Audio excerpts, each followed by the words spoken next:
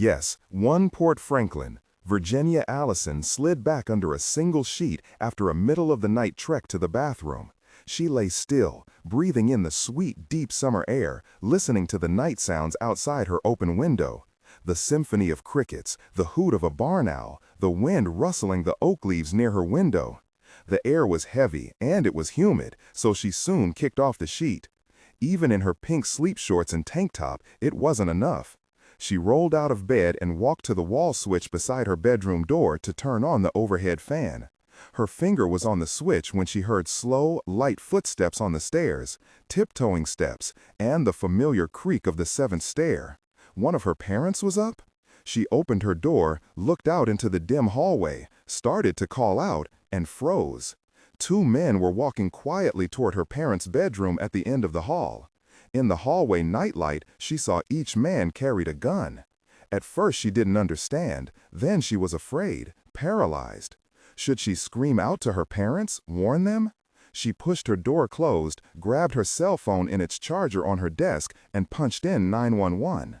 Instantly, a deep man's voice said calmly, "What is your emergency?" She whispered, "Two men are walking toward my parents' bedroom, and they've got guns. Help, please, help." She heard two popping sounds, knew they were gunshots. Allison's voice caught on a sob of terror. "Please, please, hurry. I heard them shooting my parents." The man's voice was whip-sharp. "Can you get out of the house?" "Yes, yes. Go now. Hide. Help is coming right now." She needed to do something, wanted to help her parents, but what? The man on the phone was right. She had to hide or they'd kill her too. Allison pushed out the bedroom window screen, climbed out on the ledge, and jumped on the thick oak branch nearly touching the house. She was sobbing, she was so afraid, and clumsy, but she'd done it so many times, she didn't fall. She shimmied down from branch to branch, sometimes swinging, sometimes crawling.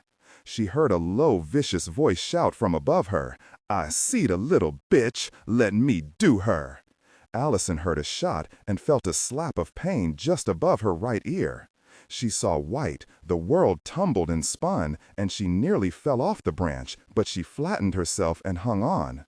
She heard three more shots, all of them above her. She felt a shard of wood dig into her arm and a hit of pain. She was dizzy, the world spinning, but her fear brought her back. She knew she had to get down to the ground, she had to hide, or they'd shoot her like they'd shot her parents. She'd climbed up and down this tree from her earliest years, and though her head pounded and her arm felt like it was on fire, she didn't hesitate. She stepped down onto the lowest branch, sucked in her breath, and jumped the last 6 feet to the ground. She rolled up and ran. She ran all out toward the mass of trees, dark shadows huddled together, sobbing, her breath hitching. They seemed 1,000 miles away, but she kept running. 2 more shots sounded and kicked up grass beside her feet.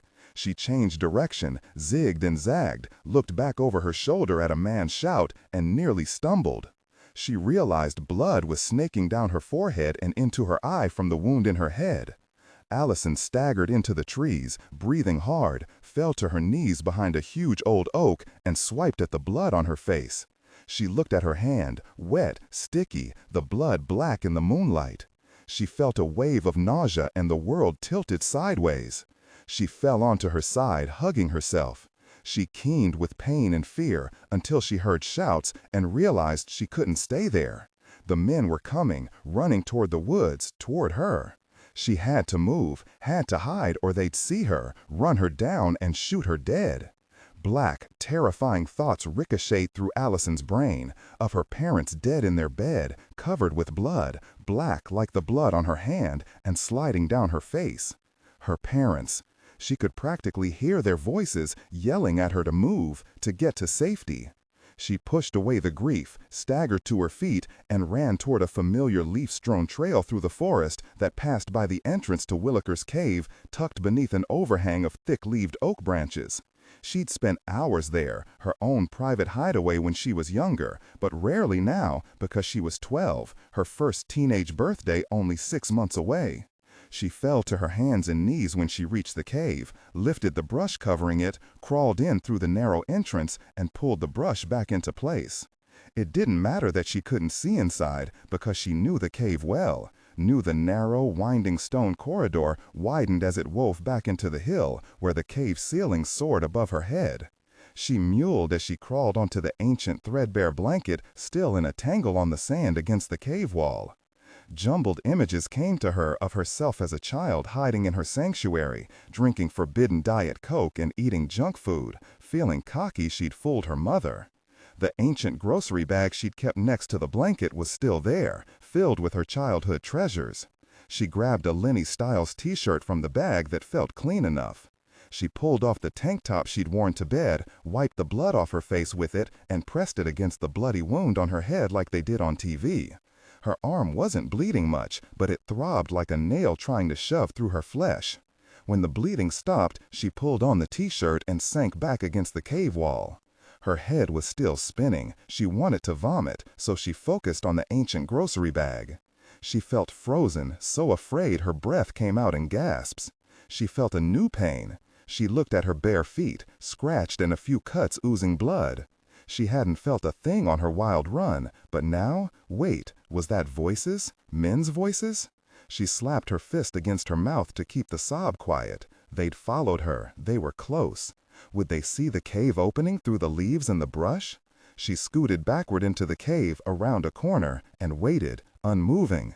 Then she heard sirens, but knew it was too late to help her parents. She heard the men's voices, knew they were closer. They'd find her. She was crying as she pressed her back against the cave wall. 2. Kings Canyon, Northern Territory, Australia. It's all right, sweetheart. You're all right. You're safe. Come on, wake up. You had a nightmare. You're okay. I've got you. She heard his voice, a man's voice, and he was close, too close. Terror squeezed her throat, made her heart kettle drum. The men were near, coming to kill her like they'd killed her parents. She fought like a wild thing, hitting at his arms, holding her. He held her tightly against him and continued to whisper against her cheek, his voice low and calm. Slowly she came awake, hiccuping at the knot of fear in her throat. She saw a dim face above her, a face she knew, a face she trusted. He was holding her, stroking her back as he continued to speak in his low, easy voice, saying nonsense really, reassuring her. Finally, she knew who it was. Uncle Leo?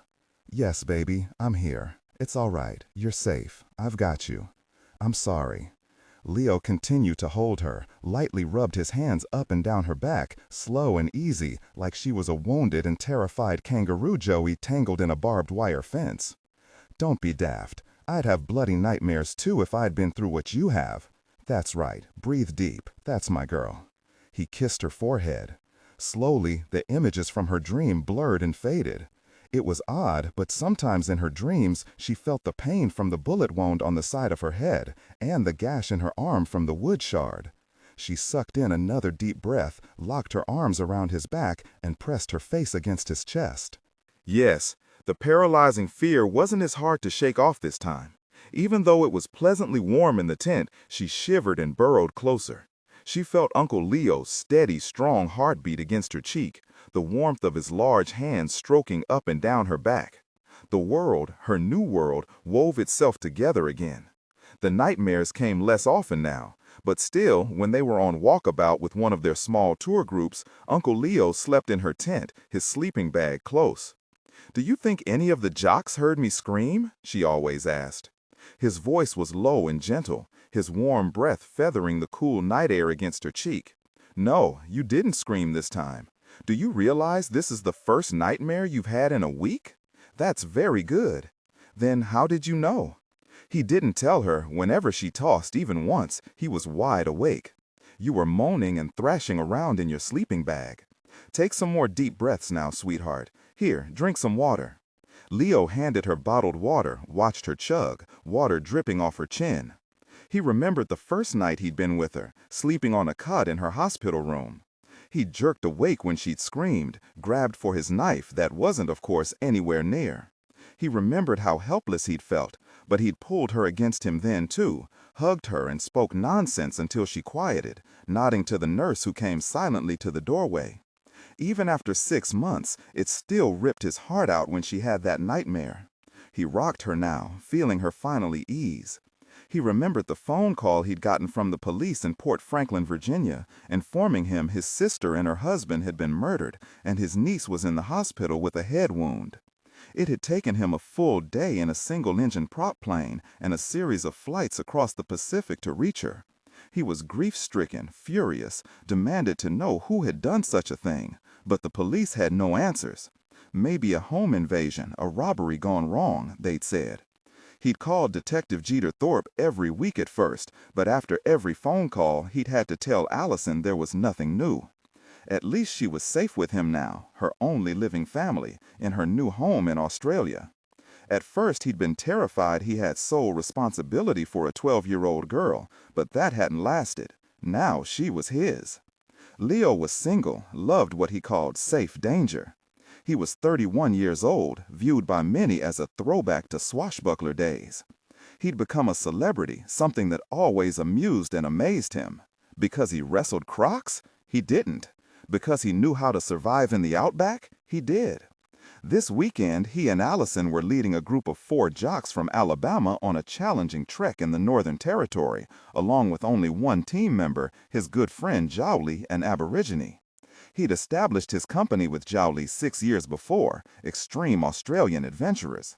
They'd both survived just about everything the outback could throw at them, and Leo loved the life, loved owing nothing to anyone except his partner. But now there was his sister's 12-year-old daughter, who'd survived her parents' murder, survived being shot herself. Just before he'd arrived in Porte Franklin, there'd been a second attempt on her life in the hospital, thwarted by a nurse who'd screamed until the man had raced away down the stairs. He hadn't been found either. It curdled Leo's blood to think she might have been killed in her hospital bed. The police had welcomed him as a savior when he arrived. Not only was he Allison Rendell's uncle, he'd take her to Australia on the other side of the planet where she'd be safe. Leo had brought her home to his sprawling glass house outside of Port Douglas atop a cliff overlooking the Great Barrier Reef. His niece was a silent, skinny kid, lost and grieving at first, afraid of every sound and wary of him, though she knew he was her uncle, her mother's younger brother. He'd taken her to a place as strange to her as an alien planet. Thankfully, she'd slept most of the way on the flights from Washington to Sydney and Sydney to Cairns, and when she was awake, he'd kept it simple. The seasons in Australia were opposite of those in the U.S. Winter was summer and summer was winter. He told her kangaroos hopped around his front yard, and she had to be careful of the crocodiles. He'd cupped her face and told her Australia was so beautiful it would make her heart race. She'd whispered to him, "I read all about Botany Bay, how the English sent their prisoners there." 6 months ago, he thought, and now it's already January, such a short time in the scheme of things, yet she'd taken to her life with him more easily than he dared hope, woven her way into his life, actually, and into his heart. For the first time in his life, Leo felt fiercely protective of another person. Allison was no longer the silent little ghost with blank eyes who'd held his hand so tightly his bones hurt when there was an unexpected sound. She was wary of everyone at first, even at his house near Port Douglas. Not knowing what else to do, he'd taken her on a 4-hour dawn hike around the Uluru Base Walk in the Northern Territory with a family from Norway. She was a fit, athletic kid, so he wasn't too worried it would lay her flat, though he took more breaks than usual for her. To his great relief, she'd taken to being out there with him like a koala to eucalyptus leaves. She was enthralled to hear all about the story of the rock's significance to the local Anangu people, and how many Aussies had fought to ban climbing the rock, to preserve it and to respect the Anangu. He'd seen Allison smile then, her mother smile. From that day on, she'd thrived, and he did everything in his power to see her smile again. He said quietly now, "We need to get some sleep or those college jocks might even show us up tomorrow." Leo kissed her forehead again, rubbed her back. He'd learned that soothed her like nothing else. She whispered against his shoulder, "I won't let you down, Uncle Leo. I've looked 'em over, sook's the lot of 'em."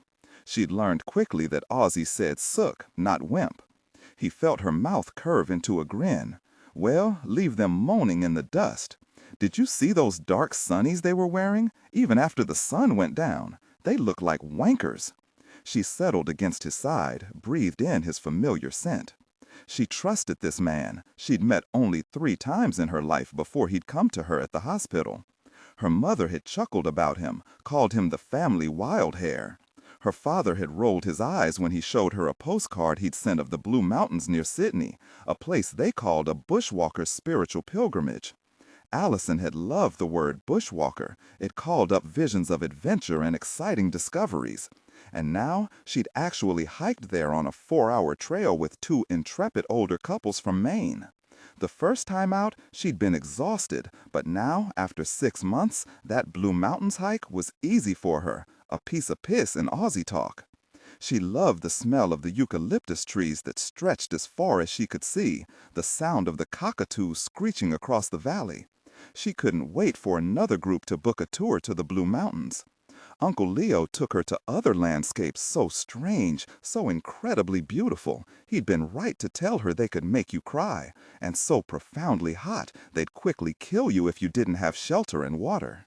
This strange and awesome world was her world now. She thought every day of her parents, but less and less of her structured life in Porte Franklin, with its sleepovers with girlfriends talking about makeup and boys, the volleyball and basketball teams. All of that was a world away, another life, another Allison. Tonight, she and Uncle Leo were in Watarka National Park with 4 extreme adventurers. Actually, 4 college guys who'd bragged they could hike anything, in any conditions. Yes, she knew Uncle Leo would test them to their limits. In 3 hours, well before dawn, she and Uncle Leo and Jowly would lead them on the demanding 6-kilometer Kings Canyon rim walk. If that didn't knacker the jocks, if they proved themselves up to it, Uncle Leo would add on another hike he'd mapped out himself along the starkly beautiful Larapinta Trail in the Northern Territory. When they returned to Port Douglas, where they planned to scuba dive the Great Barrier Reef, Uncle Leo would take them to the down-and-out pub and buy them some cold ones, as the Aussies called beer, and the lot of them would probably drink their brains out and get legless, another Aussie saying. And they'd salute Leo, and maybe Allison too, if she stayed long enough to drink a glass of lemonade. She enjoyed young men, always eager to show how tough they were. She remembered the 14-day trek in the outback leading 6 English soccer players from Manchester United, their demand, made with a smirk, to see what this outback was all about. And they'd looked at the skinny, now 13-year-old girl and joked among themselves who would end up carrying her. She'd nearly killed herself, but she'd made it. So many adventures, a few unpleasant if the clients were jerks, but usually they'd get into it and their excitement would crackle in the air. And now she was an accepted part of Uncle Leo's team.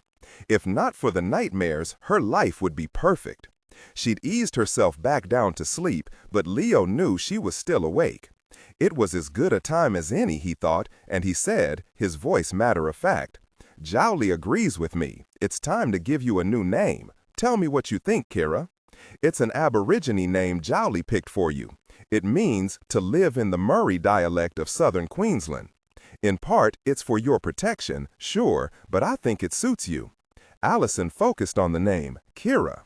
Yes, she liked that. It was fitting.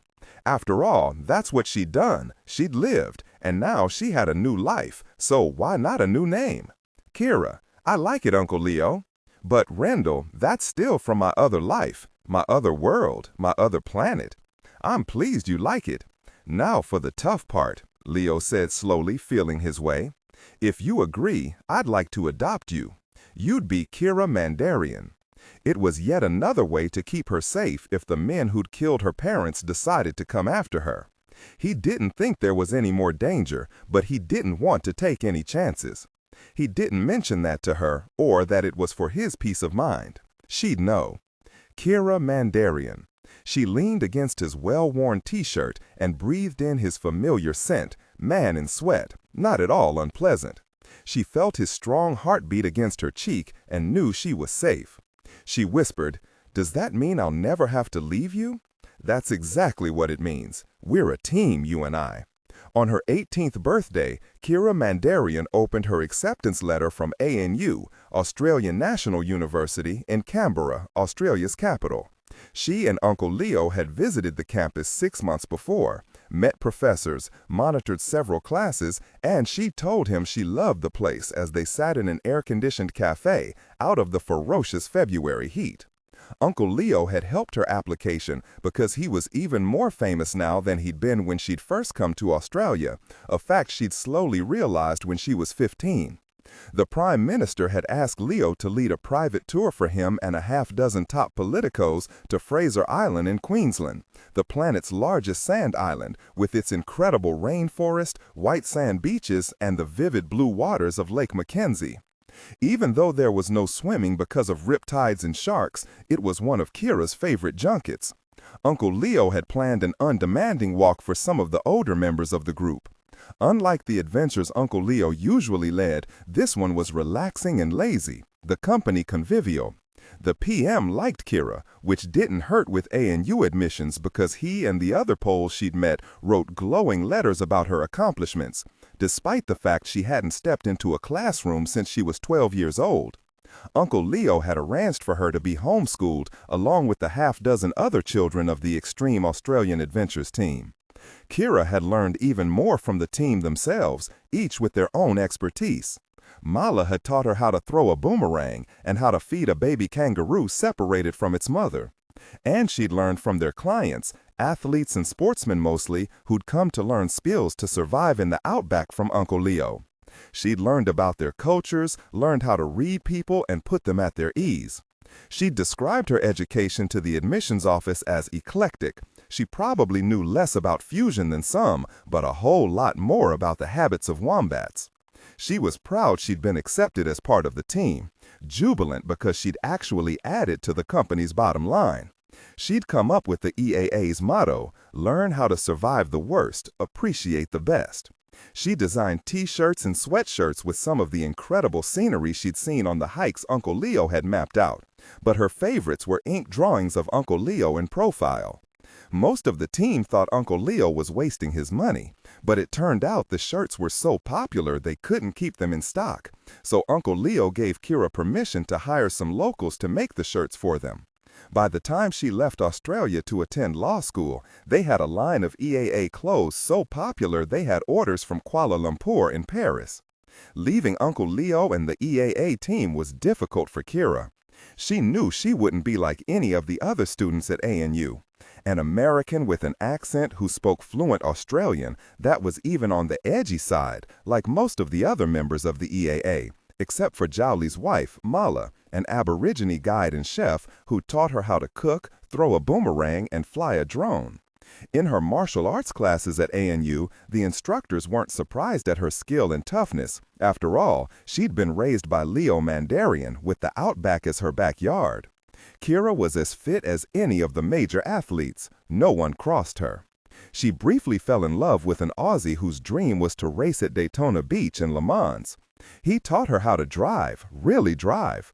Unfortunately, she found out he was doing drugs, so she dumped him. Kirra imagined if she was popular at all, it was because she was Leo Mandarian's adopted daughter. But she'd known for many years she'd attend university, study law, then move back to her childhood home in Porte Franklin, Virginia, larger now than when she'd left, not quite the size of Richmond, but close. Her goal was to be a prosecutor in the Porte Franklin Commonwealth Attorney's Office.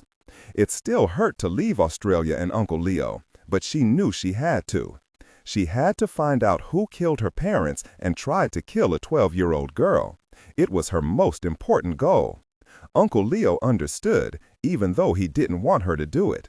You know how to escape a pissed-off crocodile, but a cold-blooded murderer? Different animal and more dangerous. Even now she had the occasional nightmare about the night the men broke into her home and murdered her family. Maybe those men were still in Virginia and still free. 3. Emma, San Francisco. Present Emma Hunt always wore 3 layers, enough for a Tahoe snowstorm, her dad would say, and she'd laugh, because San Francisco could freeze your bones just as fast. Sometimes, in March, there was brilliant sunshine and a warm breeze, but today her bones creaked and groaned in the damp chill, and her face burned from the sting of the whipping wind. She tugged her giant's ball cap down tighter. The sun occasionally broke through and gave some hope again, but they both soon disappeared somewhere on the far side of the San Francisco fog. Her cell rang. Yes, it was her mom calling, telling her she was caught up in the insane Van Ness traffic, made worse than usual by the endless construction. Emma heard the concern in her mom's voice, urging her to wait inside Davies Hall where it was warm and safe. Her mom didn't have to say it out loud. Emma knew she was thinking it. Her mom and dad always worried when she was out by herself, and she understood, but didn't they realize she wasn't a little kid anymore? Shivering, Emma stepped back toward Davies Hall and saw Mrs. Mayhew, her piano teacher, as she came out a side door. She gave Emma a wave and called out, "Kennedy Center won't know what hit 'em when you play that Chopin prelude, Emma." Emma grinned and waved back. Mrs. Mayhew wrapped her awesome purple knitted scarf 3 times around her neck and made her way through the wind to her grandson's souped-up red Chevy. Davies Hall was quiet inside, most everyone gone for the day. The doors would be locked soon, but not before her mom got there, she hoped. Emma hummed the Chopin prelude in D-flat major Mrs. Mayhew loved so much. One of the pieces Emma would be playing at the Chopin retrospective at the Kennedy Center in Washington, D.C. She'd been allowed to select it since it was her favorite too, romantic and heart-rending. It touched her deeply and always made her mother tear up.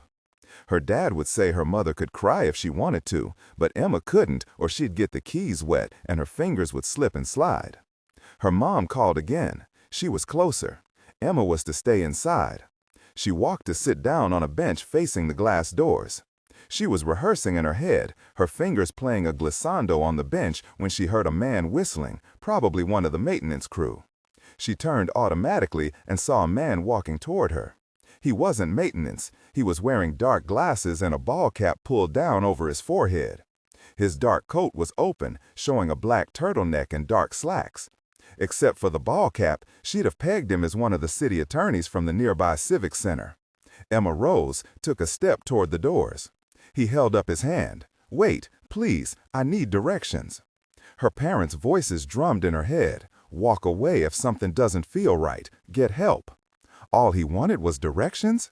But deep inside she wasn't sure. It wasn't 6 years ago. She wasn't a helpless little kid now. But what was he? The man kept coming, striding easy as if he didn't have a care in the world. But there was something about him, something off about the way he walked, steady as a metronome, focused on her.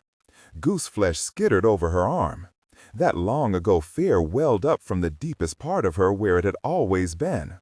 Who was he? He was staring at her, only her, and she felt again the terror of the 6-year-old child when another man called Father Sonny had taken her, only a little girl then, out of a park not 20 feet from where her mother was shooting photos. Emma gasped for breath, headed fast toward the doors. He broke into a run after her. She wasn't going to make it through the doors before he caught her. She didn't scream for help. There was no one to hear her. She folded into herself, heard a small moan that came from her own throat. It angered her, that helpless sound, snapped her back. She wasn't a helpless little girl now. Her dad had taken her to his dojo on Lake Street for years, where she'd learned Tae Kwon Do from Master Lou himself, and still worked with him twice a week. Emma dug down deep. She wouldn't run. She wouldn't fold. She whipped around to face him and yelled, "What do you want?" He paused, surprised, and held out a gloved hand. "Come on, Emma. Don't be afraid. I'm not going to hurt you. I just want you to come with me." His voice was low, cajoling. He nearly whispered the words. "He knows your name. He knows who you are."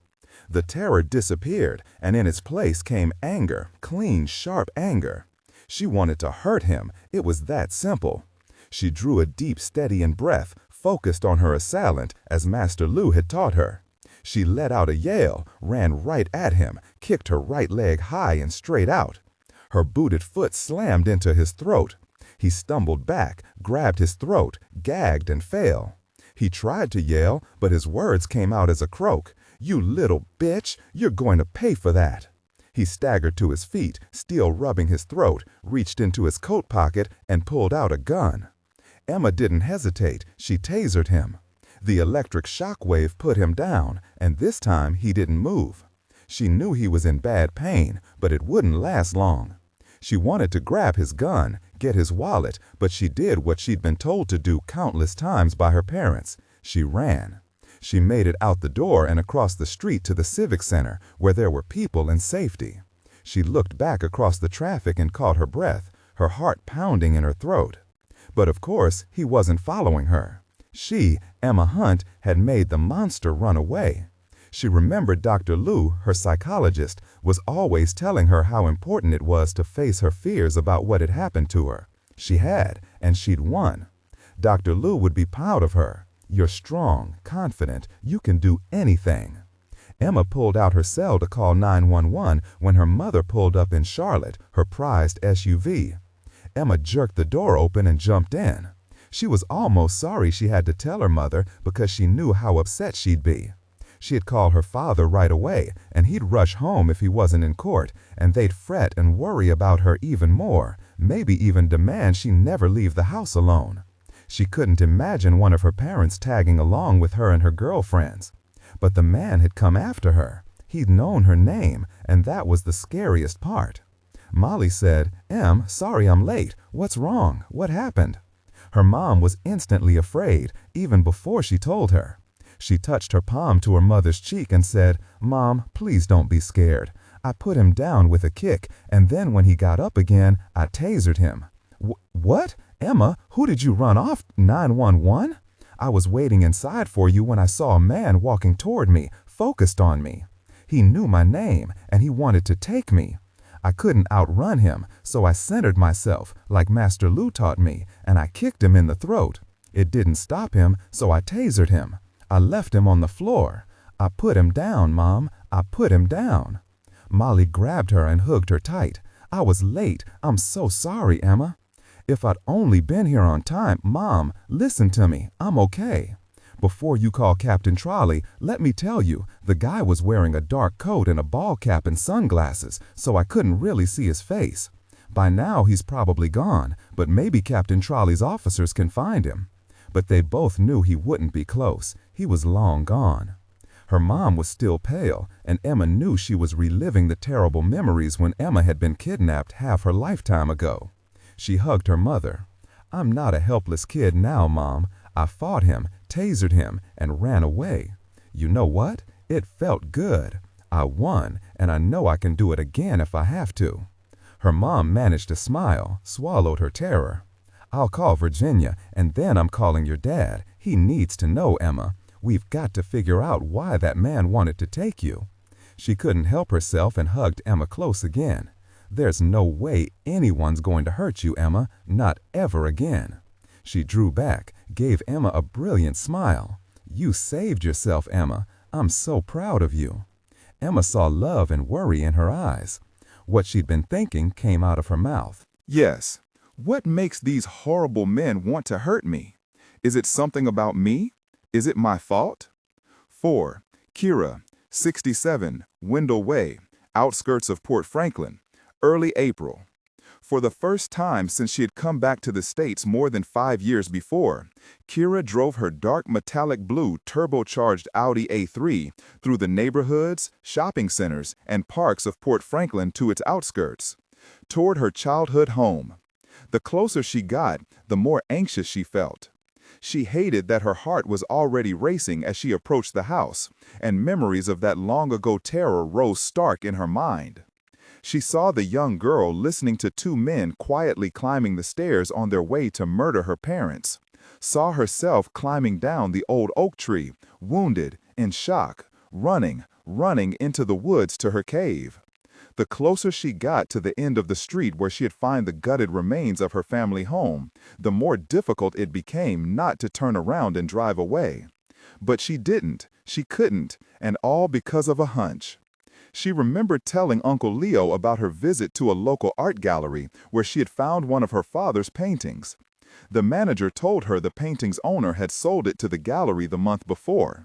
The price was astronomical, but of course Kirra had bought it. It was an oil painting of a small sailboat moving smoothly toward a dock, a white-whiskered old man on deck holding a rope ready to loop it around the stanchion. Her father had loved to paint the incredible array of boats he saw on the Potomac, from skiffs to fishing trawlers and motorboats, and the occasional yacht. It was sad his beloved subject didn't sell well. It was his country scenes and portraitures that had kept the household afloat. She shook her head at the irony of that. Her father had to die before his paintings became valuable. And then, just this morning, she'd remembered her father occasionally stored paintings in the shed. The killers hadn't burned it down. She knew the odds were against her, but she had to look. Her cell phone buzzed and she looked down at a text from Uncle Leo. He always seemed to text her when she needed him to. She could put it off a while longer. She pulled over her Audi and read it. "Hey, kiddo, Jolly says hi. He misses throwing you in the dirt. I miss you too. Love you, Leo." She laughed. It was all too true. She had landed in the dirt sparring with Jacko more times than she cared to remember. He taught her most of what she knew about how to fight, how to defend herself.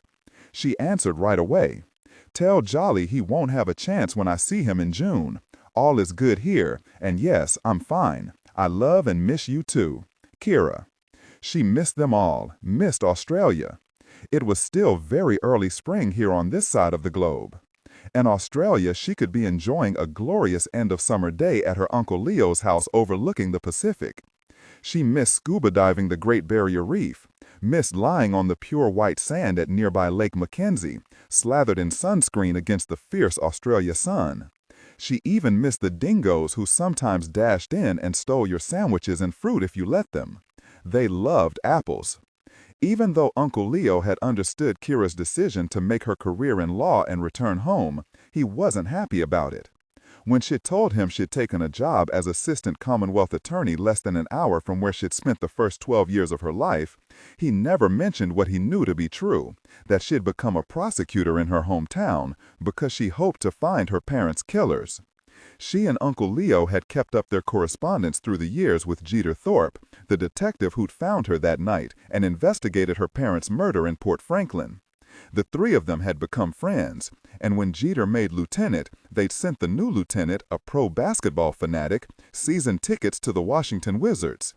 Though Jeter had tried for years, he never found the killers, and her parents' case was in a cold file now.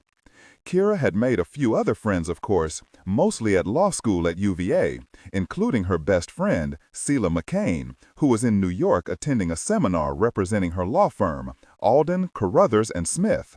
She missed Selah and her wacko adventures with so many boyfriends they'd both lost count. But Kirra missed Uncle Leo more. She forced herself to pull back onto the flat top and continue driving slowly forward to the last property her parents owned, the property that was hers now, as their only heir. She'd asked Uncle Leo to keep the property just as it was, frozen in time, not obliterated by some contractor, her parents forgotten. She'd turned down half a dozen offers for it over the years, but she didn't mind because the land was only becoming more valuable because of the oak and maple forest it bordered, that stretched undisturbed for half a mile. Kirra's knuckles were white on her Audi steering wheel when she pulled onto the weed-infested driveway. She saw the forest had steadily encroached over 14 years. Weeds filled the concrete foundation where her home had stood, growing over the fallen beams and burned detritus. It hadn't been much of a house, she realized now, but it had been her home, her parents' home. She felt tears sheen her eyes, swallowed. She couldn't seem to pull her hands off the steering wheel, simply stared at the foundation through the windshield. The huge oak tree outside her bedroom window had burned down with the house. She'd loved that old tree. She'd shimmy down it when she'd run into the woods to her hidden cave, 14 years ago.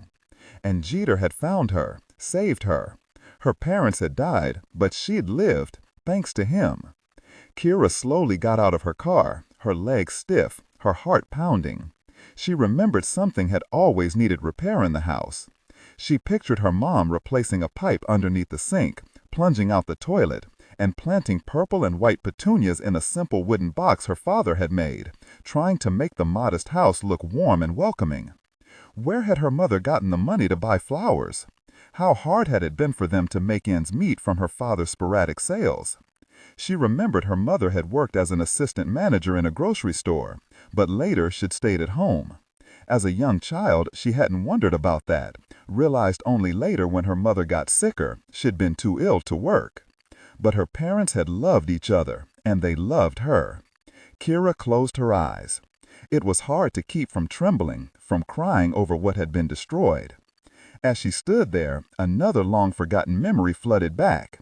She'd heard her father saying to her mother, "Don't worry, sweetheart. I know what I'm doing. When you're well again, you'll be dancing with me in Paris." Was he only trying to cheer her mother up, or had he really thought he'd be bringing in a lot of money? Was that what had brought those two monsters into their home? You didn't know monsters like that existed, did you, Dad? You meant no more to them than a pebble in their way, and they kicked you aside, snuffed out your life. She looked up again to where the huge old oak branch had nearly touched her bedroom window, heard a voice shouting again, "I see the little bitch. Let me do her." She didn't hear rage in the voice. She heard excitement. Kirra shook her head, forced herself to walk to where the front door had stood, and looked down at the concrete foundation, where the weeds had grown and tangled, and vines had speared upward and climbed over the concrete. She turned away. Her home was no longer there, and neither were her parents. There was nothing here for her. She looked again toward the forest. The shed still stood near it. She had prayed it would still be there. Weather-beaten and slowly rotting, weeds pushing against its sides and burrowing into the cracks. It hadn't been much of a house, she realized now, but it had been her home, her parents' home. She felt tears sheen her eyes, swallowed. She couldn't seem to pull her hands off the steering wheel, simply stared at the foundation through the windshield. The huge oak tree outside her bedroom window had burned down with the house. She'd loved that old tree. She'd shimmied down it when she'd run into the woods to her hidden cave, 14 years ago. And Jeter had found her, saved her. Her parents had died, but she'd lived, thanks to him. Kirra slowly got out of her car, her legs stiff, her heart pounding. She remembered something had always needed repair in the house. She pictured her mom replacing a pipe underneath the sink, plunging out the toilet, and planting purple and white petunias in a simple wooden box her father had made, trying to make the modest house look warm and welcoming. Where had her mother gotten the money to buy flowers? How hard had it been for them to make ends meet from her father's sporadic sales? She remembered her mother had worked as an assistant manager in a grocery store, but later she'd stayed at home. As a young child, she hadn't wondered about that, realized only later when her mother got sicker, she'd been too ill to work. But her parents had loved each other, and they loved her. Kirra closed her eyes. It was hard to keep from trembling, from crying over what had been destroyed. As she stood there, another long-forgotten memory flooded back. She'd heard her father saying to her mother, "Don't worry, sweetheart. I know what I'm doing. When you're well again, you'll be dancing with me in Paris." Was he only trying to cheer her mother up, or had he really thought he'd be bringing in a lot of money? Was that what had brought those two monsters into their home? You didn't know monsters like that existed, did you, Dad? You meant no more to them than a pebble in their way, and they kicked you aside, snuffed out your life. She looked up again to where the huge old oak branch had nearly touched her bedroom window, heard a voice shouting again, "I see the little bitch. Let me do her." She didn't hear rage in the voice. She heard excitement. Kirra shook her head, forced herself to walk to where the front door had stood, and looked down at the concrete foundation, where the weeds had grown and tangled, and vines had speared upward and climbed over the concrete. She turned away. Her home was no longer there, and neither were her parents. There was nothing here for her. She looked again toward the forest. The shed still stood near to it. She had prayed it would still be there. Yes, Jeter and his team had come to believe the murderers had burned down the house because Shed had escaped and they couldn't find whatever they were looking for, something her father might have had that was a threat to them. But then, why try to kill her in the hospital? She was a child. What could she have known? Maybe whatever it was got him killed. Please, please let me find something. She crossed her fingers as she walked through the weeds and tangled vines to the dilapidated shed. Let there be some of his paintings, and not only her dad's ancient lawnmower. A rusted old padlock hung on the door. Had her father put that padlock on 14 years before for a specific reason? There was no key, but it didn't matter. The wood was rotten.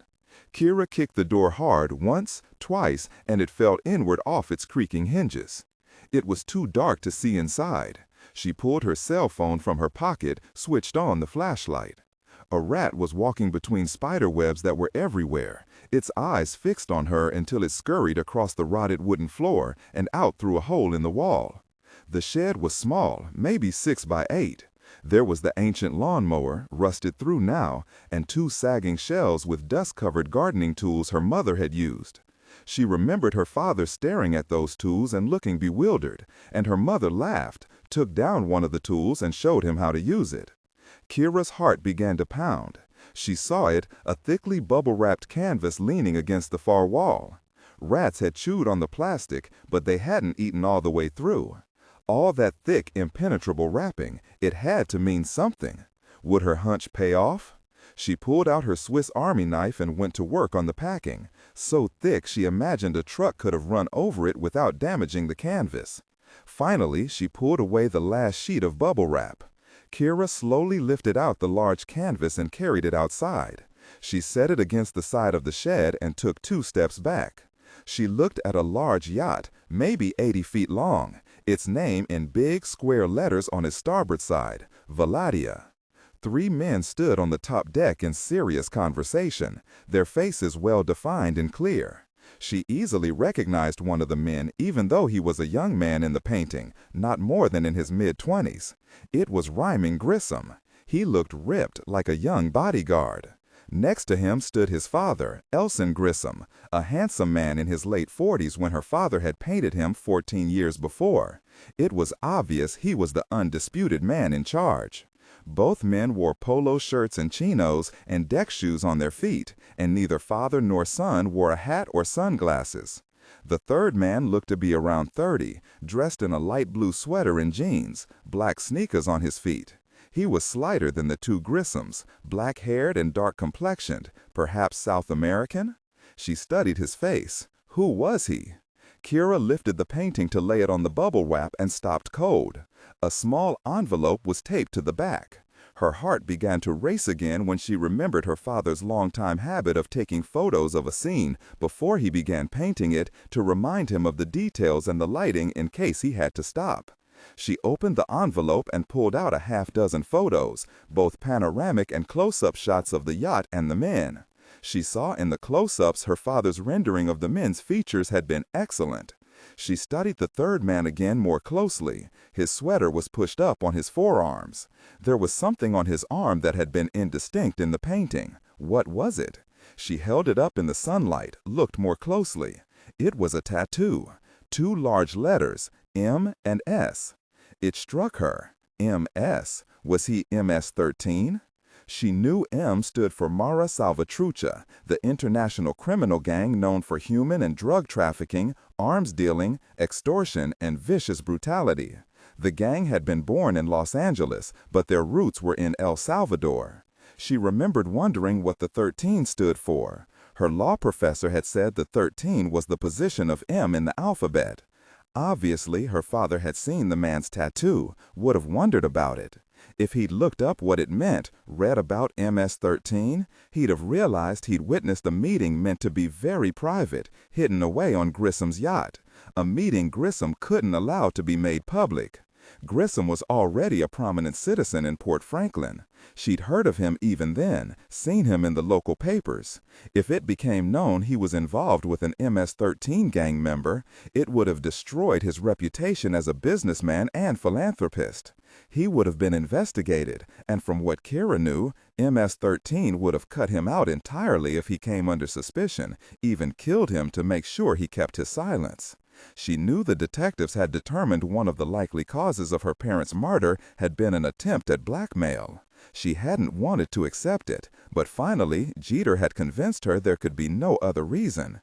And here was the proof Jeter was right. She was staring at it.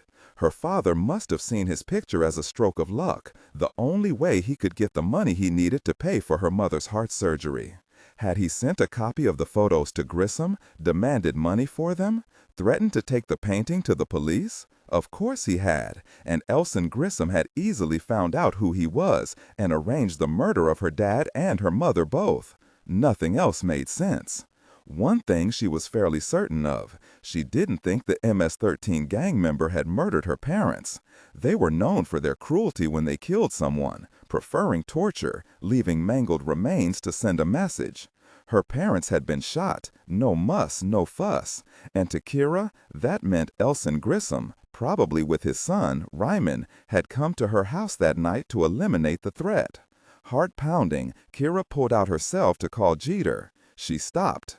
She had only photos, no real proof of anything. Slowly, she slipped her cell back into her pocket. She rewrapped the canvas in the bubble wrap and carried it to her car. She had a lot of thinking to do. 5. Savich, Criminal Apprehension Unit, Hoover Building, Washington, D.C. Tuesday morning.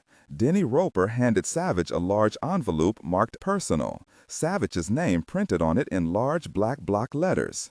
Denny's eyes were alight and he was grinning ear to ear. It was left by the security station. No one saw who left it. No postmark, only your name. I checked personally. Nothing dangerous inside. Savich dumped out the contents of the large envelope on his desk, looked up. Sorry, Denny, no mysterious puzzle pieces this time. That's a bummer. Would have been interesting. Denny paused a moment, looked at the stacked papers, realized Savich wasn't going to tell him anything more. Savich thanked him, watched him stop at Shirley's desk to chat and filch one of her sugar cookies before he left the unit. On top of the pile was a photo of a man, his wrist zip-tied to a railing, his feet secured with duct tape. He'd been left at a side entrance of what was obviously a police station. There was a pillowcase over his head, and a legal-size envelope was fastened to the front of his coat with large black block letters across it, Justice. He looked to be unconscious. There were half a dozen other photos with the pages, 2 flash drives, and a folded letter. He unfolded the letter and read, Agent Savich, I delivered this man, Elson Grissom, to the Porte Franklin Central Police Station at 8:30 last night. Enclosed are copies of the evidence I've collected against him. There are 2 flash drives of conversations between Grissom and known felons involved in interstate drug distribution, as well as with Porte Franklin City Council member Judith Warder and 2 state legislators, Lester Graves and Louis Hampstead. Yes, these conversations took place at Grissom's private vacation home at Lake Lawson in Belliston, Virginia. I used a parabolic mic in my phone to record them. Some of the conversations are with people I couldn't identify, but they prove Grissom's involvement in drug distribution. There are also business and bank records showing he uses several of his businesses for money laundering, including the local police and firefighters' pension funds Grissom has administered for the past 15 years. You may not be familiar with Elson Grissom, but locally he's a mover and shaker, one of the most powerful men in the state. His primary residence is in Porte Franklin. He calls himself an investment manager, a legitimate and lucrative cover for him. He also owns a chain of grocery stores throughout Virginia and North Carolina that provide him much of his opportunity for money laundering. He has bought or strong-armed his way to influence with local authorities. His adult daughter, Melissa K. Grissom, 35, was arrested last year for driving drunk in Belliston. She sent a woman to the hospital but was given only a $500 fine, no arrest, no suspension of her license. Who did Grissom bribe? His son, Ryman Grissom, 40, is a criminal jack of all trades, but he's primarily his father's enforcer. There are complaints against him for assault and arson, but he's never been arrested. He also does jobs for one of his father's criminal friends, Con Oliveras. None of them have ever been arrested.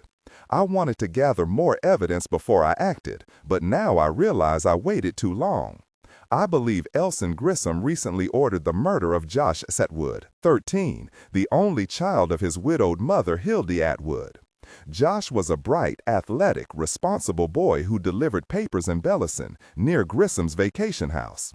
His body was uncovered by scavengers and found by hikers 2 days after his murder in the woods on the outskirts of Belliston, his undelivered papers still beside him.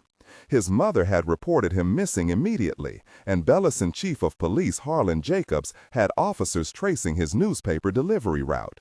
After Josh was found, Mrs. Atwood told Chief Jacobs Josh had seemed upset and anxious the day before he disappeared, but he'd only told her he'd seen something important and he was writing a letter addressed to you, Agent Savich. It's obvious Josh wrote to you because he believed you were a hero, believed you would help him. But the email was never sent. He was killed evidently before he was satisfied with what he'd written, or more likely, before he'd gained enough damning information to give to you. Hildy Atwood had looked over Josh's shoulder at the email he'd been writing, saw he believed he'd seen drug dealers speaking with Elson Grissom at his lakeside home. He'd heard them talking about cash deliveries and distribution routes, heard the words MS-13. She told him never to go back there, but he did, and he was killed for it. Mrs. Atwood didn't know the passwords Josh used on his computer, but Chief Jacobs said the police could deal with that, and so she gave it to him. Later he told Mrs. Atwood Josh must have deleted the email because it wasn't on his laptop. Luckily, Mrs. Atwood remembered most of what Josh had written and told all of it to a friend. 3 days after Josh's death, his mother's car went over a cliff and she was killed. Mrs. Atwood's friend told all the neighbors her suspicions before she spoke to Chief Jacobs. Jacobs listened, and he again insisted Josh must have deleted the email he was writing, if there was one, which he was beginning to doubt. He promised to look into everything thoroughly, but without Mrs. Atwood to testify, there wasn't any proof. 2 weeks after Josh was found, Chief of Police Harlan Jacobs announced a transient had probably killed the Atwood boy, a wrong place, wrong time scenario. Hildy Atwood's death was ruled an accident. Enclosed are copies of 2 wires to the account of Chief Jacobs' wife, Sandra Jacobs. The sender was a holding company you will see I traced back to Grissom. Agent Savich, let me emphasize, these crimes are only an example of how far Grissom's tentacles reach. We're talking about a man who's guilty of at least 15 years of state and federal crimes, including murder, and yet he's never been brought to justice. But with the evidence documented against him in this envelope, I can't imagine Grissom can escape being tried and sent to prison for the rest of his miserable life. Since the bulk of the evidence involves state crimes, the Commonwealth attorney in Porte Franklin, Simon Hailstock, will be in charge of prosecuting those crimes for the state. Unfortunately, I have questions about Hailstock's commitment to seeking justice, if it might interfere with his long-term plan to run for a seat in the House. That would require large cash donations and support from people a lot like Grissom and Con Oliveras. That makes him an ideal candidate for their influence, but I have no proof he's actually compromised. You may wonder why I'm sending all my collected evidence to you personally. It is because Josh Atwood believed in you. I've researched you myself. I've seen you on TV. You're smart and you seem tenacious. I trust you to seek justice for Josh and his mother and close Grissom down once and for all. Please don't waste your time trying to identify me. Sincerely, Eliot Ness. Savich paused a moment. Eliot Ness. He smiled. A perfect name for a vigilante, the agent who had brought down Al Capone in the 30s. Savich was on the point of sliding a flash drive into Max when he looked up to see Sherlock in his doorway, a big smile on her face, her hand on her stomach. How about some spaghetti pomodoro? Yes, yes, with garlic bread. She paused, wiggled her eyebrows. You can also tell me about that envelope Denny gave you addressed to you personally. Savich cocked his head at her. But you weren't, I see. Denny told Ruth and she told you. No, Denny told everyone. Savich rose, shrugged on his jacket. Looks to me like we've got ourselves a vigilante with a lot of skills, calls himself Eliot Ness. Since it was lunchtime, the elevator was packed, so everyone was listening as Savich told her what he knew so far on the ride to the 7th floor cafeteria. All cops, didn't matter if they were federal or local, were a curious lot. He used a variety of ways to collect the evidence, from old-fashioned recorded conversations and long-range photos, to hacking into Grissom's email and computer files, company and bank records, which means he's computer savvy. Savich nodded. I'll check out the Porte Franklin Commonwealth attorney, Simon Hailstock, and the state legislators he mentions by name, see if there's any evidence they're in Grissom's control. Sherlock cocked her head in a way he loved, making her curly hair bounce and dance. Ruth told me Commonwealth attorney Simon Hailstock is known as Mr. Lowball, the big plea bargainer himself. Basically, it's criminals in and then out again. She said Dix has heard stories about how the PFPD morale has taken a nosedive since Hailstock became Commonwealth attorney last year. Since you have your doubts, and you'll undoubtedly be talking with Grissom and Hailstock, are you going to go take a federal prosecutor with you to Porte Franklin? He nodded. I think Pepper would jump into this extraordinary situation, don't you? Pepper Jersick, tough as her country grandmommy's old hound Brutus, she'd say, had a rep for diving in the deep end and coming out dragging a shark. FBI agents loved her because she always had their backs. Oh yes, nothing revs her more than mixing it up with big-time crooks. I'm also taking Griffin. He doesn't miss much. I can have him interview Hildy Atwood's neighbor for a start, see what she remembers what Josh's mom told her about his email to me. Sherlock said, I wonder if the vigilante Eliot Ness is a prosecuting attorney in Porte Franklin, or maybe a cop in the PFPD. Savich said, maybe. Yes, certainly someone with computer skills who understands legal procedures and knows the local players. She grinned up at him. You do realize, of course, since Griffin is so gorgeous, all the women you meet will fall over themselves to tell him everything they know, maybe even what they really don't know. Truer words were never spoken, said a female agent, and she sighed. One of the male agents said, Get a grip, Agent Pam, or I'll tell your husband. Sherlock grinned at them. As for you and Pepper, the two of you have a mean vibe going that'll scare the crap out of anyone hiding anything. They heard some laughter as they got out with the rest of the group and walked into the noisy cafeteria with all its amazing smells. They got in line at the always popular Italian kiosk. Sherlock said, I can't wait to hear how Eliot managed to be on site at the police station when Grissom was delivered. I hope the garlic toast is nice and crispy. When he was winding spaghetti around his fork, Savich said, It will be interesting to see when and if our vigilante strikes again. Sherlock crunched down on some thankfully crispy garlic toast, chewed thoughtfully. I guess it'll depend on whether his interest in Grissom is specific or if he's only the first in line. Who knows? Savich felt his blood stir, felt his hunting instincts fire. He couldn't wait to read all the evidence, give Pepper Jersick a call, and tell Special Agent Griffin Hammersmith he now had a new assignment. He added, if Eliot Ness succeeds with Grissom, I doubt he'll stop with him. And he thought, well, Eliot Ness, you've stirred up a hornet's nest all because of the murder of a 13-year-old boy. But he wondered if the boy's death was all his motivation. 6. Porte Franklin, Virginia Commonwealth attorney Simon Hailstock's conference room, Tuesday morning. Though Alex Spears, assistant Commonwealth attorney and chief of the homicide unit, was the sleep-deprived new father of twin girls, the contents of the envelope he'd found on his desk that morning had hit his bloodstream like a dozen espressos. He was hyped, jittering around in his chair. He nodded to his newest assistant attorney, Kirra Mandarian, hired just 8 months ago and already assigned to the homicide unit.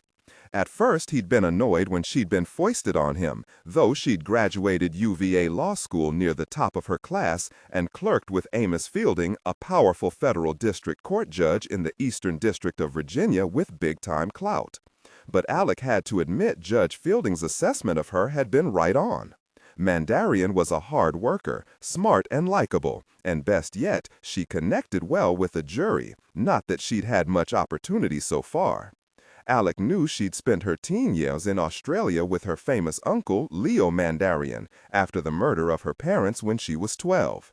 She had juice, but she never talked about the high-profile adventures she'd led with her uncle that included some influential politicos, including Virginia's senior senator and his son. Kirra said to her boss, "How much longer before the twins sleep through the night, Alec?" The pediatrician says 2 more weeks. Then she grins, and I think she knows something we don't know and isn't telling us. He yawned just as Commonwealth attorney Simon Hailstock walked in. "Here we go, Alec," said under his breath. Simon Hailstock strutted into his private conference room 10 minutes late. Of course he was late, Hailstock's way of reminding his attorneys who the boss was. He looked fit for 52 and preferred Italian suits and Ferragamo loafers. He relished wielding power and was a good old buddy to a select few. To all others, like his chief of the homicide unit, Alex Spears, and new hires like Assistant Commonwealth Attorney Kirra Mandarian, he was short on civility and long on condescension. They both knew never to disagree with him outright or even joke with him because he had no sense of humor, except in front of a camera, where he always seemed ready with pithy sound bites and one-liners everyone knew his secretary, Mrs. Quigley, prepared for him. She was known for them.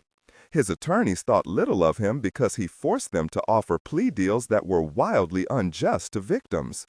As for most cases deserving to go to trial, Hailstock was usually opposed, not because of how much it would cost in time and money. No, if a case was lost, it would make Hailstock look bad and hurt his chances to move forward in 3 or 4 years to higher things, like a congressional seat in Washington. He didn't want the slightest chance of a case losing and spoiling his conviction record. Needless to say, that didn't make him beloved by defense attorneys. If Hailstock decided to run again for Commonwealth attorney, Alec would wager his favorite high tops that every defense attorney in Porte Franklin would turn out to vote for him. Hailstock remained standing and gave Alec his habitual stingy smile before he turned to Kirra. The stingy smile gave way to his stingy voice, cold and precise. "The only reason you are here, Miss Mandarian, is you were at the police station when Mr. Grissom was hand-delivered with that envelope pinned to his jacket. I'm told his ankles were duct-taped and he was zip-tied to the railing at the side entrance at the PF Central Station. Is that correct?" "Yes, sir," Kirra said. "That's correct. I understand you were chatting with the desk sergeant at the time and took it upon yourself to act as affiant. You called Judge Bentley and asked him for an affidavit for a search warrant.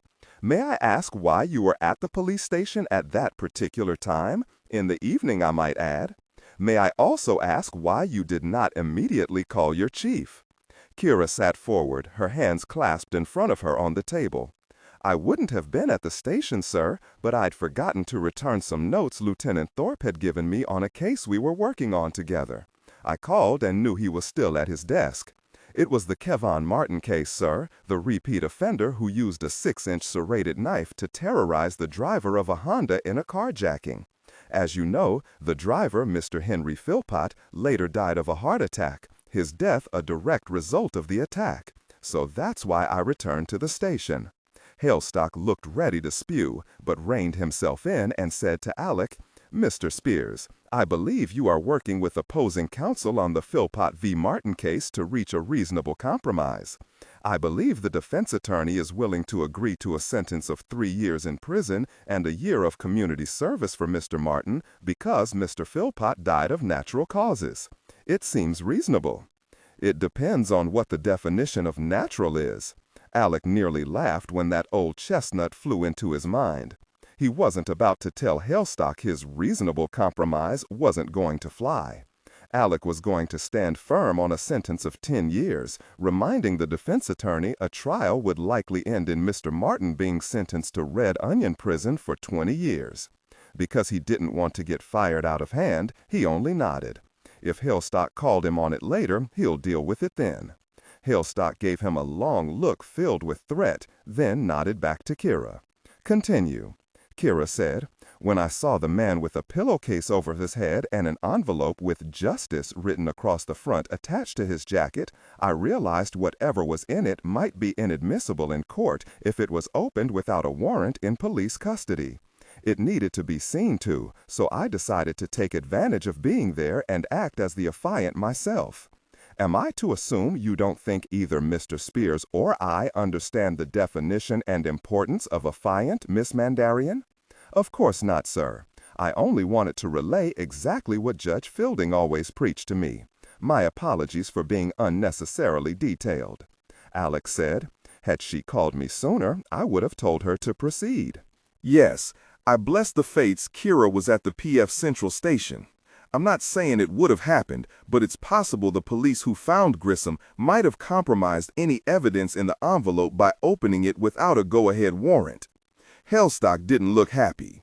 Yes, that is one way of looking at it. However, Miss Mandarian, you delivered the envelope to Lieutenant Thorpe rather than this office and to me. Why?" Kirra said. "Sir, when I got the warrant, Lieutenant Thorpe was still on scene. I apologize, but I didn't think it was inappropriate to have him open the envelope, and I had no desire to bother you at home. I'm very sorry if I erred, sir." Hailstock looked down at the sheaf of papers on the table in front of him. "I am still displeased. I didn't get copies of the envelope contents until this morning. My secretary, Mrs. Quigley, told me all the attorneys in your unit were given copies of the evidence against Mr. Grissom as well. May I ask why you felt you had the need or the authority to do that?" Kirra cleared her throat. "Mr. Hailstock, I'm the one who distributed the evidence. I'm not as experienced as my colleagues and was anxious to have their input, as well as Lieutenant Thorpe's. I did, of course, ask Mr. Spears afterward, and he believed it was appropriate." Alec looked at her beneath his lashes. It was well done, fluent, though not quite true. Hailstock had sole discretion over whether or not a defendant would be prosecuted and tried, but Kirra had now ensured Hailstock couldn't sit on this evidence against Grissom for whatever reason. The evidence was a gold mine, but Alec wasn't sure how Hailstock would react, what he would do, and he hated that. He thought again of the Philpott v. Martin case and knew in his gut Hailstock would find out what he planned. Would he stop him, fire him, let him proceed? Alec looked again at Kirra, knew she understood their superior very well, and had acted the only way she could to make Hailstock take the appropriate course of action. Maybe. Alec thought of his unit of 6 men and 4 women, ranging from Kirra's age, 26, and right out of a year clerkship, to Willis Horton, 62, a tough old hound who was looking forward to spending his time fishing off his ancient trawler when he retired. He'd seen Willis sitting on the edge of his desk that morning, swinging his leg, more excited than Alec had seen him in a long time, maybe as excited as Alec was. All the attorneys were hyped. He heard endless speculation on the identity of the vigilante, who'd initialed each page E.N., obviously Eliot Ness. Alec got his reasoning together, sat forward, and clasped his hands. "Sir, we're facing a unique and potentially explosive situation. The press will be all over this, and Elson Grissom has powerful friends. Everyone in the press and our citizens will want to see justice done. Every attorney in the homicide unit is prepared to assist you in any way." Hailstock said in his courtroom voice, deep and smooth and sincere as a priest's, his parents having paid top dollar for a voice coach when he'd been in law school. "Chief of Police Pershing, Lieutenant Thorpe, and I spoke with Mr. Grissom earlier this morning. He's in the hospital under observation, claiming he was still disoriented from what turned out to be a ketamine injection his assailant jabbed in his neck and pain in his kidneys from the beating he was given. Needless to say, he had 2 attorneys hovering around his bed." Alec raised his hand. "What is it, Mr. Spears? If Grissom is still disoriented, how was he able to call his attorneys?" "Evidently Grissom's son, Ryman, called them. He and his sister, Melissa Kay, were there at their father's bedside. I asked them to leave the room, which they did with ill grace. As to his abduction, Mr. Grissom claims he just arrived home from a charity fundraiser and exited his car when his attacker came up behind him, pulled something over his head, and jabbed a needle into his neck. Grissom said he fought back, but his attacker was strong and trained, kicked and hit him in his stomach and kidneys until he fell, hit his head, and passed out. His attacker never said a word." Kirra said, "Sir, I was told by the attending physician at Concord General there was no indication Mr. Grissom had been struck in the stomach or kidneys, no sign he'd struck his head." Hailstock said with the exaggerated patience you'd use speaking to a child, "I didn't say what Mr. Grissom said was true, Miss Mandarian, only that it is what he claimed. May I continue?" "Yes, sir. Excuse me. Thank you. Chief of Police Pershing asked Grissom who might have beaten him and turned him over to the police in such a humiliating way. He said he didn't know, but probably someone he knew who wanted to destroy him and take over what he had. I asked him why he believed he hadn't been killed instead. Grissom said his assailant was probably too afraid to kill him because Grissom had friends, also his son and daughter, who would hunt him down. He said if Chief Pershing didn't find his attacker, Grissom and his son and daughter would. Of course, his lawyers knew they weren't entitled to see the contents of the envelope yet because Grissom hasn't been charged. Regardless, I know they will claim the documents are forgeries, the recordings are fraudulent, manufactured, and that Grissom is a law-abiding victim, a pillar of the community, he and his wife both active in myriad charities. Hailstock waved the sheaf of papers, said in an acid voice, "I wouldn't be surprised if these pages make their way online for the world to see, since you, Mandarian, gave copies out like candy. Mr. Spears, you will reiterate to your attorneys they are not to comment to the press or share this information with anyone outside this office. I don't want this situation to explode in our faces if I can help it. Now, any drug distribution charges would be federal, not our responsibility. The most serious of the potential state charges against Mr. Grissom are the allegations he was involved in a conspiracy to murder the 13-year-old paper delivery boy, Josh Atwood, the boy the local police said was unlucky to be in the wrong place at the wrong time 6 weeks ago, somewhere near Mr. Grissom's lake house." Kirra raised her hand. Hailstock gave her the stink eye, but nodded. "The cover letter says Josh Atwood wasn't there by chance. He'd been there before, he'd heard something, and he went back hoping to find out more. He was spotted and murdered. I think he was a brave boy trying to do the right thing, and Grissom ordered him killed. The papers in the envelope showed 2 payments of $5,000 to Bellison's chief of police, Jacobs' wife, Sandra Jacobs, which could clearly be seen as a bribe." Hailstock frowned and continued. "Regardless of your theory and your feelings, Mr. Grissom wasn't even a person of interest at the time, and there was no reason for him to be. The 2 payments add weight, but still, the evidence is circumstantial, and there's no definite link to the murder of Josh Atwood, only an email reconstructed from memory, supposedly written by the murdered boy to an FBI agent, Dillon Savich, at the Hoover. It appears this email was neither sent, nor did it make it into the hands of Bellison's police chief, Jacobs, who denied it was on the boy's computer." Kirra said, "Sir, the evidence linking Grissom to Josh Atwood's murder is preliminary, granted, especially with the boy's mother now dead.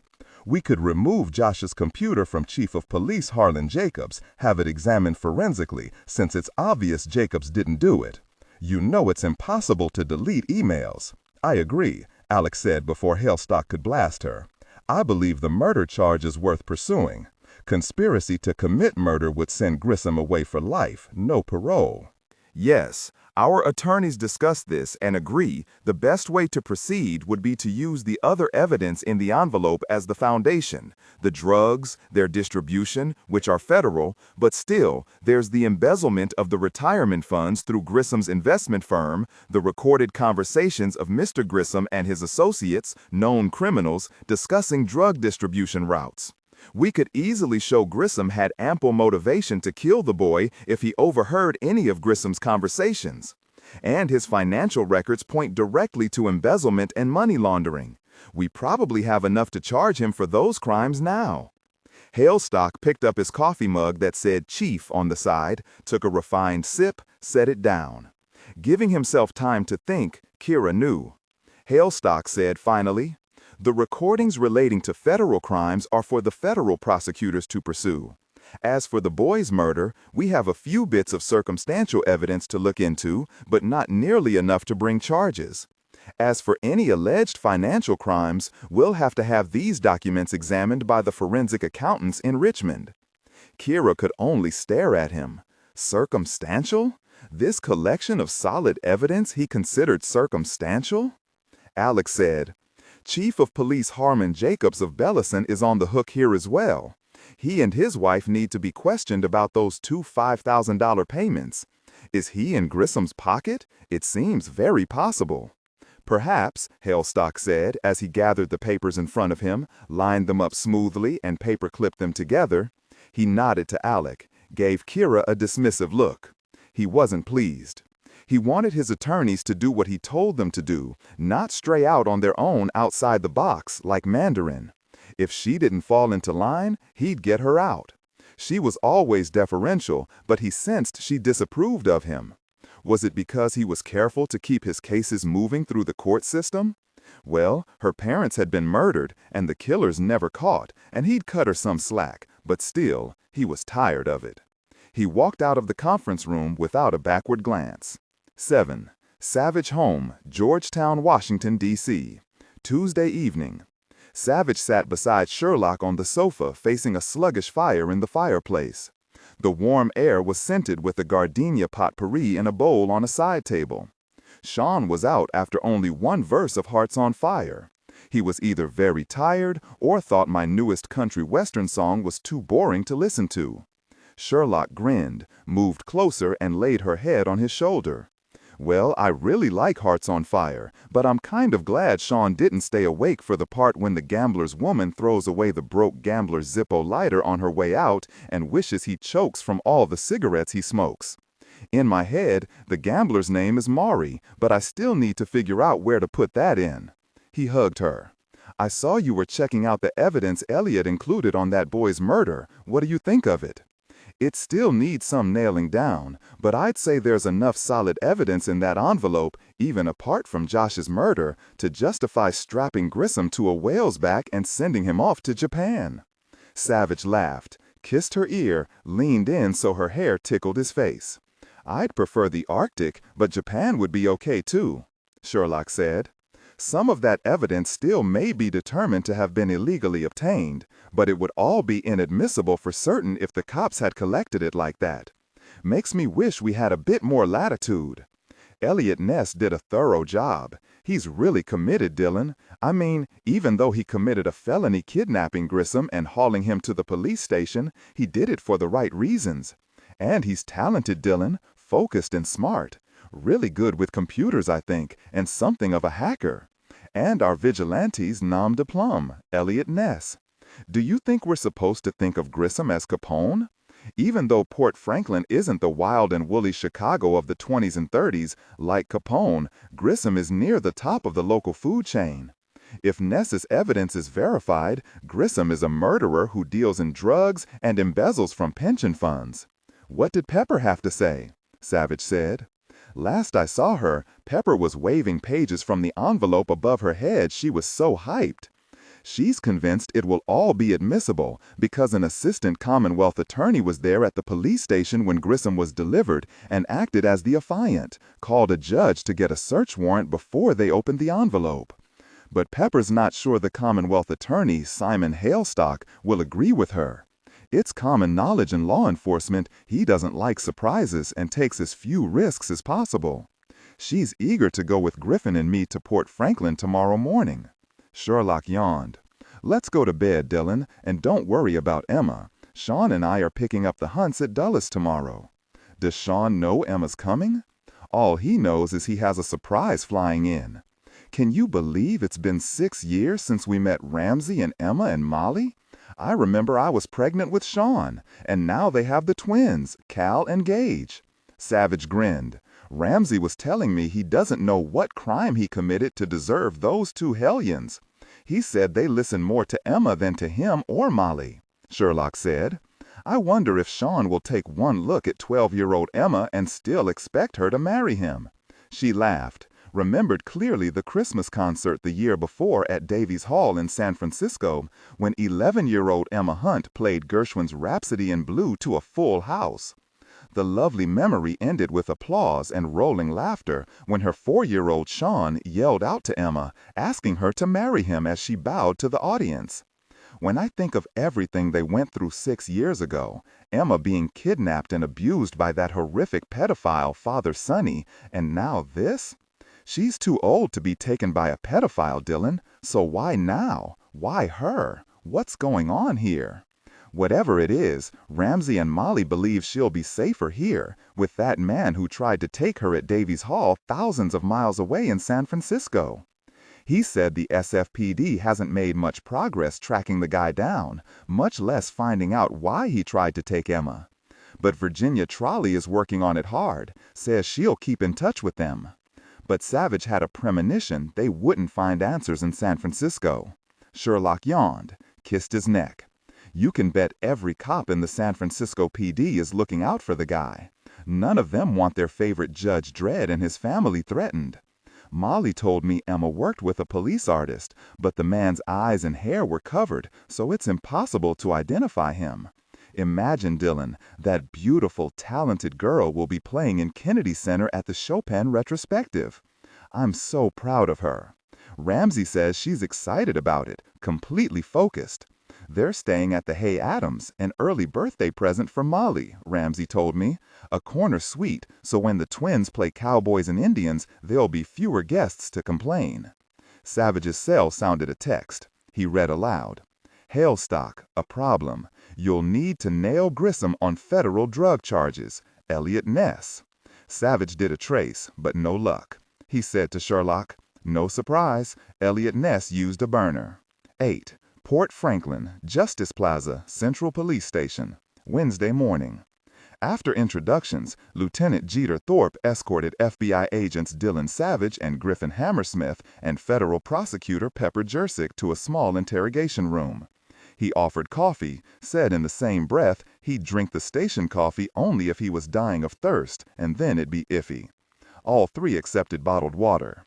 Jeter eyed the man who'd called him the previous day to introduce himself and tell him Eliot Ness had sent him the evidence.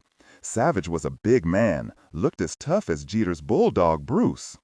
Yes, he had a cop's smart eyes, looked like he'd seen most everything one human being could do to another. And there was something else in Savich's eyes as he looked Jeter over, something well-controlled and intimidating, something unexpected that made Jeter think Savich knew things other people didn't, saw things other people didn't. It was odd, but it was true. He shook Savich's hand. A pleasure to meet you in person, Agent Savich. Needless to say, I've heard of you. I don't know if you're aware the evidence in the envelope has already been distributed to the Commonwealth attorneys prosecutors, as well as our own chief of police. Actually, my only direct role is I happen to be there. You mentioned when you called me yesterday that Eliot Ness's letter to you mentioned me by name. He obviously knows you, trusts you, and wants you involved, which means you know him. Have you thought it might be possible your being at the station wasn't an accident, that Eliot Ness knew you'd be there? But I can't imagine who or how. Jeter shook his head. I suppose it's possible. He turned to Pepper. I don't believe we've ever had a federal prosecutor grace our police station, Miss Jersick. I like your name, Pepper. Takes me back to my mom's goulash. Wouldn't that be Pepperka? Jeter grinned at this awesome woman. It's surely a pleasure, Miss Jersick. He took her hand, realized he didn't want to let it go.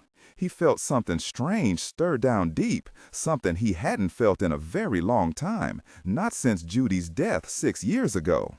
Jersick was over 6 feet tall in her 3-inch black boots at his eye level, with amazing light hair that looked nearly silver in the interview room's high-beam fluorescence. Her eyes were light blue, crystal clear, and as smart as Savich's. Jeter thought of an Amazon, then decided she was more of a Valkyrie. He looked down at her hand and saw no wedding ring, quickly let her hand go when he realized what he was doing. He turned to Agent Griffin Hammersmith. He knew to his boots this man was potent with women, was so good-looking even Jeter's sour, stiff-necked secretary, Miss Plym, had eyed him like a chocolate bar. He was tall and fit, looked like he could handle himself. Like Savich, his eyes were all cop. It was odd, but Jeter sensed the same unexpected and inexplicable something he'd felt when he looked at Savich, something they shared he didn't understand. Welcome, Agent Hammersmith. They shook hands. Please, all of you sit down. When they were all seated, Savich said, I understand the evidence Eliot Ness delivered has already been widely distributed. No harm in that, except Grissom is likely to get his hands on a copy that much sooner. I did get a text last night from Ness, from a burner phone I couldn't trace. He implied Hailstock would be in no hurry to prosecute Grissom. That's why Miss Jersick is with us. And it brings up the interesting question of how Eliot Ness knew so quickly Hailstock was a problem. Or do you already know why that is, Officer Thorpe? Jeter smiled. Why not first names? It'll make things easier. No, I don't know how. He shrugged. I've got to say at the very least it shows our vigilante has someone giving him inside information about the Commonwealth Attorney's Office. And the evidence, it's very detailed, very lawyerly. What do you think of it, Miss Jersick? Pepper." Pepper, no idiot, knew Lieutenant Jeter Thorpe was interested in her. No missing that. She didn't mind. He was big, taller than she was, solid. He had kind, ancient eyes, a soft hazel. His dark brown hair was a little on the long side, with a few strings of silver at his temples. He had no beard, a refreshing change from a lot of men these days. It suited him. Jeter, she liked his name. It brought to mind chowing down pizza, maybe riding on the back of his motorcycle, laughing wildly into the wind. Yes, a lot of laughter. She pulled herself back, cleared her throat. "I've gone over the evidence Eliot Ness sent to Dillon. Of course, I concentrated on the drugs charges, which are federal.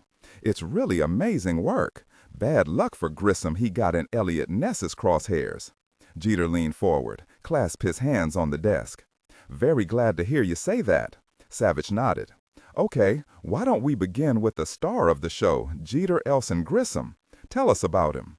"We've suspected Grissom is involved in drug distribution since before I joined the force. We haven't charged him because he's been too well insulated, with too many players between him and the streets where the drugs are sold. Before he was delivered here to us, we've never had anything solid enough, and we never would have been able to gather much of that evidence Eliot Ness gave us without getting warrants we didn't have the grounds to ask for." Jeter leaned back in his chair.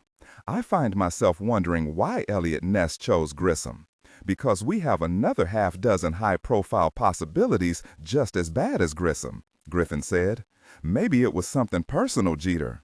Jeter said, "That's possible. I hadn't thought about that." Savich said, "Let's turn to Grissom's unorthodox appearance, zip-tied to the railing downstairs. We understand Prosecutor Kirra Mandarian was in-house and acted as the affiant. What did she think?" "She was very professional about it, made sure we followed proper procedures. When she saw what was in the envelope, she was as excited as I was. She hadn't heard about Josh Atwood's murder before we read that cover letter, and neither had I. She thought all that evidence of Grissom's other crimes meant there would be justice for Josh's murder, whether Grissom was successfully prosecuted for his murder or not." Griffin said, "About Grissom being personal, did you wonder why the boy's murder seemed to hit Eliot Ness so close to home?" Jeter went on alert. "What do you mean?" Savich said, "Let's back up a minute. You said Prosecutor Kirra Mandarian happened to already be here the night Grissom was zip-tied to the police station railing, correct?" "That's right. She'd come over earlier to talk about a case we were working on together. She dropped back by my office later to bring back some files she'd borrowed. She was about to say goodnight when I got the call from the desk sergeant downstairs about a man tied to the railing downstairs. Both Kirra and I gathered around with the others downstairs. It was fortunate she was here, since she's a lawyer and knew we shouldn't open the envelope without a warrant." "What do you mean, Griffin, about the boy's murder hitting Eliot Ness close to home?" Pepper said, "I'm thinking along the same lines as Griffin. Jeter, you know Kirra Mandarian's name was Allison Rendall before her uncle adopted her in Australia and changed it." Jeter waved an impatient hand. "Yes, of course. Her uncle Leo Mandarian and I discussed his adopting her before he spoke to her about it. To tell you the truth, I was all for it, since I thought it might help keep her safe, since she was a witness when her parents were killed." "What's your point?" Pepper said. "It sounds to me like you know Kirra well." "Yes, both her and her uncle Leo. We've been in close contact since she left the U.S. at age 12. Emails, phone calls at first, then much closer after she moved back to the States for law school. I've come to know her so well, she's almost like my own kid sister. Are you asking if Kirra was upset about Josh Atwood's murder because she'd almost been killed at the same age herself? And there'd been no justice for her parents and no justice yet for Josh Atwood? Wouldn't you expect that attitude? She was only a kid then, and yes, Kirra is keenly aware of what crime victims go through. But wait, you're implying more than that, aren't you?" Savich said, "Yes, we are, Jeter. Kirra Mandarian trusts you, wants you to be involved. She's a prosecutor here in Porte Franklin, which means she knows all the players, you, Grissom, Hellstock, the Commonwealth attorney." Yes, you told us Kirra was here with you that evening and then she left, only to return again to be on the spot when you got the call about the man tied to the railing. Did it occur to you how perfect the timing was? A lawyer happening to be here to act as affiant? I think it's quite possible Kirra Mandarian is Eliot Ness, or at least working with him. Jeter wanted to belt him, but he calmed himself. He drew a deep breath. Kirra Mandarian, the vigilante? Nah, it's simply not possible. We're good friends. Why wouldn't she tell me she was investigating Grissom, ask for my help? Savich said, his voice gentle. You're too close, Jeter. You care a lot about her. We don't know her, haven't even met her yet. We only see what actually happened that night, and it makes a great deal of sense. Jeter said, his voice stiff. All right, I'll go over it in my mind again, but I'll tell you, it's really hard to get my head around. I know she's strong, well-trained, street fighting, martial arts, because her Uncle Leo never wanted her to be helpless again. Taking down Grissom wouldn't be hard for her. And yes, I've seen her staring off into space, and I wonder if she's thinking about her parents and who murdered them and why she was lucky enough to escape. Maybe thinking revenge and how to get it. Leo told me the same thing. He said he never disturbed her when she looked like that, let her work her way through her grief. But listen, since she's been back here, I haven't had any reason to worry about her. She's normal, no thoughtful lapses, no talking about vengeance for her parents' murder. If anything, she seems stronger than most. I was thinking maybe Eliot Ness is a disillusioned cop, maybe here in my own shop. But you're right, a cop wouldn't know that quickly how Hellstock responded, only a prosecutor or someone from the office passing him information. But Kirra, that scares me to death. If it is Kirra, she's taking a huge risk. Kidnapping Grissom is a felony. If she were caught, her career would be over, and she could go to prison. And she knows that as well as we do. He cursed, swiped his hand through his hair. You and Griffin, you're FBI, and you, Pepper, you're a federal prosecutor. What are you going to do? Nine Pepper said, We aren't going to do anything for the moment. Kirra Mandarian isn't our focus. We just wanted you to see the picture we're seeing. We need you to think about what she's likely to do next. Jeter sounded infinitely depressed. I haven't a clue. I'm beginning to believe I don't know her as well as I thought. Pepper said, Don't worry about it. It's Grissom we're here for. I can't indict Grissom on the state charges. That's up to Hellstock. But the interstate drug charges are mine, and I'm going to fillet him. This isn't about penny-ante bags of marijuana or cocaine. It's about a massive distribution network working directly with a foreign cartel. She saw Jeter was distracted, more than likely still thinking about Kirra Mandarian, feeling blindsided, maybe blaming himself for not seeing what was in front of him. She gave Savich a small headshake and backed up. Jeter, tell us about Kirra and her uncle Leo Mandarian. He seems like a real stand-up guy. I picture this macho man wrestling crocodiles and trekking through the outback, killing scorpions and snakes with his bare hands. Jeter laughed and waved his hand. Yep, pretty close.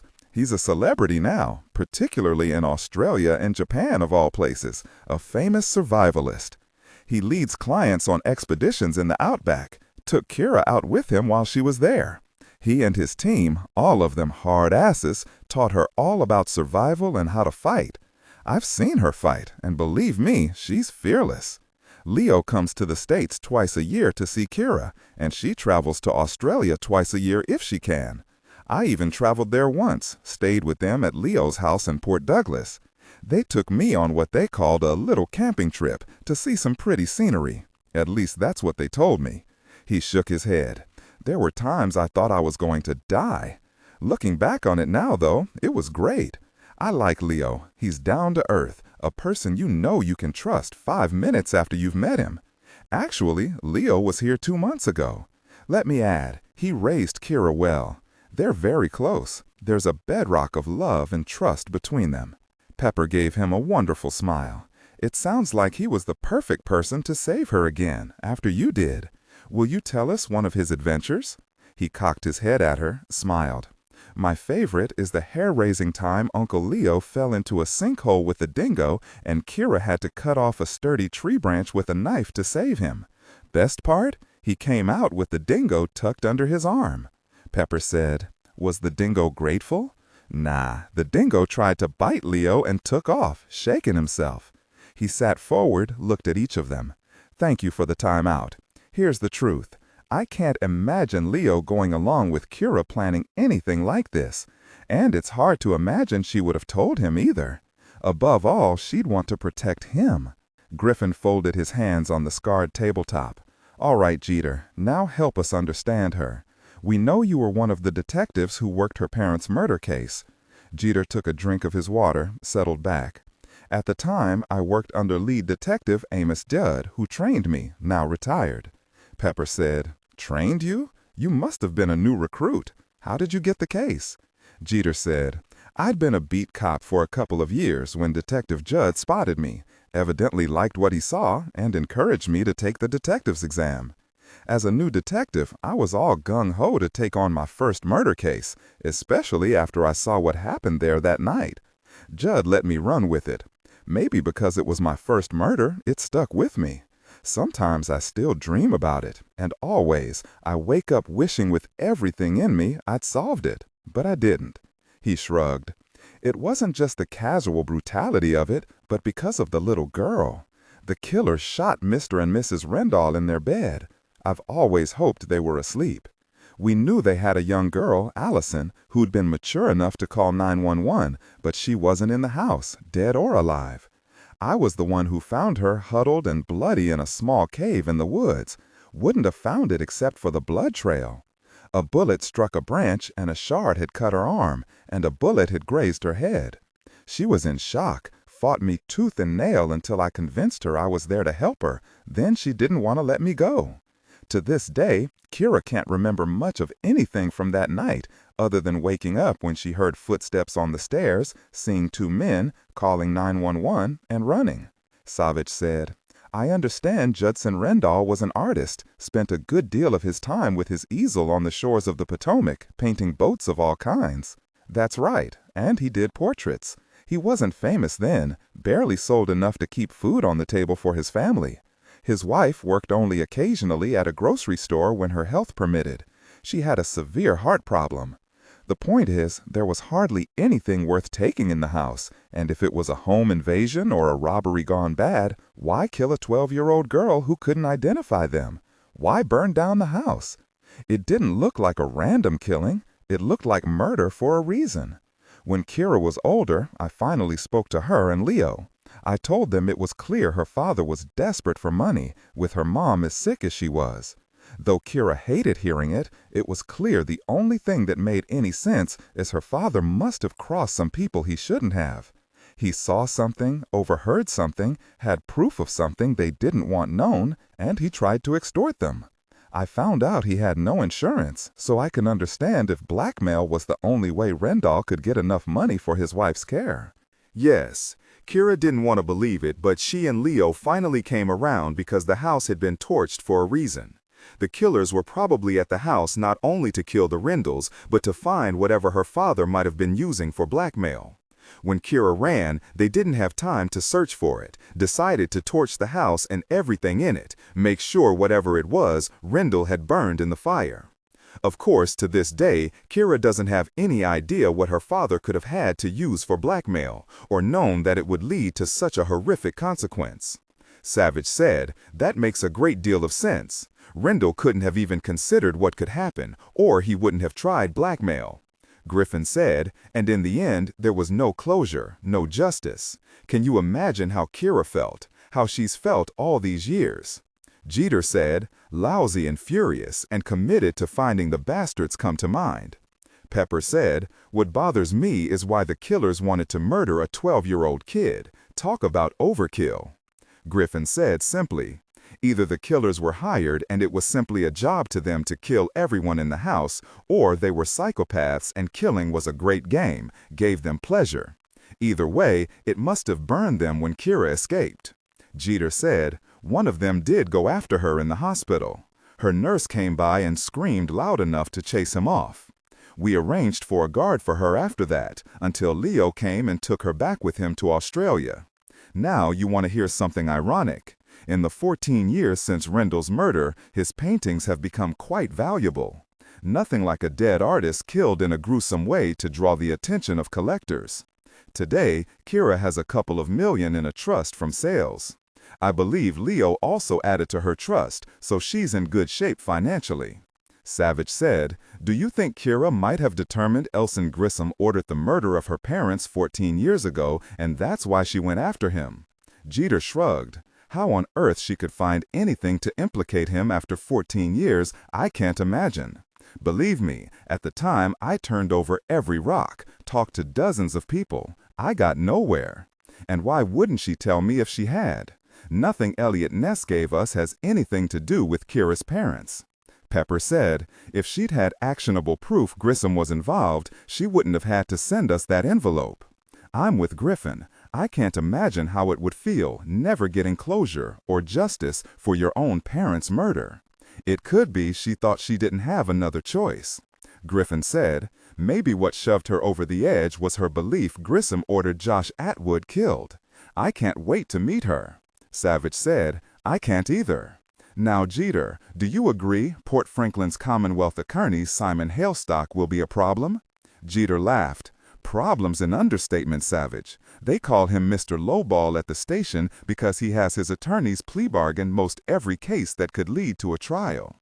And the good Lord help any of his prosecutors who go to trial and lose. He's always saying, with great pride I might add, that the justice system here in Porte Franklin should be a blueprint for cities all over the U.S. Needless to say, our cops can't stand him. And if any attorneys refuse to live with his dictates, they're gone fast. Pepper said, I don't see how Hailstock can avoid taking Grissom to trial. He's got buckets of evidence. No way any competent prosecutor could screw it up. Well, I suppose he could try to find a way to wiggle out of trying Grissom if Hailstock's in his pocket. Pepper sat forward, her incredible blue eyes focused on him. Has Kirra told you exactly what Hailstock plans to do with all the evidence against Grissom? Not yet. Jeter wondered how he could get Pepper's cell number. Maybe he could ask for her card.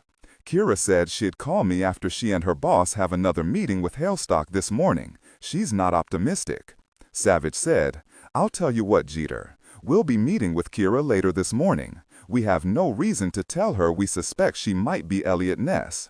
We want to hear what she has to say, what her plans are. Trust me on this. We have no wish to do her harm. I know you're worried about her, but I'm going to ask you to hold off talking with her about what she's doing or whether she's Eliot Ness until we think it's time. Are we agreed? Jeter streaked a hand through his hair, pursed low. It doesn't make me happy, but as long as I don't see her risking her life, I'll hold off. It's still hard for me to believe she's out there doing this, being like freaking Wonder Woman, but yeah, I can see it. 10. Concord Community Hospital, Porte Franklin, Wednesday morning. Elson Grissom was speaking on his cell, his voice Gestapo sharp, when Savich, Griffin, and Pepper walked into his hospital room. Get it done. I'll be released from the hospital in 2 hours, and I don't want to be dragged to the police station and questioned. He punched off his cell, looked up at the three of them. Who are you, the Three Musketeers? A tall, dark-haired woman was standing beside his bed, her hand on his shoulder. She turned to see them, stiffened all over, and stepped forward, blocking them, her eyes hot. So this was Grissom's Potter, Melissa Kay. Savich saw the father-daughter resemblance, the strong jaw, the upward slanted dark eyebrows over dark eyes. She looked to be in her mid-30s. Even if Savich hadn't read she'd been married and divorced 3 times, he might have guessed it. Her eyes were a roiling brew of violence, barely leashed, and who could live with that all the time? Grissom's hand stayed her. It's okay, Melly. Stand down. Stand down? He gave his daughter military orders? But she did stand down, staying quiet and close to her father. Savich said easily, We're federal musketeers, Mr. Grissom. I'm Special Agent Dillon Savich, and this is Federal Prosecutor Pepper Jersick. Melissa Kay stuck out her hand, and Savich handed her his creds, looked directly into her eyes. You're Melissa Kay Grissom, correct? Of course I am. She handed the creds to her father, and he studied them for a long time. Savich knew he was thinking about how best to deal with them. Grissom gave the creds back to her daughter, motioned for her to give them to Savich. When she finally handed them back, she got in his face, said in a cold voice, Can't you see my father is still recovering from getting attacked by that madman? What do you want?" Savich gently took her arms in his hands and lifted her to the side. For a moment she was too stunned to respond, but in a flash she stepped back in his way. "Cop or no cop, you can't do that. How dare you touch me?" "Melly," she stopped cold at her father's voice. "I don't want you arrested for trying to protect me. Go stand by the window. That's right. Everything will be fine." When she stood stiff and tall by the narrow window, vibrating with rage, Grissom looked from Savich to Pepper. "What do you want?" But he didn't wait for an answer, turned to Pepper. "So you're a federal prosecutor? I thought maybe you were his assistant or his secretary or something." Pepper laughed down at him. "Such a disappointment. I'd expect something more original, even from a man flat on his back, not that old chestnut. As Agent Savich said, I'm Pepper Jersick, federal prosecutor." She walked to the bed, leaned down, and said quietly, "You've been a very bad man for far too long, Mr. Grissom. I'm the federal prosecutor who's going to nail your butt in federal court, send you to a fine federal prison for the rest of your unnatural life." Grissom didn't even blink. He even gave her a dismissive look, shook his head. "Right, lady, in your dreams. Say what you have to say and get out. My lawyers are due any moment to escort me home." "Yes," Pepper said. "We're here to tell you you're under federal investigation concerning allegations you've been working with the Contreras drug cartel, setting up distribution points here and in Mexico, offloading drugs for them and laundering money, both for them and for yourself." Melissa Kay took a fast step toward Pepper. "That's ridiculous." Grissom sent Melissa Kay a look, shook his head at her, but said nothing. She stepped back, but looked like if she'd had a gun, she'd shoot him on the spot. Grissom gave Pepper a sneer that turned into an ugly laugh. "That's a lie, but nothing new. I've heard it all. If you had any real proof, you'd be arresting me. What else? You're going to tell me there's more crap from the Lone Ranger?" Pepper smiled. "The Lone Ranger's not involved that I know of. All the evidence against you is from Eliot Ness, neatly collected in an envelope delivered with you to the Porte Franklin police station last night.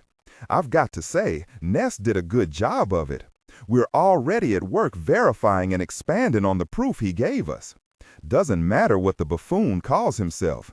It's all a frame, probably engineered by one of my competitors, or the cops. The top cop, Pershing, wants to be reelected. Word is hell do about anything. Have you given your so-called evidence to my lawyers? They tell me they'll make sure you can't use any of it, and they want to see it. Wait, what does Eliot Ness have to do with anything?" Pepper said, "Your lawyers know perfectly well we can use it, and they'll hear our evidence in discovery after your indictments are returned against you by a federal grand jury. As for Eliot Ness, maybe you recall he was the agent who brought down Al Capone, just as the current Eliot Ness is bringing you down nearly 100 years later." Grissom snorted. "Who cares what the idiot calls himself? Like I said, it's all a frame. It's laughable. Come on, even you feds don't believe all that crap, do you?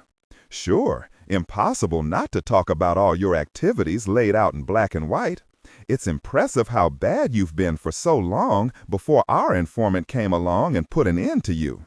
Still, you can be sure we're looking into all the particulars carefully ourselves." Melissa Kay whipped around, her face red.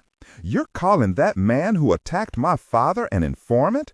He assaulted him, drugged him, and you think he's a hero? This Eliot Ness is the criminal. You should be talking about arresting him, not my father."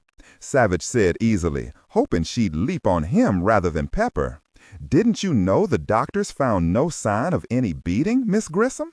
He waited, wondering if whatever control she had of herself would snap. He rather hoped it would.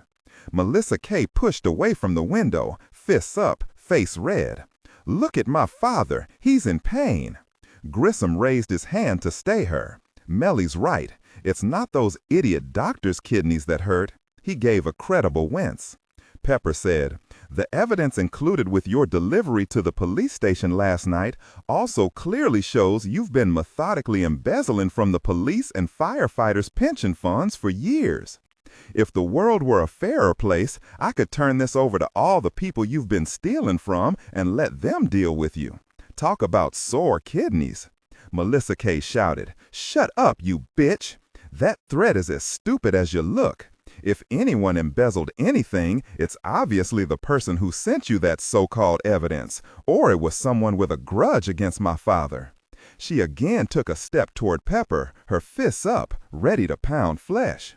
Pepper laughed, wriggled her fingers toward Melissa K. "That's federal, bitch, lady. I'm more than you want to deal with.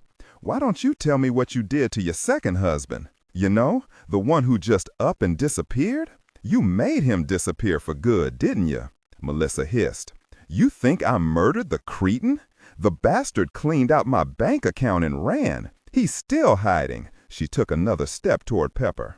"Melissa K., stop!" Grissom's voice was sharp. "It doesn't matter what any of them say. Go away, both of you. You can speak to my lawyers." The hospital room door opened and 3 men marched in. In the lead was a white-haired gentleman wearing a bespoke gray wool suit and a matching dark blue tie. A man whose manicurist probably came to his office weekly to tend to his fingernails. The second man was a younger clone of the first. As for the third man, Savich knew immediately he wasn't a lawyer. He looked a bit like Grissom, so this must be Ryman Grissom, his son. Savich knew he was 40, married and divorced 3 times like his sister. He had 3 children, all living with their mothers, all out of state. And why was that? Had he been abusive? He was bigger than his father and fit, looked like he tended his body religiously. He had thick dark hair with a dash of white at the temples and a well-maintained mustache. Unlike his younger sister's eyes, his were opaque, impossible to read, his expression well controlled. He said nothing, merely stared at Savich and frowned, then at Pepper, where his eyes fell lower, assessing her body. Savich looked away from Ryman Grissom, introduced himself and Pepper to the 2 lawyers as he presented their creds. As the creds were duly examined, Savich said to Ryman, "You're Mr. Grissom's son?" Ryman Grissom nodded, leaned toward Savich, wanting him to step back, wanting to intimidate. Savich merely smiled.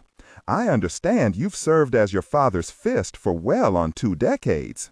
Did you murder Josh Atwood?" Ryman laughed, a hard, dismissive laugh. "You clowns are pathetic. Leave my father alone. Get out." The elder lawyer handed back their creds and said in a resonant voice, "You will not attempt to interview Mr. Grissom again without our being present. Is that understood?" A pity, but the fun was over. Savich had wanted to see what Pepper could get out of Grissom's daughter, but now there was no point in trying for anything more, not with his top-of-the-food chain lawyers there. "Sure," Savich said, and he smiled at Ryman Grissom, who looked like he'd be a happy man if he could get Savich into an alley. He'd enjoyed baiting Ryman just to see what he'd do, see if he'd stay controlled. They walked out through a gauntlet of cold, hard stairs.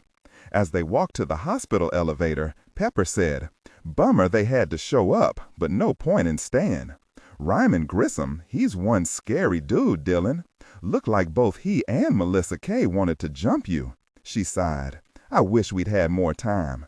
I'd have liked to provoke Melissa K. some more, see what she'd do, see if she'd come after me despite her father's orders. I bet you she uses her fists. No particular finesse, just naked violence." Savich said, "Still, we accomplished what we came for, Pepper. We put them on notice federal agents are involved, that they're under investigation. That should disrupt business as usual for Grissom.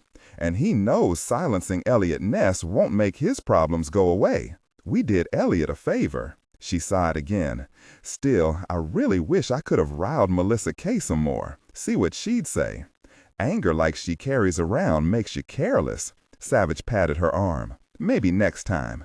She's a time bomb. You read her file. Lots of bad behavior. She nearly lost it when you brought up her second husband. She could well have asked her father to make him disappear. If not for Grissom holding her choke chain, I could have ended up arresting her for attacking a federal prosecutor. She's too used to having her powerful daddy buy her out of trouble." Pepper said, "I do wish he hadn't called her off. I really wanted her to attack me." Pepper cracked her knuckles, gave Savich a mad grin. "Test out my black belt. Federal, bitch. I like it. Makes me feel all powerful." Savich said, "Sorry, Pepper. I'd rather she'd have jumped me, not you. Nah, you guys would hold back. I bet any domestic disturbance calls the police got during Melissa K's 3 short-lived marriages were on her. She's an active volcano." "Yes," Savich said. "I have no doubt you could pin her feet behind her ears." He paused a moment, looked regretful. "I'd like to see that." Pepper was smiling when the elevator doors opened and they got on.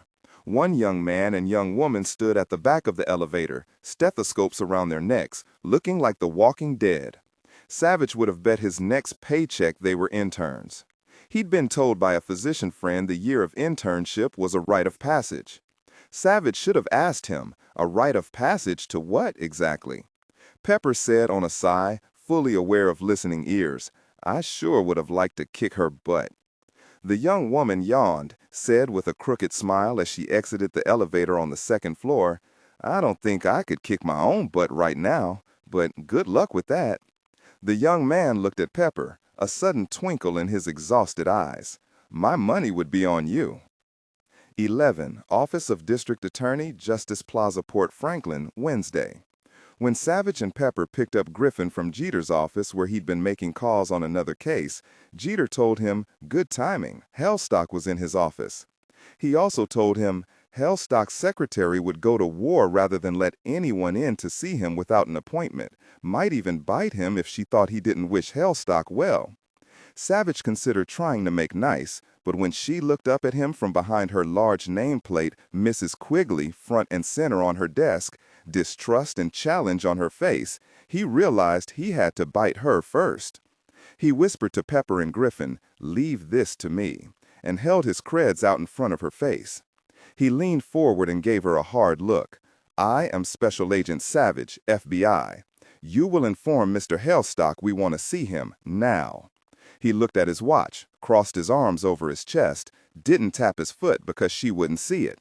Mrs. Quigley started, licked her lips, whispered, "But he's busy, Agent Savich. Is he expecting you?" Savich leaned down to within an inch of her face, placed his hands flat on her desk. "I said now."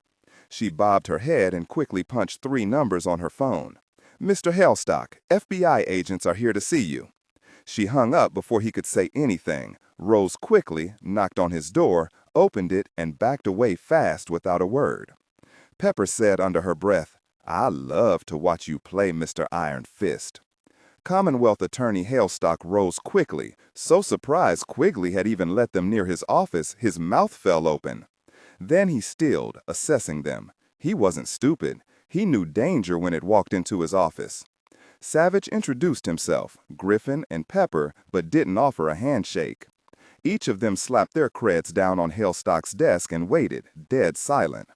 Savich saw Hellstock's left eye twitch. He glanced around the big man's office. The row of wide windows overlooking Justice Plaza were large, glazed to prevent glare. The office was starkly modern and seriously minimalistic. No computer, no papers, no framed photos of beloved family members on his glass and chrome desk. The pictures on the walls were starkly abstract, splashes of black and red that had the look of gutted fish.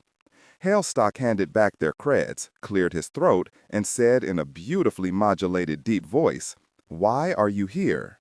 "To discuss the evidence you've received against Elson Grissom." "Ah, I must say I'm surprised you came so soon. Everything you have in your possession was dropped off at the Hoover Building yesterday." "So then you wish to discuss the federal crimes he allegedly committed?" "Among other things."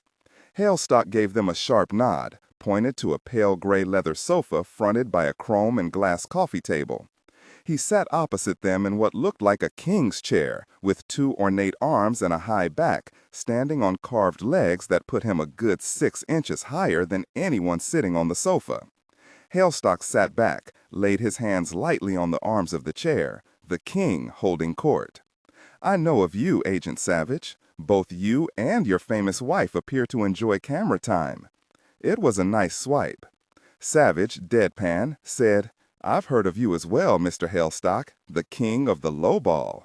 I understand you're quite popular with Porte Franklin criminal defense attorneys and their clients. Hailstock turned stiff, his face turned red, but then after a moment he managed to regain his composure. Up went his chin. He said precisely, I ensure that under my aegis, the Porte Franklin justice system isn't weighted down with defendants waiting in jail for over a year for their turn to be heard in court. Pepper said, a smooth dollop of Southern in her voice, I imagine the police don't like seeing criminals back on the streets so quickly, committing more crimes. But to business, Mr. Hailstock. Agent Savich, Agent Hammersmith, and I are here to coordinate our efforts with you. Once you've tried and convicted Elson Grissom on a number of state charges, including embezzlement and money laundering, you will of course want to reopen the investigation of Grissom's involvement in the conspiracy to murder 13-year-old Josh Atwood and his mother Hildy Atwood, not to mention the likelihood the Bellison police chief, Harlan Jacobs, accepted a bribe from Grissom to suppress evidence of those murders. After you've tried Grissom and he's found guilty, we will try him in federal court for interstate drug trafficking. I anticipate if we work together, Elson Grissom will serve a life sentence in Red Onion State Prison, and if he's still breathing when he gets out, we'll be transferring him to one of our federal facilities. Hailstock tapped his fingers on the arms on his power chair. Tap, tap, tap, thinking hard.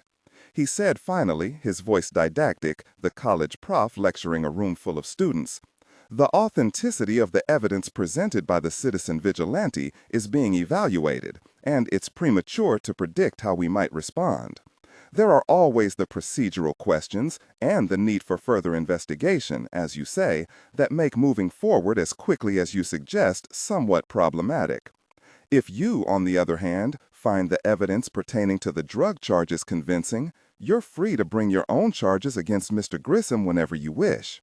If you try him in federal court first, you'll give us time to determine how best to proceed with the purported evidence against him in the Commonwealth of Virginia. Pepper arched an eyebrow at him, her look one of amazement. Purported evidence?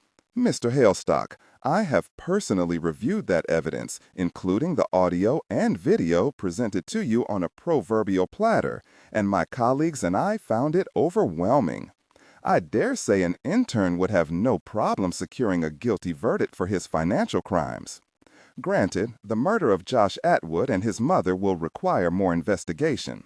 It's your job to carry the ball forward for those two murders. There is no evidence Josh Atwood's mother was murdered. Griffin said, we understand your Porte Franklin Chief of Police, Don Pershing, is willing to reopen the case of Mrs. Atwood's death, one ruled an accident by Bellison's Chief of Police, Harlan Jacobs. As you know, there is evidence Jacobs may have been bribed by Mr. Grissom to rule her death accidental. Hailstock shrugged. You're referring to the 2 checks written to Harlan Jacobs' wife? Those could be for anything, but Chief Pershing can do as he sees fit. He sat forward, the portrait of a reasoned, serious man. As I said, if you believe the drug trafficking charges against Mr. Grissom carry the most weight and have the greatest chance of success in court, let me assure you I will not interfere with you, my word on it. It was well done, Savich said slowly. In my long experience, Mr. Hailstock, you are the very first state prosecutor who's offered up a criminal to us before he's tried in state court.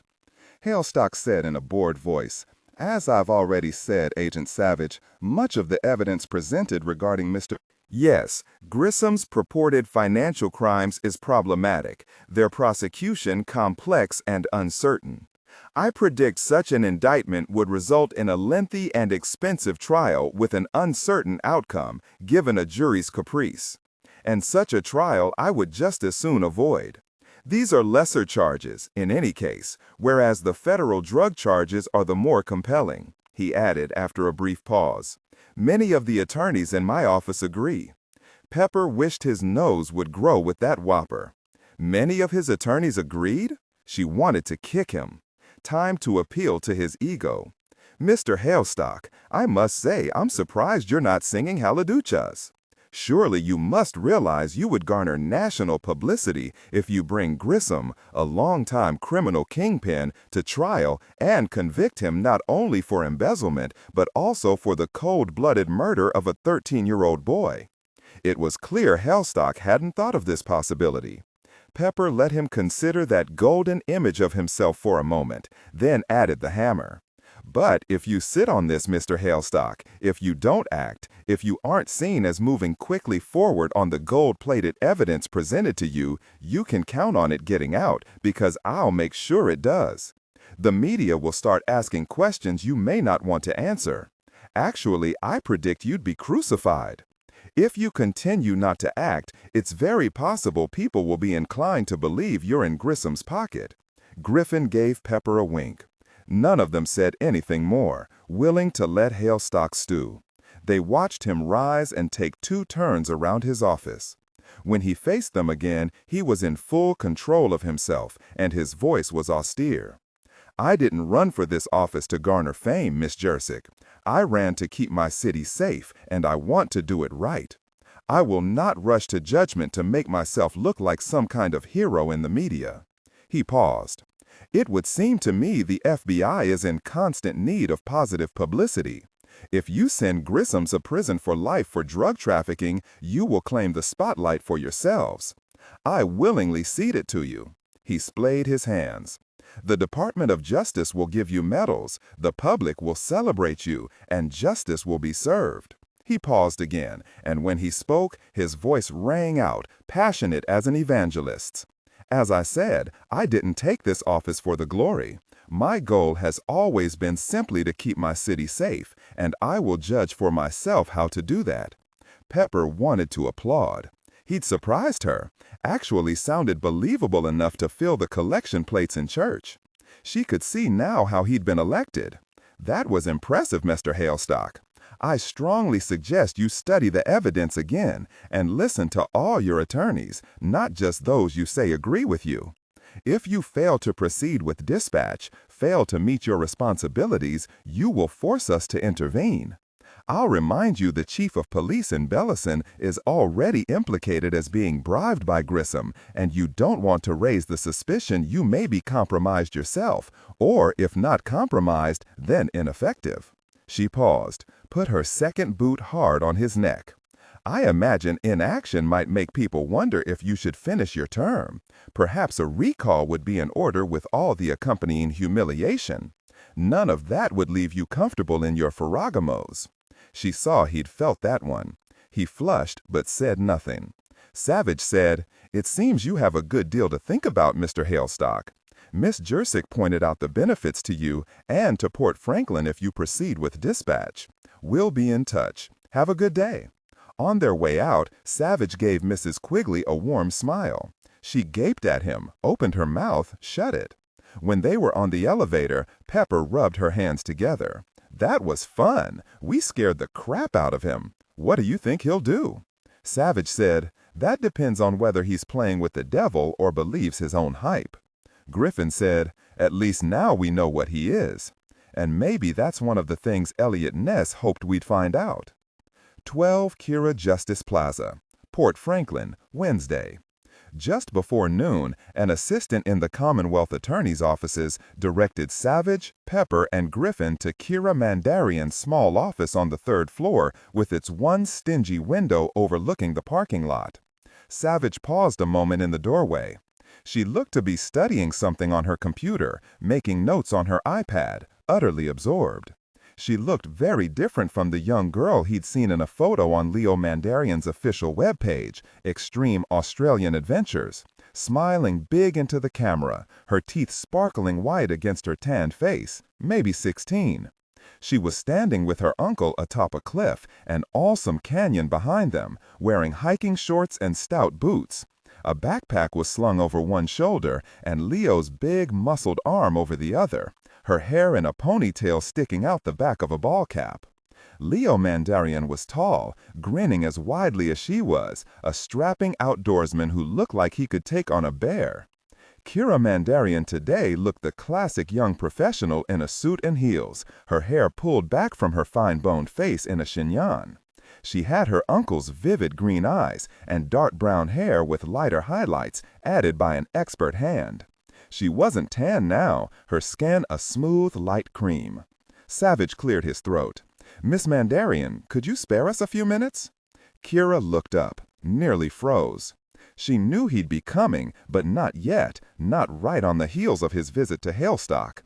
She also knew it would be normal for him to suspect her, since she'd been at the police station last night when Grissom was found. She had to make certain he wouldn't suspect her ever. She started to rise when she realized she didn't have her shoes on and quickly slipped into them. She smiled. "Special Agent Savich, what an honor! I've seen you on TV." She added in her professional voice, "I see you're still unbowed after your visit with Mr. Hailstock." A black brow went up. She laughed. "This place is gossip central. Anything that happens here is common knowledge in less than 2 minutes. Isn't it the same in the Hoover Building?" Savich said, "As a matter of fact, it is. How can I help you?" Savich introduced himself even though she already knew who he was, showed her his creds, and shook her hand. Kirra actually studied his creds, smiled again at him. "It's a pleasure, Agent Savich. Believe me, and let me say it again, your fame precedes you." She heard a snicker and saw the woman standing behind him. Savich turned to her. "This is Federal Prosecutor Pepper Jersick." Kirra stared as the woman came around Agent Savich to shake her hand. Mid to late 30s and gloriously tall. The prosecutor looked like she could wrestle one of Uncle Leo's crocodiles and come out with a crocodile bag over her arm, not a hair out of place. Her hair was so blonde it was nearly white, worn loose in soft waves around her face. Her blue eyes were bright with intelligence and something else. Humor? Kirra admired her red suit and her matching red fingernails. She seemed to Kirra like a woman who faced life head-on and loved every minute of it. Kirra said as she shook Miss Jersick's hand, "Miss Jersick, I have a feeling I'd always want to be on your side in court." What a nice thing to say. Pepper studied the serious young face. She had to admit to surprise. Could they be wrong? Could this lovely young woman really be Eliot Ness? Savich introduced the other special agent, Griffin Hammersmith. This one was fair where Savich was dark, and as tall and well-built. He looked dead serious. A Fed with no sense of humor? A slave to his rules and procedures? Kirra said, "You've got a strange and wonderful last name, Agent Hammersmith. That's what my mom says." Griffin shook her hand. He found himself sketching her cheekbones in his mind, strong enough to laser glass. Yes, it was odd, but she reminded him of how his mother stuck her chin out when she was ready to go toe-to-toe about something, a sign Griffin's dad always respected. His mother was gorgeous, too, turned men's heads at 55. Ah, so Hammersmith does have a sense of humor. She wouldn't underestimate him, or any of them. Like Savich, Pepper had seen how fit Kirra was in her photos in Australia. She'd felt the calluses on Kirra's hand when she shook it. But was she strong enough to have carried Grissom to that railing by herself? She'd bet her son Grant's basketball on it. She said without preamble, "You look remarkably fit, Miss Mandarian. I read as a teenager you spent years trekking the outback with your uncle in extreme adventure groups. Do you still spend much time in the rough, hiking and camping? Or maybe attend a gym, practice martial arts?" Yes, I noticed the calluses. Of course they knew about Australia. If they looked on Uncle Leo's website, did research on her, they'd also know she broke her wrist when she was 14, saving a blowhard college boy from backing off a cliff with his cell phone. No way to hide it. It was easy for her to deliver Grissom by herself. It didn't matter. It proved nothing. Kirra shrugged. Not as much time in the mountains as I'd like, except when my Uncle Leo comes to visit. And yes, I practice martial arts, both Tae Kwon Do and karate. It was a necessity given where our team led groups. I even tried Krav Maga when I was in Australia, my uncle's favorite, Griffin said. I'll bet you were also taught plain old street fighting. Oh yes, one of our team members, Jolly is his name, taught me, beat me up endlessly. I'll never forget the time I managed to kick his feet out from under him. Just the one time, alas. Miss Jersick, do you practice a martial art? Pepper nodded. But you sound much better skilled. I know Agent Savich and Agent Hammersmith could wipe up the floor with me. With you? I wonder, Kirra said.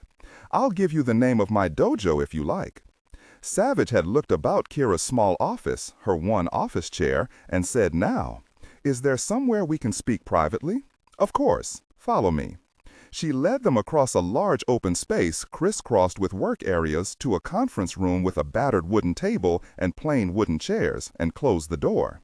The noise from the assistants and clerks working outside, as loud as an old-fashioned newsroom, magically fell away. Kirra motioned them to be seated and said with a crooked smile and the absolute truth, "I wasn't expecting to see you so soon. I knew you'd want to meet with me, of course, since I was the affiant, but you caught me trying to justify a plea bargain to myself that barely hobbles over to the right side of justice. If you'd come a minute earlier, you'd have seen me throwing my shoe at the wall," Pepper said. "We understand all too well, since, as you already know, we met with Mr. Hailstock this morning." Kirra arched an eyebrow. "We were all surprised you wanted to see him so soon. I'm guessing it was the highlight of your morning?" Pepper said, straight-faced. "I have to say it ranked right up there. An interesting man, your Mr. Hailstock. Could you tell me what he had to say about the evidence against Grissom?" Savich said. "Let's just say when we left, he was considering all the consequences we pointed out depending on whatever action he decides to take. It was fortunate you happened to be at the police station meeting with Lieutenant Thorpe last night when Mr. Grissom was hand-delivered. Exactly what had Jeter told them." Kirra hated her heart was beating a mad tattoo. She cocked her head. "Oh, did Mr. Hailstock tell you that?" "Lieutenant Thorpe did," Savich said easily. "As I said, it was fortunate you were there last night when Grissom was brought in. Yes, I was with Jeter in his office, not an uncommon occurrence. I was delivering papers for a case that just might have a chance of going to trial, and so I was able to act as the affiant. I guess you know Jeter and I have been friends for many years. Uncle Leo, too, of course." Savich regarded her closely as he continued in a deep, smooth voice that invited confidences. "We received the same envelope of evidence yesterday, along with a letter to me personally signed, with a pen name, I guess you'd call it, Eliot Ness. Clever name, all of us thought. Last night I got a text from him as well, warning us what to expect from Hailstock. I found myself wondering at his urgency." He paused then. "I would have thought Lieutenant Thorpe would have told you all that." Griffin said, "Well, we were with Lieutenant Thorpe, and he was busy. It makes sense he wouldn't have had time to speak to Miss Mandarian. Was this some sort of routine the two agents played? The first tried to rattle her, then the second agent eased back? Cat and mouse. She could do this. As you said, Agent Hammersmith, it makes sense I haven't seen him yet today. It's also been a madhouse around here. Almost everyone has a copy of the evidence against Grissom. I passed that out myself. Everyone's discussing it and trying to predict what Hailstock will do. As you can probably guess, no one is optimistic. Do you agree after your meeting with him?" Griffin said. "So you gave out those copies to keep Hailstock from burying it, make it impossible for him to sit on it for as long as it suits him, to force his hand if such a thing is possible." Kirra rolled her eyes. "Every attorney in this office knows he'll do whatever he wants, regardless of what any of us say or think. If we recommend a case go to trial, he preaches about the taxpayers' money we'd have to spend, the long staff hours a lengthy trial would require, and, of course, the risk of losing. So I'm sure he is thinking about losing on Grissom. It would make Hailstock look bad, and he'll want to avoid that at all costs." She paused a moment, fiddled with her pen. "But if he holds off on Grissom, some of us would wonder if those would be his only reasons," Griffin said. "Would you like to tell us what you believe the real reason would be, Miss Mandarian?" "Now that's a question that could cost me my job, Agent Hammersmith," Pepper said. "Of course, everyone wonders who Eliot Ness is, right?" "Of course," Savich said. "Do you think Ness is one of the lawyers here, Miss Mandarian? It seems like a real possibility. Or maybe it's a disillusioned cop who wants to put Grissom away and has dealt with Hailstock long enough to make sure the evidence is bulletproof." But even then, Savich sat back in his chair, tapped his fingertips on the table, never looked away from her. "It strikes me what Ness did to Grissom was personal. He took a huge risk kidnapping him and hauling him to the police station. He could have simply mailed the evidence he collected. He shrugged. All that accomplished was to humiliate him, but perhaps that was the point, Griffin said. A cop could have come out of the station when Ness was zip-tying Grissom to the railing. He took a big risk, so yes, it has to be very personal. Kirra kept her voice calm and professional. I hadn't thought about it quite like that. Some of us thought it was revenge, maybe for someone Grissom was responsible for harming. Maybe the murder of that paper boy, Josh Atwood? That might have made it personal, don't you think? Savich said. Yes, I think it could. Jeter told us your own parents were killed 14 years ago. You were only 12, I believe, right? That's right. It must have been very difficult for you. There are some similarities, I suppose, with Josh Atwood's murder. Kirra felt a jolt of alarm, quashed it. She had to be careful. She had to stay in control. She said easily, similarities? Not really. It was a very different time, very different circumstances. As I said, anyone would be angered by Josh's murder, weren't you? Savich nodded. Of course. Kirra sat forward. She would bring it up before they did, get it out of the way. Yes, my parents' murder was very hard, but I had Uncle Leo. Yes, he took me directly from the hospital back to Australia with him, Griffin said. And we understand Lieutenant Thorpe led the original investigative team. Kirra forced her voice to remain calm and said in her no-nonsense prosecutor's voice, That's right, but he was much more. If Jeter hadn't found me in the cave, I don't know what would have happened to me. Her chin went up. And that makes both Jeter and my uncle my heroes. They're why I'm here. So tell me, how do you plan to proceed? As you know, my own hands are tied unless Mr. Hailstock personally instructs me to prepare for trial. Will you be looking into Josh Atwood's murder yourself? Our own police chief can only help informally since it's not in his jurisdiction. Yes, we will, Pepper said. The possibility Bellison's chief of police actively suppressed evidence gives us that prerogative. I imagine Eliot Ness knew that quite well. Kirra ignored that smooth bit of bait. I'm relieved you're going to be involved. All the attorneys in the homicide unit know who you are by now. Needless to say, all of them are rooting for the big bad feds to hold Mr. Hailstock's feet to the fire. She looked at her watch and rose, extended her hand to each of them. I'm so sorry, but I have a meeting with a defense attorney in 5 minutes. I hope I've been of help to you. Of course you have, Miss Mandarian. Savich shook her hand. Thank you. Griffin looked down at the rough sketch he'd drawn of her on his notepad and back at her face again. Tough and smooth as silk. He thought she'd make a good special agent. 13. Home of Con Oliveras Carnahan Heights, Porte Franklin. Wednesday night. Kirra whispered over and over. Come on, Ryman, move under the light, just a step closer, so I can see you both together. She couldn't believe it when she saw Ryman pull into the Oliveras' driveway. She quickly set up the parabolic mic she always carried in her turbocharged Audi and left his baby parked 1/4 of a mile away. She'd situated it in a thick copse of oaks and maples between the sprawling stately homes in Oliveras' wealthy neighborhood just outside Porte Franklin. She knew no one could see her. The properties were set too far apart. She'd been here listening 2 times before, hoping to overhear Con Oliveras' conversations, hoping another big crime lord who'd gone untouched for years would be careless. And tonight, Ryman was here. What would this be about? Her heart pounding, Kirra aimed her mic carefully at the front door and turned on her recorder. Oliveras opened the door, paused a moment to look out over his large front yard, and stepped onto the porch. He looked back over his shoulder, probably checking to be sure his wife was nowhere close. His deep, accented voice came through clearly. Well, is it done? Mizell is enjoying the flames of hell, Ryman said with a bark of laughter. Let's go inside. I need a whiskey. Thirsty work, Oliveras said. Not this time. Wife's in the kitchen. Believe me, she doesn't need to see you. You made it look like an accident? Of course. Everything went just as you wanted. The cops will determine Mizell had too much to drink, lost control of his car, and went flying over Jasper Cliff, 200 feet down. Kirra was so shocked she jumped and almost dropped her cell phone. She checked to be sure the recorder was still running.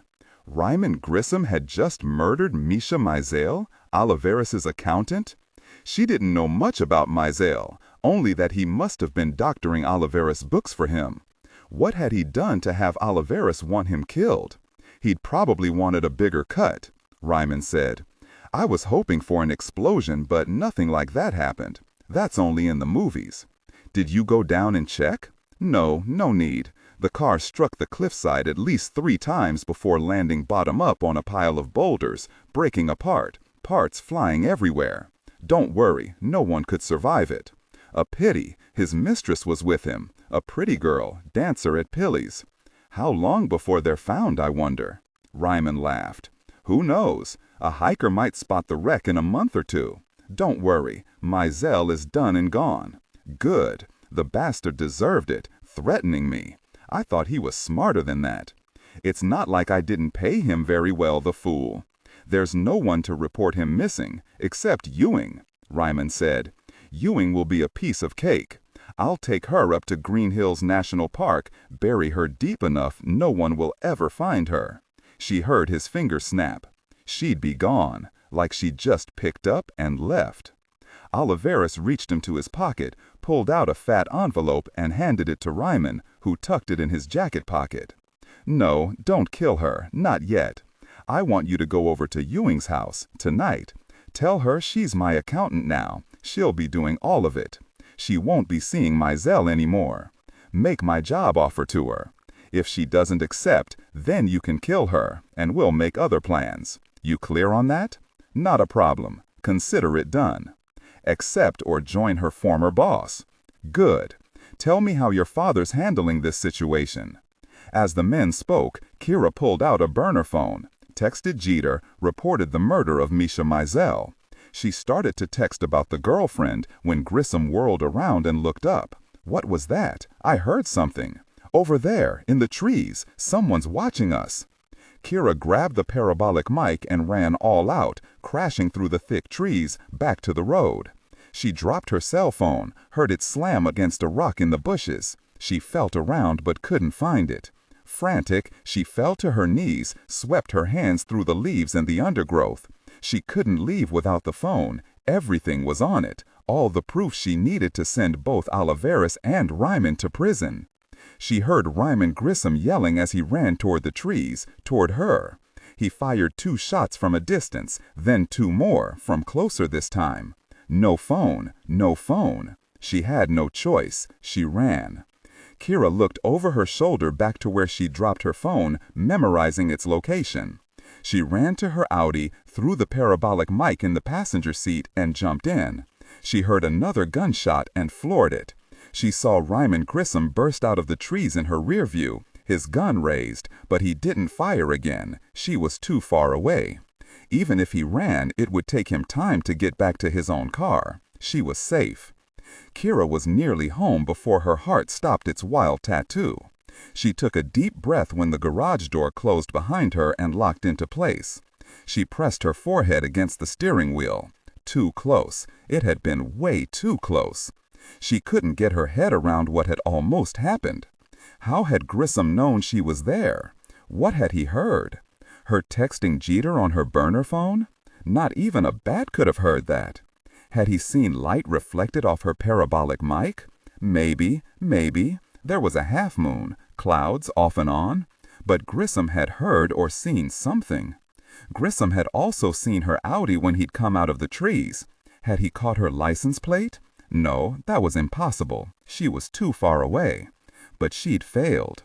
She'd known who and what Ryman Grissom was, but she hadn't known he worked for Oliveras as well as his own father. She'd been lucky enough to overhear him admitting he'd murdered 2 people, but without her cell with its recording, she had no proof. She knew Jeter would question both Ryman and Oliveras, but it wasn't enough. There wasn't proof. She knew she had to go back and find her cell phone. No choice. Kirra's garage connected to the kitchen, but she deadbolted the kitchen lock. She was safe in her garage, but now she'd have to open the garage door again and go outside, enter through the front door. She laughed at herself. Idiot. She hated that she was afraid, her heart still pounding. Bless Ja Wee, he taught her to fight, and she practiced at Master Su's dojo religiously 3 days a week. And here she was, sweating with the fear of going outside. Yes, Kirra banged her fist on the steering wheel, disgusted with herself. She walked fast from the garage around to the front door, quickly slid the deadbolt into place when she got inside, and leaned against the door.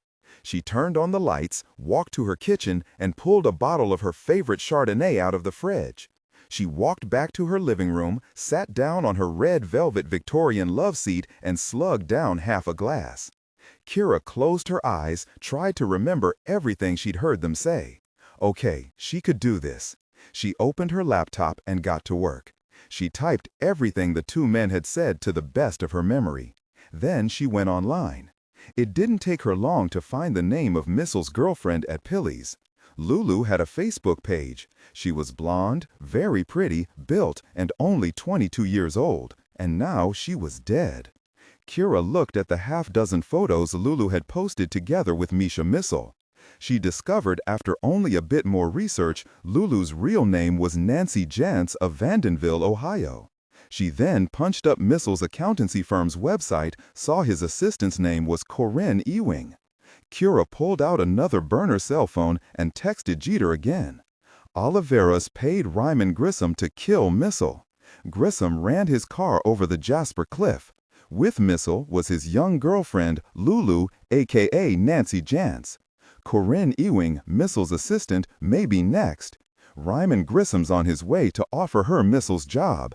If she refuses, Oliveras told him to kill her. Hurry. We'll text further details. Sorry, no definitive proof. You've got to move fast.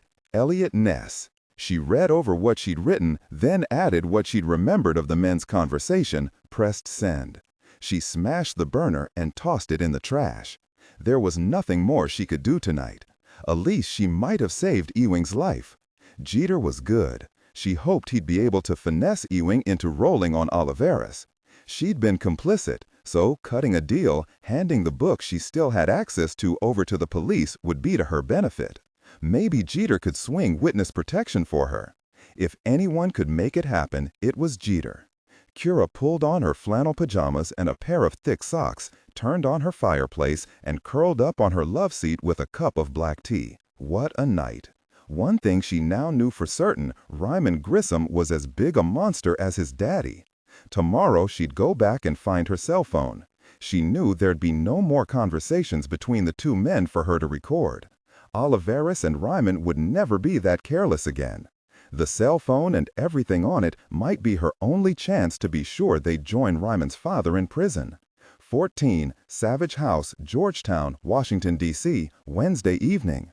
Thanks to very vocal demands for pizza from Cal and Gage Hunt, age 3.5, and Sean, age 5.5, with Emma smiling benevolently in agreement, 3 now empty pizza boxes were stacked on the coffee table in the Savage living room.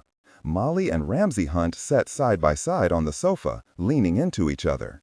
Molly Hunt yawned, slapped her hand over her mouth. "Oh dear, excuse me, it isn't even that late for us. I think that wonderful pizza brought it on."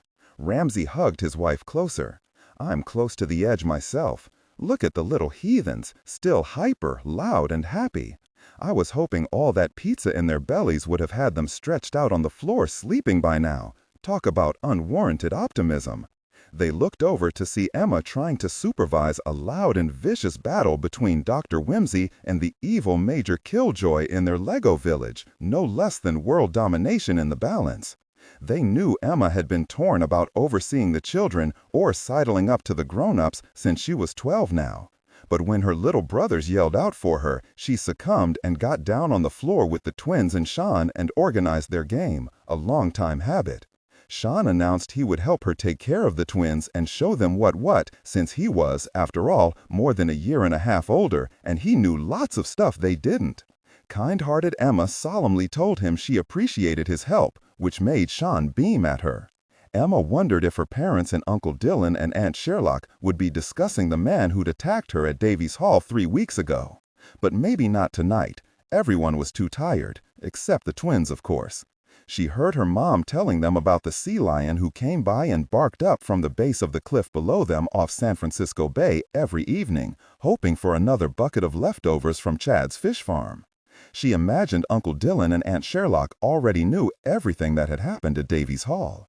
Even thinking about that terrifying few minutes still made Emma shake in reaction, until she made herself stiffen up and focus, just like she'd managed to do that afternoon.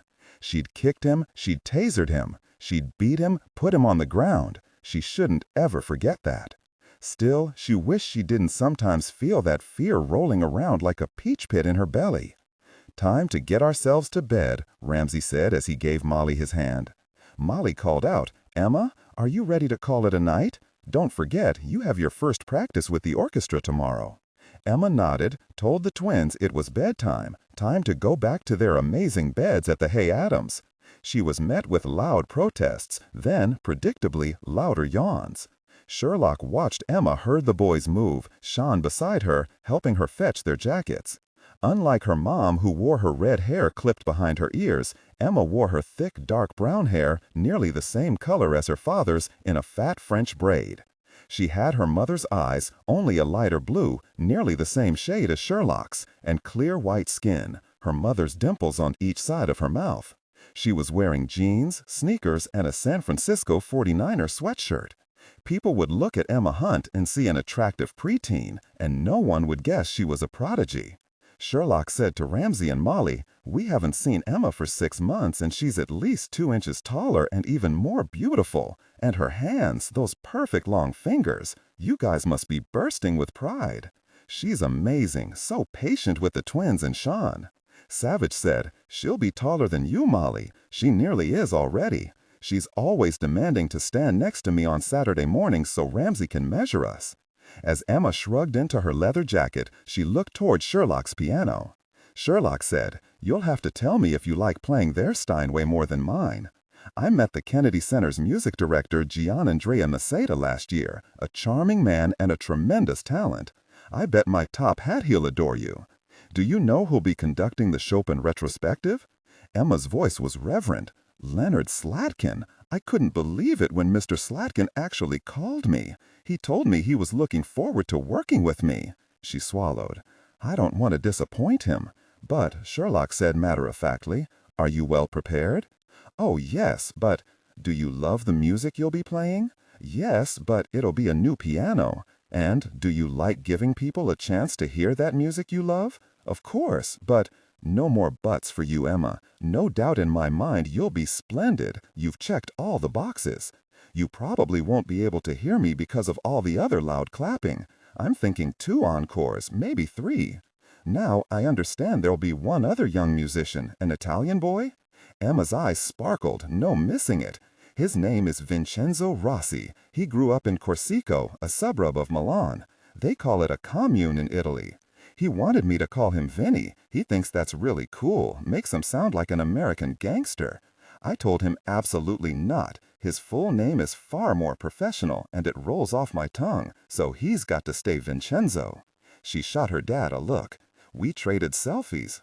Yes, he's taller than me and dark like Uncle Dillon, and Dad Ramsey tried to keep his expression impassive, but Savich saw a flash of alarm. "A daughter on the verge of being a teenager," he said, calm as a judge, which he was. "Selfies are okay, but nothing more. Not for at least 15 years. Emma laughed. "Sure, Dad, at least 15 years. I didn't tell you Vincenzo studied with Madame Berlusconi since he was 5 years old. She's as amazing as Mrs. Mayhew. Both of them knew all the greats, and they could play everything." Up went Emma's chin. "We've been texting each other for the past 3 months. Vincenzo's played several times at La Scala in Milan. He can't shut up about the La Scala orchestra conductor Riccardo Chailly. He worships him, says he's the best in the world, and of course I tell him that's not true. It's Asa-Pekka Salonen in San Francisco." Ramsey said to Savich and Sherlock, "Vincenzo and his parents got here a couple of days ago. They're sightseeing. Emma, you said Vincenzo's still hoping the president will come to our concert. I told him fat chance." Molly said, We're having dinner with the Rossies Friday night after Emma's and Vincenzo's performances. That way none of us will be gnawing off our fingernails. We'll all be relaxed." Ramsey laughed. "We'll be giddy with pride and champagne." Sherlock said, "Emma, how do you and Vincenzo communicate?" "He speaks fairly good English, and I have a translator app on my phone. He's taught me some Italian and laughs at my pronunciation. I laugh at his English. When he speaks English, it sounds like he's nearly singing, kind of like Andrea Bocelli." Emma raised her chin again. "Just like Ramsey. I'm 6 months younger than Vincenzo." Molly smiled at Ramsey, who looked pained. Sean materialized at Emma's elbow. "Who is this Vincenzo, Emma? You don't want him for a special friend, do you, instead of me?" Emma didn't hesitate. "Oh, no, Sean. Vincenzo's what you'd call a colleague. My heart belongs to you." And the sweet girl gave him a hug. Sean hugged her back, gave her a happy smile. Savich said quietly, his eyes on Sean, "Emma, you are one of the kindest people I've ever met." Emma gave him a blazing smile. "Maybe Sean will grow up to be an FBI agent like you, Uncle Dillon, and he'll protect me his whole life from—" her voice fell off a cliff. "From any jealous pianist," Savich finished. The nameless man in San Francisco slithered right into the middle of the living room. Molly gave her daughter a hug. Imagine Sean an FBI agent, but he could also have some form of his father's talent. She turned a moment to look at the painting above the mantel. "I love that work. Your grandmother was amazing, Dillon. You whittle and your sister is a political cartoonist. Emma, it's always fun to think and wonder and make plans about the future, even if it's always possible things never turn out the way you think they might." Ramsey looked down at his watch. "Good grief, it's late. Come on, troops, time to cash out." Sherlock kissed Emma on the forehead, studied her a moment. "Goodness, you're gonna be as tall as your mama by Joan." Emma grinned. "I'm shooting for May." Cal and Gage were both leaning into their father's legs, barely on their feet. He reached down, picked them up, one in each arm. Cal said against his father's cheek, "What was Mommy saying to Emmy?" Ramsey said, "I'll tell you next time you beat me at basketball." Cal nodded, yawned. "Okay, but you've got to lift me closer to the net."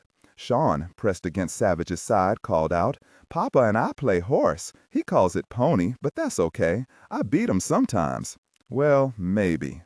Amid laughter and more yawns and Cal and Gage's slurred kid protests, the Hunt family left to drive to the Hay Adams Hotel. After the Hunt's departure, Savich gently pushed a thick curl back behind Sherlock's ear. He kissed the end of her nose, then picked up their son. "I saw you helping Cal and Gage. Well done, Sean. You ready for bed?" Astro raced over on stubby legs, barked up at Sherlock.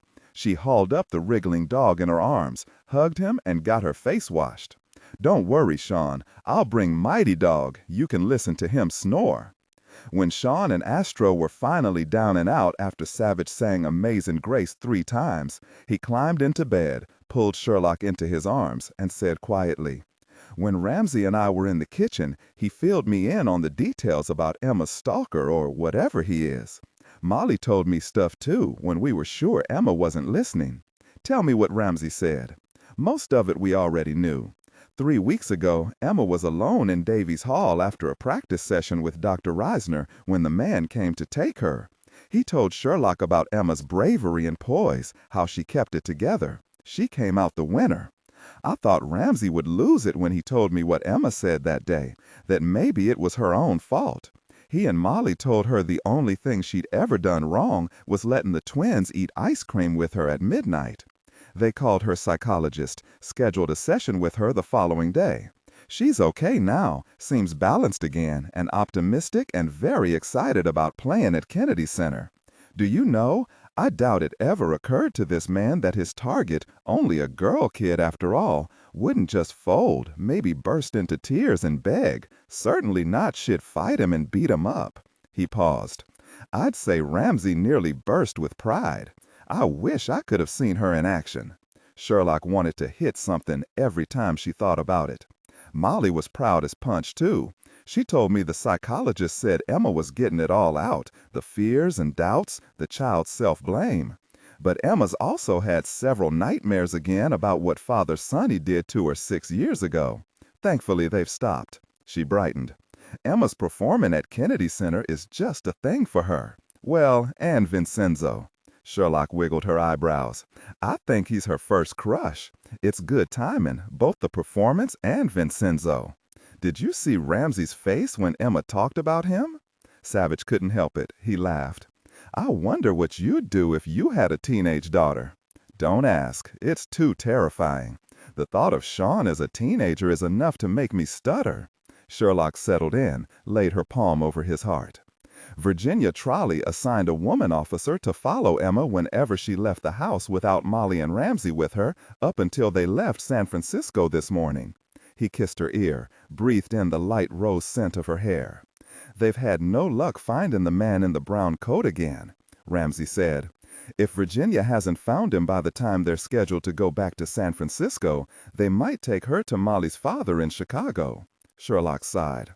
Well, Mason Lord would keep her safe for sure. Molly thinks it's a good idea. She told me her father's changed quite a bit over the years toward her and the family. He gives the kids great Christmas and birthday presents. But of course, she'll never forget, Emma wouldn't have been abducted 6 years ago if she wasn't Mason Lord's granddaughter. Odd, but Molly really doesn't mind he's a criminal kingpin. It's amazing. He's flourishing. As for Ramsey, he only shakes his head. She raised herself up on her elbow, looked down at Savich in the dim light of the half moon shining in through the bedroom window.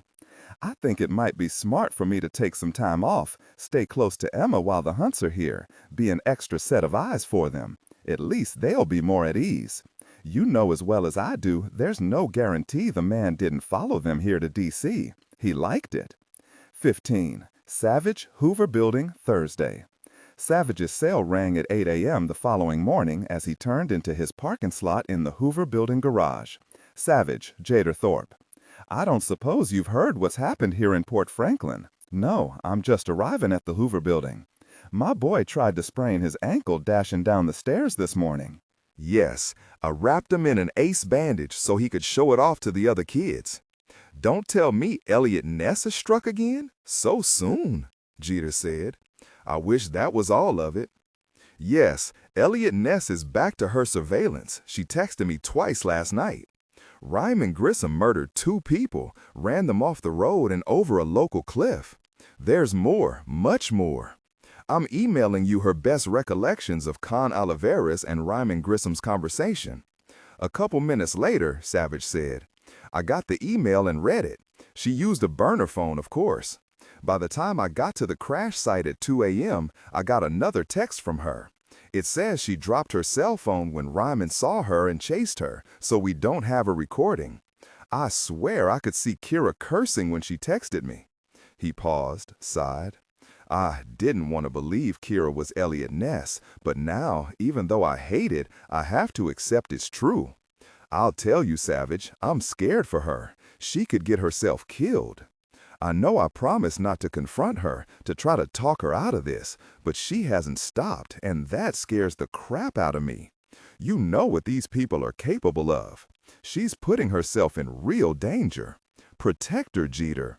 Have one of your people follow her, see where she goes, who she sees, jump in if she's in trouble. It's gotta be someone you trust to keep his mouth shut. But she can't know that you know. It's not that I believe she'll confess to you what she's been doing. I don't think she will. Can you imagine if it came out what it would do to the validity of Grissom's case, given she's a prosecutor in Porte Franklin? Doesn't bear thinking about. Now, a protector, that's a good idea. I'll put Hendricks on her. He's very good, and I trust him to keep it quiet. Of course, Kirra's good, too. She told me once she had a race car driver boyfriend in college, and he taught her all the tricks. So if she spots Hendricks, she could probably ditch him without much difficulty. She also seems to be able to look in all directions at once, like the lizards do in the outback, the only way to survive, she told me. I still don't like it. I'd like to put her on a plane back to Australia, Savich said slowly. I have a feeling she'll close this down very soon now. Jeter heaved out a sigh. I know she'll go back after her cell phone next, Probably today, Savich said. Back to Misha Massel. It's got to all go back to Oliveira's books Massel was in charge of. He probably knew exactly what Oliveira's brings in on a weekly basis. Massel must have stolen from Oliveira's or demanded more money. Whatever he did, Oliveira's ordered Ryman to murder him for it. The poor girl with Massel was collateral damage. Yes, that's what we figure. There also was another murder last night, Corinne Ewing, Massel's assistant. It was the middle of the night when we recovered both bodies from the wreck at the bottom of Jasper Cliff. I left as soon as I could and drove to Ewing's house. I didn't play nice.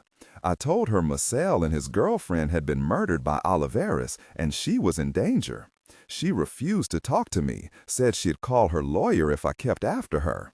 But she acted nervous, on edge, didn't seem to care at all about her boss, Massel. I realized Ryman Grissom had already been there and intimidated her. Doubtless made her think she'd be safe if she stayed on as his accountant and kept her mouth shut. I told her not to believe it, that she could be next. I was ready to talk to her about immunity and witness protection, but she again threatened me with her lawyer. I again stressed her vulnerability given the murder of her boss. Then, like a fool, I decided to wait a few hours, let her stew and think it over. Then I'd have her brought to the station. It was the wrong decision, Savich. I should have hauled her off then and there, with or without her consent. I realized once Oliveras convinced himself Eliot Ness had been there, listening, recording, there was no way he could trust Ewing. He had to eliminate her. She was too much of a risk. The only smart decision I made was to assign Foxy, my newest detective, to park across the street from her house to make sure she'd be safe until I had her brought in. I got a call from Foxy about 4 in the morning. He hadn't seen anyone near her house, or her neighborhood for that matter, when he made his rounds. He was in his car when he heard 2 gunshots. He ran to the front door of Ewing's house, but when he heard an engine start, he ran back out into the street, saw a Chevy Camaro roar away. Foxy pulled out his cell and snapped photos of the car. Then he went inside. Someone managed to get into the back of the house? Yeah, broke in through the kitchen door. The intruder didn't count on Ewing being awake, much less owning a gun. It looks like Ewing outed him, confronted him, and shot him before he shot her dead. There was blood splatter in 2 places, which means we've got the assailant's blood and DNA. He paused and said, "She shouldn't be dead, Savich. It was my fault. Did you ID the Camaro?" Fox's photos, after we cleaned them up, showed it was bright cherry red. "We got the license plate," Savich said as he walked to the stairs. "I shouldn't be surprised Ryman Grissom worked for Oliveras as well as his father. Word is Ryman's got what you'd call a large lifestyle, starting with his penthouse apartment in a swank downtown Porte Franklin skyscraper. He's also got 3 ex-wives and his children, a boy by each wife. He's got them all in private school. He likes to club and be seen with beautiful women on his arm. Does his father mind his earning some money from Oliveras? Evidently not. I'm having both Oliveras and Ryman Grissom picked up right now for questioning. I'm sure they'll have a fleet of lawyers with them. I wondered if you, Griffin, and Pepper want to come out again to Porte Franklin." Savich knew Sherlock didn't need him while she watched Emma, and there was nothing hot going on in the unit his people couldn't deal with. Massel and Ewing were involved in a criminal conspiracy with Oliveras to conceal his crimes. I'd be willing to bet that includes federal crimes as well. I'll give Pepper a call, see if she wants to pay you another visit. And yes, Griffin will want in, I'm sure. Ah, did you know Pepper has a kid, a teenage boy? Yes, his name is Grant, and he's quite a basketball player. How did you know? A moment of silence, then Jeter said, Pepper and I have spoken a couple of times since yesterday. She told me she's divorced and has sole custody of Grant. She said Grant's coach thinks he might be good enough to play professionally someday. She's fine with that. Her only proviso is he has to play for Kentucky first, get his 4-year degree. You're a fast worker, Jeter. He laughed. Nah, she called me first, Savich said. Thanks for keeping me informed. I'll let you know when to expect us and whether Pepper will be along. And he punched off. 16. Sherlock, Kennedy Center, Thursday morning. Emma sat straight and tall at the glossy black Steinway. The orchestra was arranged in a horseshoe around her on the stage, an overhead spotlight making her beautiful dark hair glisten. Today for rehearsals, her mother had braided her long hair in a thick fishbone braid, intricate and perfect. Emma was wearing a blue sweater and black pants, and the simple locket Ramsey had given her for her birthday, with his photo with the twins on one side and her and Molly on the other. She was leaning slightly forward, her attention not really on her fingers, but on the sound of the music, as if she felt each note pulse through her body. She looked fierce.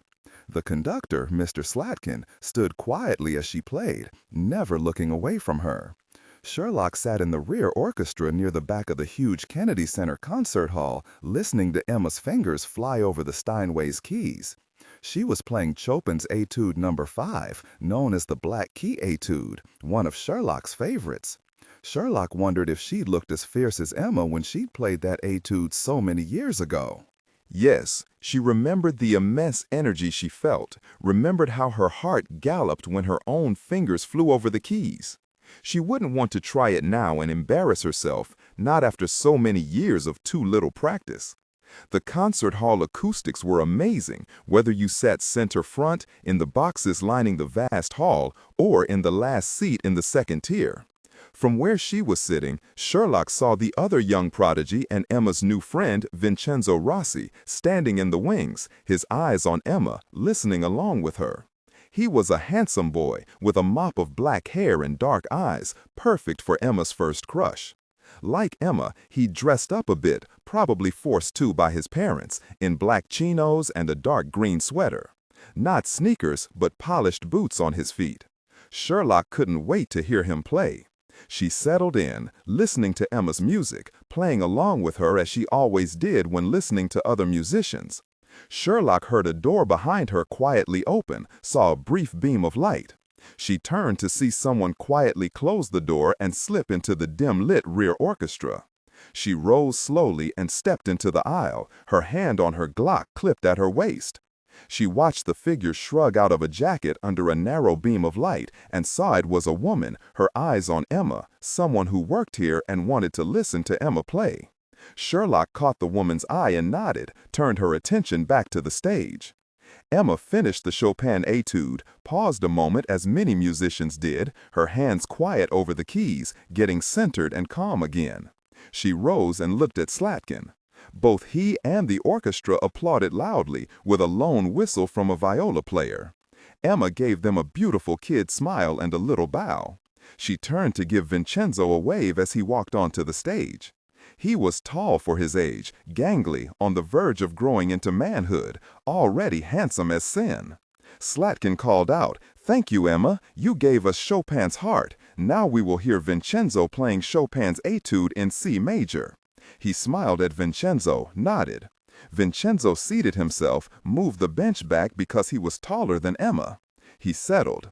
He looked up at Emma, who stood in the wings where he'd stood, and grinned. He looked back down at his hands and let his fingers fly. Neither he nor Emma were dramatic like some pianists, weaving back and forth on the piano bench, hands going up and down, distracting from the music, Sherlock had always believed. When Vincenzo finished, he flashed Emma a big grin and rose. He bowed to the orchestra as they applauded. Mr. Slatkin thanked him, looked down at his Piaget watch. "We'll take a 10-minute break." He smiled at Emma. "Then, Emma, you and the orchestra will play the Piano Concerto No. 2. Vincenzo and Emma walked down into the front orchestra section where their parents sat together, looking thrilled. After a moment, Emma led Vincenzo to the back of the rear orchestra to where Sherlock sat. She was grinning madly. "Vincenzo, this is Special Agent Sherlock. She's FBI, and she could have gone to Juilliard, but she decided she'd rather catch bad guys. Now, tell the truth, did we play well, Aunt Sherlock?" Sherlock cocked her head to one side, looking from one prodigy to the other, gave them a slow smile. "Forgive me, I'm still catching my breath, calming my racing heart. I never did play those etudes as beautifully as you two did. I was so pleased to listen to both of you." Both young people cocked their heads back at her, wondering if she meant it all. Sherlock crossed her heart. "Listen, you two, I'm not your parents. I don't have to lie to you. Remember, I'm FBI. You were phenomenal." Emma beamed, and Vincenzo said in the lilting accent Emma liked so much, "Grazie, thank you, Special Agent. Forgive my English, it is not very good." A few minutes later, Emma was back at the Steinway ready to play Chopin's Piano Concerto No. 2 with the orchestra. It was a long piece, demanding and romantic, a test of courage and endurance.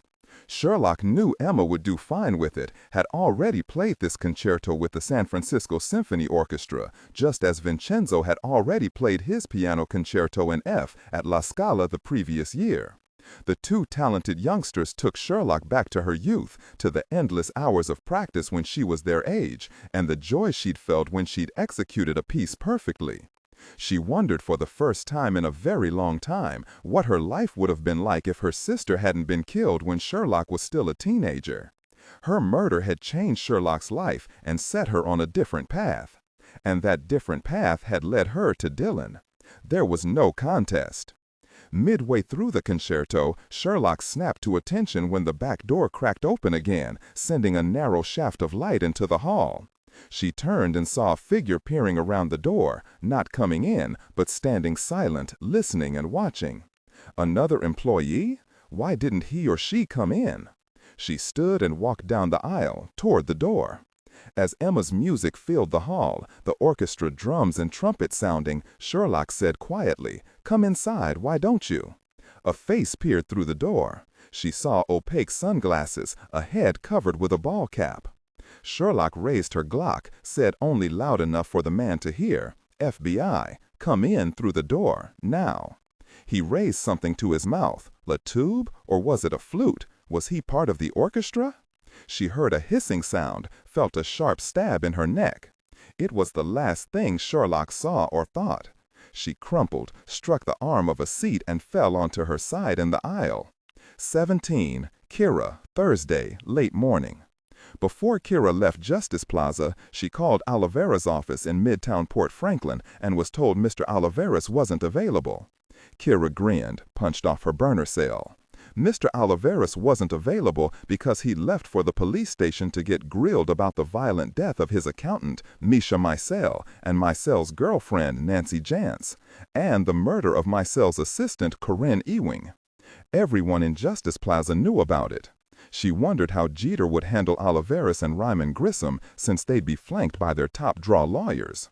But she knew regardless of how Jeter went at them, he wouldn't get far because he didn't have any proof, except a tip from an overheard conversation by someone who wouldn't come forward.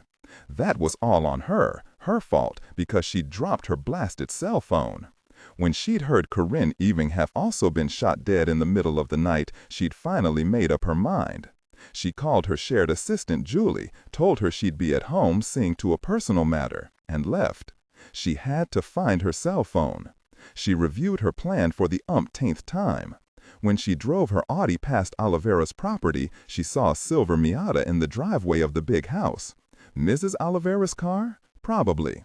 She drove a couple of 100 yards past the house and pulled over, close to where she'd parked before. She saw no one. The next huge home was 100 yards farther up Thornton Road. She tucked her hair under a ball cap, pulled on the sneakers she kept in the back seat, and stepped out. The air was chilly, the sun making a valiant effort to be seen through building rain clouds. Kirra followed the trail of crushed leaves and broken twigs she left on her mad run through the thick oak and maple forest the night before. She stopped every few steps and listened, but she heard no human sounds, only birds, the trees rustling in the light breeze, a squirrel scurrying through the underbrush. When she knew she was close to where she'd dropped her cell, she slowed, careful to stay on the path she'd run last night. It had to be somewhere nearby. She'd never forget the sound of it crashing against a rock. She thought finding it would be easy, but now she saw rocks everywhere, many of them hidden beneath leaves and vegetation.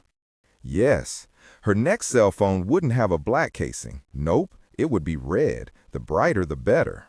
She thought of calling her number, but she couldn't take the chance someone would hear.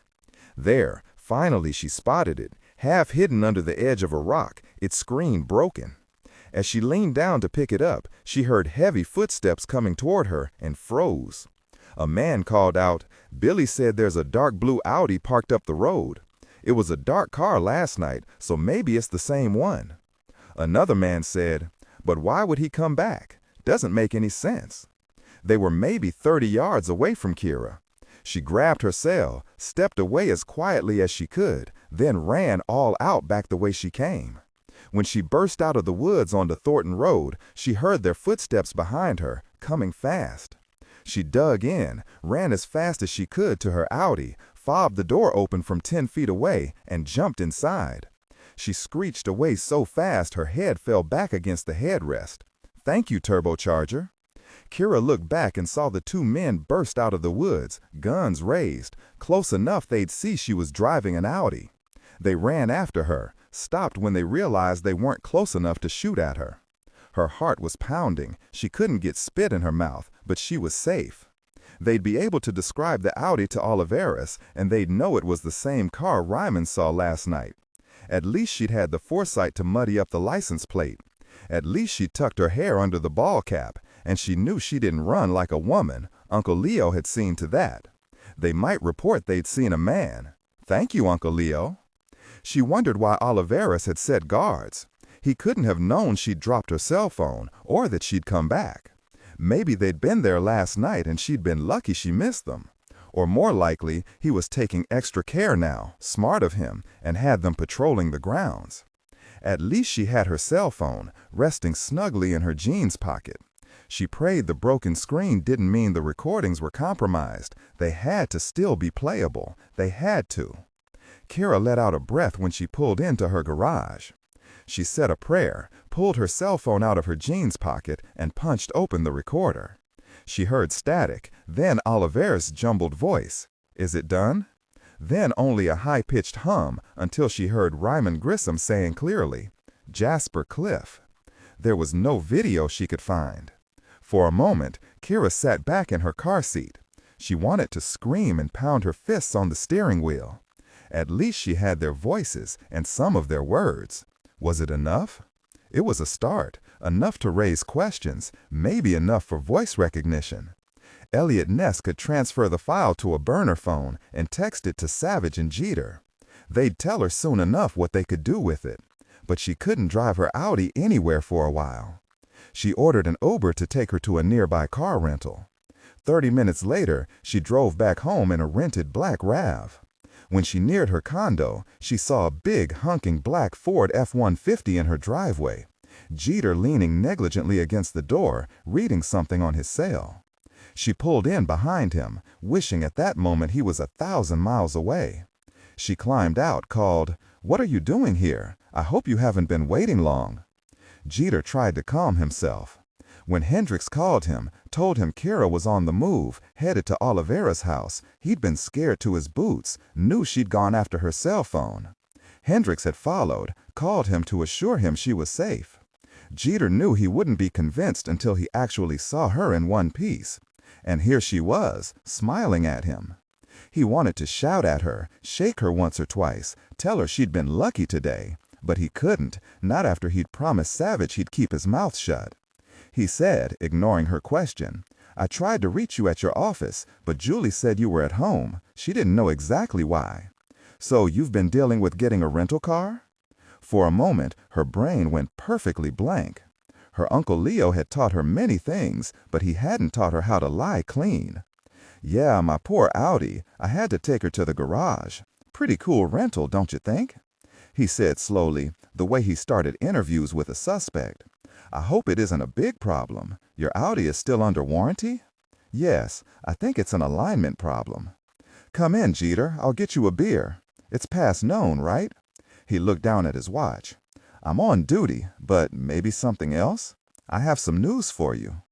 Jeter looked again at the RAV SUV. She was afraid the men at Oliveras' property had seen the Audi, and so she'd hidden it away fast. He remembered when he'd pinned down Hendricks, demanding every detail. He admitted she'd come running out of the woods like a bat out of hell. 2 men with guns after her, jumped back into her Audi and hightailed it out of there faster than he could follow her.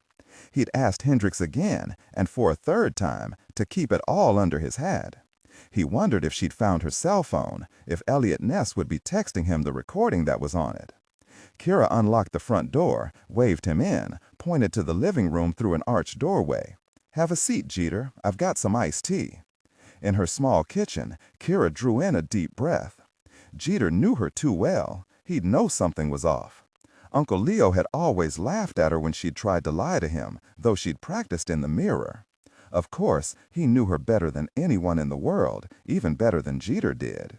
She thought about confiding in each of them, getting their advice, but she knew if she told Uncle Leo, he'd drop everything and fly over, make her stop.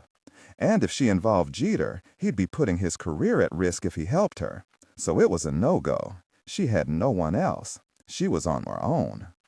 Kirra popped the tabs on the cans of tea, handed Jeter his, and sat down opposite him on a lovely fake Chippendale chair she'd found at a flea market. He watched her take a sip, wipe her mouth with the back of her hand. "I still see you sometimes as a 12-year-old kid, you know, skinny as a parking meter. You were so brave." It nearly broke her. "Thank you, Jeter. I remember holding on to you that night." She got herself together, set her can on a newspaper, and changed the subject. "I heard all about Miss Sell and the poor girl with him before I left work. Everyone's talking about it. But not much about Corinne Ewing, the other woman who was killed. Have I got her name right?" He nodded. "We got to the wreckage very quickly. Eliot Ness," he looked up at her, "texted me Ewing might be next." He dropped his head, clenched his fist between his thighs. "It frustrates me, Kirra. If only I'd brought her right in last night, kicking and screaming if necessary. It would have saved her life." Kirra said, "Maybe in the short term, but before any trial, Oliveras would have had her killed. You know that, Jeter." "I would have protected her." She stared at Jeter until he said, "Okay, even with the best people, it's tough to guarantee complete protection. But, Kirra, her murder is still my fault. It's squarely on my shoulders. The only smart thing I did was to assign Clint Fox to sit across the street from her house. Still, the killer got in the house and shot her.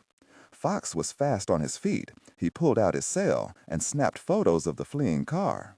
It was a cherry red Camaro. Our techs sharpened them up enough we could make out the Virginia license plate. The car belongs to the mother of an ex-con named Aldo Springer." Kirra let him brood a moment. "Tell me about Aldo Springer." "He's a bad dude, recently released from Red Onion after spending a dime for attempted armed BE. The owner dropped him with his gun and called 911.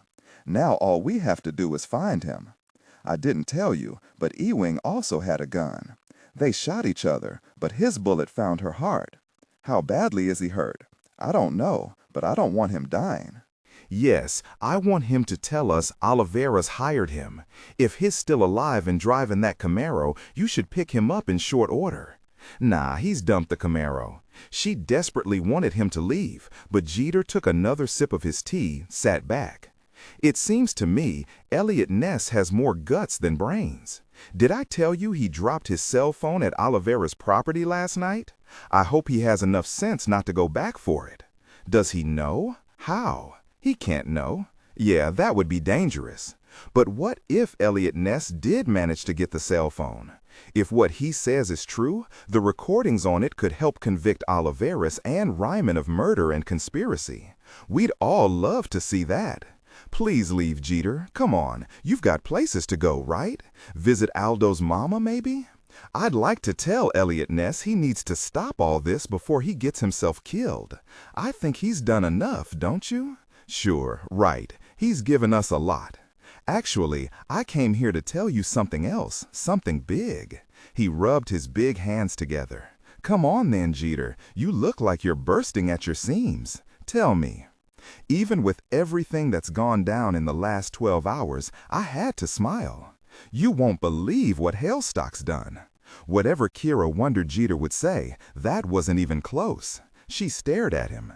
"Hailstock? I'm expecting the worst, but I see you're grinning, so it must be good. Lay it on me." "Your boss, Alex Spears, said Hailstock swaggered into the homicide unit and announced to everyone present he'd contacted the Commonwealth of Virginia's Attorney General, Susan Standish."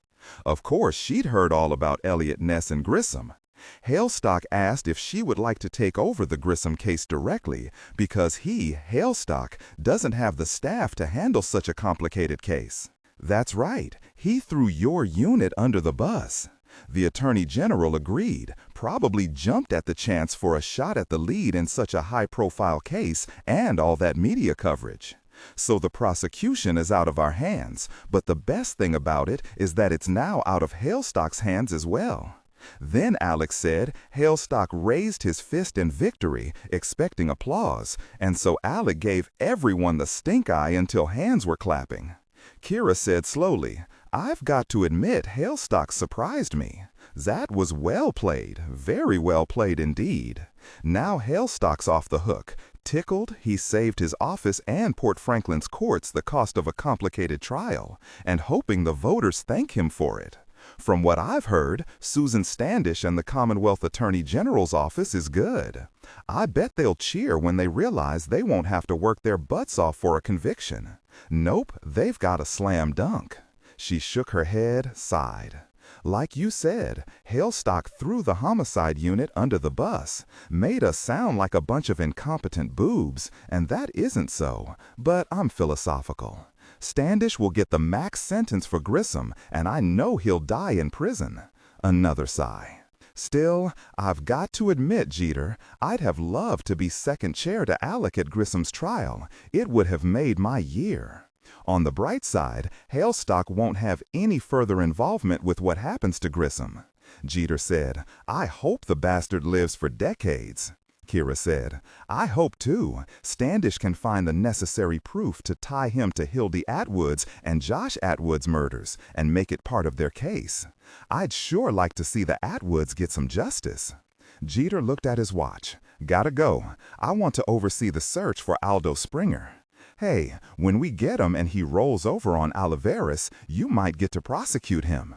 Or maybe Hailstock will ship it off to Standish and she'll be having dreams of being elected governor." Kirra thought of her parents, of her father's painting that would Grissom Jr. and Sr. in her sights. They'd prosecute Grissom, and maybe Aldo Springer would give up Oliveris and they'd get a guilty verdict on him too. But it wasn't enough. There was Ryman, and they had nothing on him except a garbled recording. It wasn't time yet for Eliot Ness to stop. Jeter gave her a long look, laid his hand on her shoulder. "You be careful, Kirra, you hear me?" She patted his arm. "Of course, I'm always careful." Jeter said, "I'm having dinner with Pepper Jersick tonight." "What? Dinner with a federal prosecutor?" He nodded. "I'm driving to Alexandria to her place. She lives with her son, Grant.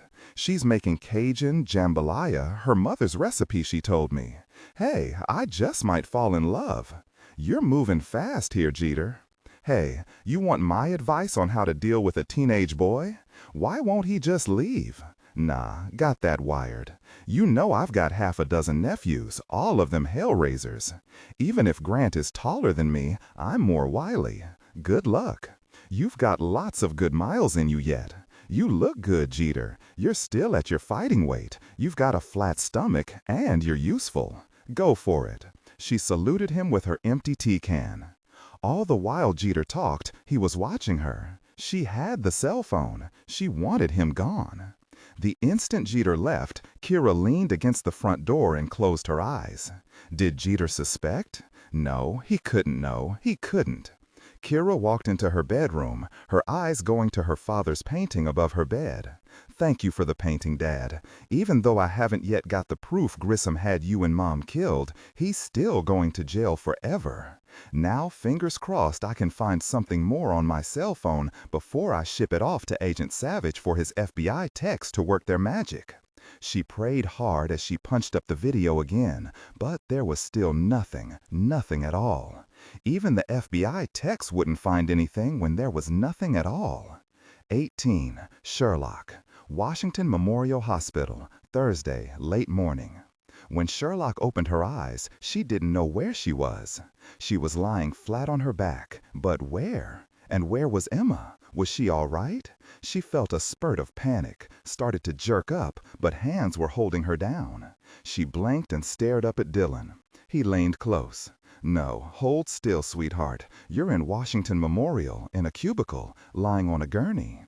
You're okay, I promise. The doctor will agree with me, you'll see.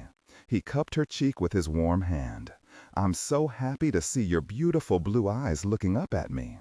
Her brain began to knit itself together. She'd seen the man raising a flute. No, not a flute, a tube. And she whispered, I was too slow, Dillon. He shot me with a blowgun in the neck, didn't he? Oh no, is Emma all right? Yes, she's fine, don't worry. He didn't try for her. He ducked out after you went down. But how can you be here? You, Griffin, and Pepper were going to Porte Franklin. Jeter will have things covered. How long have I been out? Nearly an hour, during which time he'd held her hand and promised a world of good deeds if only she'd wake up and smile at him. Once she felt more clear-headed, Sherlock looked around the small curtained-off cubicle. I hate hospitals, Dillon. All the nasty smells and needles coming at you, looking for the slightest excuse to jab you. At least you're here with me, not some guy with a scalpel standing over me. When can we leave? The doctor should be back soon. They don't even know you're awake yet. Be patient a while longer. Sherlock closed her eyes a moment, said slowly, The dart was obviously meant for Emma's neck. He didn't expect me to be there at the back of the hall. He didn't think anyone would be there with her except her family. I must have caught him when he just arrived, looking to see where he might find Emma unprotected. Maybe his plan was to catch her in the wings, maybe backstage in a dressing room. If he managed to put her down, how would he have gotten her out of Kennedy Center? He had a plan, but what it was I haven't figured out yet. I just don't understand this. He can't be a child molester. Emma's too old. Could he be an obsessed fan? No, I can't buy that. We've got to find out what's going on here. Yes, at least now he knows Emma's being protected, so maybe he'll take himself back to San Francisco. He helped her sit up on the gurney, leaned down, and kissed her pale mouth. Can you describe him to me? Her head was clear now. She saw the man looking around the edge of the door, his eyes on the stage, on Emma.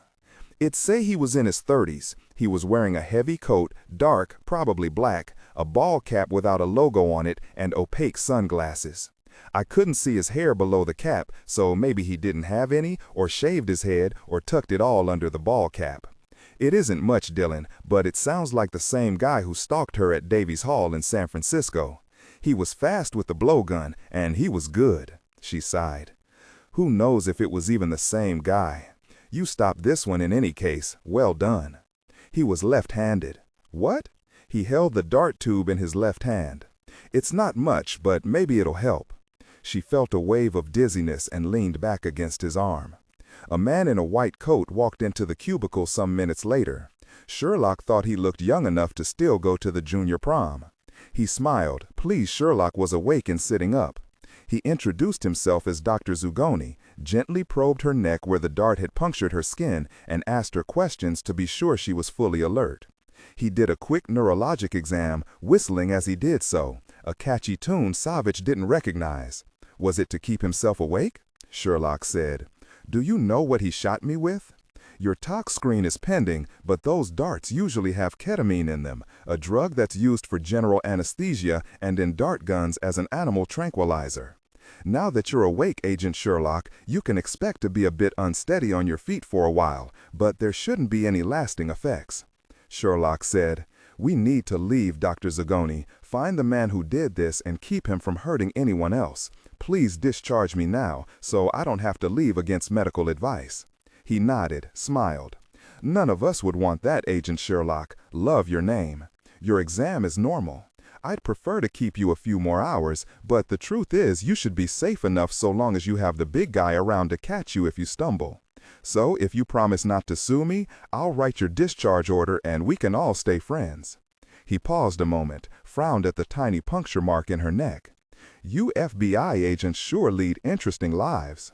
He gave Sherlock a singularly sweet smile and a wave over his shoulder as he left the cubicle, his white coat flapping.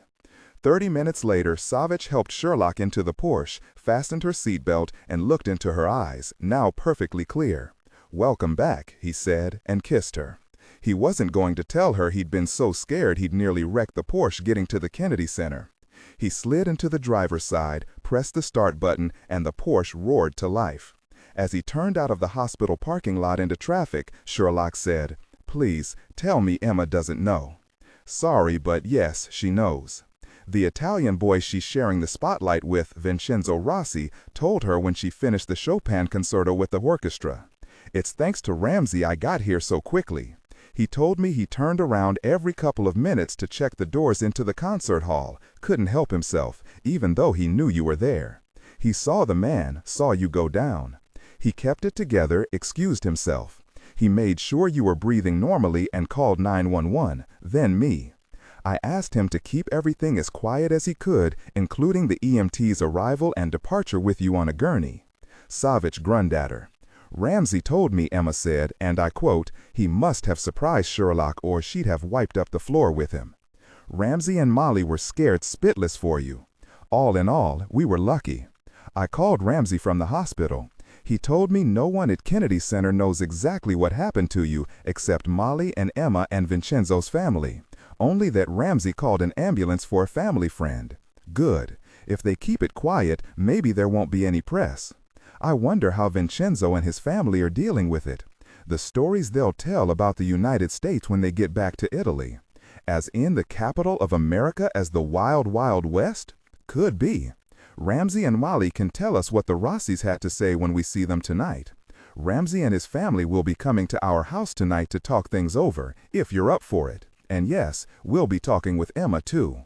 Dillon, this guy, whoever he is, he's motivated. Like I said, no way he's a child molester. This is way beyond that.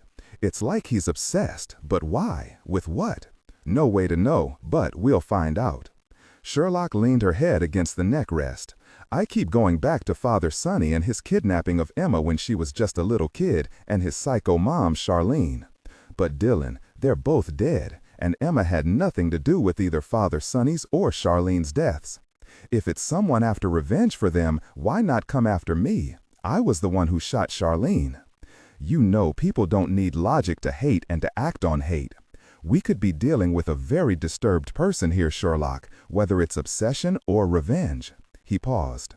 "I think we're dealing with an entirely different motive. Like kidnapping Emma for ransom? But Ramsey isn't rich." "No, but Mason Lord is." She huffed out a breath. "Of course, Molly's father again, Emma's grandfather. Anyone who thinks they can blackmail him to get Emma back is either stupid or has a death wish. When Mason Lord finds out what's just happened, I don't doubt we'll be dealing with him too. The man who shot me with Dillon, I just remembered there were little sparkles on the rims of his opaque sunglasses, right next to the lenses, probably CZs or just fakes. Why would a man have sparkles on his sunglasses? Okay, 2 more pieces for Ramsey to pass along to Virginia. If we're lucky, he's worn them before. Dillon, don't take me home. My head's on straight now. Drop me off at Kennedy Center. I want to check the video footage. He can't have missed all the cameras. My car's there too. I'll get back to the Hoover and check the street cams in the area from there. I'll call Ben Raven at Metro to make sure we're not overlapping." He gave her a long look, saw she was determined. He slowly nodded. "Okay, but only if you promise to get yourself home if you feel dizzy, okay?" "Of course." When she unfastened her seatbelt in front of Kennedy Center, Savich gave Sherlock a kiss, saw her eyes were clear, and slowly nodded. "Don't forget, no overdoing. Let me know if you get a good look at him on the video, and Ben, of course. I'll ask Shirley to keep an eye on you when you get back to the unit. That means she'll be checking on you every 5 minutes." She sighed. "Yes, I know. Okay." Sherlock stood a moment watching the Porsche glide through the parking lot and merge with traffic. She rubbed her neck, felt only a bit of tenderness. Getting shot with a dart was a first, and an experience she didn't want to repeat. At least they knew now for certain the man after Emma didn't want to kill her, only take her. Sherlock went inside to security. She imagined they'd already reviewed the videos, but she wanted to look at them herself, wanted to speak to everyone who'd worked here that morning. Maybe someone else had seen him. 19, Whippoorwill Motel, Oldenburg, Virginia. Thursday. Aldo wanted a beer and oblivion. His shoulder throbbed and burned. He hugged his slinged arm tight against himself, paced and cursed, and wondered if the pills the doctor at the clinic had given him were really for pain or for a rash or something. Even with the pain, he knew he'd been lucky. He'd taken his mother to that urgent care on Pine Street when she'd sliced her thumb, so he knew the layout, knew it was open 24/7. So at 4 a.m., he'd put on sunglasses, pulled a ball cap low on his forehead, and slipped in through the back. Yes, it was eerily quiet, very little business yet. In the first small office he came to, a young doctor was sitting alone next to his computer, munching on a pre-dawn sandwich and reading a book. He'd stuck the gun in the guy's ear, told him to take care of the bullet wound and keep his trap shut or he'd shoot his brains out and trash someplace else. Then Aldo had tucked a $100 bill into his shirt pocket to give him hope. He'd held a gun on the skinny little white-coated dude the whole time he treated the wound in his shoulder. He'd refused any kind of pain med while the doctor cleaned it up, though he'd never felt pain that bad even when a baseball bat slammed into his gut in the Red Onion prison yard. He wanted to scream, but Aldo didn't. He held it in because he had to seem to be in control, had to keep the doctor cowed enough he wouldn't try to run. He'd been tough, just like his father was, before a guard shot him dead during a bank robbery. The doc had assured him in a nervous voice the bullet had gone through the outside of his shoulder, luckily not striking bone, only muscle. When the doc finally finished wrapping a bandage around his arm and shoulder and helped him into a sling, Aldo had thanked him, accepted a bottle of pain pills and antibiotics, knocked him unconscious, gagged him and tied him up, and stuffed him into a small closet that held medical supplies. On his way out the back door, he'd heard voices and turned to see a woman wearing a white coat leading a guy holding a bloody hand. She obviously didn't see him because she didn't call out. He didn't see anyone else. Aldo threw the bottle of pills the doc had given him on the bed and swallowed 3 aspirin. He moaned now as he paced his motel room, cursing that bitch Ewing for shooting him. The job was going to be so easy, he'd been sure of it when he cut the 2 wires in her cheap alarm system and quietly broke the window of her kitchen door. He reached in and slid the chain off the hook, flipped the lock. He moved quiet as a cat in his ancient sneakers through the kitchen and small dining room to the small front hallway. Before he could start up the stairs, there she was already coming down, looking like a ghost in her long white nightgown, a gun in her hand. She'd shot him the same moment he shot her. At least he was the better shot. The bitch was dead and he wasn't. That thought cheered him up for a couple of minutes before the pain in his arm got him to cursing a blue streak again. How the bitch had hurt him was the question Aldo couldn't stop asking himself.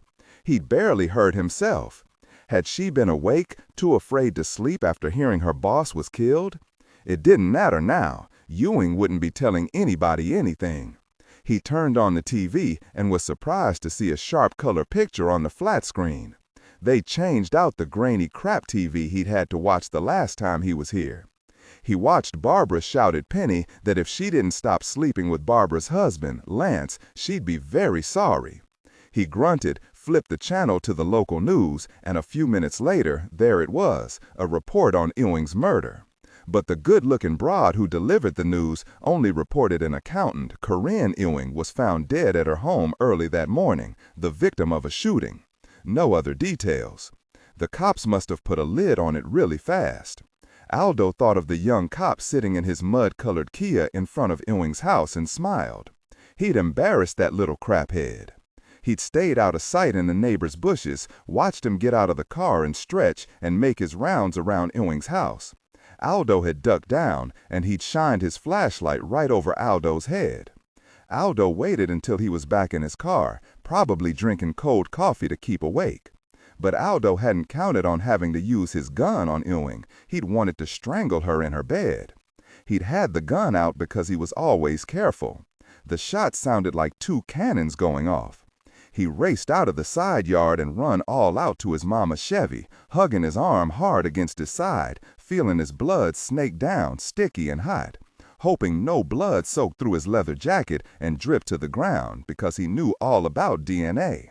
And there was the chance his blood had fallen to the floor in the house for the crime scene techs to find. He turned once to see the cop run into the house, his gun drawn. Given the distance and the sliver of a moon, there was no chance the cop could identify him or his mama's car. At least he hadn't botched the job. In a couple of days, when he felt better, he'd collect the rest of his money and head out of the country, maybe to Aruba, where he'd heard the white sand stretched forever. He'd lie on the beach under one of those striped umbrellas and think about the fine life that was his now. And he'd check out all those turtles he'd heard about. He'd loved turtles as a kid, always wondered if they ever got where they were going. Why weren't the freaking pain meds kicking in? He swallowed 2 more, snarled at the gorgeous broad on TV who was talking about a stupid dog who'd saved his old lady on her, who tripped and broke her hip. Maybe they should have put her out of her misery and helped out the dog. Aldo eased down on the bed, slid a skinny pillow under his arm. He looked at his watch, nearly 7 o'clock in the evening. He closed his eyes and started counting to 100. When he whispered 97, he paused. Yes, at last, the pain wasn't so bad. Thankfully, he had lots of aspirin. He just had to hang on. He couldn't wait to pick up his $50,000 and rock and roll to the Caribbean. He was on the edge of blessed sleep when the motel room burst open. Aldo lurched up to see a load of SWAT cops in their body armor and headgear pour in through the door, every gun trained on him. For an instant he froze, then nearly screamed with pain when he tried to lurch for his Beretta on the table beside the bed. How? There was no way they could have found him. He'd been careful. He was always careful after a job. One SWAT cop shoved him back down, stuck his gun in his face. "Lieutenant, here's your guy, exactly where his mother told you he'd be." Aldo's breath caught. He didn't understand. His mama had told the police? "Hello, Aldo," a man said, looking down at him. "I'm Lieutenant Jeter Thorpe, and I'd like to congratulate you on having such a law-abiding mother who loves her cherry-red Chevy Camaro so much. When I paid her a visit, she told us you hadn't visited her in weeks and her car was in the garage. Guess what, Aldo? That gorgeous Camaro was in the garage, all right. You did try to clean up the blood on the front seat, but since it was dark, I guess you didn't see the smears you left. You hoped your mother wouldn't notice?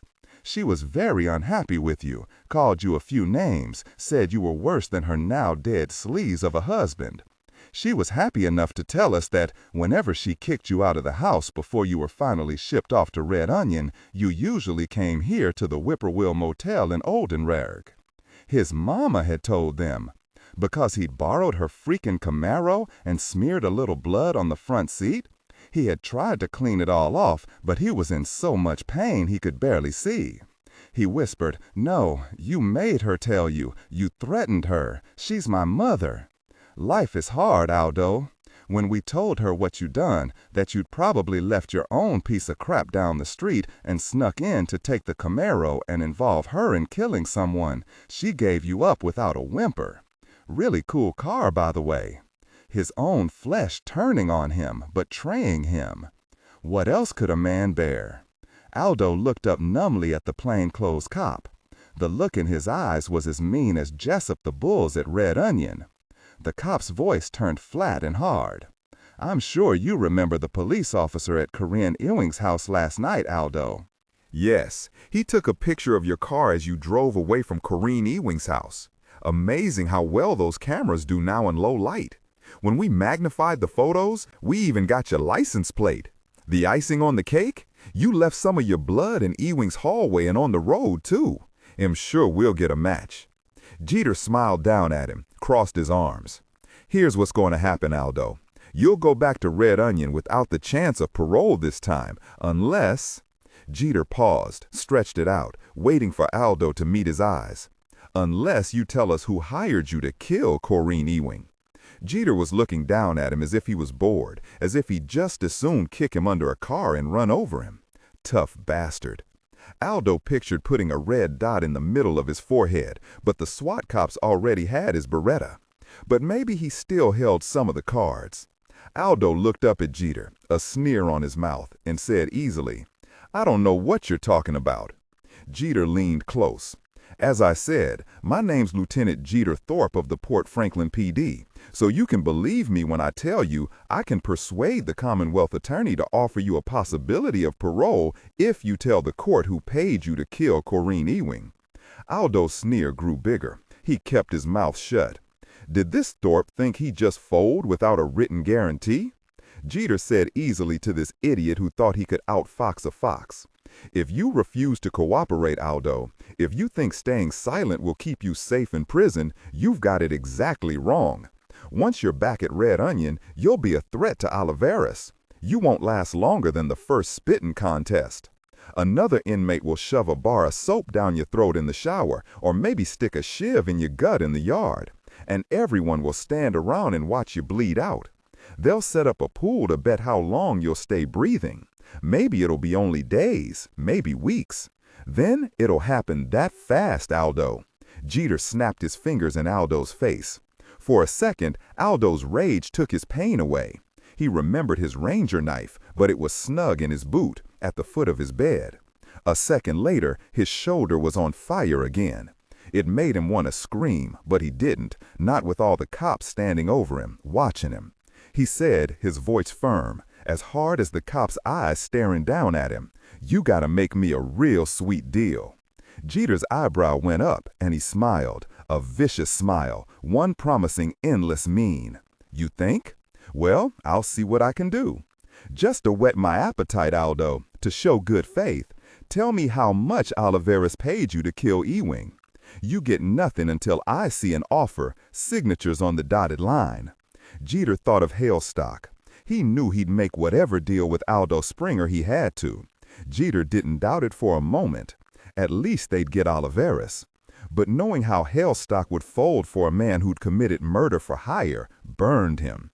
Aldo must have seen him thinking that, because his sneer was back in full bloom.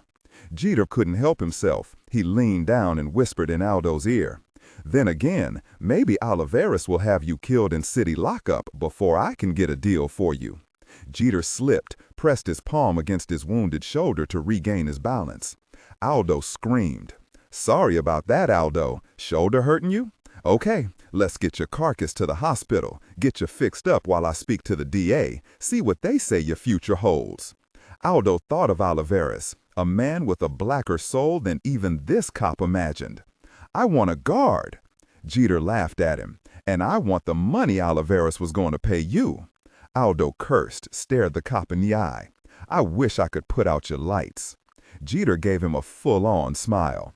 "Yeah, Aldo, if that thought gives you pleasure, you go with it." Jeter stepped aside as two of the SWAT team hauled Aldo Springer to their feet. Aldo shouted when they got him to the door, "Get me a deal!" 20 Savich House, Georgetown, Thursday evening. Savich watched Sherlock dab on a touch of pale coral lipstick, his favorite. She looked fit and healthy, but still, he couldn't let go of the fear that had nearly knocked him flat when he'd first seen her lying unconscious on a gurney. It wouldn't let go of him. He wished they could be alone this evening so he could hold her and feed her popcorn while they watched a SpongeBob SquarePants episode with Sean. But it was not to be. Sherlock cocked her head toward the open door and smiled. "San's video gaming with his favorite Italian plumber, Mario. He's been smashing mysterious boxes and cross-eyed turtles and mooning over Princess Peach. San's on the moon right now in samurai armor, and he's going nuts over it. Then I told him the Hunts were coming. He forgot Princess Peach for the moment. He was so excited Cal and Gage were coming over, and his goddess, Emma, of course." She turned from the mirror and Savich saw the diamond studs he'd gotten her for Christmas dancing and sparkling through her curly hair. She looked bright-eyed and energetic, herself again. It was a huge relief, but still. He looked at his Mickey Mouse watch. The Hunts were due soon.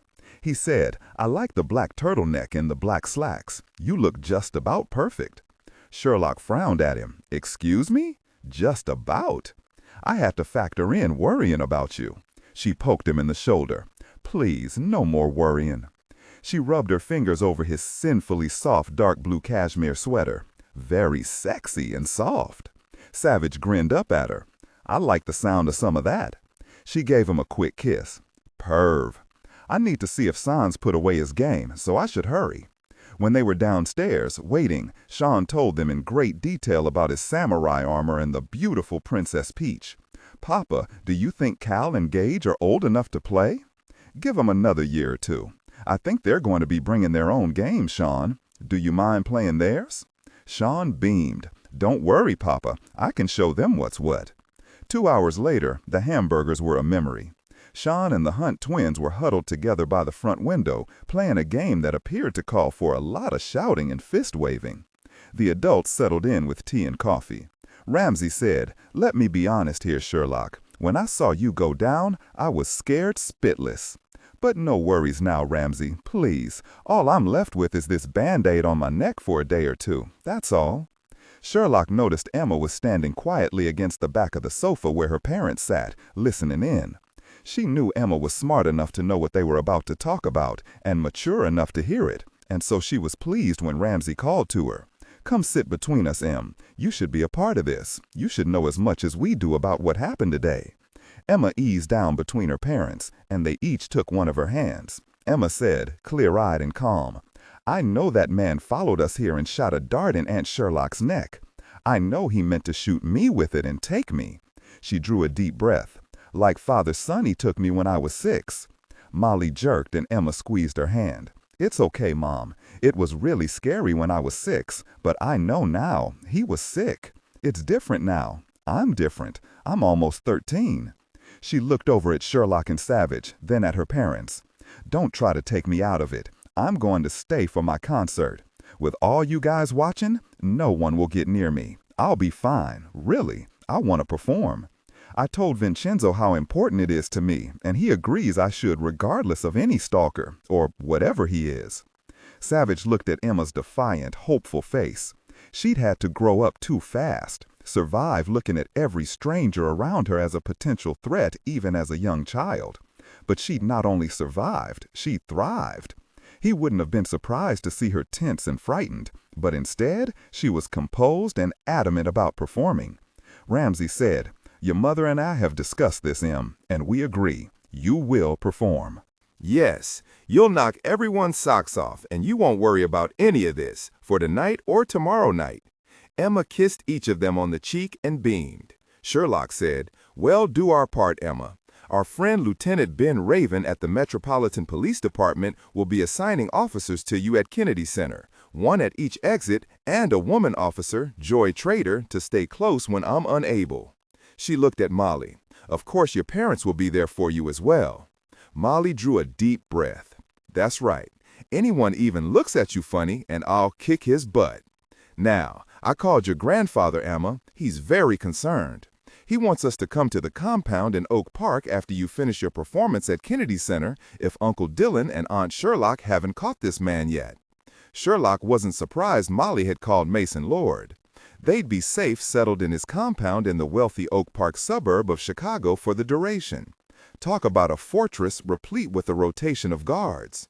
If they did go there, Mason Lord would undoubtedly quadruple the guards. But how long would the duration be? Sherlock knew this couldn't go on. They had to shut it down, whatever it was, and fast. She said, 4 different security cameras at Kennedy Center caught Mr. Dartgun. But with the sunglasses and ball cap, it wasn't very helpful. I spoke to 2 employees who believed they saw him, but they couldn't provide any more information about him. I asked the security people to send over stills of all the cars in or near the parking lots that were within camera range. There weren't that many people there, mostly the orchestra and some theater employees because there weren't any rehearsals going on in the other 2 Kennedy Center theaters. Ben Raven said he'd have his people look through them as well as nearby traffic cams for any rentals or stolen vehicles. He's going to call me. It all sounded good, but still Ramsey worried. So a ball cap and sunglasses again, and we're not any closer to knowing who he is or who they are. Savich said, "That's right. We don't even know it was the same man. If it was, he used a different M.O. than he tried on Emma in San Francisco." He sat forward in his chair, his elbows on his knees. "Like all of you, I've given this a lot of thought, and I don't think he wants Emma for himself. He's hired to kidnap her. I think it's someone else who wants her, for a specific reason." "That's what I think too," Emma said. I remember my grandfather had Father Sonny killed in the hospital after he tried to take me that last time on the wharf in Monterey.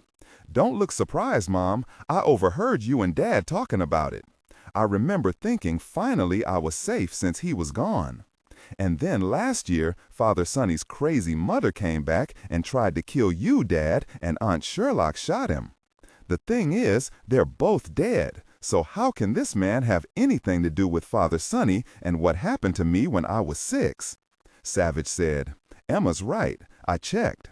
There's no one close to Father Sonny or his mother left that I could find, and no close friends. Certainly no one close enough to want revenge on you or your family, Emma, for what happened to Father Sonny.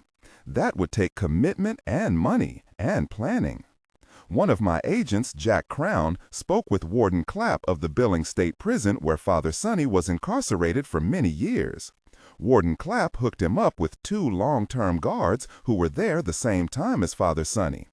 One of the guards told Jap about an old geezer, a lifer, who claims Father Sonny bragged about a cousin on his mother's side who was planning on helping him when he got out, a meth head. Jack searched out this cousin's name, Menon Low, but he couldn't find him. He's been off the grid for years. Savich paused. Could the man in the ball cap be Menon Low? I personally doubt it. Again, money, planning, commitment. Sherlock? Sherlock was shaking her head. It can't be Menon Low himself. He'd be at least 60. The man with the blowgun moved much younger. Emma, you said the man who tried to take you at Davies Hall was younger too, yes? He was big and he moved fast and his voice wasn't old. Molly sighed. So that's a dead end. There's no reason to worry about Father Sonny or anyone he knew. She squeezed Emma's hand again. Savich said, Emma, would you mind overseeing Sean and your brothers for a while? There's a couple of questions I'd like to ask your parents privately. Emma gave her parents a long look and rose. She said, I don't mind. I know I'll have you, Aunt Sherlock, and that Officer Trader looking after me. And I know this man may try to take me again, so I'll be extra careful. A smile bloomed on her beautiful face. If he does, I'll take him down again. Sherlock said, If you weren't about to dazzle the world with your musical talent, Emma, I'd be telling you how great you'd be as a special agent. Emma smiled, turned, and walked toward the Kid Mayhem.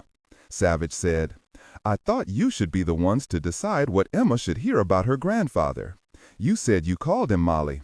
I'm sure it's occurred to you Mason Lord could easily be the real target, whether it's someone out for a ransom, or for revenge, or for leverage against him. Don't forget, he was at the center of it when Emma was taken 6 years ago, when his former partner, Rule Shaker, and his daughter tried to use Emma to destroy Mason and ended up having him shot and nearly killed. You were the one who put a stop to all that, Molly, when you threatened to expose them all. Do you think he could be involved again? I've thought about that. It's one of the reasons I called my father, Emma said. So far as I know, there's been no contact between my father and Rule Shaker for 6 years. Shaker and his daughter, Eve, Molly gave a mad grin, my father's viper ex-wife, are still running their casinos in Las Vegas, living the high life. My father told me Eve remarried last year. Doulos is his name. Word is, Dad told me, this guy's a player, runs an elite gambling club for local movers and shakers called Exotica. Other than that, my father has never even mentioned either Eve or Rule Shaker. Do they still hate each other? Well, sure, Ramsey said, especially people like them. It's embedded in their DNA. I think they might have killed each other, Molly, if not for your threat to close them both down. Ramsey drew in a deep breath. As I'm sure you have, Savich, I took a look online at what Rule Shaker and Eve have been up to. I didn't see anything I didn't expect. As you said, they both seem to be enjoying the fruits of their labor. Evidently, she travels back and forth to Palm Beach or her husband flies to Las Vegas. A strange marriage, but who knows? On the other hand, maybe it's as straightforward as Shaker not being able to let go of his hatred for Mason Lord and sticking with the peace with him Molly forced upon him 6 years ago. Molly said, and then there's Eve. I've always pictured her as a ticking bomb covered with a luscious candy coating and relentless when it's something she wants. Ramsey said, Molly, do you think Shaker would take the chance of ignoring everything he knows you put in the hands of your lawyer 6 years ago? Molly said slowly, I can't imagine what it would take to make that risk worth it for him unless his hatred for my father festered until he simply couldn't control it. Or maybe if my father went after Shaker, triggered him, pulled off something that hurt Shaker's bottom line or his reputation. My father would know if he did that. He didn't tell me. Sherlock looked over at Cal, Gage, and Sean, Emma kneeling beside them, thankfully oblivious now of the adults. She looked at Molly and Ramsey. That sounds logical, Molly, and seems like the best place to start. Yes. Is everyone agreed it's time we spoke to Mason Lord? 21, KIRRA'S condo, Thursday evening. The $6,500 Kirra had paid to Booger Watts to identify the young tattooed gang member standing with Elson and Ryman Grissom on the deck of the Valadia in her father's painting had finally produced results. Booger had warned her he might have to break into facial recognition databases she didn't want to know about, and even so, after all these years, he'd have to get lucky. Took me forever to hack in, he said to her. I could have ended up in a Siberian gulag for the rest of my life if I wasn't so good. I should have charged you more, Kirra, but hey, you're a friend, so you got a discount. She'd met Booger at Clancy's bar in Washington's Foggy Bottom the previous year and asked him where he got the name Booger, which earned her a toothy smile and no answer. He was nervy and funny and could outdrink her. They'd kept in touch and she'd called him, struck a deal. Even after he'd taken her money, he bitched and moaned on video calls complaining the friggin' photographs she'd given him didn't have enough detail, and if he got caught and sent away for the rest of his unnatural life, what would his mother do? Then he laughed and tugged on his thick red beard, pushed up his aviator glasses again, always in danger of falling off his nose into his pocket protector. He always called her from his castle in his mom's basement, with piles of luggage and boxes sandwiching him in and a washer and dryer in the background. She said, "You're the best, Booger, and even with my friend's discount, you're a lot richer. Tell you what, I'll take you to Clancy's bar in a couple of weeks, buy you beers until you pass out. That shows gratitude. Excellent. Now, Kirra, this guy is bad news, but you already knew he isn't a saint. You stay away from him." Kirra looked down at a recent photo of the man that Booger had sent her as she walked into her living room and sat down with a glass of her favorite Chardonnay. His name was Alexei Perez, and wasn't that a lovely name for a drug-running killer? He was in his 40s now, swarthy with black eyes and glossy black hair without a single strand of gray. He was slim and well-dressed in tan slacks, a white shirt, and a cashmere sport coat that looked to be handmade, and dark loafers, definitely Italian. She easily recognized him even 14 years older, the intense young man she'd seen in her father's photos and the painting of the Valadia. Kirra pictured her father standing at his favorite spot on the shore of the Potomac, taking photos of boats as they passed by before he began painting them. That's when he'd seen these men, taken their photos. Thank goodness he always kept the photos he used, and she'd found those taped to the back of the painting in the shed, because she doubted even Booger could have found a match from only an oil painting of the guy's face. But her dad had kept them, and it was those photos and that painting and what he threatened to do with them that had gotten her father and mother killed. Tears stung her eyes. The young Alexei Perez he'd painted that long-ago day was still alive and well, and her parents were dead. Her father had asked these men for money for his pictures with no idea what he was getting into. If he'd discussed it with her mother, Kirra knew she'd have talked him out of it, convinced him they'd find another way, but he hadn't, and he'd signed their death warrant, and almost hers. These men had to know her Uncle Leo had taken her to Australia straight out of the hospital to protect her from him. Evidently, the Grissoms, father and son, and Alexei Perez must have decided they were safe when she didn't come forward, that she didn't know anything useful. She swiped her hand over her eyes. She set her wine on the coffee table and scrolled through the 3-page file from Interpol Booger had sent her. Alexei Perez was a native of San Salvador, a member of MS-13. He'd arrived in Los Angeles when he was 14 years old. At 30, 14 years ago, he'd been a regional distributor for MS-13. Today, it was believed he was one of the top MS-13 commanders in the world. Perez never stayed in one place for long. His family was well hidden, rumored to be currently living outside Miami under an assumed name. He was wanted in Italy and Spain for murder and drug distribution. Kirra knew well enough identifying this third man wouldn't prove who murdered her parents. Motive and opportunity weren't nearly enough to bring any of them to trial for it after so many years, even if Perez was finally caught. At least now she finally knew who the third man was. It was the last thing her father's painting could tell her. It was up to her now. She knew she needed more, much more. She knew in her soul Ryman was one of her parents' killers. The other? Another of Grissom's thugs? 22. Kennedy Center, Concert Hall rehearsals Friday morning. Officer First Class Joy Trader walked through the rear door into the second tier of the concert hall on her rounds. These were the most distant seats from the stage in the concert hall, the cheapest seats, though no one would think them inferior in this amazing facility. The view looking down at the whole concert hall was amazing. When her lieutenant had assigned her to assist Special Agent Sherlock to help bodyguard Emma Hunt, Joy had nearly bounded up from her seat and fist-pumped. She was so excited. Imagine working with Agent Sherlock herself and helping protect a 12-year-old prodigy at Kennedy Center. She was pleased Lieutenant Raven recognized she was thorough, usually never missed a thing, and she was fast to respond and calm in a crisis. Even though no one believed the man who'd shot Agent Sherlock in the neck with a dart would be hiding between the seats up here, Agent Sherlock had told her to look everywhere, and so Joy checked out every shadowed corner, looked behind every seat in this vast hall. She was wearing her newest dark blue uniform with her badge and MPD insignia, her Glock 19 clipped to her waist. She'd wanted to look sharp, and she did. She'd already briefly met Emma and her parents, Molly and Ramsey Hunt, when they'd arrived at the Kennedy Center. Emma was not only very pretty, she was shyly charming. Joy couldn't wait to hear her play.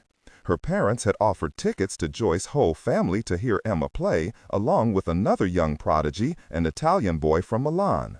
She thought for a second it might inspire her own boys to want to play, and then she wondered if they'd even want to come. If it wasn't football, they mostly played video games. At least while she worked today, she was getting to listen to this amazing girl play Chopin.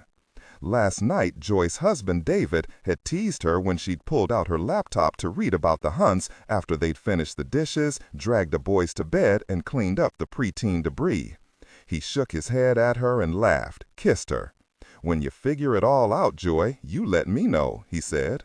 Well, of course she'd read about them. She was curious about a lot of things, like what the Russians were saying about the latest cyber attacks on U.S. electric companies, and learning about the Hunts was no different.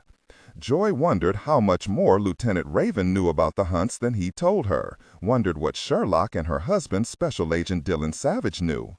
There was no shortage of photos and stories about Emma Hunt's kidnapping when she was a 6-year-old, and about her kidnapper who'd later died. There was mention of Emma's grandfather, Mason Lord, and how ironic was that? Even she'd heard of Mason Lord of Chicago. Federal Judge Ramsey Hunt was a powerful criminal son-in-law, and wasn't that something? Joy studied an older photo of Mason Lord. He looked like an aristocrat in the photos, with his blade of a nose, dark arched brows, cold blue eyes, and pewter hair, perfectly presented, attending a charity ball with his then young wife, Eve. Yes, there were photos of his huge compound in a ritzy Chicago suburb with high walls and beautiful gardens, even guards patrolling. She saw a recent photo of him taken by a paparazzo, looked like London. He didn't look much older, still striking, still imposing. Joy had also read Emma Hunt had inherited her amazing talent from her father, metal rock star and guitarist Louis Santera, who died in a car explosion 6 years ago. His genius music genes had taken a different direction in his daughter. No riffing on an electric guitar for Emma. She was a pure classical pianist. There were more links to Louis Sonterra than Joy could possibly read, and scores of photos and clips of him performing, women screaming, trying to climb up onto the stage. He was amazing in his way, like Emma. She studied photos of Mason Lord's very young ex-wife, Eve, taken after her husband was shot and nearly died. She looked heartbroken and heroic, but very soon after that, she'd left him. Why would a young wife be hovering over her wounded husband one day and gone the next back to her father, Rule Shaker? All Joy could find out about Shaker was he owned and operated several casinos in Las Vegas. In a picture with his daughter, he wore a bespoke suit, but oddly, he came across looking like a stereotypical Hollywood gangster. There were more recent photos of Eve standing between her father and her groom, taken the previous year at her second wedding to a rich Doulis. Doulis was in his mid-30s, fit and looked suave enough, she supposed. He was from South Florida, his family rich and well-connected, but he wasn't in the family business. No, among other things, he owned a private gambling club. In another photo, he was wearing a tux, standing beside his wife, Eve, who looked drop-dead gorgeous. He still looked suave, but there was a slight sneer marring his mouth. And what was that about? Joyce sat back and wondered what hadn't happened to this young girl and her family. When her husband came in the kitchen and asked her what was so fascinating, Joy gave him a rundown of the players. She yawned, closed down her laptop, tapped her fingers on the cover. It amazes me that federal Judge Ramsey Hunt, and yes, he's still known as Judge Dredd, is a powerful criminal son-in-law. And now Mason Lord's granddaughter is in danger. Talk about a mystery. Her sweet husband had kissed her, told her she'd help figure it out, and he believed it. She'd fallen asleep wondering how much more Lieutenant Raven knew about Emma Hunt's situation, but hadn't told her. As Joy now finished walking through the second tier, she looked down at her Apple Watch, a Christmas present from her mother-in-law. It was time to head back downstairs and make her backstage circuit, look through all the rooms and closets and wherever else someone could be hiding. 3 minutes later, she stood stage left and realized she had exactly 5 minutes before her iWatch binged an alarm and should check in with Sherlock, who had told her she'd be seated in the back of the orchestra section near the doors, with a full view of the stage and the entrances to the concert hall orchestra seats, exactly where she'd been yesterday when Dart Gun got her. Sherlock was a stickler about checking in at a precise time, so Joy was certain never to be even a second late. At that moment, she heard Emma Hunt play a dramatic glissando, the violins coming in counterpoint, the sound incredible. She was 12 years old. It was mind-boggling. Come on, Joy, get with it. She took a quick look at the orchestra seats on the right side, close to the stage, where Judge Ramsey Hunt and his wife Molly Hunt were sitting. She thought Judge Hunt fit his billing as a federal judge and Judge Dredd. Tall, dark, his expression stern, a man you'd be a fool to mess with. She'd read Emma's mother, Molly Hunt, was a photographer with a growing reputation. Joy loved her red curly hair, like Sherlock's, but a very different shade. She imagined how insanely proud the Hunts had to be of their daughter, and how scared they were for her. She didn't know the name of the Chopin piece Emma Hunt was playing, but it was fast and furious, her eyes on her flying fingers, the passionate music pouring out of her. Joy wondered how she could stay so focused, knowing danger was so close. She'd read somewhere musicians got lost in their music, and maybe it was so. Joy checked through each of the dressing rooms, spoke briefly with 2 technicians and a stagehand to be sure they hadn't seen anyone they didn't know, and paused to check a pantry filled with stage equipment. She knocked on the door of the backstage men's room and looked through it, checked each of the stalls. She looked through the women's room in the same order. When she opened the door of the final stall, she saw a figure crouching on the toilet seat, heard a light footstep, felt something sharp bite her neck. She pulled out a dart and was reaching for her Glock when something very hard struck her on the side of her head, and she collapsed without a sound against the stall door and slid to the floor. 23, Washington Memorial Hospital, Friday morning. You have a concussion, Officer Trader. No, don't move. It's not a good idea for you to hop up and try to walk. Just try to relax. Dr. Zugoni finished looking into her eyes with an ophthalmoscope. And a headache, Joy said through gritted teeth, a monster headache.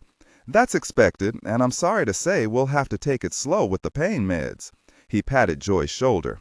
"Once we're sure you're fully awake and have no delayed neurologic symptoms, I can give you whatever you like and sing you a lullaby. You're my second concussion in 2 days. Agent Sherlock was brought into my fine facility just yesterday. Like her, you'll be fine." David Trader rushed into the cubicle, Sherlock behind him. She saw Dr. Zugoni, gave him a little wave. He did a double take, smiled. "It's good to see you upright, Agent Sherlock. Great name, impossible to forget. No after effects?" "Not a one." "Mr. Trader and I were outside and heard you say Joy has a concussion. I guess there's some irony in that for you. The nurse told us we could come in." "That's right, and a scalp hematoma behind her left ear. We're going to be keeping her overnight. Now it's time for a pain med." And a nurse slipped a needle into Joy's arm. Dave Trader said, "I had a couple of concussions playing football and I was pretty miserable for a while. Are you sure she'll be all right?" Zugoni smiled at him. "We ordered a CT scan right away when the EMTs brought her in. It was normal except for the injury to her scalp. She's as awake and alert as I'd expect after being drugged and knocked unconscious. I don't believe the concussion is going to leave her with anything serious, but as I said, we'll keep her here overnight for observation. Make sure the neurologist examines her and agrees to let her back into the wild. We'll take good care of your wife, Mr. Trader. Dave, is that you? I'm alive, don't worry. Is Emma all right?" "Yes, Emma's fine," she heard Sherlock say. Then Dave was at her side. Joy whispered, "That's a huge relief." She smiled up at him. "Whatever the nurse had injected had nearly wiped out the pain. I feel mellow. It's wonderful." Dave smiled. She sounded dreamy, like she was half asleep. He leaned in close, looked into her vague eyes, kissed her nose. "You hear that, sweetheart? You're going to be fine. And you can rest up without any worries about the boys. Your sister insisted on taking them tonight. Poor Carol, 5 boys under one roof and only her husband to help her. Agent Sherlock, I'm so sorry I screwed up. Did you catch the jerk who knocked me out?" Dave Trader didn't want to move, but he let Sherlock take his place. She took Joy's hand, leaned close. "Security has been checking through every inch of Kennedy Center and haven't found anyone. When you didn't check in, I went backstage looking for you, found you unconscious in the women's room in your underwear." Yes, so they took your uniform, your badge, and your gun. Can you tell me what happened? Joy was staring up at Sherlock's beautiful hair, at the red curls dancing around her fine-boned face. Her mind seemed to wobble and dip. "Your hair's so pretty," she said. Sherlock squeezed her hand, smiled down at her. "Thank you." "Oops, sorry, I guess I fell off the rails," Joy said. She tried to take a deep breath, but couldn't stop thinking how the ceiling paint was chipping. She whispered, "I can do this. Okay, the women's room was my last stop before I was scheduled to text you. I didn't see anyone in there and checked the stalls. When I opened the last stall door, someone was crouching on the toilet seat with her feet up, so I wouldn't see her unless I opened the door. At least I think it was a woman. She was wearing a ball cap and sunglasses, and it all happened so quickly." She frowned, tried to lift her head, felt Sherlock press her back down. "No, lie still, Joy. Go ahead." She blew a dart in my neck, or someone else did, I can't be sure. Then someone hit me with something hard, behind my left ear.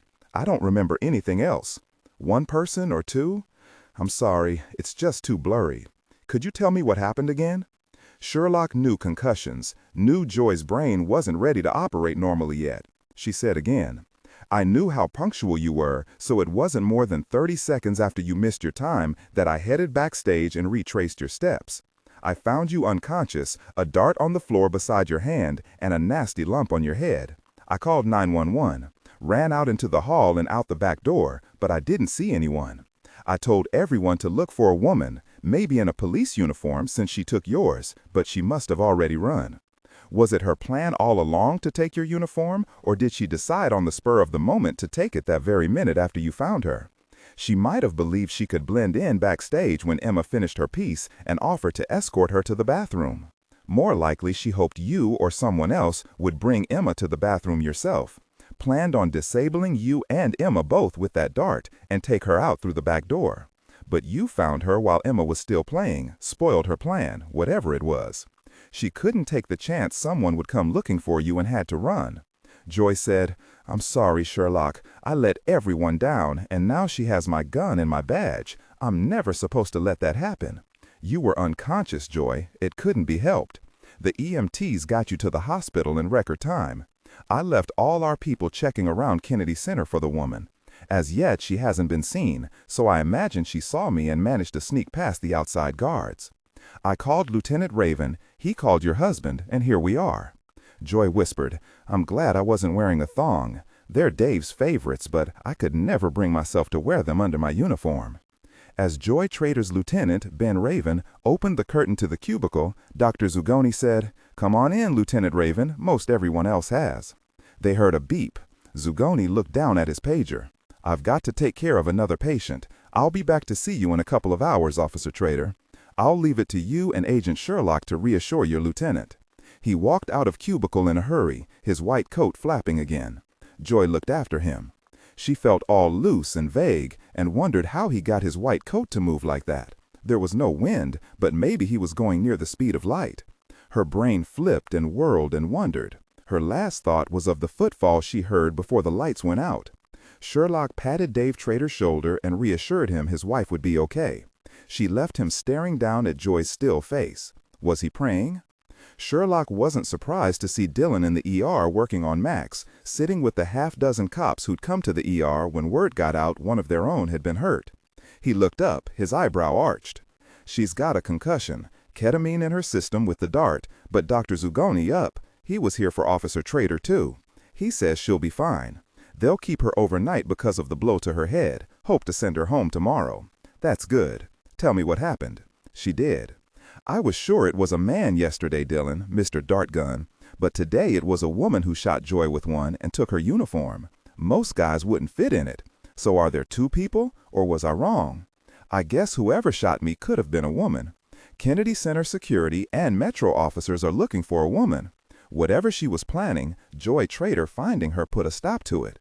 I hope none of this ends up online or in the news. That's the last thing Molly and Ramsey need." Savich said, "Ben has asked his people and security at Kennedy Center to keep it under their hats, so all digits crossed. Maybe that will give them a little time, at least get them through Emma's performance tonight. I think most kids would fold down, but not Emma.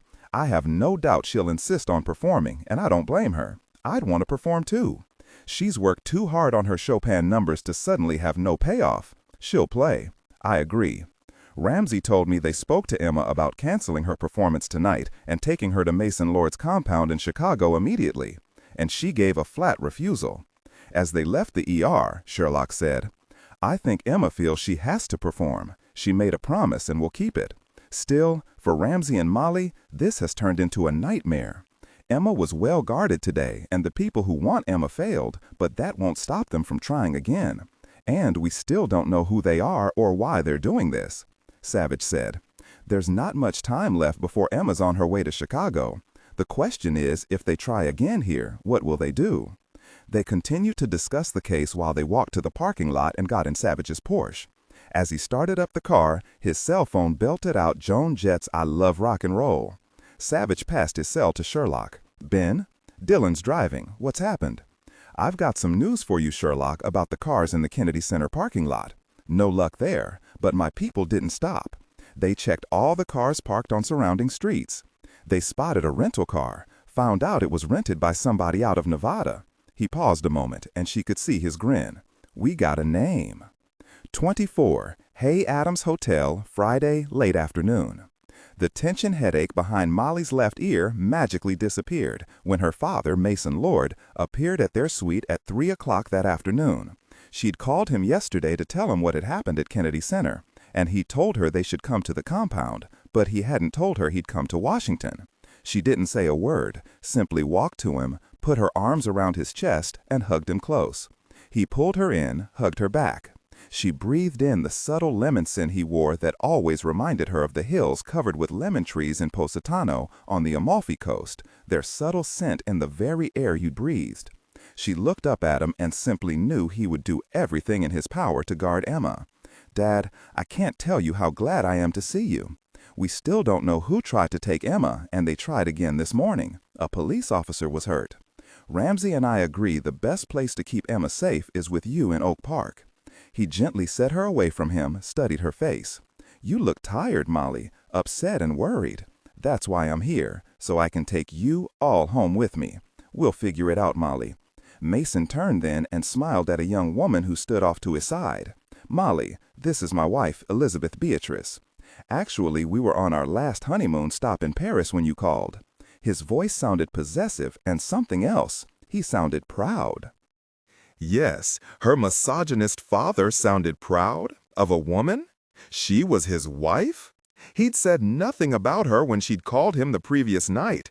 "My dear, this is my daughter, Molly Hunt." For a moment, Molly couldn't take it in. She felt like she'd been tossed on a stage in the middle of a bizarre play and didn't know her lines. How had this happened? Well, why not? If his new wife could overlook her new husband being a big-time crook, she'd be marrying a dashing, wealthy, and handsome man. Evidently, Elizabeth Beatrice and her family had been willing to do just that. That is, if they even knew. "Hello," Molly said. "Ah, welcome to the family." Elizabeth Beatrice stepped forward, shook Molly's hand. "Hello, Molly. I'm so pleased to meet you. Your father has talked so much about you. He showed me your magazine photographs, even gave my father and mother a copy of your book of photographs of the Amalfi Coast. He said you were doing a second book. I can't wait to see it." Her father had bragged about her? Given her book to his new in-laws? Molly felt lightheaded. She had to be in an alternate universe. It was true her father had slowly changed in the last 6 years, but had this young woman sent him over the finish line? Her father was proud of both her and his daughter? Whatever, it was amazing and really quite wonderful. And, of course, Mason much admires Judge Hunt. Elizabeth's dark eyes twinkled just a bit. And his incredible Emma. He doesn't stop bragging about the twins. "I'm sorry, we're rather travel-worn, but we just flew in from Paris," as Mason said, "and your father wanted to see you immediately.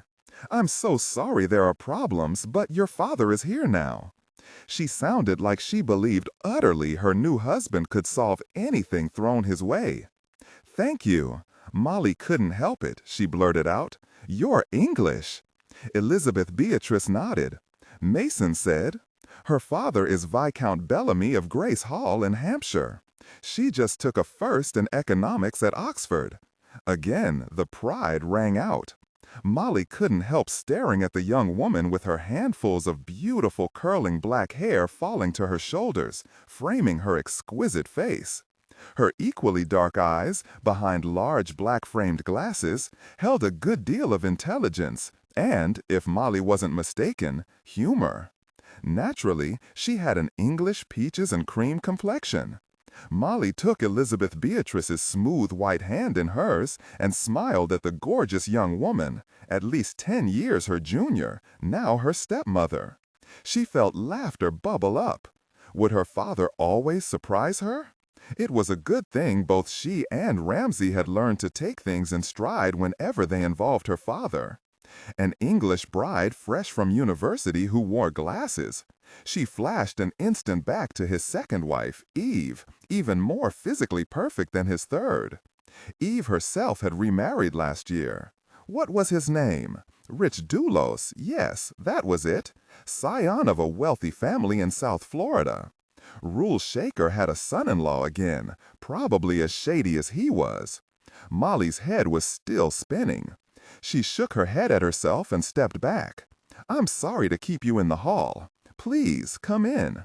She held the door open and waved them in, still absorbing the astounding fact this woman was now her father's wife. As Molly watched her new stepmother walk into the suite on her husband's arm, steady on her 4-inch Louboutins, she'd be willing to bet this exquisite, assured young woman with the amazing name hadn't married her father for his money. There seemed to be more to her than that, and more between them. Her father had given her no warning he was going to marry a third time. She doubted he ever told anyone much of anything unless he chose to. Molly prayed he'd been careful this time, after his near-death experience with his second wife, Eve. Would he revert to his misogynist ways in 6 months or a year? Show Elizabeth off as his prized possession as he had Eve? Delight in other men's envy? Maybe the envy part, but Elizabeth Beatrice a possession? No, not possible. Molly remembered clearly how he treated her, his own daughter, with his own special blend of contempt and indifference when she was growing up. Because she was a girl and of no use to him. Until 6 years ago, when she'd saved his life and he'd had to accept she'd seen threats to him he hadn't. She'd marveled at how he'd changed since then, slowly at first, from the cold, indifferent king who treated her like his subject, to a father who kissed her cheek, smiled at her, even hugged her now and then. He'd slapped Ramsey on the back and gifted him Cuban cigars when she'd birthed the twin boys. Ever since then, he'd come to San Francisco every few months, and they in turn had visited him on holidays, once even on Valentine's Day. He'd come because he loved Emma and maybe her too, and certainly the twins.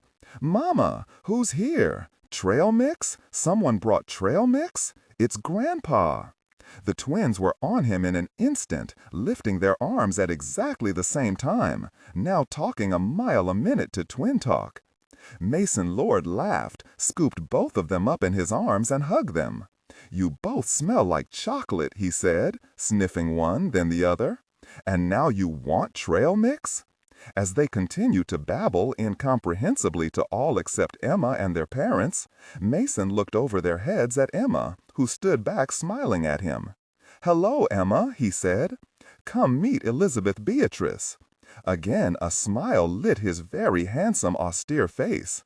He laughed, shook his head. "She's your step-grandmother." Elizabeth Beatrice looked shocked for a moment. Then she shoved up her glasses and she too laughed. Cal, his arms locked around his grandfather's neck, called out, "Emmy, it's Grandpa and a strange lady." "Grandpa, did you bring us a present?" Gage reared back against his arm. "You always give us presents," Cal said, bouncing. "What's in those big bags on the floor beside the lady?" Gage said, "For us? Presents? You expected me to bring you presents? You think what's in that bag is for you? It's not your birthdays and it's not Christmas." The twins' eyes stayed fastened on the 2 big bags. "It's nearly April, and that's Easter." Mason turned to his wife. "These are the twins, Cal and Gage. Boys, pay attention now. This is my wife." Cal and Gage gave Elizabeth Beatrice a cursory look, their attention still on the 2 bags at their step-grandmother's feet. "Hi, ma'am. Can we have our presents?" Elizabeth Beatrice looked from one small face to the other. "Which one are you?" The twins exchanged looks, grinned, and said each other's names at the same time. Molly said, "It's the other way around. They like to twist you up if they can get away with it. You can tell them apart because Gage fell out of a tree last year. See the small scar just above this left eyebrow? Sorry, guys, you're busted." Elizabeth Beatrice lightly touched a fingertip to each small face. "Cal and Gage, I like your names." "Papa named us. Mama was too tired to think about it." "I can only imagine," she smiled at Emma, still hanging back. "Why do you have 2 names?" She cocked her head to one side, sending her thick black curls cascading over her shoulder. "Well, my mother told me she'd never make chocolate biscuits for me again if I didn't use both names. I love biscuits, so what can I do? And you're Emma. I've streamed your concerts and marveled. I admired you before I met your grandfather. It really is a pleasure to meet you. Goodness, now I'm related to a piano prodigy." Emma looked from her grandfather back to her new step-grandmother and couldn't help but grin. His new wife was maybe 12 years older than she was. "Thank you. I love your accent." Elizabeth Beatrice looked over their heads to see Ramsey walking into the sweet living room. He wore slacks, a white shirt, the sleeves rolled up to his elbows. She blinked, did a double take. Molly didn't blame her. Yes, Ramsey was a beautiful man, all tough-looking and stern like the judge he was, until he smiled. And that's what he did when he saw Elizabeth Beatrice, a dark eyebrow shooting up in question. After Ramsey was introduced to her, Elizabeth Beatrice dropped to her knees to the twins' eye level and motioned for Mason to hand her the 2 wrapped boxes. "You've been very patient, Gage, and yes, I know it's you. This one is for you. And Cal, here is your almost Easter present." There were shouts and ripped paper, then silence for about 3 seconds, then more shouts as the twins lifted out wooden trains, 4 cars each, exquisitely rendered by a woodcarver in Prague, Mason told them. "We spent a week in Prague." Elizabeth Beatrice hadn't been there since her childhood. Molly said, "Good going, you really scored. But now you've set the bar really high. The mind boggles at what they'll expect on their birthdays, much less Christmas." Elizabeth Beatrice said, "My younger brother Thomas adored trains when he was their age. Actually, he still does." Elizabeth Beatrice turned back to the twins. "See the dining car? The tables are set and there are glasses. Soon the passengers will come in for their dinner." And within 5 minutes of her arrival, Elizabeth Beatrice had made 2 little boys her slaves. Mason Lord walked over to Emma as their new step-grandmother showed the boys their trains. "We brought you something too, Emma." He handed her a flat box. 25. Emma opened the box slowly, lifted out a thick sheet of cream stationery. She read it and gasped. "Oh, Grandpa, Mama, Dad, it's a handwritten invitation from Mikhail Ivanov, you know, the world-famous pianist from St. Petersburg. He's asked me to play a duet with him when he visits San Francisco to play with the orchestra in September. He wrote the music himself." She unfolded 6 sheets of music. "Look, he sent it to me." She flung her arms around Mason Lord's chest, just as her mother had done, and held on tight. She pulled back, her eyes shining. "I don't know what to say. Imagine, Mikhail Ivanov. I'd admired him forever." Emma hugged her grandfather again. "It's wonderful. Thank you, thank you." Elizabeth Beatrice left the twins with their trains and came to stand beside her husband. "We met Mr. Ivanov in Milan. He was shopping for new suits, he said, because the tailors in Milan were the best in the world. He's a lovely man, Emma. When Mason told him you were his granddaughter, he pumped Mason's hand, said he'd heard you play, he'd streamed your performances too, just as Mason and I have. He said he particularly admired your performance of Beethoven's Piano Concerto No. 3 with the Philadelphia Orchestra. He said it brought tears to his eyes. He told us our appearance was a miracle because he'd just written the music for a duet for piano and had wondered what he'd do with it, and now he knew. He'd play it with you in San Francisco." Mason clasped Emma's shoulders in his hands. "He said he thought you're brilliant. We traded email addresses so you can keep in touch with him." In that moment, Molly loved her father more than she ever had, master criminal or not. The twins shouted to their father to come and look at their trains. Ramsey, smiling, stretched out on the carpet and started explaining how the engines worked. They shouted to their grandfather to come and show them where to shovel the coal, but he demurred and sat instead in one of the large living room sofas, crossing his legs over the perfect crease in his pants. Elizabeth Beatrice joined Ramsey on the carpet to play trains with the twins. She seemed to enjoy the twins' boundless enthusiasm, maybe because she had a younger brother. Molly looked back to her father.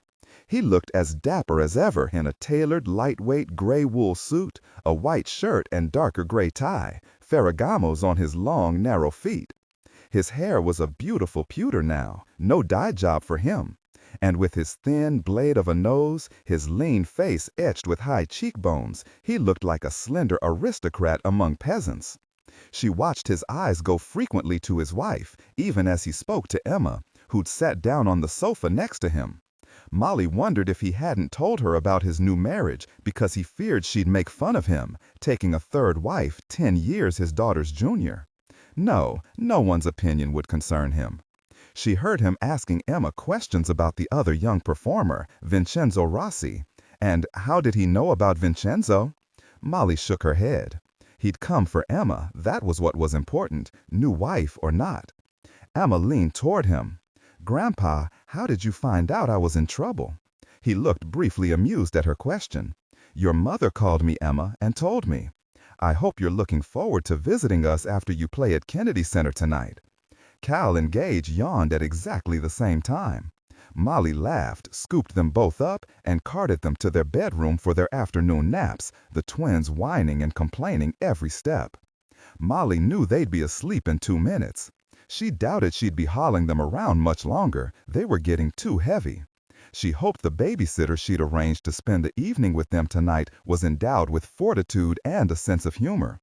When she returned to the sweet living room, Emma was telling her grandfather about what had happened to her in San Francisco. Her voice was calm, without any fear or stress. Ramsey sat close beside her. Rather than a simple nod, as was his wont, Mason took her hand. "Well done, Emma. I'm very proud of what you did. Miles and Gunther will be pleased you kept your head, but not surprised. You were very brave." Mason Lord said to Ramsey, "I'm pleased you taught her how to take care of herself." Gunther was Mason Lord's right-hand man, something like his bodyguard. Molly had never cared exactly what he did when he accompanied her father on his visits to San Francisco. He'd worked for her father as long as she could remember, and he was a favorite with the twins. Miles, her father's major domo and chef, had always been kind to her, always been on her side. The whole Hunt family looked forward to seeing Gunther and Miles. Gunther gave Emma shooting lessons, and Miles gave them chocolate chip cookies. Whenever they visited, Molly knew she'd find the twins in the kitchen with Miles, underfoot, but he never seemed to mind. How would her father's 24-year-old wife fit into that life behind the guarded walls of his compound? Ramsey said, "Mason, I believe Molly told you Special Agent Savich and his wife, Special Agent Sherlock, are involved." Mason Lord sat back, tapped his long, slender fingers together. "Of course. I'm pleased they are, and that Agent Sherlock has recovered." Emma said, "Poor Aunt Sherlock. One of the men came into the concert hall during rehearsals and shot her in the neck with a dart. She's okay, but she was really mad." Molly said, "Lieutenant Ben Raven is helping. He's assigned 4 men as guards for tonight's performance." A touch of contempt flitted across Mason's face. He said, "I have 2 men here who will see to Emma's safety at Kennedy Center. I'll arrange for our flight to Oak Park in the morning." He flicked a small speck of lint from the arm of his cashmere jacket. "A pity they've made no progress." Elizabeth Beatrice came to sit on the rolled arm of the sofa next to her husband. She lightly touched his shoulder. "You said you wondered if what's happening to Emma has something to do with you, Mason." Mason said, "Elizabeth Beatrice and I discussed this situation on our flight here to Washington. She knows Emma was taken 6 years ago only because she's my granddaughter. I hope I'm not responsible again for what's happened." Ramsey said, "We've checked into all possible relatives of Father Sonny." "Who is he?" Mason said to his wife, "He was the pathetic ex-priest who kidnapped Emma when she was only 6 years old. When he tried to take Emma in Monterey, an oceanside town in California, Molly shot him. He died in the hospital." Yes, he didn't just pass away from his injuries, though. Molly knew her father had had him killed there. She said, "We were all very grateful it was finally over, whatever the exact cause. There's no one left in his family." "But he was hired by your former partner, Dad, Rule Shaker. Do you think it could be him?" Mason said without hesitation, "Rule wouldn't dare. He knows I'd come after him myself, bury him in the desert if he tried anything like this again after so many years." If Molly wasn't mistaken, Elizabeth Beatrice's eyes glittered. Ramsey said, "Well, he certainly knows how dangerous it would be for him, but if he is involved, it's because something must have happened in the past few months. Something he believes critical to him and his interests. Can you think of anything you've done in the past few months, Mason, to make him think you broke the truce? Something that sent him over the edge?" "What truce?" Elizabeth Beatrice asked. Mason took Emma's hand as he said to Elizabeth Beatrice, "Molly arranged an agreement between us 6 years ago, forcing us to stay out of each other's business. I'll tell you all about it on our flight back to Chicago." He continued to Ramsey, "I've had no contact with him for 6 years, no involvement with any of his business dealings. Actually, I hadn't given him a thought in a very long time. Wait, I did hear he was having his own problems. Business falling off at his casinos, some of his croupiers leaving, some of his waitresses attacked on the street, even vandalism. I suppose it would be natural for him to wonder if all that was a coincidence, and maybe think of me. But he wouldn't take a risk like this unless he was confident of his facts. Mason shrugged. But he has to know I want to keep the truce in place, so there'd be nothing for him to find.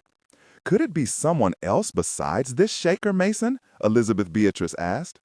Instead of giving her a dismissive nod as he had Molly most of her life, Mason gave his wife his full attention.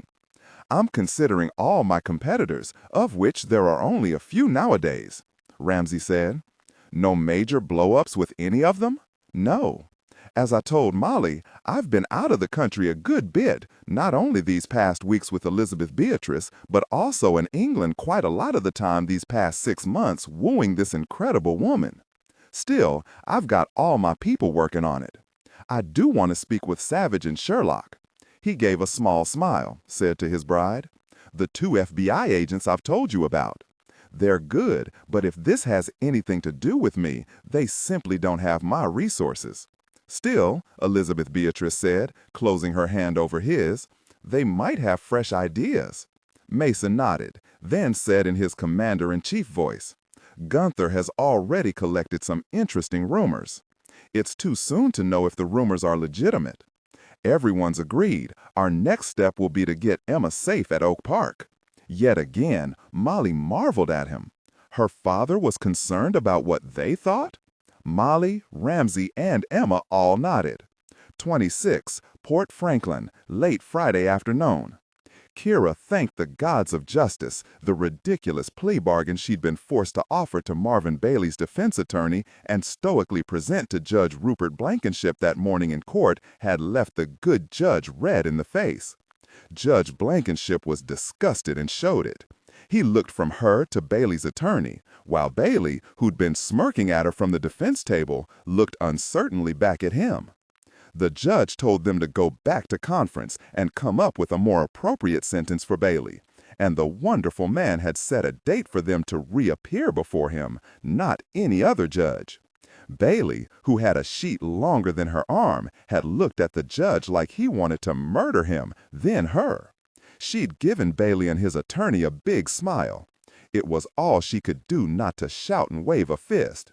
But there'd been another case that afternoon in Judge Obermeyer's court that had made her so angry she'd pictured pulling the judge out of his chair and smacking him on his bald head, and then storming into Hailstock's office, kicking his desk and calling him a slag, a bogan, a wombat, and a lot of other things, because Aussie curses were endlessly inventive.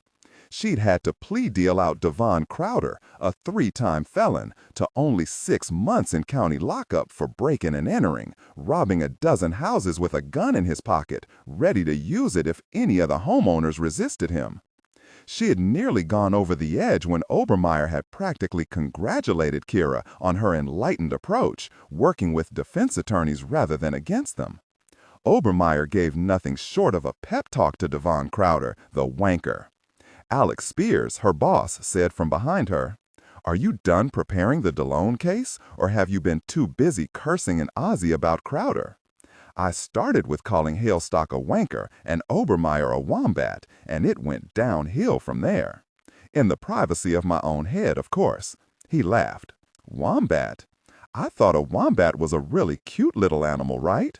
In Aussie, a wombat is also an overweight, lazy, slow idiot, the definition that fits in Obermeyer's case. Alec gave her a big grin. "Listen up, Mandarian. You won with Judge Blankenship refusing the plea bargain. You must have really played it well. I wish I could have been there." One win and one Hailstock-ordered 6-month deal is a good thing? That's only 50%, Alec. A quarterback with that pass completion percentage wouldn't be around long. There at the end, the defendant was nearly laughing with glee. The defense attorney was giving me a victory smile, and it looked to me like Obermeyer was going to come down from the bench and pat me on the head. Alec laughed again. Nah, his knees are too bad. Obermeyer's nearly ready to retire, so there's hope. Enjoy the wins, Kirra. They're all the sweeter working with Hailstock. At least you'll get to tell him Blankenship thought his plea deal was a lame excuse for a sentence. Maybe he'll see the light. Who knows? Yeah, like that would ever happen. I wish I could quote him Blankenship's exact words. Are you kidding me, Miss Mandarian? You made a deal to put this lifelong felon with a gun in his pocket back on the street in 6 months? Better yet, I wish Hailstock had been there to hear it. So do I, he said over his shoulder as he turned away. You've had a long day, Kirra. So have I. Go home. Enjoy your weekend. As Kirra walked to her car in the nearly empty Justice Plaza garage, she pulled out her new cell phone to call Uncle Leo, but realized he wouldn't have coverage because he was somewhere in the wilds of the Northern Territory on an extreme adventure tour, probably the roughest terrain he could find, because, he told her, he'd be leading a bunch of young bruises from a climbing club in Memphis who believed they were in better shape than he was. She sighed, put her phone away. She had wanted to hear her uncle's voice, telling her whatever he wished, about the team members and how they were doing, about their kids, all of it, or laughing with her about his latest group of sooks. He always made her feel less alone. How she wished she could confide in him, tell him she knew who was responsible for her parents' death, his sister's death. But she couldn't, not yet. If he knew what she'd done, what she was still doing, he'd be appalled, yell at her for endangering herself. Didn't she understand she was the most important one? No one else? He'd stop her cold, even if he had to fly to the States to see to it himself. There was her best friend, Selah, but telling her was out of the question. Kirra wasn't about to make her an accessory. No, Eliot Ness would never be spoken of between them. Kirra held her car fob close to her leg, the key out. Since she had become Eliot Ness, she had made it a habit. As she walked down the ramp to the second garage level, she stayed alert for any unexpected movement. She wished she wasn't leaving so late. Yes, she heard none of the usual voices, the occasional laughs, the sounds of cars starting. She was alone, with only the sound of her heels ricocheting loud as bullets off the concrete walls. She gave a nod to one of Jeter's detectives, said hi to a secretary from personnel who jumped at the sound of her voice. She walked past empty car slots. It was quiet, too quiet, the shadows becoming deeper and darker. As she walked through them, they seemed to shift, making bizarre patterns on the concrete walls. Kirra tried to talk herself out of the seed of fear growing in her belly. Keep walking, it's all right, no one's hiding in a dark corner waiting to leave you lying on the concrete floor. Keep walking. She'd parked her rental RAV just to the right up ahead, next to the big concrete column at P2. She froze at a sound behind her, whirled around, brought up her key fob and waited, not moving, listening. She heard nothing else. Kirra let out a harsh breath. She was being an idiot, making herself crazy. She was disgusted with herself and cursed. Then she laughed, her laugh returning to her as an unworldly echo. When she slipped inside her RAV, Kirra locked the doors first thing, pressed her forehead to the steering wheel, and slowed her breathing.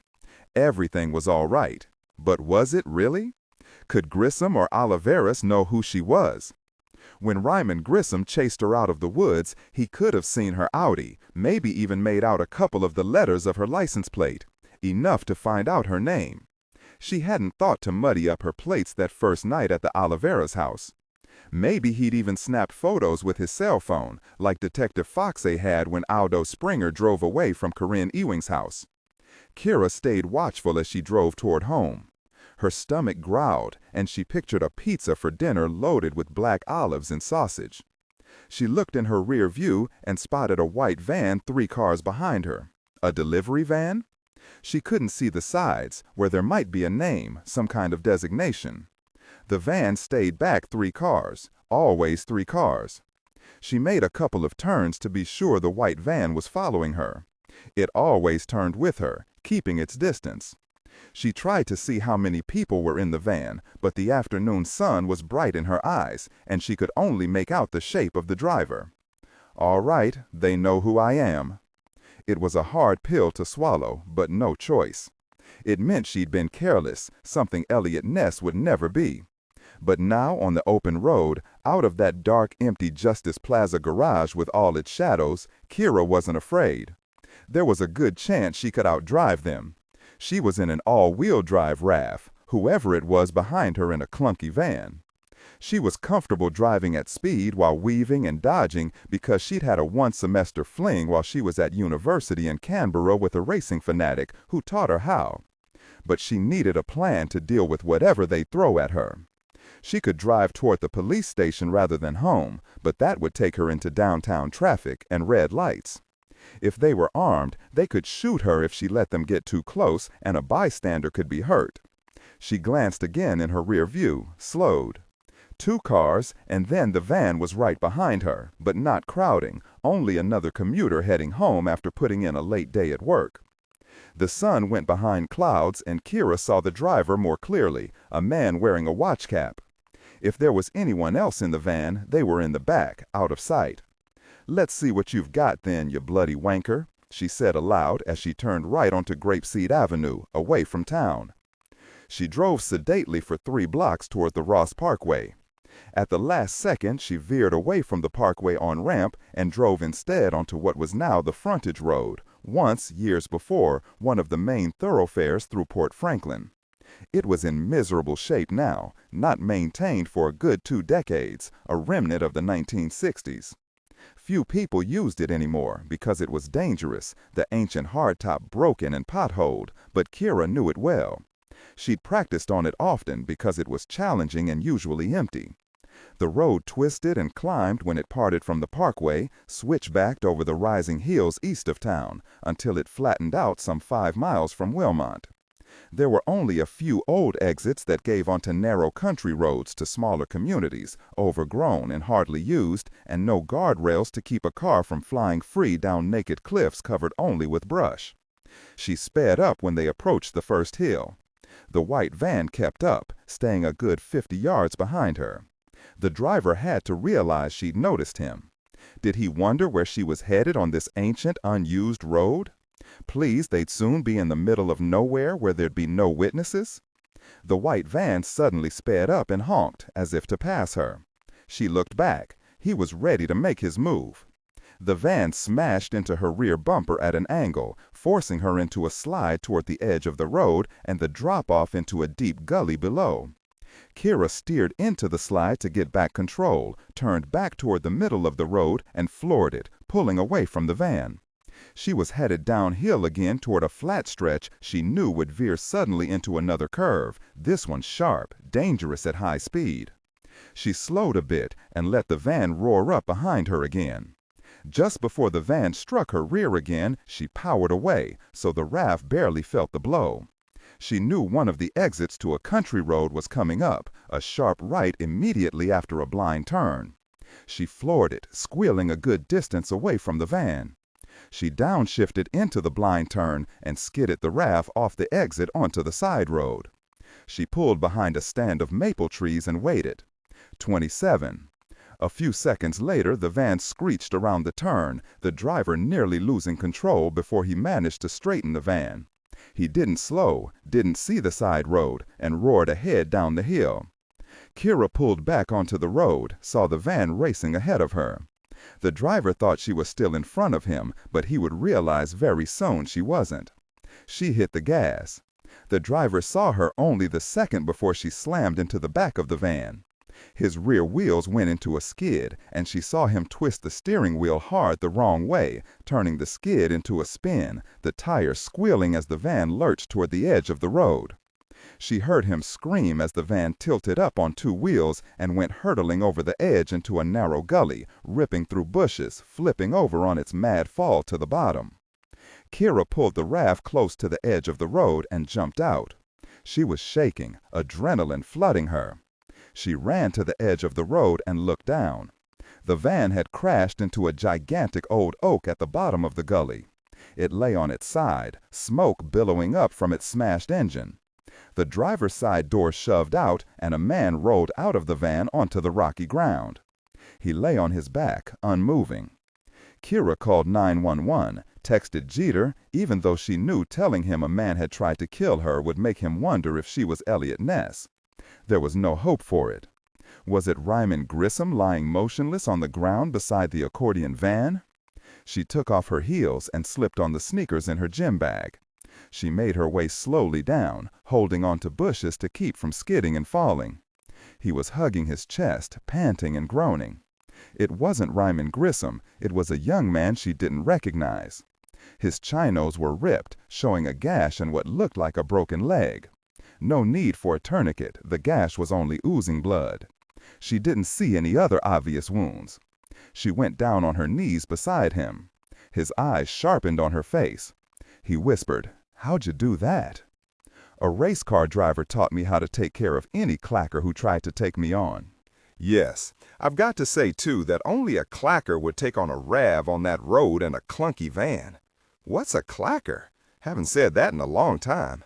Let's say a clacker refers to your rear end, and not in a good way. I've called 911. They'll be here soon. She studied his face. You must have come really cheap since you're not even voting age yet. He gasped out, "I can vote!" You weren't supposed to go off on this road like you did. You were supposed to go home where I could put you down fast and easy. He turned his face away from her, hugged his ribs and moaned. He didn't look good. His face was bone white, his eyes blurred with pain. "Hang in there." She sat back on her heels, stared down at a man who hadn't yet reached his 25th year. He had thick, tangled blonde hair flecked with blood and light-colored eyes, nearly blind with pain. She saw acne scars on his cheeks. She knew he was in a bad way, but there was nothing she could do for him. She leaned down. "I thought the man trying to kill me was Ryman Grissom, but I got you instead. Did he hire you? Or Con Oliveras? Elson Grissom?" She saw he recognized the names. "Hell get you. You're dead." He tried to spit at her, but his spittle landed on his shoulder. "I've got to say, you were pretty easy. I don't understand why they sent a rookie like you. Did they pluck you out of a schoolyard?" He was breathing faster now, harder. "I ain't no rookie. I'm 23 and I'm really good. You weren't supposed to go off on this stupid road. You're only a girl. You shouldn't be driving like that." He clutched his ribs. Tears seeped beneath his lashes, ran in rivulets down his cheeks. Kirra leaned close. "Tell me your name." He was fading fast. She saw it. He whispered, "You were just lucky, that's all. My van's totaled." Again, she asked, "What's your name?" He gave her a pain-filled death stare. She took his hand, squeezed it. He was shaking now, uncontrollably, and she was helpless. There was nothing she could do for him, nothing. Blood flecked his mouth. He whispered, "Mama," and his eyes rolled back. From one moment to the next, he was gone. Kirra sat back on her heels. He stared up at her unseeing. He was 23 years old, just starting life, and he was dead. "I'm sorry," she said. "I'm really sorry." She realized she was shocky and fought to keep her focus. She saw a Beretta stuffed inside his belt, didn't touch it. As he'd said, he'd expected her to go home, where he would have slipped into her condo and shot her with it. She slipped her hand into his pockets. No ID, nothing but a $20 bill and some breath mints. She wondered if he'd killed before or if she was his first. Wondered what his mother would say when she found out her son was killed trying to commit murder, and yet he'd thought of her when he was dying. Kirra rose, pulled out her cell, took photos of him, the car, his path down the cliff. She emailed the photos to Jeter. She took off her suit jacket and laid it over him. She walked around the white van. The driver's side door was nearly ripped off its hinges. She looked inside and did a double take. On the floorboard lay a Sig Sauer pistol with a suppressor attached, a Sig 5.51 assault rifle beside it. It was the assault rifle that got to her. She knew it could blow a hole through you the size of a baseball. She swallowed bile. She looked back at him. He was 23, and in the moment before he died, she felt terribly sorry for him. She'd held his hand, tried to give him comfort. She was only 3 years older than he was, and he'd come to kill her. She knew she could easily be the one lying there dead. There would have been no one around. She would have died alone. Kirra gulped, felt a moment of nausea, swallowed. It seemed like forever until she heard sirens. After Kirra gave her statement to the responding officers, she and Jeter watched the EMTs slowly and carefully gurney up the young man who tried to kill her. One of them waved. Jeter called out, "Hey, Atina!" A tall, lanky woman with her signature cornrows, Atina Cooper had seen just about everything in her 38 years. Jeter had known her ever since she'd passed her exams 15 years before. She walked over, nodded at Kirra. She stared toward the cliff edge of the road, shook her head. "I haven't seen a little killer boy like him in well-nigh 5 years, and he wasn't loaded down with weapons like this one. You're Kirra Mandarian, right? A prosecutor?" At Atina's nod, "Like you told Robbie, no wallet, no ID. I gotta say, girl, I saw what he did to your Rav's rear end, and I'm impressed it's still up here on the road. You've got to be some driver. He wanted to kill me with that van. Well, he didn't, did he? Well, see what the ME has to say, whether he had any drugs on board. I'm off. Here you've got a new girlfriend, Jeter. You sure can pick 'em, federal prosecutor." Atina saluted him, climbed into the back of the ambulance, and called out, "Jeter, you take care of that pretty little girl. I don't want to be hauling her to the ME like this one." Jeter and Kirra watched the ambulance carefully make its way past the police tape and the 2 black and whites down the frontage road back toward town. Jeter's cell buzzed. A message. He said, "Savich." He said he's loaded down with another case, can't come out, but to keep him in the loop. He's sending Special Agent Griffin Hammersmith. Jeter texted back an okay and shoved his cell back into his pants pocket. Jeter looked at Kirra's face, not as pale as it had been. Still, his voice was gentle. "You know there'll be an inquiry, of course, and what happened here will get out, to your office, around town. You'll have to answer some questions, but with all the weapons in his van and damage to your rental car, there won't be any doubt he was chasing you, out to kill you. I'm sure he'll have a record to prove it. Even if they find you ran him off the road, it was in self-defense. You're lucky he came at you here. Still, you could easily have ended up at the bottom of that gully. Now he had to walk on eggshells, no choice. I thought you didn't have any enemies, Kirra, since you're always complaining you spend your time plea bargaining people back on the streets. So tell me, why would a thug you've never seen or tried want to kill an innocent young prosecuting attorney?" She'd nearly stopped shaking, thank goodness. She managed to shrug. "I piss off a lot of people, Jeter, but enough to kill me? Nobody I know." She was trying her best to look guileless, but she managed to look only pale and pathetic. He'd been stupid, baiting her, being sarcastic. Of course Oliveras and Grissom must have found out who she was. He didn't want to make her lie to him, and she couldn't confess to him she was Eliot Ness. He hated playing a game of let's pretend with her, but at least he could try to keep Oliveras or Grissom from killing her. He could surveil her again until Agent Hammersmith showed up. Chief Pershing wouldn't be happy with the overtime, but he'd justify it somehow. Jeter pulled Kirra against him, rubbed her back, and whispered against her hair, "I'm sorry, kiddo. Really sorry you had to go through this. That's right. Breathe deep. We don't have to talk now. It can wait." Kirra burrowed in. She hadn't realized how starved she'd been for human contact, for kindness, for touch. Jeter said, "Savich has asked Chief Pershing to work with him to nail down exactly what happened to Josh Atwood and his mother. They already got a warrant and looked through Grissom's deleted emails, found one where Grissom asked about the going rate for pest control for a small house." Kirra reared back in his arms. She wasn't trembling now, and color was coming back into her cheeks. He'd said the right thing. Kirra said, "You know he's talking about Josh. Small house." She shuddered. "Grissom's a monster. We looked up the IP address. It belongs to a Rodriguez Els, native of Clinton, Delaware. He's a suspected member of MS-13. He paused, knew she was thinking, planning, but he knew she'd do something. Yes, Kirra got herself together. Couldn't take a chance. She'd blurt out something to make Jeter suspect her. Thank you, Jeter. Is there any word on the man who killed Corinne Ewing? Aldo Springer. He's in the hospital with a guard, keeping his mouth shut for now. I'm thinking it'll be a race to see if we get him to talk before Oliveras takes him out. Pepper and I finished questioning Oliveris and Ryman Grissom yesterday.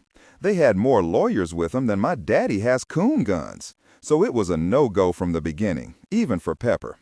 He forced himself to add, I want to know about everyone you've sent to Red Onion who's out now and might have done this. Make a list. Give it to me. Whoever it is, they either couldn't afford good help or they thought you'd be pretty easy to take care of.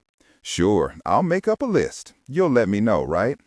He gave her a last hug, dashed his fingers through his hair. We don't have to stay any longer. Come on, I'll follow you home. Don't forget, Hendricks will be surveilling you until Agent Hammersmith gets here. Kirra took one last look over the cliff at the smashed white van and wondered if she should take the first flight back to Australia in Uncle Leo.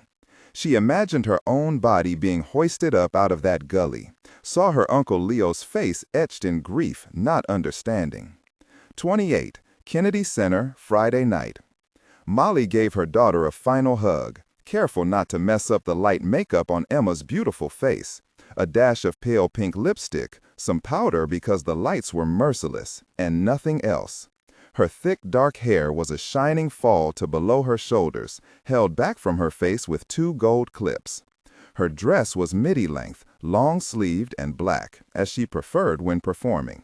She wore only the golden locket around her neck with her family's pictures inside it. She held her daughter's face between her palms for a moment. Emma, when you hear the mountain of applause, you'll know your father and I will be the loudest, louder even than Aunt Sherlock and Uncle Dillon and your grandfather and Elizabeth Beatrice. Molly kissed her forehead. We love you to pieces. Molly turned and left without looking back, closed the dressing room quietly behind her. It was their routine, hadn't varied for the past 3 years. Molly took deep, calming breaths as she walked down the side steps stage left and slipped in next to Ramsey. Dillon and Sherlock sat beside her, her father and Elizabeth Beatrice beside Ramsey. Molly gave Ramsey a quick kiss, another ritual, and leaned close. Emma's ready. She's going to be remarkable tonight. Ramsey didn't have to ask if Emma was safe, not with 6 guards stationed at the periphery of the stage and around the concert hall, trying to blend in with the magnificently dressed audience and doing a pretty good job of it. 4 of them were Ben Raven's plainclothes police, and 2 were the men Mason had brought with him. The only difference was her father's men wore custom-made tuxes. Ramsey had been more worried about Emma's state of mind than he'd let on, but now Molly had put that to rest. He leaned over, whispered, "It's a pity we couldn't bring the twins." Molly spurted out a laugh, slapped her hand over her mouth, embarrassed at herself, but no one was paying any attention over the buzz of conversation in the packed concert hall. She rolled her eyes. "Can you imagine what they'd do when Emma walked on stage?" He gave her a mad grin. The mind balks. Molly turned to Sherlock sitting next to her, took her hand. "You're sure you're feeling all right?" "Yes, of course." Sherlock lowered her voice. "You can't fault Mason's taste. Elizabeth Beatrice is very beautiful." She paused a moment, added, "He looks proud as punch. Not at himself for acquiring such a prize, but proud of her, proud of them together." Sherlock had done a double take when she'd first set eyes on Elizabeth Beatrice in the lobby at Kennedy Center. She was wearing an off-the-shoulder, pure white dress, simple and elegant, her glossy black hair framing her exquisite face, like a princess with black-framed glasses and intelligent eyes. She wore diamonds in her ears and on her wrist, and her wedding rings sparkled and gleamed in the bright lights. At first, Sherlock had been the cynic, wondering why this beautiful young woman would marry a man so much older than she. Of course, there was a lot to be said for being young and newly married to a wealthy man who took you to Milan and had all your clothes designed for you. But now her cynicism had fallen away. She rather believed the obvious love between this odd couple would only grow in the upcoming years. Molly said quietly, "I've never seen my father this content before, or so happy. It's like he's finally found the one person in this world to complete him." She still marveled. He was treating his new wife, all of them, warmly with approval. Elizabeth Beatrice was certainly beautiful. Molly had thought she herself looked very nice in her long blue gown lightly skimming her body, her hair piled on her head and diamond earrings flashing, until she'd gotten a glimpse of Elizabeth Beatrice when she, Ramsey, and Emma had met them at her father's limo 2 hours before outside the Hay Adams to ferry them to Kennedy Center. Her jealousy had gone to zero when her sweet Emma said, "Mama, you look so beautiful. I love the gorgeous shoes. Please don't trip in them." Molly had laughed, squeezed her daughter's hand. To her surprise, Elizabeth Beatrice had said, "I agree. Your hair looks incredible, Molly. And do you know, I'm always afraid of tripping if my shoes are higher than sneakers." Mason said then in a distant voice, "Molly's hair is her grandmother's, on her mother's side." She grinned at her father, punched his arm. "Dad, grandmother never liked you, and you didn't like her. I have her hair. Get over it." Her father's face was severe as he said to his wife, "Her mother believed I wasn't good enough for her precious daughter." He paused, his voice even colder. She was wrong. Elizabeth Beatrice leaned up and kissed his cheek, said into his ear, "I bet she wanted you for yourself." Mason Lord had stared at her, then, incredibly, laughed. He said in a clear, happy voice, "You're right, Molly. I've decided I'm now over it." He sat now next to Savich, both drop-dead gorgeous in tuxes. Mason said quietly, "I suppose you've spotted my 2 guards I've posted here tonight. Mine are the ones who are well-dressed, although the local police officers don't look bad. They won't take their eyes off Emma." Molly said to Sherlock, "I spotted them right away. They look like they belong in a box seat." Mason asked Savich, "Have you found out anything helpful today?" Savich, knowing Lord was at once distrustful and hopeful, said, "I'll let you know when we need your help." Savich had included him. He saw Mason looked pleased. Molly saw Vincenzo Rossi move into position with Emma, stage left. Like Emma, he was dressed in black, handsome as a young Italian nobleman. Both kids looked calm, settled, relaxed.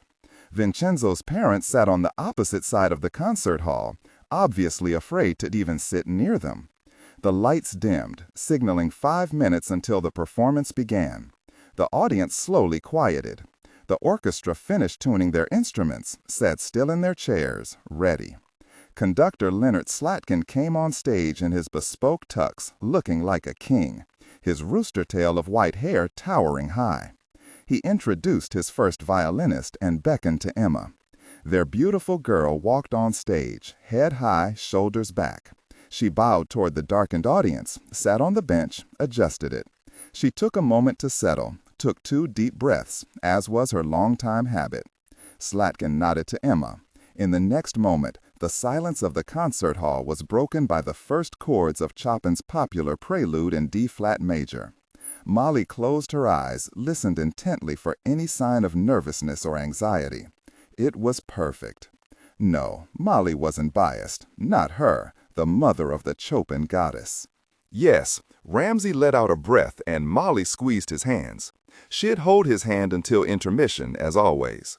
When the Chopin retrospective came to an end, Slatkin called both Emma and Vincenzo to center stage. Holding hands, they bowed. Molly was on her feet, applauding wildly, along with everyone else. The applause continued until Slatkin said into his microphone, "Rather than individual encores, I'm pleased to announce Emma and Vincenzo have prepared a special surprise for you." He said nothing more as another Steinway was wheeled onto the stage. Vincenzo and Emma sat down next to each other, adjusted their benches. The lights went down. Against the back wall of the stage, a large screen slowly descended. Emma smiled at Vincenzo, lowered her head, and played the Harry Potter theme, Hedwig's Song, as animated images of the characters from the Harry Potter movies flashed across the screen. Vincenzo segued into Moaning Myrtle.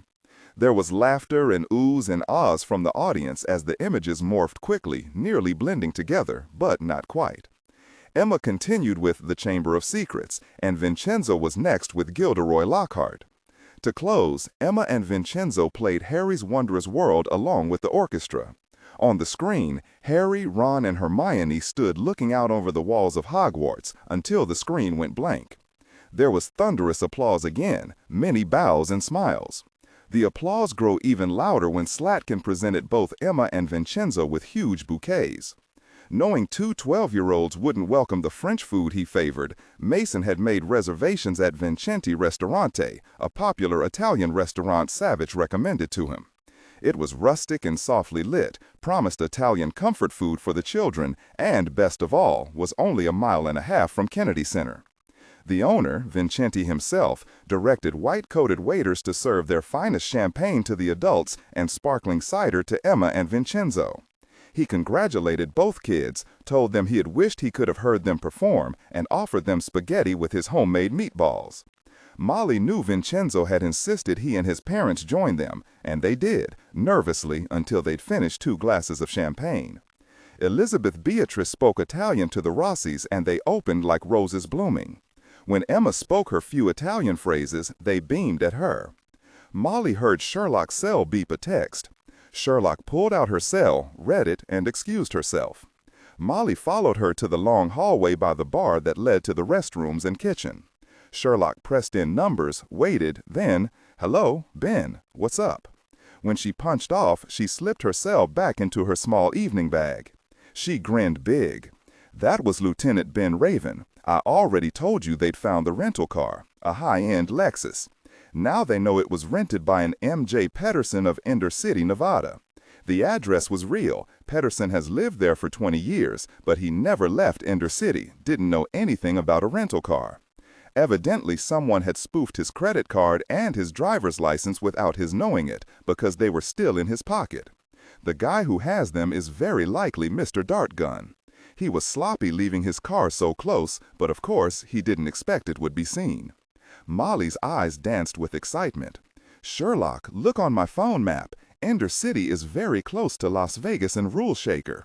If that's not a coincidence and Shaker is involved, he won't be happy Mr. Dartgun pinched an ID that close to Las Vegas. We'll have video of the man from the car rental office tomorrow morning. Dillon will put him through facial recognition. If that doesn't turn up his identity, then—" She paused a moment, looked over at Dillon, who was speaking to Mason Horde. Regardless, I think Dillon will agree it's time we took a vacation to Sin City. You'll be leaving Washington tomorrow with your father, won't you? 29 Hay Adams Hotel, Washington, D.C. Saturday morning. Molly wanted desperately to sleep a little while longer, just another 30 minutes, 20 maybe. But it wasn't to be.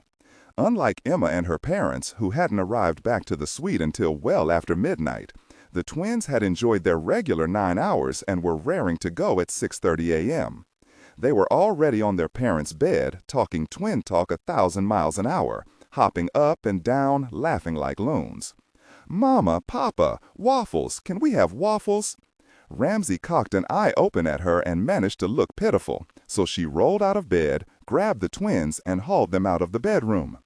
She ordered a huge pot of coffee and waffles from room service and played Punk the Weasel with them until the suite doorbell rang and a bright young man with red hair and a short ponytail wheeled in a tray, a big smile on his face. "Good morning. It's a beautiful day, isn't it?" He broke off when the twins came barreling toward him, shouting, "Waffles!"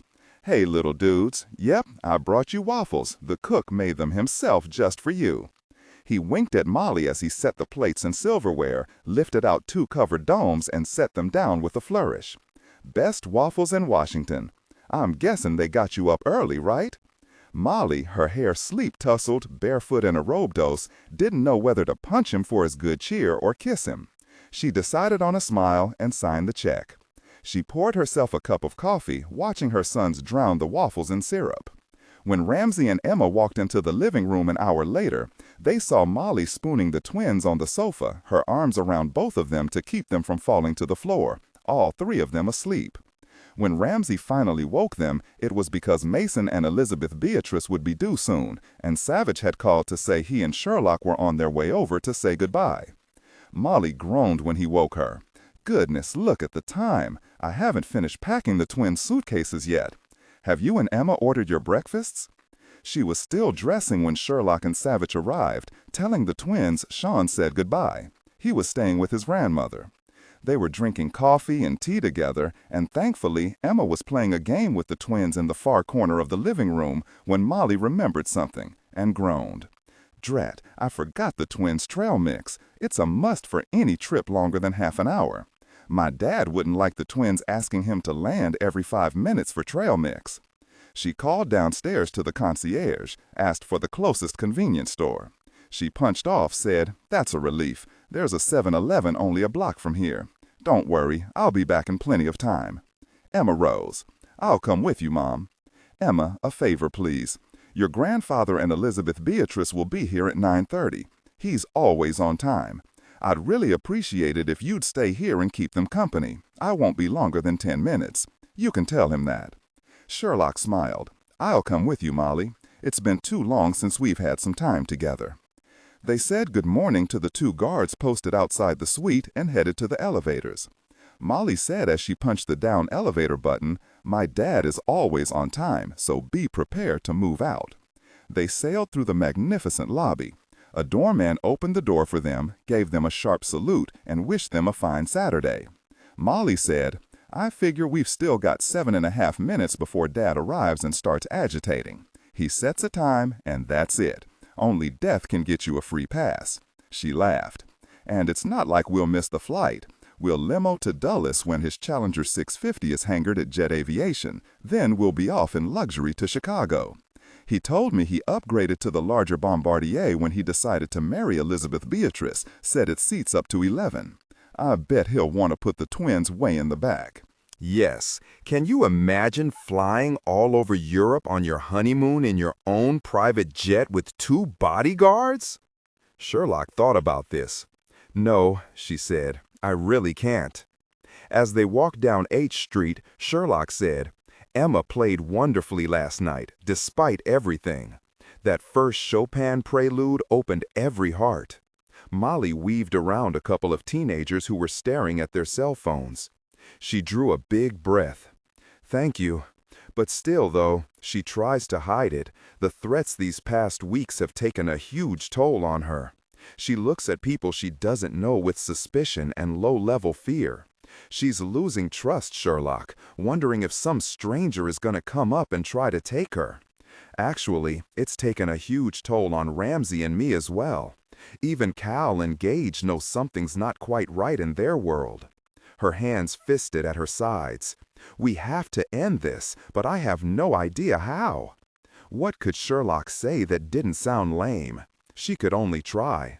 "None of you would be normal if you weren't scared, Emma especially. But you've given her valuable skills. She had no one to help her in San Francisco, but she faced down the man at Davies Hall and escaped.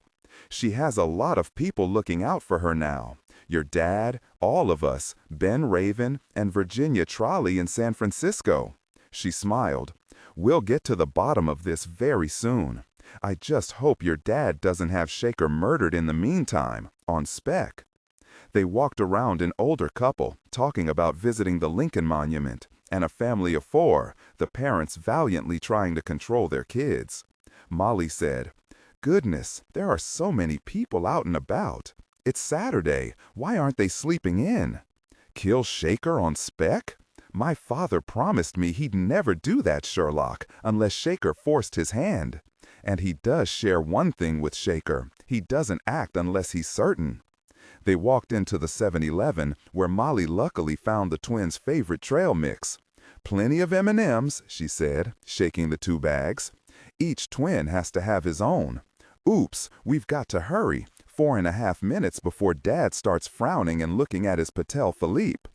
They were swept along by pedestrians, primarily tourists, back toward the Hay Adams. Sherlock paused, looked up at the facade, at the doormen tipping their hats, ushering guests to their cabs and packing luggage into trunks. "Look at her. She's a magnificent old queen, isn't she? Reigning since 1928. Molly, listen a moment before we go in. You know Emma will be safe at your dad's compound, and Dillon has agreed he and I will fly to Las Vegas. Ben Raven has a bolo out on M.J. Pedersen. We will find him. There will be an end to this. I guess I should tell you. My dad will want to go to Las Vegas with you, no doubt in my mind." "Oh, joy. Well, on the plus side, he'll be able to open some doors. We'll talk to Rule Shaker, maybe see your former stepmom, Eve, and her new husband. "Be sure to give her my regards," Molly said, her voice dripping acid. "The bitch.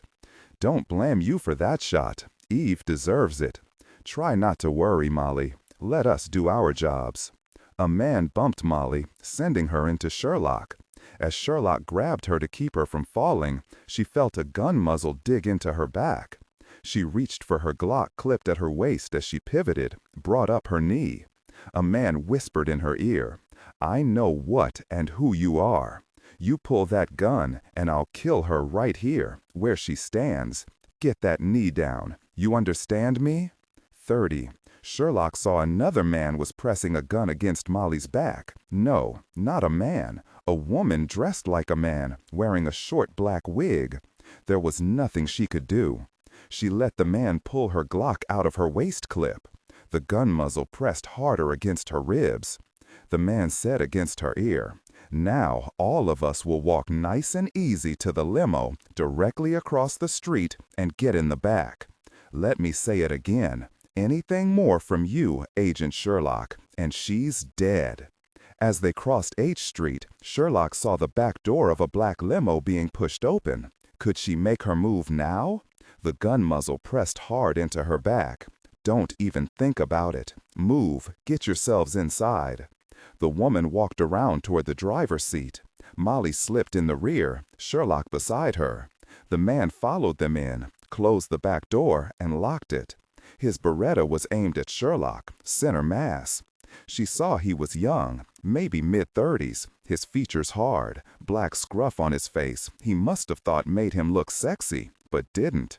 It only made him look more like a thug. And he wasn't a pro. She was certain of that, because he hadn't automatically checked her for more weapons. She still had her Ruger in her ankle holster. But it was the man who was already in the limo on the seat facing them who captured Sherlock's complete attention. No doubt in her mind he was a pro. He was dressed in a sharp suit and white shirt, his face almost as white as his shirt, and as smooth as Sonia's. Not a hint of a wrinkle anywhere. How old was he? 40? 60? No way to tell. His hair was blonde white. He wasn't quite albino, but it was close. His eyes were a color Sherlock had never seen before, so light a blue as to be nearly silver. His eyebrows thick blonde white slashes that nearly met, but not quite. His cold eyes looked from her to Molly, unblinking, like an alligator looking at his prey, or simply commodities he'd procured for a customer, which seemed the case. Sherlock knew it to her bones. This man was a stone-cold killer. Molly gave a small shudder beside her, so she felt it too. The woman had quickly slid into the driver's seat without saying a word. She pulled the limo smoothly into the thick H Street traffic. Albino sat back against the seat and folded his arms, showing them he was armed. "Zip-tie their wrists, Pope. In front of 'em will do." Pope leaned toward Sherlock, his Beretta loose in his hand as he pulled zip ties out of his jacket. Sherlock jerked the Ruger out of her ankle holster, shoved it into his chest. He froze for a second, long enough for Sherlock to wrench his gun out of his hand by its barrel. She called out, "Stop the car or he gets a bullet." Albino laughed at her. He was pointing his cig not at her, but at Molly. He waved a long, thin, white finger at Sherlock. "You didn't think this through, Agent Sherlock. Now give Pope his gun back, or Mrs. Hunt dies." "You won't kill her. You need her." He shrugged. "It doesn't matter, one way or the other. She can be dead and fulfill her purpose. Now, Agent Sherlock, give the gun back to Pope, or I'll shoot her between the eyes." Sherlock shoved Pope back, held his Beretta and her Ruger out to him. He took them, sent a terrified look at his boss. "Good decision, Agent Sherlock. Both of you hold your wrists together in front of you. Get the zip ties on them, Pope. I want no more misguided attempts to escape. Then take their cell phones and throw them out the window." As Pope zip-tied them, Albino studied Sherlock, then Molly with his unblinking eyes. "From a distance, you look like sisters with all that red curly hair. But up close, your hair is very different."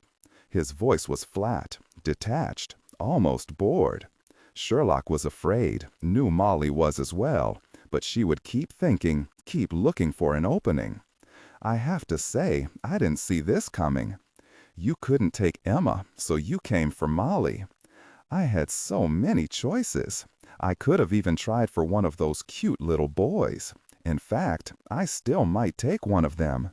Molly lost it. She lurched across the narrow space, brought her bound hands up, and scored her fingers down his face. He shoved her back, cursing, breathing hard.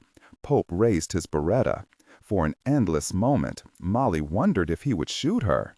Albino said, "Pope, no, relax. Our ladies have played their tricks. As for Mrs. Hunt, I'll punish her as I see fit." He lightly touched his fingertips to the 2 long scratches on his cheek. He looked at his hand. No blood. "You're lucky," he said, leaned over and slapped her so hard Molly fell to the side. Yes, Agent Sherlock, don't move. I will kill you if you try anything more. You're not as important to us as she is. Now straighten up, Mrs. Hunt." Molly was breathing hard, tears sheening her eyes. He leaned forward, took her chin between his fingers, and squeezed. "Be a good girl now, or I'll have to hurt you. Your skin is so very fine, I might already have bruised you." He stroked his fingers over the violent red mark on her cheek, pressed in hard, making her jerk with pain. He sat back and nodded as if in approval. "When I got the call, the 2 of you were heading out on foot. I must admit to feeling lucky you were making it so easy. As for you, Agent Sherlock, I'm sure Pope would like to put a bullet in your head and dump you in the Potomac after what you just did. No man likes to look like a fool. But you're lucky. The boss asked us to bring you along." "Who called you?" He frowned. "At himself?" "None of your business, Agent Sherlock." Sherlock said matter-of-factly, "You must realize taking us is a huge mistake. You know I'm FBI, but did you know my husband is as well? There is nowhere you can take us. The FBI won't find you. When they do, my husband will peel the skin off your face." Albino laughed, showing square white teeth, but his unnerving eyes never blinked. Such faith in a broken-down bureaucracy. "I have to say, though, your husband seems rather competent." Sherlock said, "You have no idea." "Indeed I do. I always know all the players I face. Your husband, no matter how smart you think he is, won't find you. You will simply disappear until we make other arrangements." Molly said, "Who are you? What's your name?" He studied her a moment. Molly's chin went up. She was so scared she wanted to puke, but she wouldn't let him see it. She wouldn't. "You may call me Nero." Albino had a name now, ridiculous as it was. "Nero?" Sherlock poked the bear. "Your parents named you after an insane Roman emperor?" If he was angry, he didn't show it. He remained motionless, no expression on his smooth white face. "It is my nom de plume, you could say. It seemed a good fit, since I did a little dance while I watched my parents' house burn down with them inside it. Is that shock I see on your face, Mrs. Hunt, at murdering the 2 sterling citizens who spawned me?" He shrugged. "I did everyone a favor, removing those worthless losers from the planet. They were the first problem I solved." Sherlock studied Nero's face, saw only ferocious satisfaction. "Exactly what problem are you solving now? Isn't it obvious? Pope and Domino failed to complete the mission. I was sent here to fix that problem." Pope stiffened beside him. Nero touched his hand to Pope's sleeve. "Not really their fault. You surprised Pope at Kennedy Center, and he was fast. He even managed to shoot you in the neck with a dart and get out of there. I give you credit, Agent Sherlock. You spread an impressive net around Emma Hunt after that. Even Domino's plan to use the officer's uniform to lure Emma Hunt somewhere they'd be alone didn't work out. There you were, unexpected, right there in the women's room, seeing to your fallen police officer. Domino didn't have time to do anything. I was impressed, Agent Sherlock. It was then I judged it impossible for them to secure Emma Hunt." His eyes went to Molly. Emma Hunt was preferable, but you, Mrs. Hunt, as I said, will do nicely. Nero was taunting her, but it wasn't fear Molly was feeling now. It was relief. Emma was safe. Sherlock was with her only because she'd been in the wrong place. They were now in this, whatever it was, together. Molly trusted her implicitly. She saw Ramsey's face. He'd be frantic, ready to tear the hotel down. And the twins, they'd want their mother, but she wouldn't be there. No, she couldn't think about that. She had to stay focused, like Sherlock, and think. The 10 minutes she promised was long up. Her father would be frowning by now, wondering where she was, maybe even pacing. Dillon would know they were both late. They might already have tried to call them or text. Pope, as instructed, had thrown out their cell phones. Molly wondered if their phones would be found and turned in. She said, trying to keep her voice as calm as Sherlock's, "Since you claim to know all the players, you know I'm married to Judge Ramsey Hunt. Surely you've heard of Judge Dredd, and you know my father is Mason Lord. Do you have any idea what hell he'll do to you when he finds you? The FBI would arrest you. Agent Savich would peel your face off. My husband would kick your heart through your back. But my father?" She leaned forward, said right in his face, "My father would boil you alive. If your boss is Rule Shaker, he'd be in the same pot with you. Then the two of you would be buried deep in the desert." Nero leaned back and laughed. "Pope, just listen to her. Yes, she's Mason Lord's daughter, all right, a right chip off the old block." He lightly ran his fingertips over the scratches on his cheek. "I like women with guts, not that it matters. Neither of you understand anything, but you will." Sherlock said, "The FBI already knows you cloned the real M.J. Pedersen's driver's license and credit card Pope used to rent the pretty silver Lexus he drove to Kennedy Center.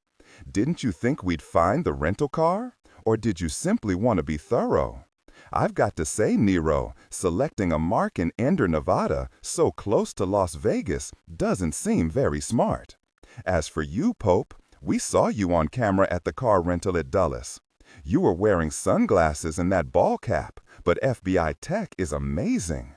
Only thing they got wrong is your eye color. I have no doubt facial recognition will nail you. Big mistake. It means we'll have your boss identified in no time at all." There was dead silence for a moment. Nero slowly turned to face Pope. He raised his cig and shot him between the eyes.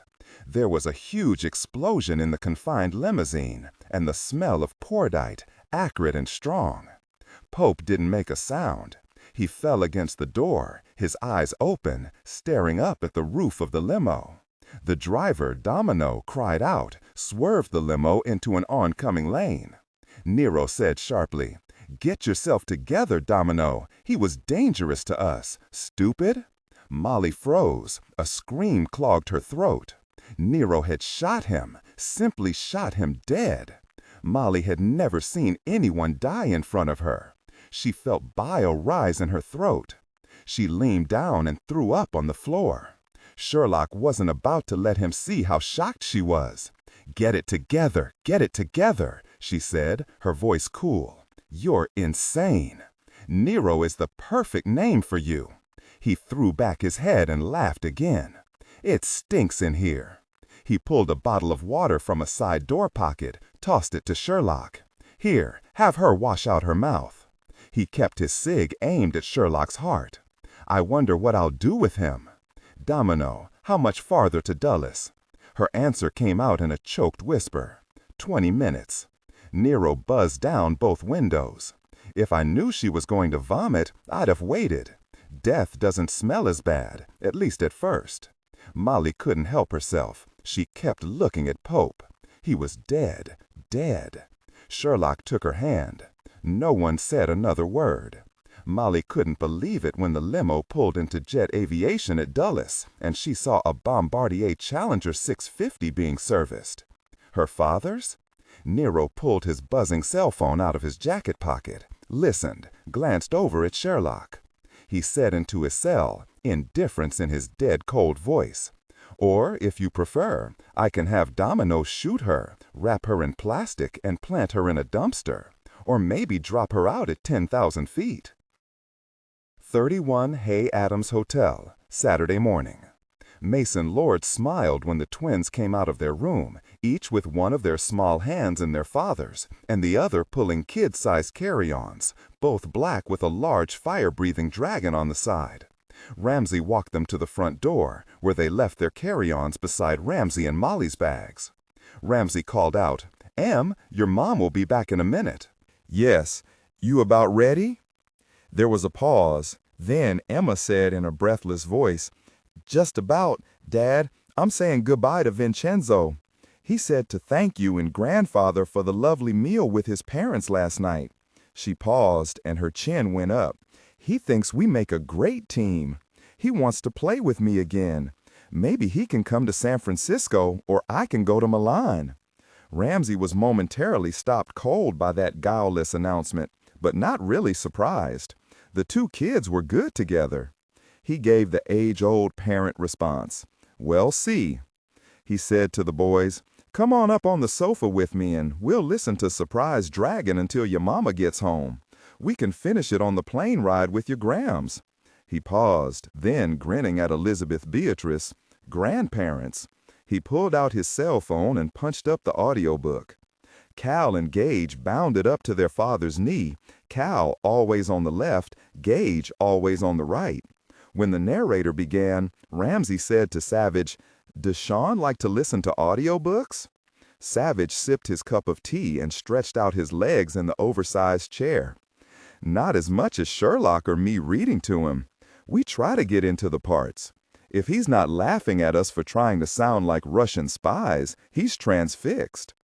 Elizabeth Beatrice said with a smile, "And that way he knows he has your attention." "Exactly." Mason looked down at his watch, said to the room at large, "Molly's late. Her 10 minutes was up 5 minutes ago. It's a good hour's drive to Dulles." Elizabeth Beatrice said, "Molly knows you're a stickler for being on time, Mason, so I'll bet she's having trouble finding the trail mix the twins like.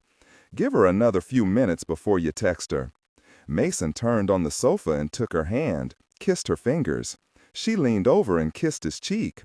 "Would you like some more coffee?" He shook his head. "All right, I'll indulge her. We can listen to this Tristan trying to ride his dragon. The dragon's name is Tulip," Cal said. Savich asked Emma, "Are the Rossis leaving today?" "Vincenzo said they're flying to New York tomorrow to sightsee for a couple of days before they fly back to Milan. They've been invited to visit Juilliard. They're even giving a party for him." Emma paused a moment. Savich saw a blush stain her cheeks. "Maybe I'd like Juilliard better than Stanislaus." Ramsey said, "I don't know, Em. Stanislaus is pretty famous and has an impressive campus. I could give them a call, see if they want to throw you a party." Savich said, "Actually, I could make that happen, Emma." He wiggled his eyebrows. "I have big-time connections at Stanislaus." Ramsey said, "Now that's something she won't forget, Savich, will you, Em?" "That would be wonderful. Thank you, Uncle Dillon."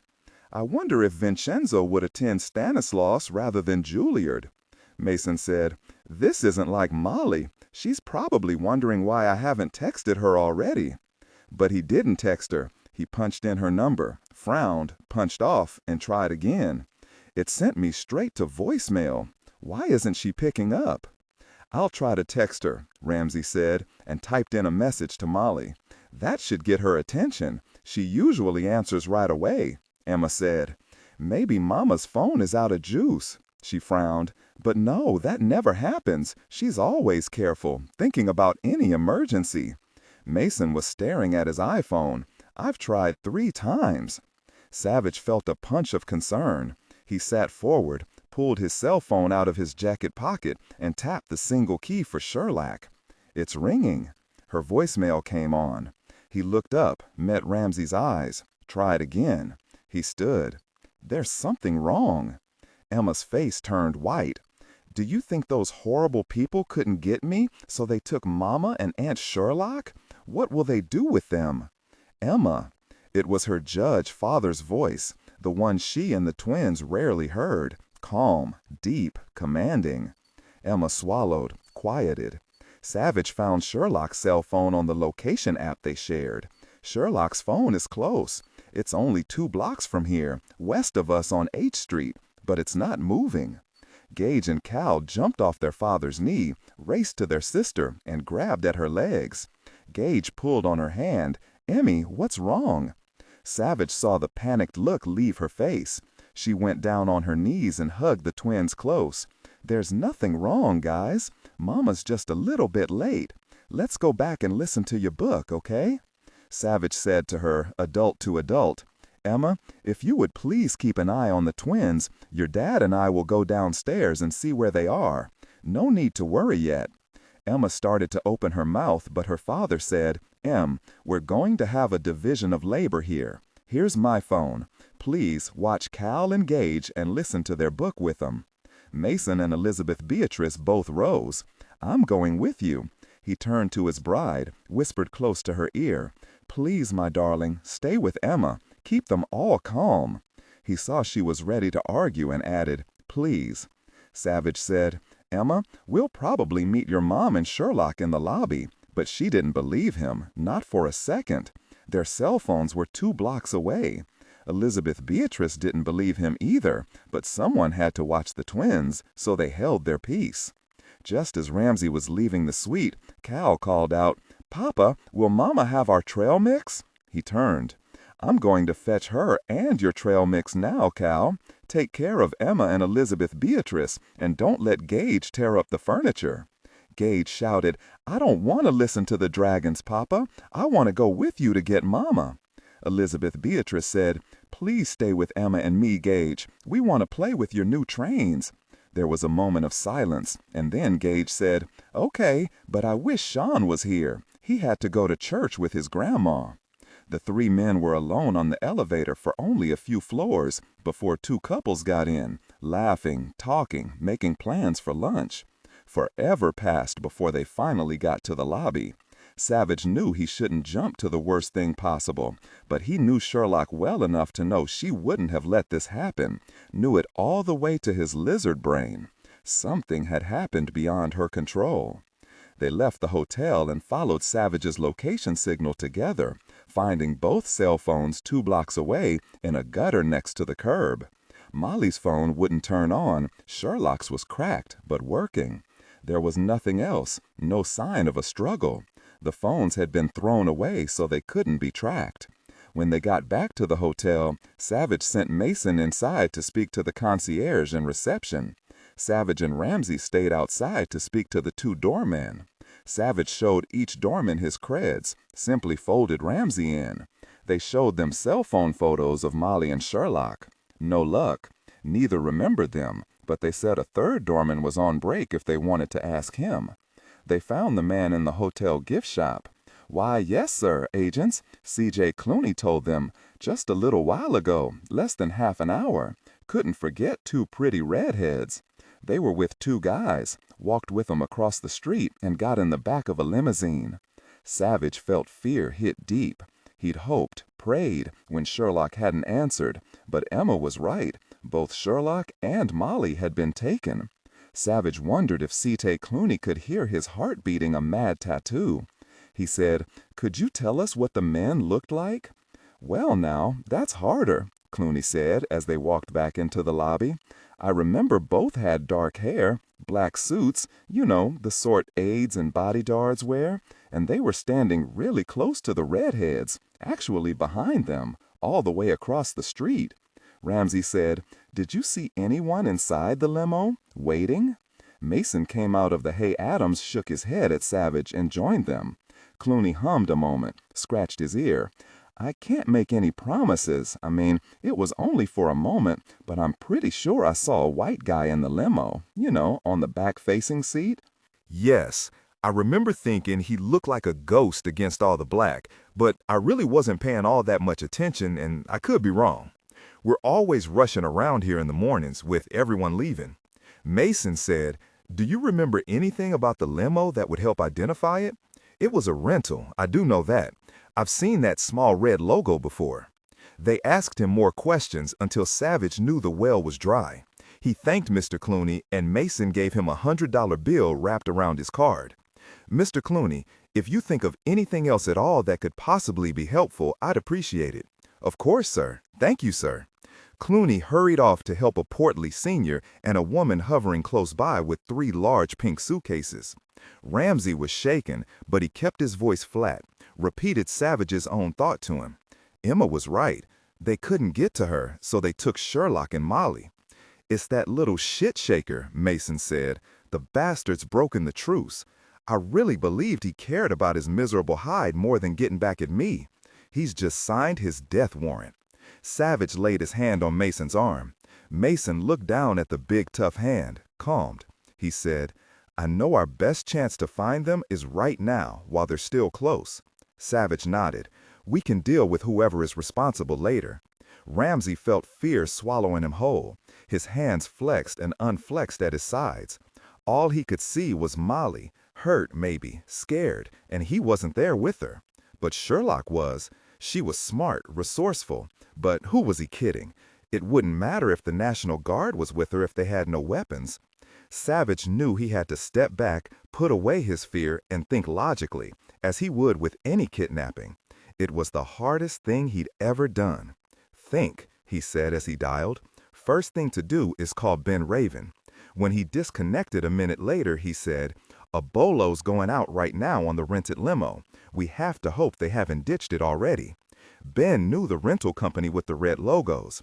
He'll try M.J. Pedersen first, the name one of the men used to rent the Lexus they spotted at Kennedy Center. He continued, "I don't believe whoever took Sherlock and Molly are from Washington. Since it isn't their turf, I doubt they'd want to stay here and try to hide." Mason said, "Agreed. If I were in their shoes, I'd want to get them out of here as fast as I could." Ramsey said, "But not on a commercial flight or Amtrak.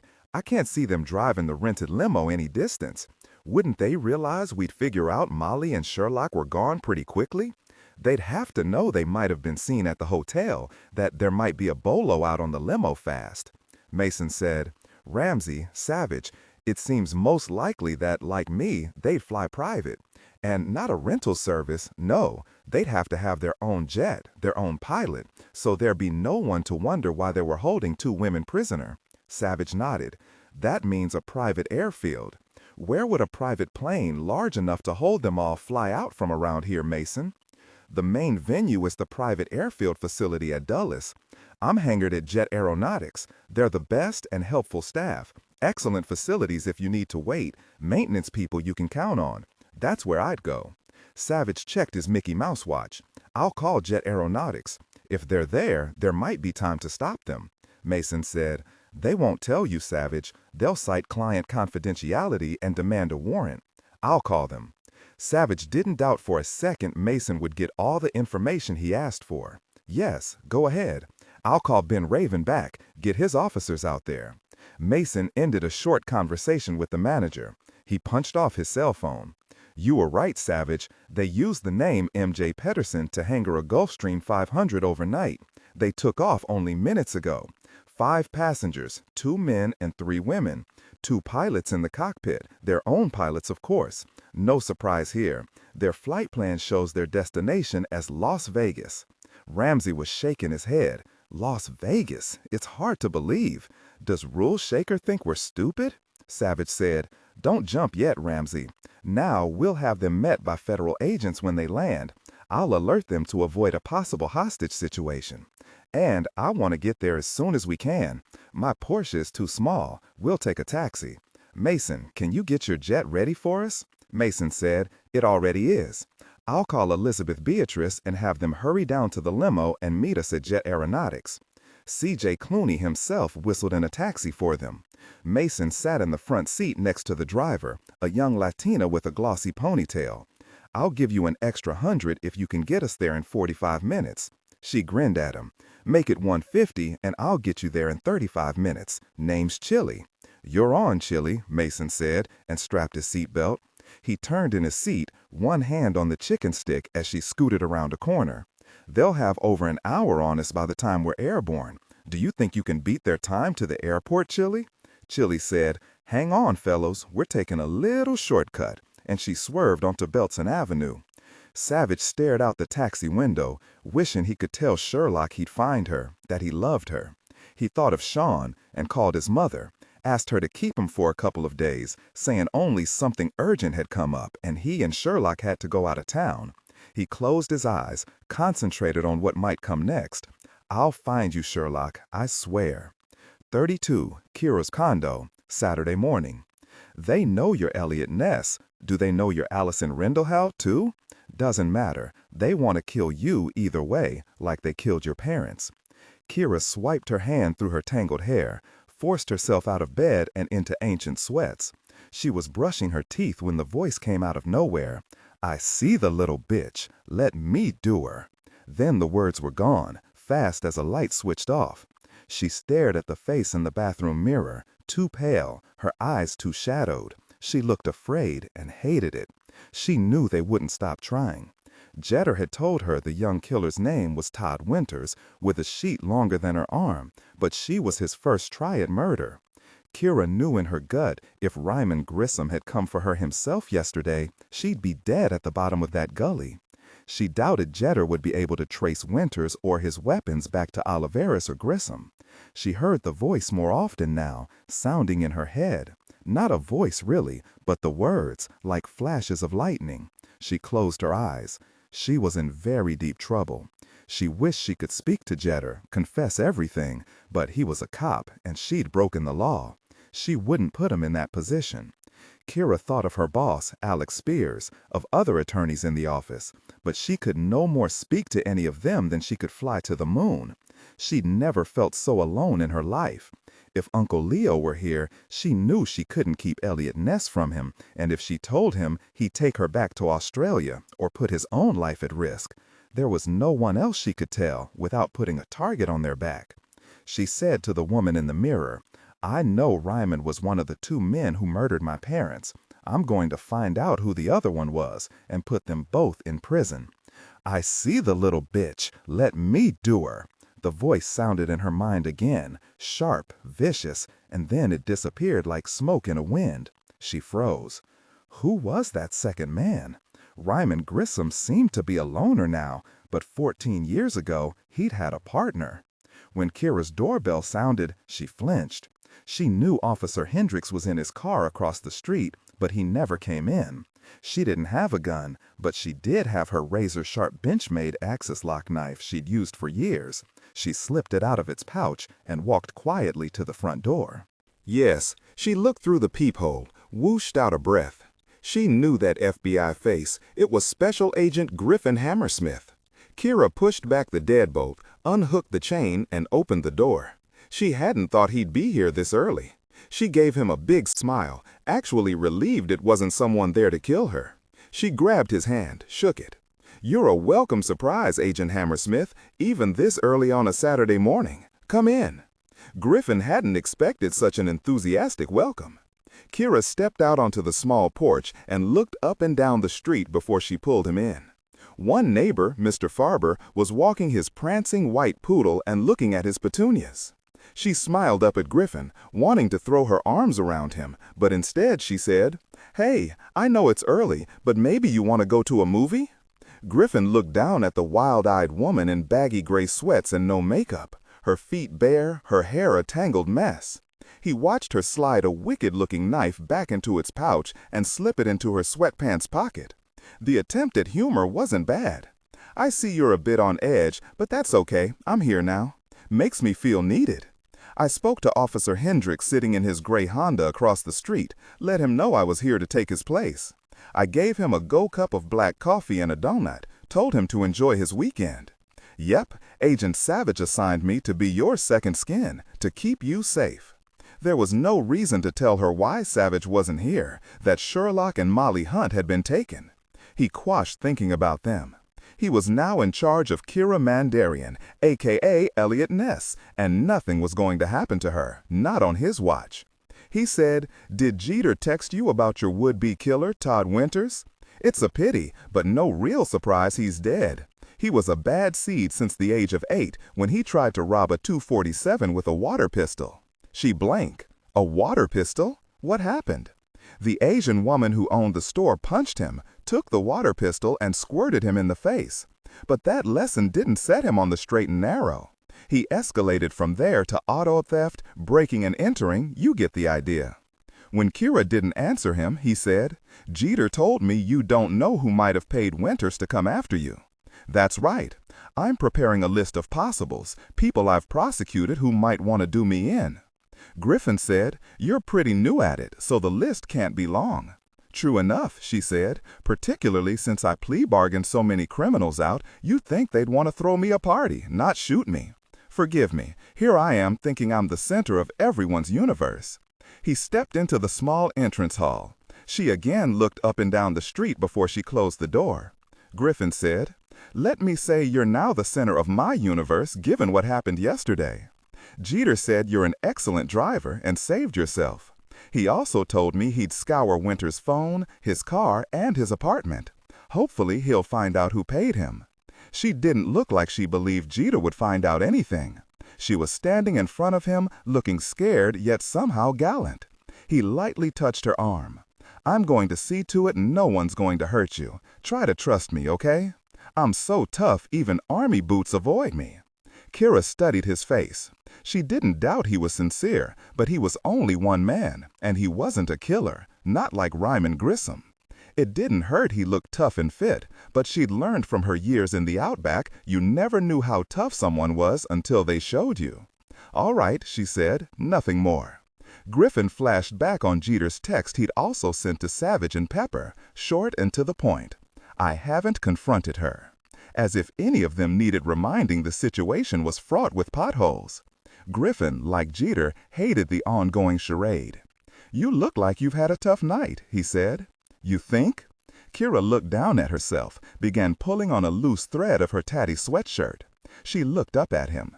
She didn't know where it came from, but a laugh burst out of her. "Sorry, I'm a mess. Give me 5 minutes." She happened to glance in the mirror beside the living room arch. Make that 15 minutes, and she dashed away, calling out over her shoulder, "Fresh coffee in the kitchen. Help yourself while I go make myself presentable." Griffin watched Kirra race down the hall, her tangled hair flying. He walked into her kitchen. It was small, with shiny new appliances and a cozy feel. Her coffee wasn't bad, not as good as his, but only Savich's was better. Griffin walked back through a nice archway into her living room, his eyes immediately drawn to the colorful pillows she tossed haphazardly on her sofa, itself covered with a South Seas Island print, a bright red chair facing it. Cream-painted walls drew in light from 4 big windows. He saw amazing canvases, at least a dozen, on the long wall framing the fireplace. Each canvas was colorful and intricately rendered, with swirls and squares and dots that seemed to mean something. He was mesmerized. Kirra said from behind him, "What's so cool about Aboriginal art is each painting tells a story using symbols. Actually, their art is the oldest unbroken tradition of art in the world. My favorites are these by Jeannie Patayer. I met her when Uncle Leo and I were in Utopia. Great name, right? It's a small town in Central Australia." Griffin tore himself away from the art to the many photographs that covered the mantel and every tabletop in the living room. He turned to her and stared. He'd seen her in her professional getup, suit and heels, and seen her only a few minutes before looking like she just rolled out of bed after nightmares hounded her. Now she looked going to meet friends chic, in snug jeans, sandals showing a French pedicure, and a white cami covered with a boxy pale green jacket, probably cashmere. She tossed a purse the size of his 2-year-old nephew on a chair. "You look nice," he said. Now that was an understatement. Kirra said, "I'll take nice as opposed to what you saw when I opened the door for you. Look at that one. That's my Uncle Leo." Griffin looked at teenage Kirra pressed against a big man's side, both smiling widely at the camera, both dressed in jeans and T-shirts that said across the front, "Survive the worst and appreciate the best." She looked tanned and strong, a pretty girl with promise of becoming a beautiful woman. He heard pride in her voice when she said, "I designed the clothes and came up with that motto for Extreme Australian Adventures, my uncle's business. Every one of Uncle Leo's clients buys them for themselves and all their relatives. That photo is of Burley Headland, right on the ocean. Whenever Uncle Leo and I just wanted to be lazy, we'd go on the easy trail. If you're lucky, you can see whales migrating and lots of parrots and lizards. It looks beautiful, he said. Kirra pointed to another photo. This tough-looking guy with the machete in his belt is Jowly. He's Aborigine, one of the team, with his wife Mala. Jowly taught me how to use a boomerang. I swear Mala could take on a pissed-off crocodile and turn him into a delicious meal, or a pet. And that's you in scuba gear at the Great Barrier Reef, right? At her nod, Griffin said, I was there with a friend 5 years ago. Amazing diving, and everyone looked out for everyone else. I'll never forget it. It's an unwritten rule, what with unexpected currents out there. Uncle Leo's house is in Port Douglas on the northern coast, as you probably know. When we were home and not on expeditions with clients, I'd drink coffee at sunrise and stare out over the reef. She sighed. I haven't been home in 3 months, and it's time. It's like half my heart is there. He paused in front of a group photo. Kirra said, I had my 17th birthday party on that outing. We were leading 3 couples to the Blue Mountains. They made me a cake using the camp stove. It was awful, and the best birthday ever. Yes, Griffin looked up and around the living room. This is a good space, a comfortable space. I like the high ceilings. They're maybe a bit higher than mine. He nodded toward a big easy chair in front of a huge TV, much like his own. And you're such a guy, she grinned. Even though I'm something of a dag, I love American football and basketball. Dag? Sorry, Aussie for a nerd. You know, Griffin, it's nice having someone here with me to talk to after all that's happened. I can imagine it can't be a good time for you to be alone. As I said when I got here, it looked like you'd had a rough night. Makes sense. After all, someone just tried to kill you. I bet it brought back some frightening memories. Kirra looked up at him, saw understanding and real concern, and it broke her. Her voice shook. I can't seem to let go of what happened to my parents. I keep remembering, hearing what one of the men who killed my parents shouted when he was trying to kill me. It comes back to me even during the day. I can't see what he looked like. I don't even remember what he sounded like. It's always just out of reach, and it doesn't leave me alone. It's like I'm always trying to remember, and I can't. She must have been struggling with that all by herself for so long, she finally had to tell someone. Griffin wanted to give her comfort, to hold her and reassure her, but of course he couldn't. He was a professional. She was an assignment. She was looking at him with haunted eyes. To hell with it.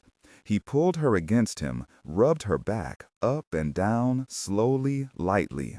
She was stiff. Then slowly she eased, leaned into him. He said against her hair, "You want to remember what happened that night, don't you? It's been weighing on you a long time. I know we've just met, Kirra, and I wouldn't suggest this unless I was sure. I know just the person to help you.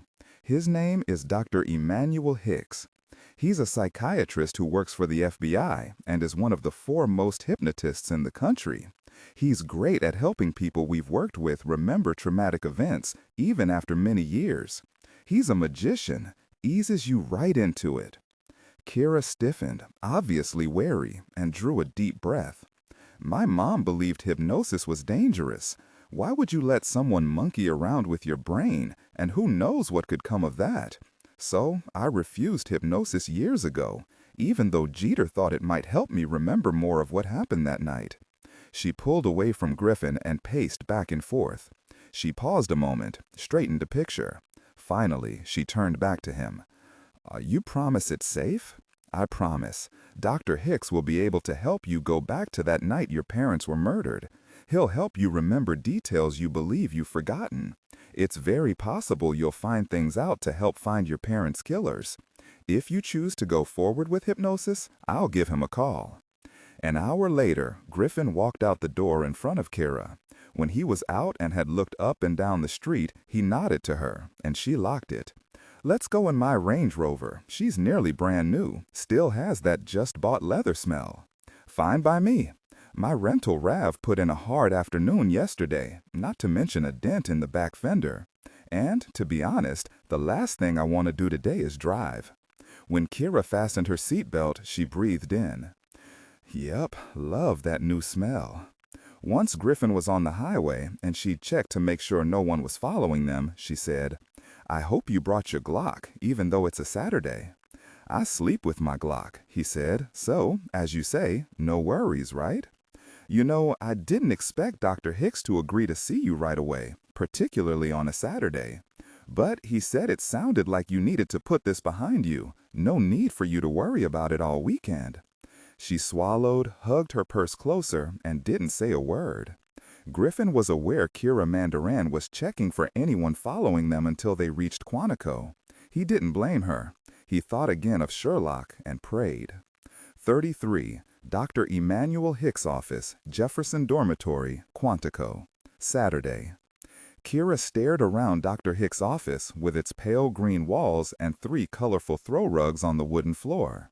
There were 2 framed photos on a small antique desk in the corner. In one, he was dressed like Elvis, and he was hugging 2 young women who had something of the look of him, probably his daughters, all of them smiling wildly. In the second, he was smiling down at a petite blonde woman, his wife. There were 3 chairs in the room and a large green nubby lounger. Probably for me, she thought. A tall, thin man with glasses and a head full of dark hair with dashes of white at his temples came forward. Dr. Hicks smiled at the lovely young woman who looked like she wanted to bolt.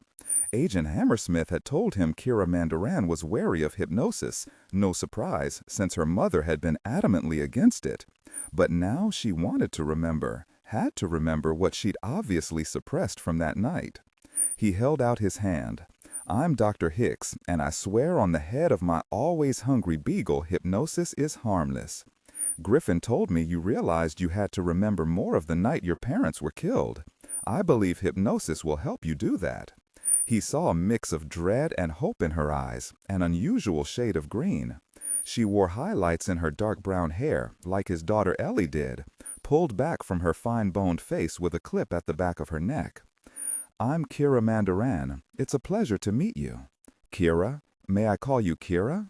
At her nod, Dr. Hicks motioned her to the big lounger. "Griffin, did you tell Kirra about me on your way here? I told her you'd been on the FBI payroll for more than a dozen years, and you were really bad at baseball." 15, actually. And how did you know about the baseball?" Then he laughed, shook his fist at Griffin. "I told her you're one of the foremost hypnotists in the country, but I believe she was more impressed with your Elvis persona." Kirra saw a beam of sunlight coming in through one of the 3 windows. Odd, but it lightened her heart, calmed her. She could do this. She wanted to do this. She said, "I am indeed impressed. I see from your photo with your daughters that you must wear a pillow strapped around your middle when you perform." "That I do, selected by my wife after trying a dozen different kinds, from soft pillows to those hard as a rock." He took her hand again, smiled at her, non-threatening, like a parent trying to reassure a child. She heard her mother's voice in her head warning her away, but for only an instant did she want to slowly back out of this office with its soothing pale green walls and its big comfortable lounger, where she knew she'd be expected to sit and close her eyes and waft away to Never Never Land. She simply didn't understand how this man she'd only just met could make her remember anything from 14 years ago. Kirra swallowed, drew a deep breath. But if she remembered anything to help her identify those men, it would be a miracle and worth any dire consequences her mother believed were possible. She ignored the clammy sweat making her silk cami stick to her skin, the greasy ball rolling around in her stomach. It was time to suck it up. Time to act. "As Agent Griffin probably told you, this is very important to me, so I'll try. I'll really try. I'm ready. And thank you for seeing me on a Saturday with no notice. Griffin assured me it would be my pleasure." Dr. Hicks patted her hand. "You sound like you're in a tumbril on your way to the guillotine. But here's the thing, Kirra. You don't have to try. You don't have to do anything at all. All you have to do is trust I know what I'm doing. Please sit down. You too, Griffin." When she was settled into the chair, her heart beating too fast, she eyed the beautiful watch Dr. Hicks slipped out of his breast pocket. A watch? A frickin' gold watch? How cliched was that? Dr. Hicks laughed at the appalled look on her face. Yes, I know, but the watch belonged to my grandfather, a grand old man. I've always had an affinity for it, I suppose you could say. For our purposes, the watch is merely a tool, Kirra, merely something for you to focus on to help that active brain of yours quiet down. All you have to do is look at the watch. That's right, focus on it. Follow as it swings back and forth. Sit back and close your eyes. Picture the watch. That's good. Now do some square breathing. Deep breath, slowly release it. That's good. Think about your breathing as you count to 4, in and out. That's right. He waited, listening to her breathing smooth out. Kirra, I want you to tell me about one of your happiest childhood memories with your parents. A happy memory? She remembered Uncle Leo had once asked her to tell him about her best birthday with her parents. She'd known he wanted to hear a good memory she had of her mother, his sister. She also knew he felt guilty he hadn't visited more often, although he hadn't known about his sister's illness and just how dire their financial problems had become. It was my 6th birthday party. Mom made me my favorite red velvet cake with lots of buttercream frosting so thick you could swipe your finger through it and no one could tell. Dad tied balloons all over the dining room, even on the backs of chairs. A dozen kids came and several parents, so there'd be some control with all the kids on sugar highs. Everyone was laughing, talking, excited. All of us kids wanted that cake and ice cream. I remember blowing out the 6 candles and everyone singing happy birthday, the kids yelling it really. My mom and dad were laughing and they looked so happy. I knew they loved me. Kirra's voice caught and she swallowed tears. A lovely memory. Tell me more about it. Their present was the best, a big stuffed white unicorn with a red bow around his neck. I named him Luke after my 7-year-old boyfriend. He burned up in the house fire. Dr. Hicks said, "Let's talk about Luke a moment. I want you to concentrate on him. Can you see him?" "Oh, yes." "Did you talk to that unicorn?" She nodded. "He was my best friend." Let Luke fill your mind, Kirra. Now open your eyes and look at the watch again and follow its movement. That's it. Relax and remember that beautiful, perfect birthday and Luke the unicorn. The day was crystal clear. That fantastically happy day 6-year-old Kirra hoped would never end. She remembered how she carried Luke around by his horn. She felt her child's excitement as she opened the small presents from the other kids. It was a lovely time then, bittersweet now. Her eyes followed the swinging watch. She hugged Luke. She licked frosting off the cake. The kids jumped around and yelled with delight when they won a game. Slowly, the birthday party, all the kids' voices began to fade. She kept her eyes on the watch, listened to Dr. Hicks' quiet voice talk about red velvet cake, his daughter Pat's favorite. She felt herself relaxing, felt herself sinking into the chair, feeling it enfold her, comforting her. Everything began to move more slowly, one small moment flowing into the next, blending almost together, moving outside of time, outside of herself. Gently, easily, the world faded away. Dr. Hicks tucked Griffin's hand, laid it on Kirra's. He said, "Kirra, can you feel Agent Hammersmith touching your hand?" She nodded. "Griffin, he told me to call him Griffin. He has big hands. He's warm and solid.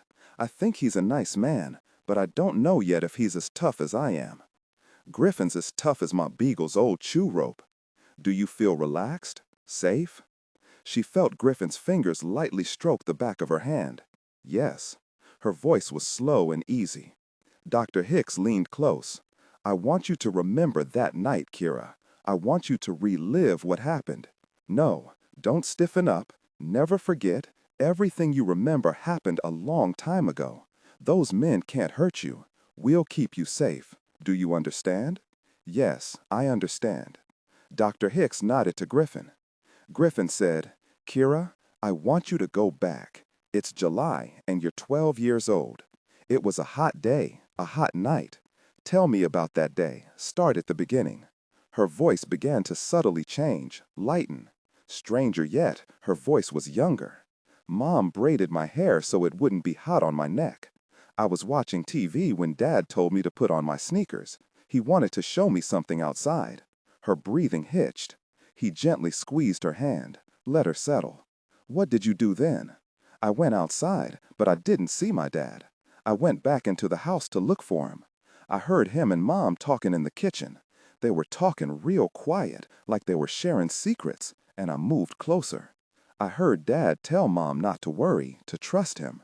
He said he knew what he was doing, that he'd have the money they needed so she could have her operation and be just fine. But I heard Mom's worry voice. I sneaked a peek around the door. Mom was standing by the stove wringing her hands, and there were lines between her eyes, worry lines. Kirra raised her fingers and touched the skin between her eyebrows. I didn't understand. Mom needed an operation? What operation did my mother need? But they didn't say. Did your dad tell your mother where he was getting the money? She shook her head. I heard Mom coming, so I ran back outside. Later, I was afraid to ask my dad what it was all about. He'd know I was eavesdropping. Her parents were murdered on the very same day she'd overheard them talking? She hadn't told Griffin that. Is that why the men had tried to kill her too? Because of what she might have known? Griffin said, "It's late now. You're in your bed." Yes, it's really hot, so I'd open the window. I'm wearing my favorite pink sleep shorts and top Mom bought me at Target. Griffin kept his voice low and calm. You wake up. Why? I have to go to the bathroom. You come back to bed. You're nearly asleep when you hear something. She began to twist in the chair, shaking her head, looked ready to leap out of it and hide. Griffin again squeezed her hand. Kirra, this happened a long time ago, 14 years ago. You're here with me now, and with Dr. Hicks. You're safe. These are only memories. Don't be afraid. She swallowed. A child's voice said, I hear footsteps on the stairs, coming up, not going down, so I know it's not my parents. I can tell they're trying to be quiet, but some of the stairs creak. You know it's more than one person on the stairs? Yes. There's one creak, then a second later there's another creak on the same stair. She moaned, shook her head. Griffin stroked her hand, spoke low to her. You're safe. I promise you're safe. What do you do? She became still again. The girl whispered, I get up. My heart's pounding and I want to puke. My door's open and I ease it wider. I don't want to, but I have to. And I see them, 2 large shadows. They're holding their arms out in front of them, and I see the guns. The guns are leading them. I see them go toward my parents' bedroom. I turn back into my bedroom, grab my cell phone and dial 911, and then I hear 2 popping sounds, and I know what they are, what it means. I want to yell and I nearly scream. I slap my hand over my mouth to keep it in. I want to run to my parents' bedroom, but I know there's nothing I can do. I tell the 911 man what's happened, and he tells me to get out of the house and run and hide. The world's crazy spinning. It's exploding. I climb out my bedroom window and down the big oak tree. I hear a man's voice from above me. He's leaning out the window. There's a popping sound, and I feel a sharp pain in my head that nearly knocks me off the limb. But I know I can't stop, or I'll be dead like my mom and dad. I'm crying and nearly fall, but I don't. I hurt my arm. I don't know how. All I know is my head and my arm are bleeding. I jump to the ground and run toward the woods. I know my parents are dead. Deep down, I know. It's hot, but I'm shivering. My teeth are chattering. Yes, Kirra began to rub her head where she'd been shot, keening now, a helpless, wounded young girl in shock. You were very brave, Kirra, Griffin said. Jeter found you in your cave? Her young voice sounded infinitely weary, pain leaching through it. Am so afraid when this strange man crawls into the cave. I think he's there to kill me, but he didn't. He saved me. Jeter saved me. I owe him my life. He very probably had saved her life, Griffin said. Go back a moment. When you're climbing down the oak tree, do you hear another voice? Yes, a horrible, vicious voice. I still hear it sometimes, but then it fades away. I see the little bitch. Let me do her. When this man says those words, does he sound old, young, foreign? It's not a man. Griffin reared back, shot a look at Dr. Hicks, who nodded slowly. Griffin said carefully, "It's not a man?" "No, it's a woman. She sounds younger than my mom, lots younger, and crazy." "Does she have an accent?" "She has a light southern accent, maybe from somewhere around here. I remember a man's voice, but I couldn't hear what he said. I don't know which of them shot me in the head, but it was a man and a woman. They were a team. They killed my parents together." There were tears in the girl's voice. Griffin nodded to Dr. Hicks. He said, "Kirra, we're going to come back now. I'm going to count to 3 and you'll wake up. You'll remember everything you told us about what happened 14 years ago, but you'll leave your fear, your pain behind you. You'll remember the woman's voice. It will be very clear in your mind and stay clear. When you wake up, you'll feel calm, you'll feel well-rested and alert." On the count of 3, Kirra blinked, straightened in the chair. She felt relaxed, her mind sharp. Best of all, she wasn't afraid. She looked from Dr. Hicks to Griffin. "I remember all of it. A woman shot at me, but her aim was off because I was shimmying down the tree like a monkey. She was young, in her early 20s, no older. Her voice was manic. She was crazy excited, laughing, scary happy. She was having fun, and she wanted to kill me, like she and the man had killed my parents. As I said, I couldn't hear the man's voice clearly. But who was she? The woman was young, her accent light southern. She was manic, crazy." Griffin remembered when Savich had told him about Melissa K. Grissom in her father's hospital room, her hands fisted at her sides, her face twisted in rage, simmering just below the surface, waiting for a trigger to erupt. Not hard to see she was a psychopath, Savich had said. A man and a woman. There were only 2 people who fit the bill, and it made sense. The Grissom siblings. He knew Ryman Grissom was about 40. 14 years ago, he was in his mid-20s, Melissa K. about 20. Had they killed together or separately, even before they'd killed the Rendles? Had Melissa K. murdered anyone since? And Kirra, was she pretending not to know for sure the man was Ryman Grissom? She'd never met Melissa K. Grissom, but she knew Ryman had a sister. If she didn't already know everything there was to know about Melissa K. Grissom, Griffin had no doubt Kirra would find out everything about her before the day was out. What would she do with what she knew? Given what Eliot Ness had done, it scared Griffin to his toes. Well, he was with her now, to keep her from doing anything crazy. Griffin said, "Do you think you've heard this woman's voice before?" Kirra stilled, seemed to gaze into herself again, into the past. Then she said, shaking her head, "No, I've never heard her voice before, except for that night." Dr. Hicks took her hand, helped her to rise. "Thank you, Dr. Hicks, thank you. I don't think you gave me a brain tumor. But who can tell? It's early. If you don't have symptoms right away, you're in the clear. Good to know. You know, there's one excellent memory I'd forgotten, my 6th birthday party. It was a fine thing to remember. I was so happy that day. Thank you for taking me there again. You are a very kind man. I bet I would have liked your grandfather, too. That's about the nicest thing anyone said to me in a long time. Griffin, take good care of her." Griffin said, "Dr. Hicks likes the boardroom pizza as much as I do. What do you say we stop there for lunch?" Kirra managed a half smile. "Do you like anchovies?" "Who on earth does?" They were eating pizza in the boardroom, Kirra's loaded with anchovies, when she said, "Bet you didn't know Jeter is seeing Pepper Jersic. She seems really nice. I hope it works out." Griffin paused in mid-bite. Hard-nosed, kick-your-butt Pepper Jersic falling for a cop in Porte Franklin? He didn't doubt Kirra knew the scoop. He marveled how life never ceased to offer up unexpected twists and turns. "Thank you, Griffin, for convincing me to come, for everything you've done for me today. I can't wait to see Dr. Hicks do his Elvis impersonation. You can drop me off at home now, maybe go on that date I'm sure you must have canceled." Griffin sat back in his chair, gave her a slow smile. "No dropping you off. No date for me. We're going back to your condo together. Consider me your second skin, Mandarian." I told you, Savich's orders. 34. In the air. Saturday. Emmy, where's Mama? Why isn't she here with us on Grandpa's airplane? Emma touched her fingers to Gage's little face. She wanted to cry, but knew she couldn't. Her voice was steady and calm. She went on ahead, Gage. She didn't want to, but she didn't have a choice. She told me to give you and Cal big kisses. You'll see her soon. She was surprised the lie didn't stick in her throat. It was so hard to keep her voice matter-of-fact, to stay steady for her little brothers.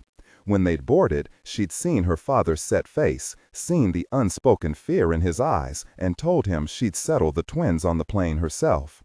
At first, Cal and Gage were fascinated, touching every plush, light gray seat, climbing on the 2 padded benches, staring at the galley with its high-tech appliances, opening the small wine cooler. Cal saw juice boxes, and Emma gave one to each of them. They marveled at the bathroom to each other in twin talk. Gage had to flush the toilet, and both twins laughed when the water got sucked down with a big whoosh. The bathroom amazed Emma, too. It was special order, nearly as large as her own bathroom at home. She tucked the boys in together on one of the large plush seats, smoothed a soft blanket over them. Emma looked up to see her dad was sitting alone, stiff and silent, staring out the window of Grandpa's plane, his hands fisted in his lap. Uncle Dillon was on his cell phone. Grandpa and Elizabeth Beatrice, Emma wasn't ready to call the gorgeous woman her grandma, sat close together, her hand in his resting on his leg. A small hand clutched hers. She smiled down at Cal. "Emmy, sing the song Mama always sings." She sang Soft Kitty from The Big Bang Theory, watched both little faces go lax, saw both sets of beautiful blue eyes slowly close. She sang it 3 times. It soothed her as much as it did the twins. Finally, they were down for the count. Emma leaned down and kissed their little faces. She whispered, "I promise we'll find Mom. She'll be with us again soon." She felt overwhelmed with guilt, just couldn't help it, even though she knew it wasn't logical. But it didn't seem to matter. They'd want it to her, not on Sherlock, not her mother. She looked over at her grandfather's 2 bodyguards, Link from Omaha and Toulouse from Haiti. He'd assigned them to stay in the rear of the plane and keep an eye on the little boys. They'd first eyed the twins with some alarm, obviously not used to children. Emma said to them now, "I think they'll sleep until we land in Las Vegas. If they wake up, call me. They'll want a snack." She dredged up a smile. "Then maybe you and Toulouse can play Punk the Weasel with them. There's only 1 page of rules, tucked in the seat pocket. It's pretty simple." She looked over to see Cal sucking his fingers. He hadn't done that in a long time, and she knew why. Yes, Emma made her way along the wide aisle and sat next to her father, took his tense hand, smoothed out his fingers. His hand was cold. Ramsey squeezed hers, leaned over and kissed her cheek, and tried his best to smile at her. "Thank you for seeing to the twins. They know something's wrong," Emma said. He said nothing. There were simply no words. Emma leaned into him and he hugged her close. "Link and Toulouse are grateful the twins are asleep." Ramsey nodded. He'd worried about taking the twins and Emma to Las Vegas with them, but Mason was right. This was an emergency, and when they landed, both Link and Toulouse would stay on the plane with the twins and Emma. He knew they'd be fine. He glanced over at Savich, who was looking at nothing in particular. He said, "Savich, I never told you I met Rule Shaker only once. The time when Molly and I went to Las Vegas to show him copies of the evidence Molly had collected against him and his daughter, Eve. That put an end to the war between the Shakers and Mason. I have to say, Shaker in person surprised me. I expected someone like Mason, I guess, not a small, dark man who looked like a Hollywood gangster." Ramsey was aware he had his father-in-law's attention too, and he continued louder. His world was all about unspoken power and control. He wore them like a mantle, like you do, Mason. I found him highly intelligent. I remember watching him silently calculate the odds when Molly showed him what she had. I saw the moment he realized he had no choice but to do what Molly wanted from him. He nodded to his daughter, Eve. She studied his face a moment, nodded back, and both of them agreed. Molly had an audio tape of Eve essentially confessing she'd killed Molly's ex-husband, Louis, and she had written out everything she knew about how they'd kidnapped Emma and tried to kill Mason. Molly told them she had sent the originals to her lawyers to be sure the war would really be over. I remember how Eve looked at Molly and me when it was done. She looked fierce. That's what I thought. She didn't say anything at all to us, simply turned and walked out of the room. It was like we no longer existed. Savich said, "Since I've never met Shaker, your impressions will help when we meet with him." Elizabeth Beatrice said, "Ah, the infamous truce." Mason said, "How on earth do you know about that?" While Emma and I were waiting for you in the suite, I asked her to tell me about this Rule Shaker, the man you believe is behind Molly and Sherlock's kidnapping. I believe I understand what happened now. Mason said, "But Emma, how did you know? You were a little kid. Neither your mother nor I said a word around you." Emma shrugged. "I'm a first-class eavesdropper, Grandpa. I knew about the war between you and Rule Shaker."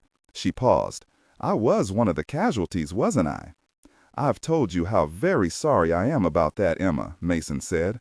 "Believe me, when I found out what happened to you, I was ready to bomb his casinos in Las Vegas for what he did to you."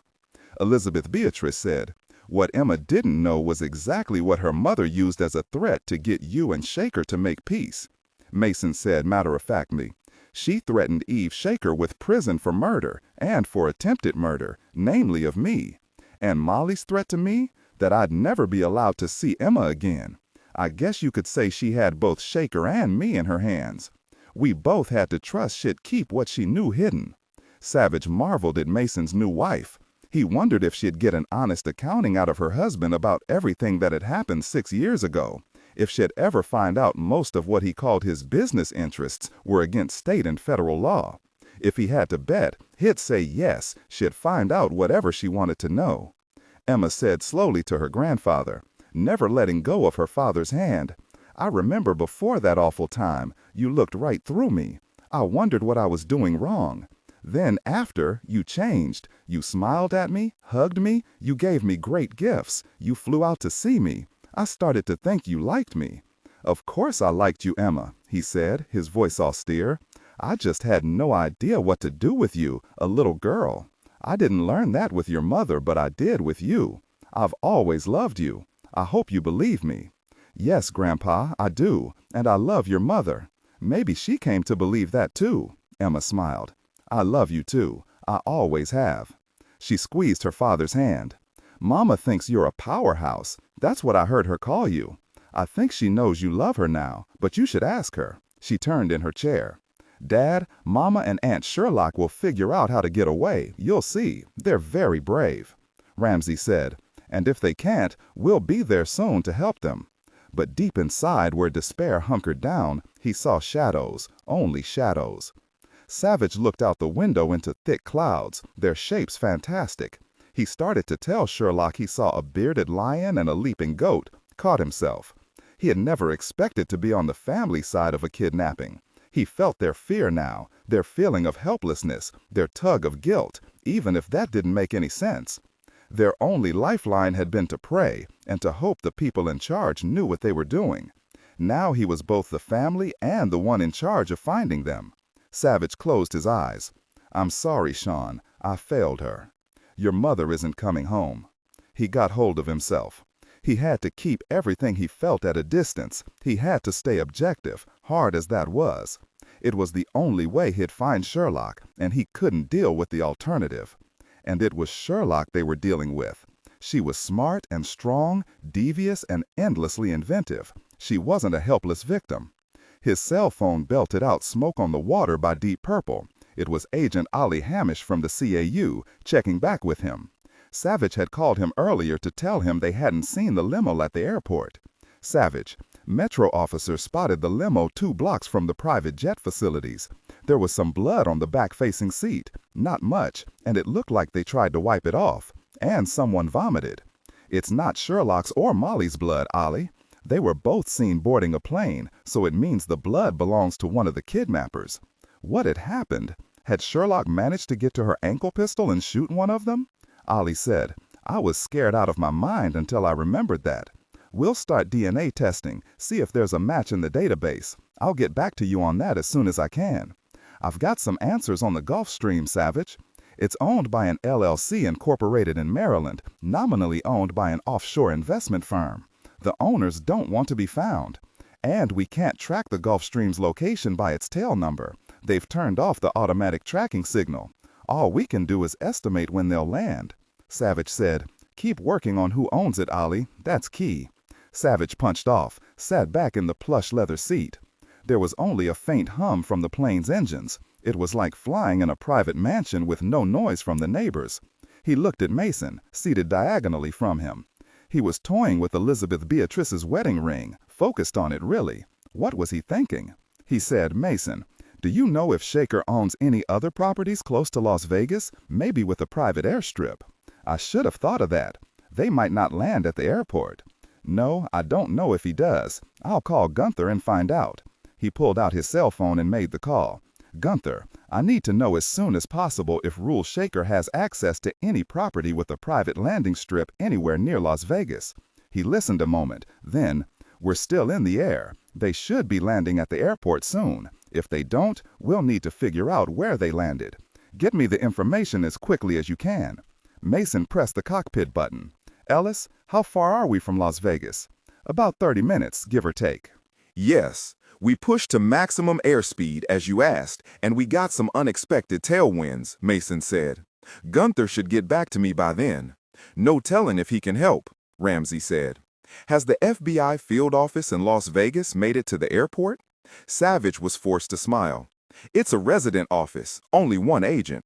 "Don't laugh, his name is Agent Poker. I always wondered if that was why he was assigned to Las Vegas. But no, he requested the assignment. He's got the local cops involved, and they'll be at Jet Aeronautics when the plane lands. He won't approach if there's a chance that it would turn it into a hostage situation. He'll wait for us. No one on board knows they're waiting for them." Ramsey excused himself, checked in with Mason's 2 bodyguards, who were sandwiching the sleeping twins, both of them reading magazines. He poured cups of coffee and a soda for Emma, grabbed sandwiches and chips to pass around. 15 minutes later, Mason's cell rang. He listened, frowned. "Thank you, Gunther. I'll call you back in 5 minutes." He raised his voice. "Rule Shaker owns a bombardier he keeps hangared in Las Vegas and a number of properties nearby, rents others. None of them near Las Vegas has a private airstrip. With luck, it would be over soon after they landed in Las Vegas. Sherlock and Molly would be safe." Yet at the back of his mind, Savich wondered if it had all been too easy. The kidnappers had to know eventually they'd be tracked to Las Vegas, though not so quickly. Mason hadn't waited long to call Molly's phone, and they'd been lucky enough to draw all the right conclusions. Had they planned to have the jet take off again and see to it they couldn't be followed from the airport? Savich heard Mason say to Elizabeth Beatrice, "I'll wager this isn't what you expected." She lightly rubbed her hand over his thigh. "What I expected, Mason, was that being your wife would mean never being bored. It seems I was right. We're going to mail this miserable person, you'll see." Savich's cell phone rang out smoke on the water again. "Savich, it's Poker. I'm at airport flight control. The Gulfstream hasn't even begun an approach yet. It's not on their radar. They radioed the flight crew to ask if they've got any problems. Got no answer. They're saying it means they're not going to be landing here at all."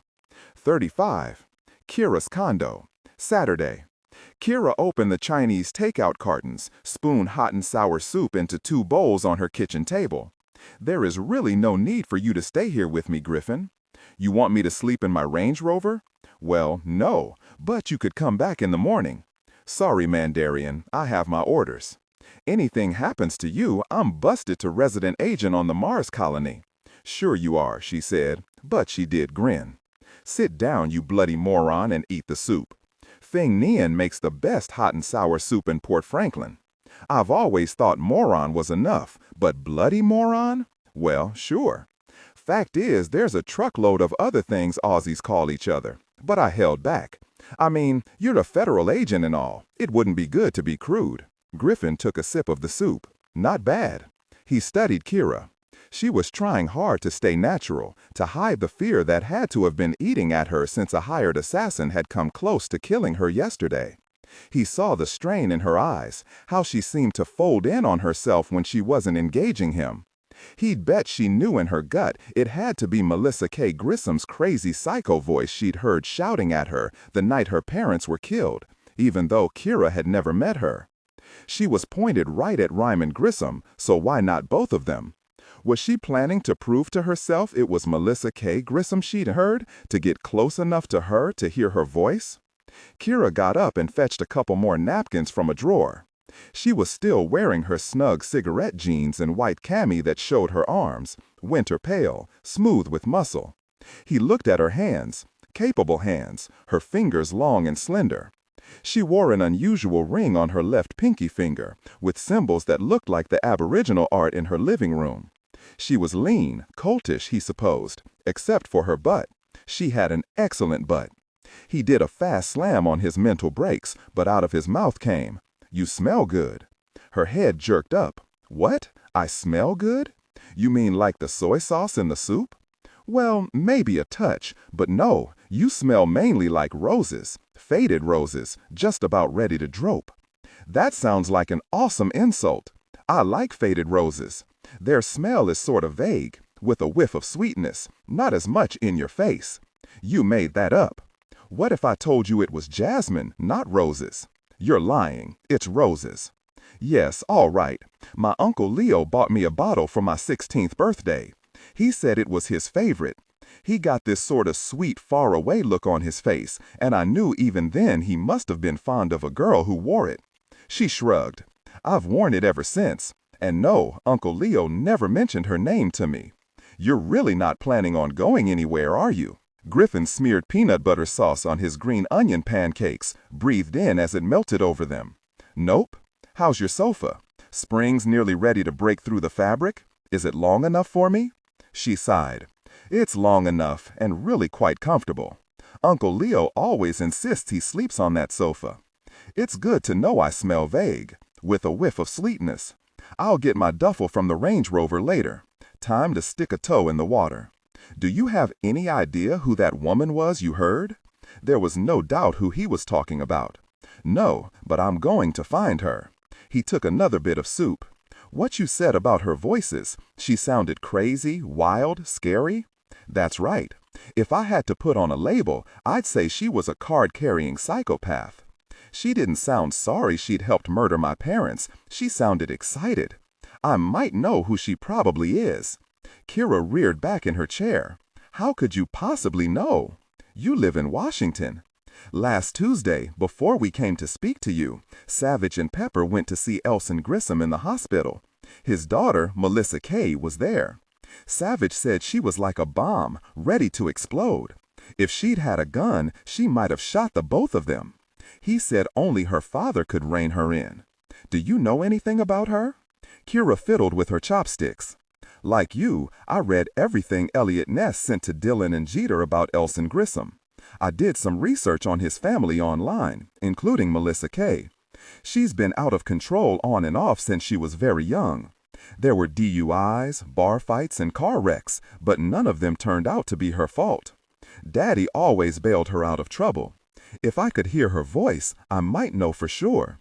He said, "Say it was Melissa K. She would have been very young, right?" Kirra nodded. "Early 20s. Who do you think her partner was? Go ahead, spit it out. It's pretty obvious." "If it was Melissa K., it might have been her older brother, Ryman." "Okay, I agree. What do you suggest we do?" Kirra thought a moment. "Well, you could arrange to plant a bug on her car. I could hear her voice then, and we could see where she goes, who she talks to." He met her eyes, smiled. Quite pretty eyes, actually, green as moss. He watched a thick hank of dark brown hair laced with soft blonde fall over her shoulder. He slammed on the brakes again and took another bite of the green onion pancake. "Maybe we should be more proactive. Let me think on it a while. We'll talk about later. Tell me what you thought of Quantico." She wanted to throw her mushu pork at him. "Well, all the trainees I saw seemed focused, driven. If they weren't, they wouldn't last long. It's 4 months of grind, both physical and mental. But there's always some crazy fun. They weren't kids. Most of those I saw were older than me. The average age of an FBI trainee is 31 now. It was a smart decision because right out of college or law school, you don't have much experience of the world under your belt. Yes, and it's in your 20s you learn a lot about what you really want. Tell me the craziest thing you did. Sorry, state secret. Well, maybe if you give me a soft pillow.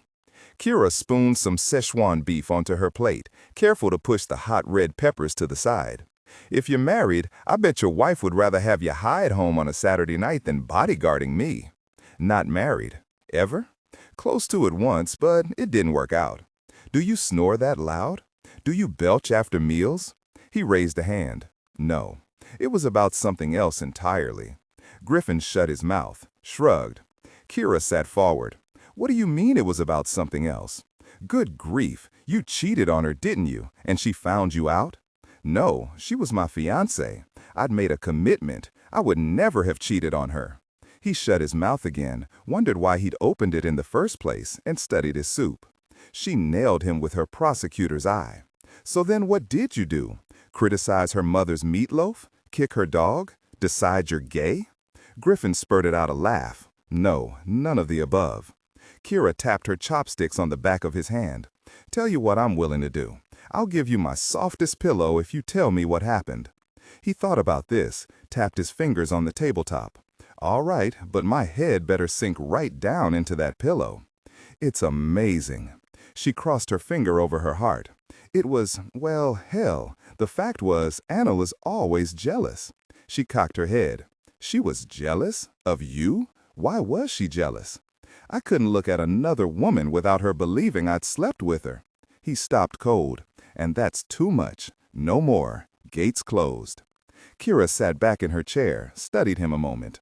Hard to believe, but hey, Griffin, don't get me wrong. You're not ugly. I mean, you're okay looking, and your big draw is you're an FBI agent, right? Is that it? Or didn't Anna approve?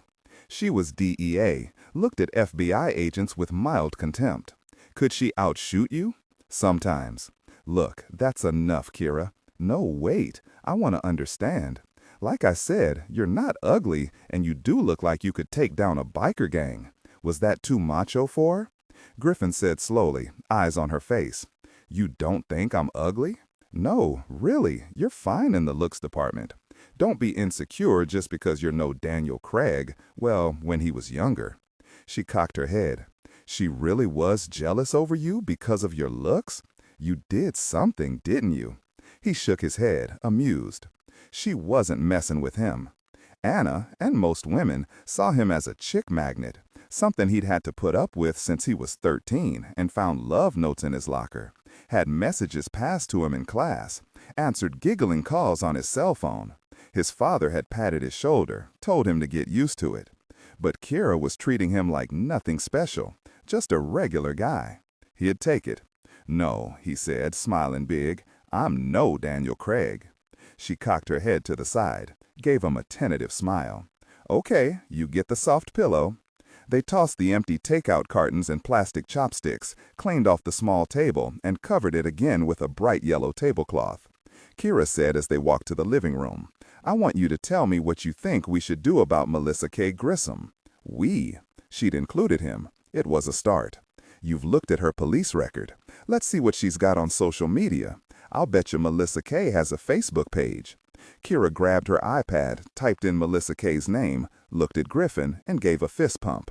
Melissa K. does have a Facebook page, and she's on it a lot, nearly every day. Here, look, there are photos of her, alone and with friends, and with her brother and father. He looked over her shoulder, and they scanned her posts together. She posts about her clothes, her hairdresser, her makeup, her vacations. She comes across as perfectly normal. I guess her family doesn't mind, so long as she keeps their business completely out of it. Look, Griffin, the post she wrote just yesterday. I'm going to Greenbrier, but I won't be alone. Jared is flying into Washington, and he'll meet me there. 3 days of heaven. Kirra added, Greenbrier is a fancy resort some 2 hours from here, nestled in the Appalachians. I've never been there, but I've heard they're usually booked up. Skiing in winter and swimming and hiking in summer. Great spa and food to die for. What do you think? Do you think I should follow her there? See if I can hear her speak? Maybe identify her? Griffin was a cop to the soles of his feet, a born cop, his mother said. He was also a cop who obeyed the rules.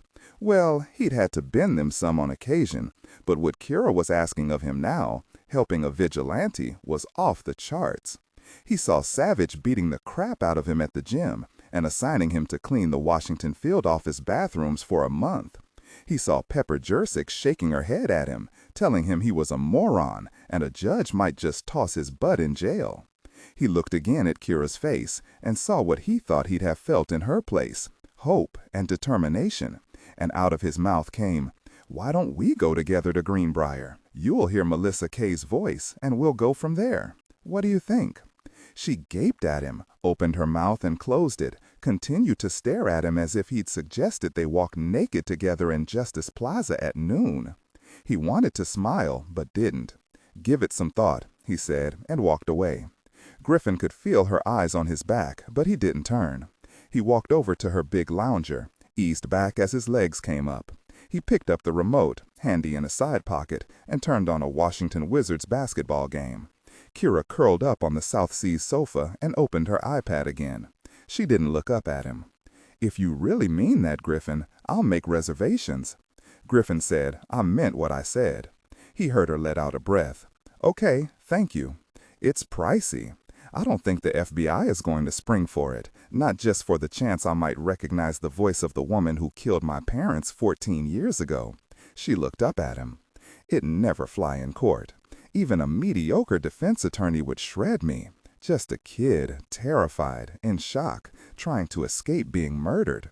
Even if it turns out I'm sure it was Melissa, we'll have to find more. But how is that possible? Melissa Kay's going there to be with her friggin' lover, not planning anyone's murder. They'll probably spend all their time in their room." Her voice trailed off. She looked defeated. Griffin said patiently, "One step at a time, Kirra. First, we find out if you do recognize her voice. That's what's important right now." He paused a moment. "We'll figure out where to go from there. Trust me." She met his eyes. "It's hard, Griffin. I've been on my own for so long, ever since I left Australia." "I understand. Take a deep breath. You've got a partner now." She gave him a blazing smile. She looked like the weight of the world had been magically lifted off her head. At a timeout in the Washington Wizards game, Griffin turned to see she was still working on her iPad. "Kirra, we know what we're going to do, so why ignore a Wizards game? The Celtics have a 3-point lead." She didn't look up. "I'm a Warriors fan, actually." "Makes no sense. They're on the wrong coast for you." "You forget the West Coast is the closest to Australia, so I went with the Warriors. And I'll admit, I fell in love with Steph Curry and his three-pointers." "Okay, I got us reservations. The Greenbrier had only one of their 2 honeymoon suites left. I booked it." Kirra stretched. "Hey, I'll bring you blankets and that soft pillow for the sofa." Griffin tapped his fingertips on the chair arm. "We'll want to be really careful, disguise ourselves. So, who do you want to look like?" Kirra laughed. "I want to be Lady Gaga." "All right, that means a blonde wig for you." "Okay, but it's got to be long and curly. I want to look like a hit babe." "A dark wig for you, maybe? A fake beard, maybe a mustache? You can wear glasses, maybe change up your makeup." Yes, and we'll have to act like newlyweds since we'll be in a honeymoon suite, at least in front of hotel staff. Don't worry, I'll put away your sofa bedding every morning. How long is Melissa Kay staying? Tomorrow through Tuesday, which, hallelujah, isn't a problem for me. When my boss, Alec, found out I was almost killed yesterday, he asked me to work from home until he thinks it's safe for me to come back into the office. When the game was over, Griffin rose. Kirra rose too. "Go brush your teeth, Griffin, and I'll get you blankets and the softest pillow in the universe." He stepped in front of her, took her hands. "Good night, Kirra. Please remember, you're no longer alone. That means no herring off somewhere by yourself. You promise?" "A partner." "Yes, I promise." She sounded as if she still couldn't believe it. When Kirra's bedroom light went off, Griffin was lying on the surprisingly comfortable sofa, his arms cradling his soft pillow, his mind still going at warp speed. He knew he'd have to walk a very fine line between helping Kirra, the Commonwealth attorney, and Eliot Ness, the vigilante. He realized she knew the Grissoms were involved in the murder of her parents, but how did she know?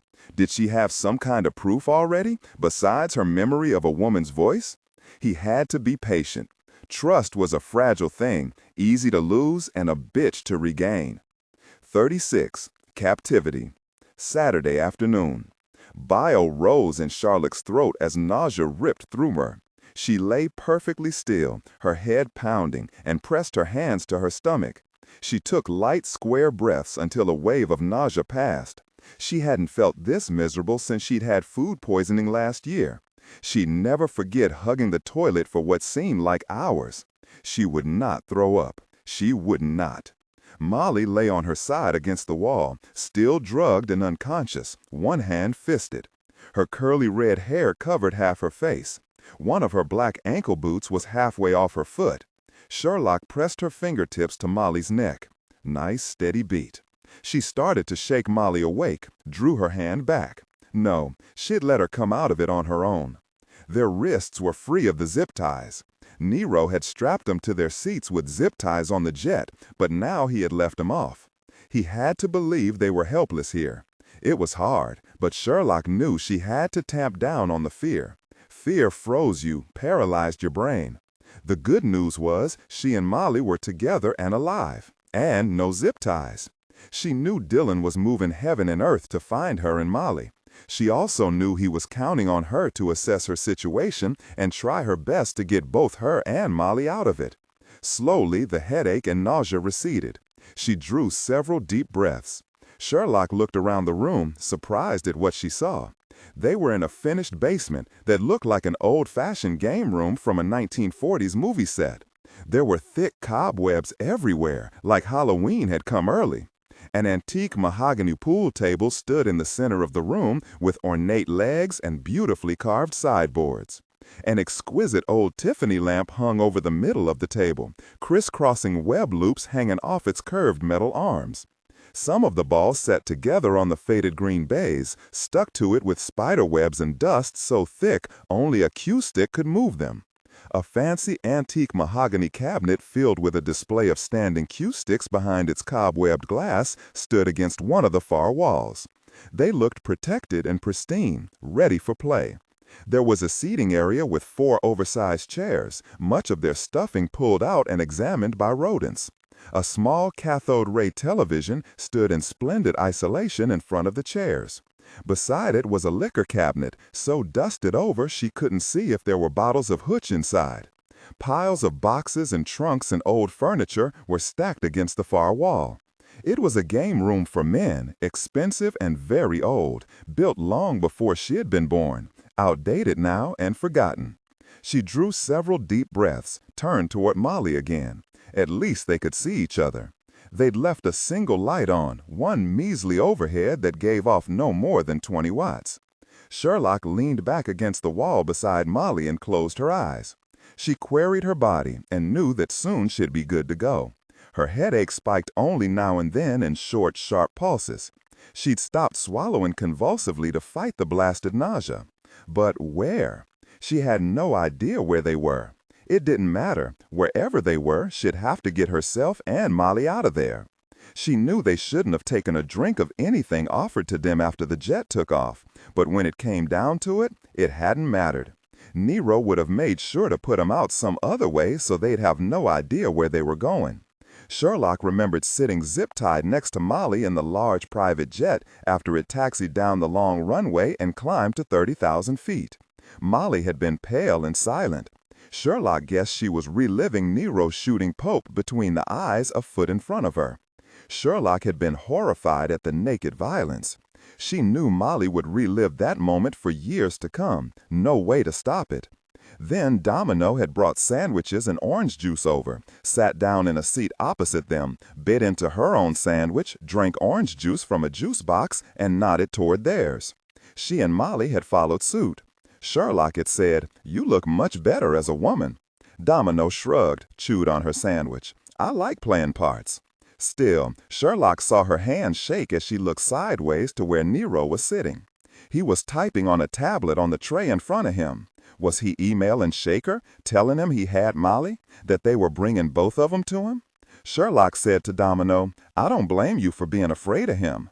Nero shot Pope for no other reason than he'd made a mistake, or was there more to it?"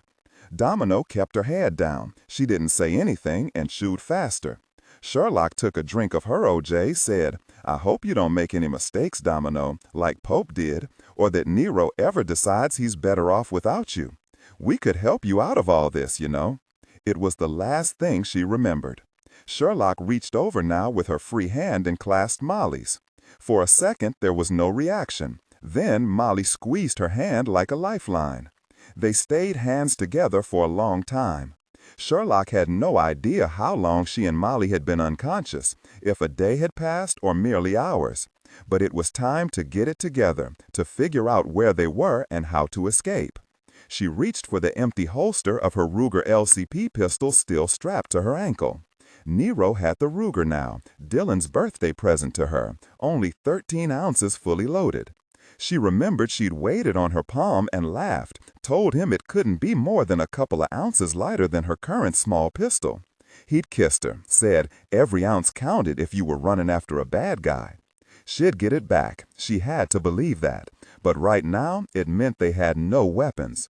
She eyed the two high-set skinny windows that gave no clue if it was night or day because they were nailed shut with plywood planks. She wondered if she and Molly would be able to squeeze through them if need be. There was the main door, and it would be locked tight. A smaller door was on the opposite wall. A bathroom? She hoped so. Molly moaned. Sherlock leaned in close, laid her palm against her cheek and rubbed. "Molly, lie still and take light, shallow breaths. You'll feel nauseated and like your head is gonna split open, but it will go away. Lie still. It'll help. Okay?" Molly whispered, "Okay." She didn't move. Sherlock saw her hands clench and unclench, heard her breathing light and even. She said aloud to distract her, "We're in a finished basement, Molly, an old-fashioned, elegant game room. Now it's a storage room." Yes, there are piles of stacked boxes and trunks along the far walls, and generations of decaying furniture piled high next to them. I think we're in a large old house, and given the Tiffany lamp that looks quite authentic and the pool table that had to cost thousands even way back when, it was probably a very elegant, rich house once. Molly, I don't think we're in Las Vegas. From everything I've learned about Rule Shaker, I can't imagine his owning a huge house with an outdated man cave in the basement, not anywhere near where he lives, in Las Vegas. Molly said, "He lives in a huge suite at the top of his largest and most profitable casino, the Sovereign. The suite is at least 4,000 square feet and over-the-top opulent. He refurnishes it every year. Could this large house be a vacation home? I don't know.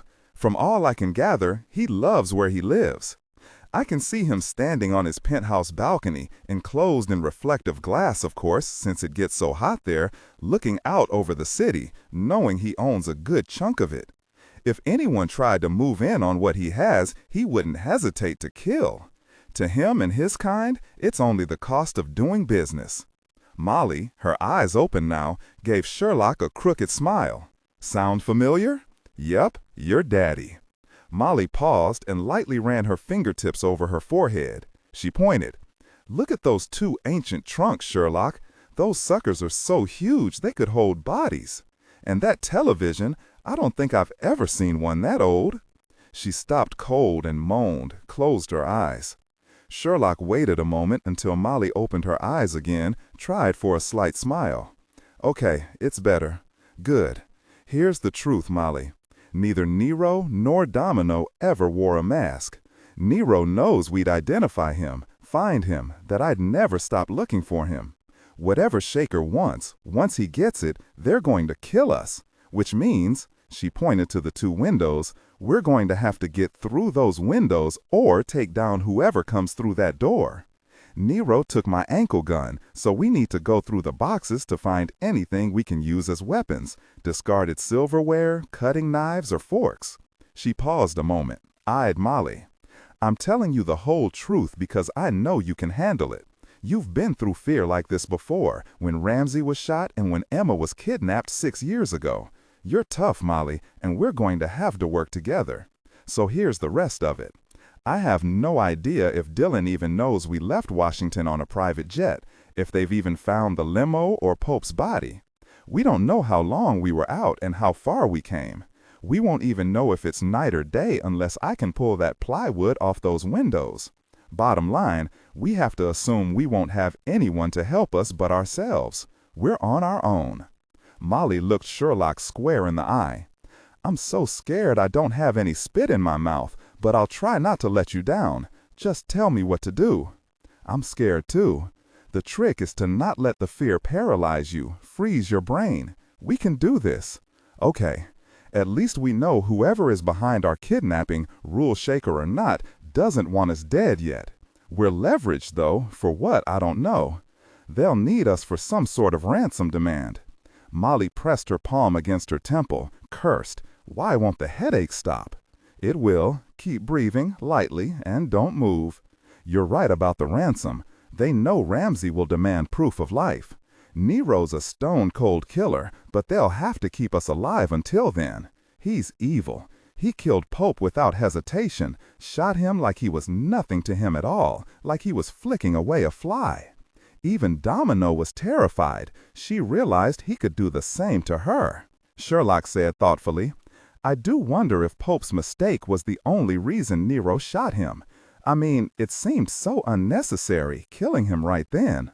Molly said, "Maybe so, but Pope is dead." Suddenly, unbidden, Sherlock saw Nero shooting Pope between his eyes, heard again the sharp, loud explosion of sound, smelled the acrid cordite in the air. Molly had screamed, unable to accept what had happened in front of her. Sherlock swallowed. She wouldn't accept it either. She put the thought away. Molly said now, "We don't know how long we have before Nero and Domino come back." Sherlock rose, felt a moment of dizziness. "You're right, I need to hurry. I'm going to check those windows, see if it's still daylight, maybe get a clue where we are." She took a step forward and nearly fell, braced herself against a paneled wall. Molly moved to get up. No, stay there. "Are you all right?"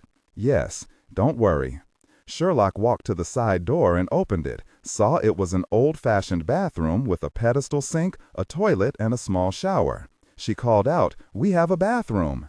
When she came out, she walked to the main door and turned the handle. It was locked, no surprise there. She hadn't noticed before, but now she saw their captors had left them bottled water near the door. Had Nero and Domino left the house for some reason? She looked back at Molly, still sitting against the wall, her eyes closed. "I need a couple more minutes," Molly said, "then I'll visit the bathroom." "Sherlock, if you had to guess, where would you say we are?" "Somewhere in the U.S., maybe even in the Caribbean, like St. Thomas or one of the smaller islands. They would have stayed clear of customs. Time for me to check those windows." Sherlock pulled over a discarded chair from the 50s, swiped away the spider webs, and checked to see it would hold her weight. She climbed up and reached, but it wasn't enough. She spotted a coffee table, pulled it off a jumbled pile of furniture, moved it under the window. She set the chair on top of it and carefully climbed up on top of the chair. It wobbled a bit, but thankfully it held her weight. She pulled at the rotting plywood nailed to window frame, but she couldn't loosen it by hand. She climbed down, looked for some kind of tool she could use as a lever. She saw a bridge stick with a metal head in the mahogany cabinet, hefted in her hand, and climbed back up to the basement window. She managed to force the metal head of the bridge stick under an edge of the damp plywood and lever it partly away from the frame. She called out, "It's daylight, but it's hard to tell how late because of the thick oak and maple trees. But this isn't the Caribbean or the Nevada desert. We may be able to get through this window, but it's going to be very tight. When you're up to moving around, we'll give it a try." To be careful, Sherlock pushed the plywood back in place and put the chair and coffee table back with the discarded furniture. She saw Molly still had her eyes closed. She crouched down beside her. Molly whispered, her voice shaking, "I feel like I'm a complete drag on you, Sherlock. Maybe you should get out of here and leave me. I'm the one they want." "Yeah, like that's going to happen. Don't forget, we're a team. Together we have genius IQs off the charts, and we've got grit and guts. In addition, we've got our cavalry looking for us. They'll find us if we can't get away." She picked up a bottle of water, twisted it open. The water isn't drugged. The seal's still on it. Drink this down, then we need to move." Molly drank. First, he sent his thugs after Emma, but she was too well guarded, and he had to settle for me. "I'm sorry, Sherlock. You shouldn't have been with me." "Don't make me hurt you, Molly." "Better. The headache's easing." "And the nausea?" "It wasn't as bad for me as it was for you." Sherlock got to her feet, grabbed another couple of water bottles. "You go ahead to the bathroom. I'll wrap up the water in the blanket, and when you're ready, we'll try the window, if we can get through." Sherlock waited until Molly came back out and checked her over. She looked stronger, and she was standing tall, her back straight. "Ready to do this?" Molly gave her a fierce smile. Yes, our team can do anything, right? Sherlock wished she could sound as full of bravado, but she knew in her gut it was a desperate plan, the odds stacked against them. And how could Dillon find out where they were? Nero wouldn't have filed a flight plan Savich could follow. Maybe he could track the jet, unless Nero had thought of that too, which she'd bet he had. Before Sherlock could reposition the coffee table and chair, she and Molly froze at the sound of voices coming toward the basement door. 37. The door opened and Nero walked into the basement, his weapon held loosely at his side. Behind him came Domino carrying a tray. Nero raised his cig, pointed it at Sherlock as Domino walked past him. She set the tray on the floor 3 feet in front of them, backed away. "I see you're awake, ladies. Glad you're both alive.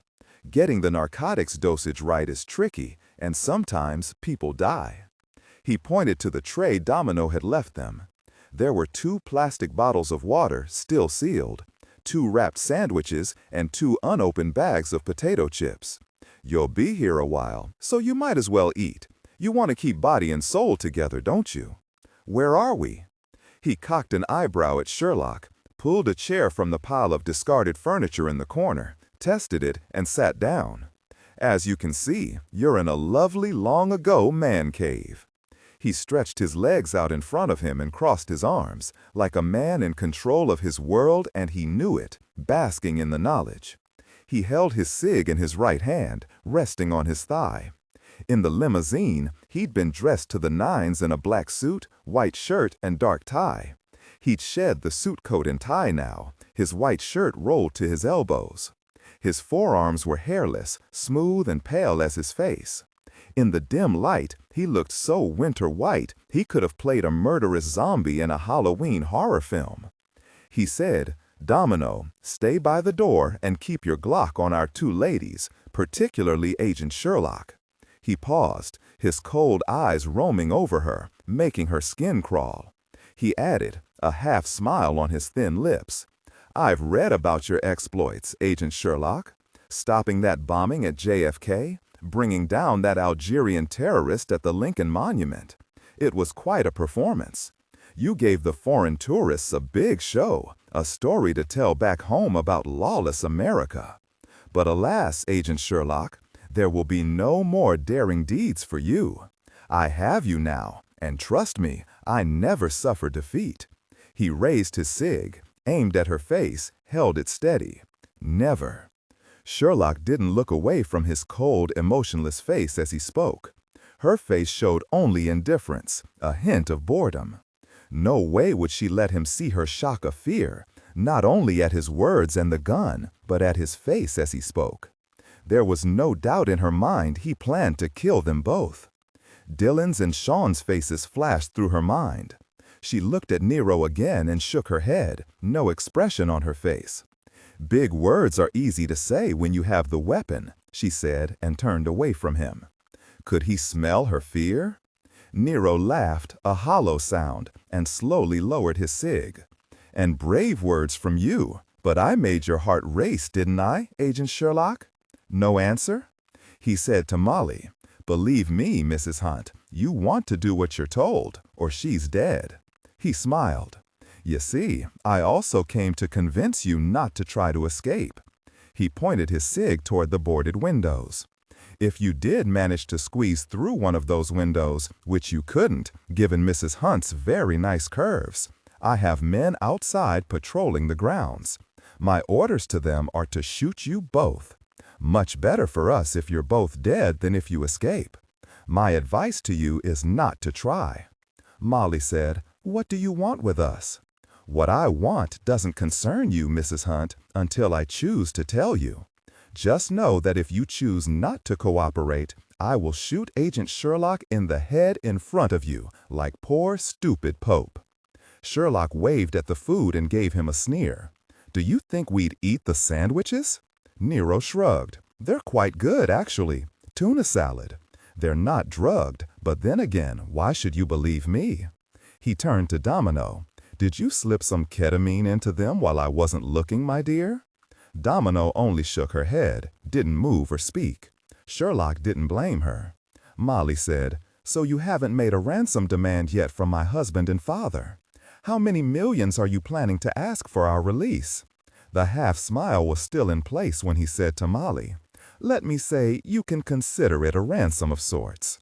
I suggest you not worry about it, Mrs. Hunt. You'll do what I tell you if you hope to be released." Molly ripped open a bag of potato chips, took a chip, and crunched down. Her chewing was loud in the basement. When she'd swallowed, she said, "Now there's a lie that won't travel far." Nero gave a full-bodied laugh, showing big, square teeth and a gold incisor. "Ah, no terrified little housewife, are you? You're the famous judge's wife who saved her daughter. I doubt your bravado will last now I've got you." He studied Molly as he had Sherlock. "I saw your young prodigy in the flesh last night, performing at Kennedy Center, and you as well, Agent Sherlock. She's a lovely girl, an amazing talent. And no one paid me any mind. I had lovely orchestra seats." He paused, looked thoughtful. "Wait, it was your first husband, Louis Santera, who gave her that talent, wasn't it? Not you. When it comes down to it, like most women, all you were good for was birthing her." Sherlock gave him a full-blown sneer. "You think you know so much about us, but you don't." She laughed. "If you didn't have that gun, she'd eat you for breakfast." She'd startled him, but only for a moment. He gave her his cold smile that promised payback. Sherlock pulled one of Molly's potato chips out of her bag, chewed on it. "So you've been instructed to wait, Nero, is that right? Until when? Until Mason Lord and Ramsey Hunt and Agent Savich visit Rule Shaker in Las Vegas. Will it be Shaker who tells you what to do then?" He stared at her and then said in a dead calm voice, "We all have our parts to play in this little chessboard drama. You'll be silent and accept your situation. It's important all the pieces are played in the proper order." Molly said, "In other words, it's too soon for a ransom demand? Why is that? What has to happen in your proper order?" "Shut up, you stupid woman." Molly ate another potato chip, chewed slowly. "Trying to take Emma, a spectacular failure, and then you managed to grab Agent Sherlock. It's obvious your boss needs us for leverage of some kind. All your talk about the chess pieces played in the proper order. I'll bet you have no idea what's involved, do you, Nero? You're only a worker bee, after all." He sat back in the chair, let his gun dangle from his fingers. He studied her for a moment. "And I suppose you know?" Molly laughed. "Yes, I do now. I should have figured it out much sooner." She didn't say another word, only smiled at him, ate another potato chip as he waited. "Do tell me what you think, Mrs. Hunt. I'll just say it all started 6 years ago." Nero blinked his nearly colorless eyes. "And what about 6 years ago? Your daughter was taken and your husband managed to recover her? So?" Molly shook her head, said nothing. Sherlock laid her hand over Molly's, gave it a squeeze. Violence stirred in Nero's eyes. "You made that up, didn't you? You have no idea, do you, you stupid bitch? Don't you agree, Domino?" Domino said without hesitation, "Yes, smart girl." The words were out of Sherlock's mouth before she could stop herself. "It makes sense you don't know anything, Nero. You're only the hired help, like Mrs. Hunt said, a bit player, nothing more. Why would Molly tell you anything?" He leaped to his feet. "Shut up or I'll shoot you both here and now." He towered over them, moving his gun from one to the other. Sherlock held her breath. She saw his rage. She'd pushed him too hard. A little late to realize you should have kept your mouth shut. Sherlock prayed. Yes, slowly, very slowly, Nero calmed. He said in a dead voice, "I will delight in killing you, Agent Sherlock, but not today." He motioned to Domino, and together they left the basement room without another word. Molly and Sherlock heard the key turn in the lock. Molly grabbed Sherlock. "I was afraid he was going to kill you." "Believe me, Molly, I realized fast I should have kept quiet. I've got to be more careful with him. Now let's eat the potato chips and have a look at that window. We can't stay here. I am hungry. Do you really think the sandwiches could be drugged? I'd bet my lucky two-headed quarter on it." She grinned at Molly. "I use it with Dillon. He's never guessed, even though I beat him every time. Or maybe he knows and he's only letting me get away with it. Let's stick with the potato chips. Do you really think you know why we were taken? Or were you trying to get Nero to tell us? I'm not sure, but it's the only thing I can think of that makes sense. I think it could all be about the confessions I forced my father and the Shakers to sign 6 years ago to put an end to the war between them. The original documents are in our lawyer's safe in San Francisco. Maybe Rule Shaker wants them back. The question is why, and why now?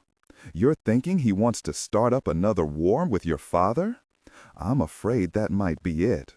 Sherlock, if that's what this is about, we can't let it happen. You're right, we can't, so let's see if your butt is too curvy to get through the window. If I can squeeze through, what about Nero's men? It can't be long now before it gets dark. We'll get the window open and wait. 38. The Sovereign, Las Vegas. Saturday afternoon. The monolithic tower of the Sovereign speared 8 stories above the 2 casinos flanking it, a paean to Las Vegas extravagance. Its windows glittered in the late afternoon sun. Its fountains flashed high in the air and cascaded down into wide koi pools. Half a dozen doormen dressed in black with gold bow ties ushered taxis and rental cars toward the entrance, helped arriving guests out of their cars, and passed off their luggage to bellman. When their limo driver had let them off at the curb in front of the Sovereign to avoid the crowd, Elizabeth Beatrice's eyes nearly popped out of her head. She stared. "Goodness me," she said. They walked toward the entrance on a sidewalk beside the curving driveway. They knew Shaker was in residence, as the concierge put it to Mason when he'd called, on the top floor in his huge apartment with its view of the Strip and the endless miles of desert and rugged barren hills beyond. Mason stopped beside a gorgeous blooming wisteria, took Elizabeth Beatrice's hand in his. She'd insisted on coming along and meeting Rule Shaker herself, and, she'd pointed out, she'd never seen Las Vegas. He'd resisted at first. "What is it, Mason? You're afraid a crazy gambler is going to throw dice at me?" And she leaned up and nipped his earlobe. He'd looked over at Ramsey and Savich. Both men wore stone faces. She added, "Stop your worrying. Nothing's going to happen to me. Who knows? Maybe I'll be able to help." Mason thought about that. Maybe she was right. At the very least, she'd help him control himself when he met with the Shakers. He would have killed Rule Shaker and his daughter, Eve, 6 years ago if Molly herself hadn't stopped him. Maybe he'd need her to stop him again. It was still clear as day in his mind when Eve had betrayed him, nearly killed him. Talk about being a fool. She had killed Emma's father, Louis. He remembered his rage. Only Molly had put a stop to everything. She'd saved his life, Eve's, and her father's lives as well. From him. He lightly rubbed his knuckles over his wife's smooth cheek. "All right, but stick close to me." Elizabeth Beatrice looked now out over the huge fountains and the beautifully manicured flower beds that surrounded them, and said again, "Goodness me," then added, "I have to admit to feeling speechless when the limousine turned into the Strip, as you call it, Mason." She grinned. I had only a snooty Brit's view of Las Vegas, a degenerate wasteland designed to take money from people who can't afford it. That may be true, but to me it looks like an adult Disneyland, and yes, I did visit Orlando when I was a teenager. Savich hadn't been to Las Vegas in a couple of years and wondered if he and Sherlock would ever want to come back here. The sidewalk swarmed with tourists, many dressed in exquisite bad taste. Women in tight short shorts and pot-bellied men in Bermuda shorts, tight t-shirts and sandals with white socks. A few came to see the shows, but most came here to gamble, and most would lose. A precious few would win big bucks and spend them on a Prada bag for the missus or a strapless Givenchy gown for the mistress. The women who won would buy the Prada bags for themselves. He thought of Sherlock again, swallowed. He would do whatever he had to do to find her and Molly. He'd beat the truth out of Shaker, kill him if he needed to. The thought stilled him, made him wonder whether he was in control of himself, if his rage was too close to the surface. It didn't matter. Savich knew in his gut if he didn't get Sherlock back safe and unharmed, Shaker would die here in this make-believe city, his fiefdom. He simply couldn't imagine telling Sean his mother wasn't coming home. No, it wouldn't happen. He wouldn't let it happen. Ramsey hated Las Vegas, hated this man who'd made a fortune here off people's endless optimism and greed. He was so afraid for Molly, so afraid of what might happen to her. He knew he'd have to hold back when he saw the little bastard, or he'd kick Shaker's kidneys through his back. He looked over at Savich. He looked calm, controlled, but Ramsey knew Savich would race him to get to Shaker. He remembered being with Molly the last time they were here 6 years ago, never once since. But Molly wasn't here with him. Molly was gone. He thought of Cal, Gage, and Emma. Mason's jet was flying them to Chicago, then flying back. They'd soon be safe at Mason's compound with Gunther and Miles. If something happened to their mother, what would he tell them? How would any of them go on? As tourists flowed around them, Mason said, "If Shaker is behind this, his thugs will contact you, Ramsey, and demand the evidence against them that Molly has kept safe with her lawyers in San Francisco for 6 years. If it has nothing to do with Shaker, if this is about something else entirely, killing Molly would send Eve and Shaker to prison regardless, because Molly's lawyers have been instructed to release all of it to the police if something happens to her." "What evidence, exactly?" Mason asked.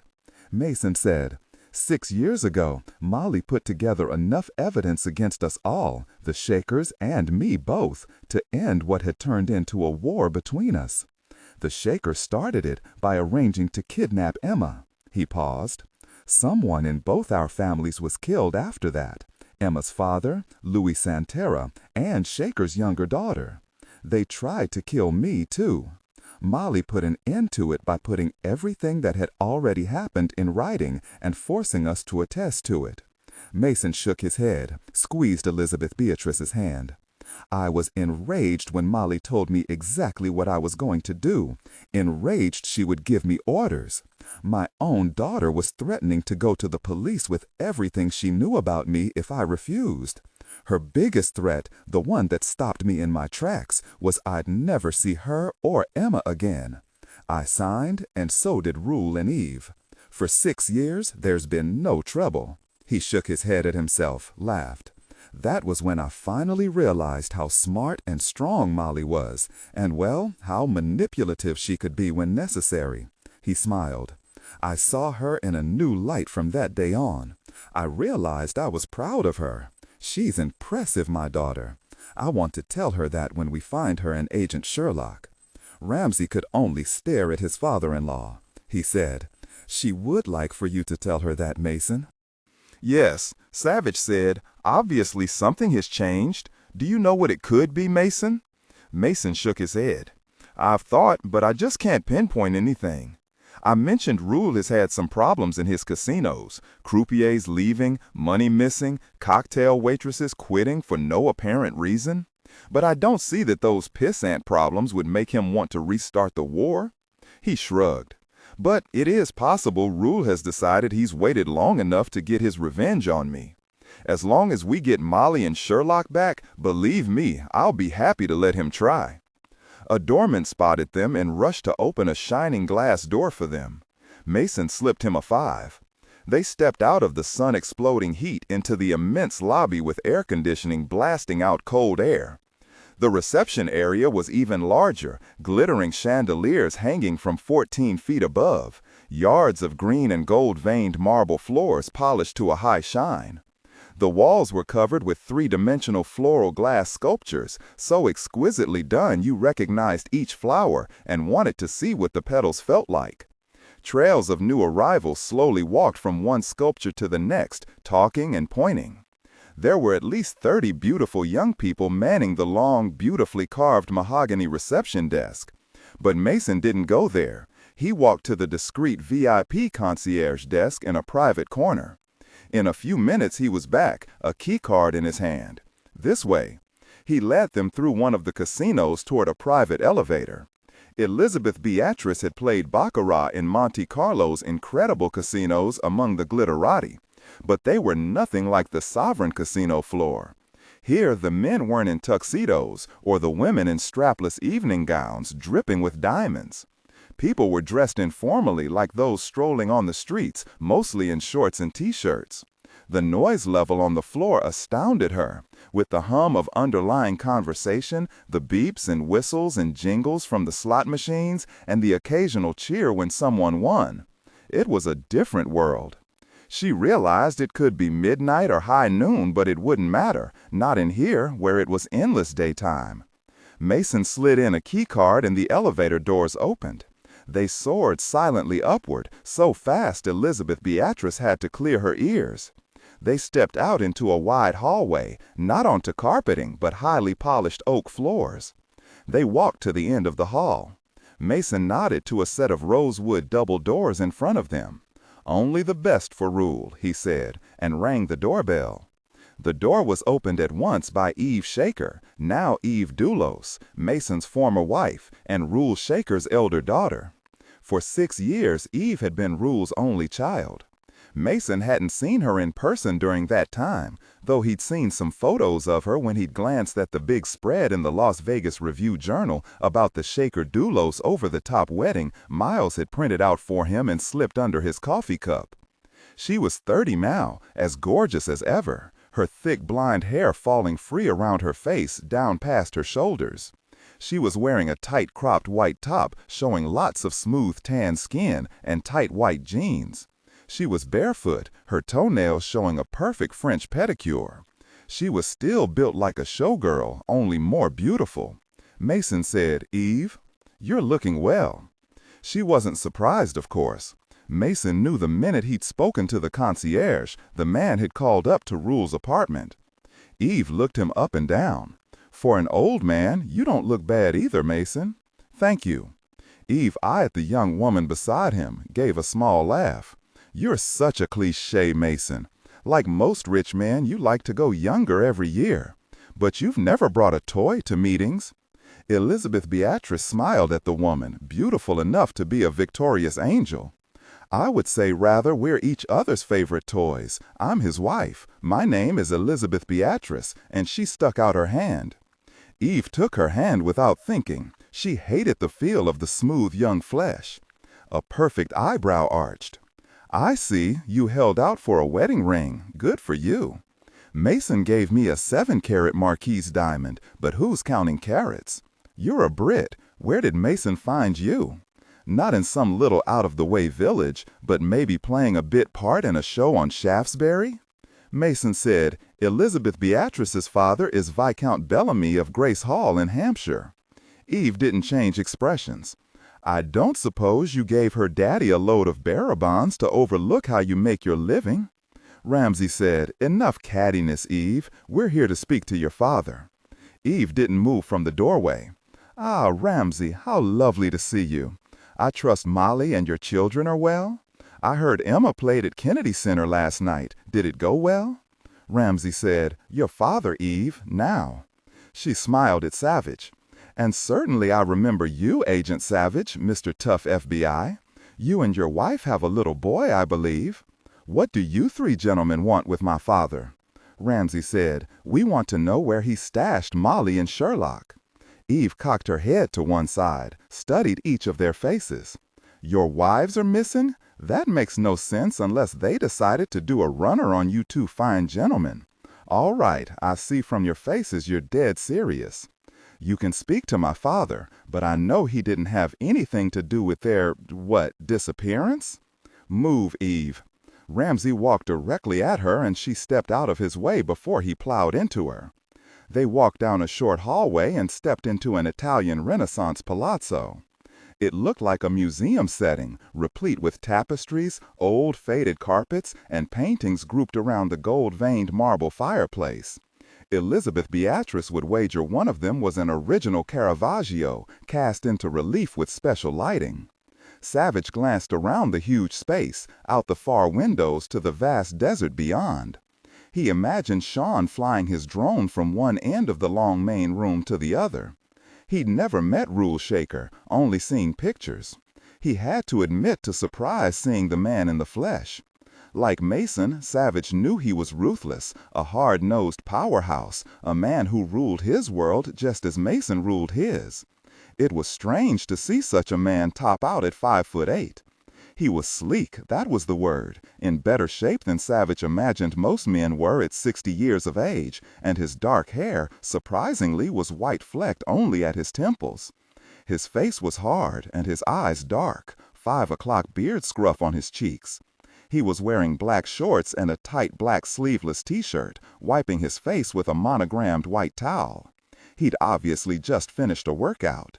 When Shaker spoke, his voice was a deep, rich baritone. "Carlo was concerned when he saw you, Mason. He called me right away.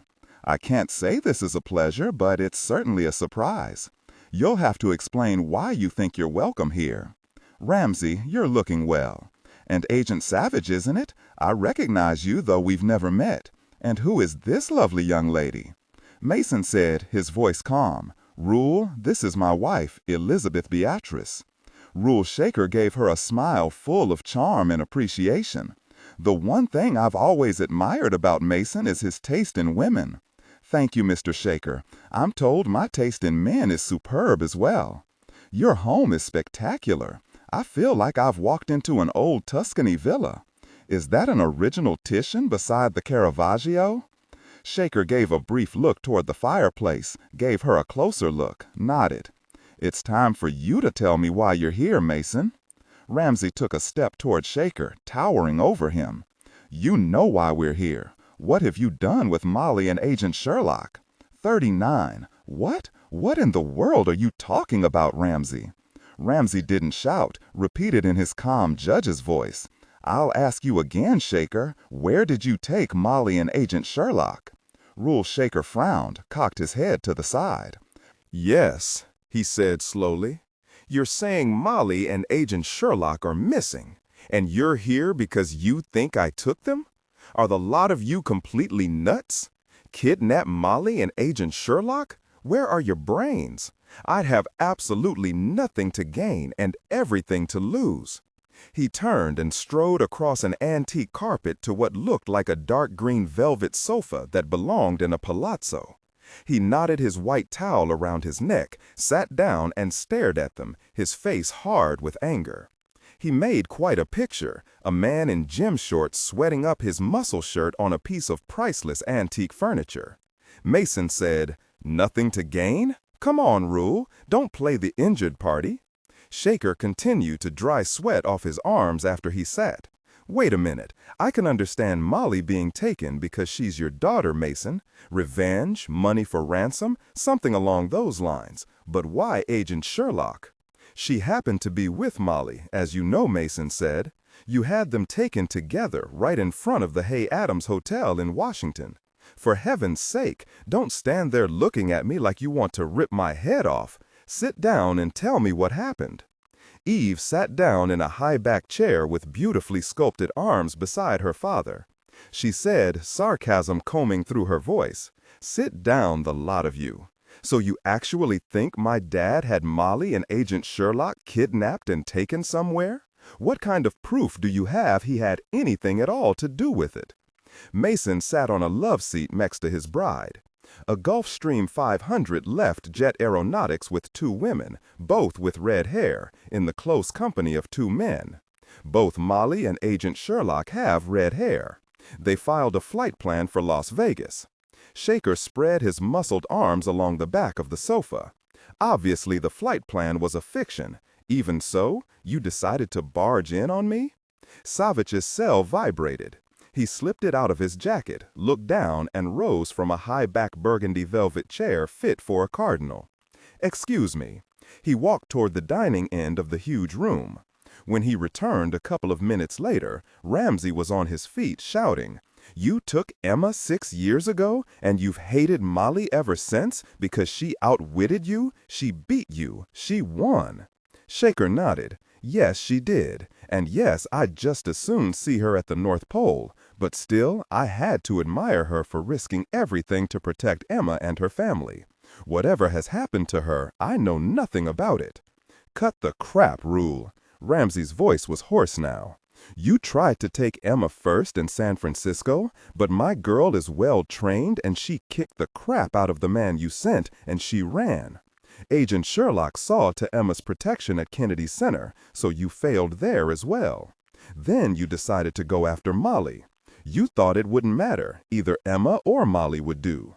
Ramsey looked like he might run at Shaker. Savich walked between them.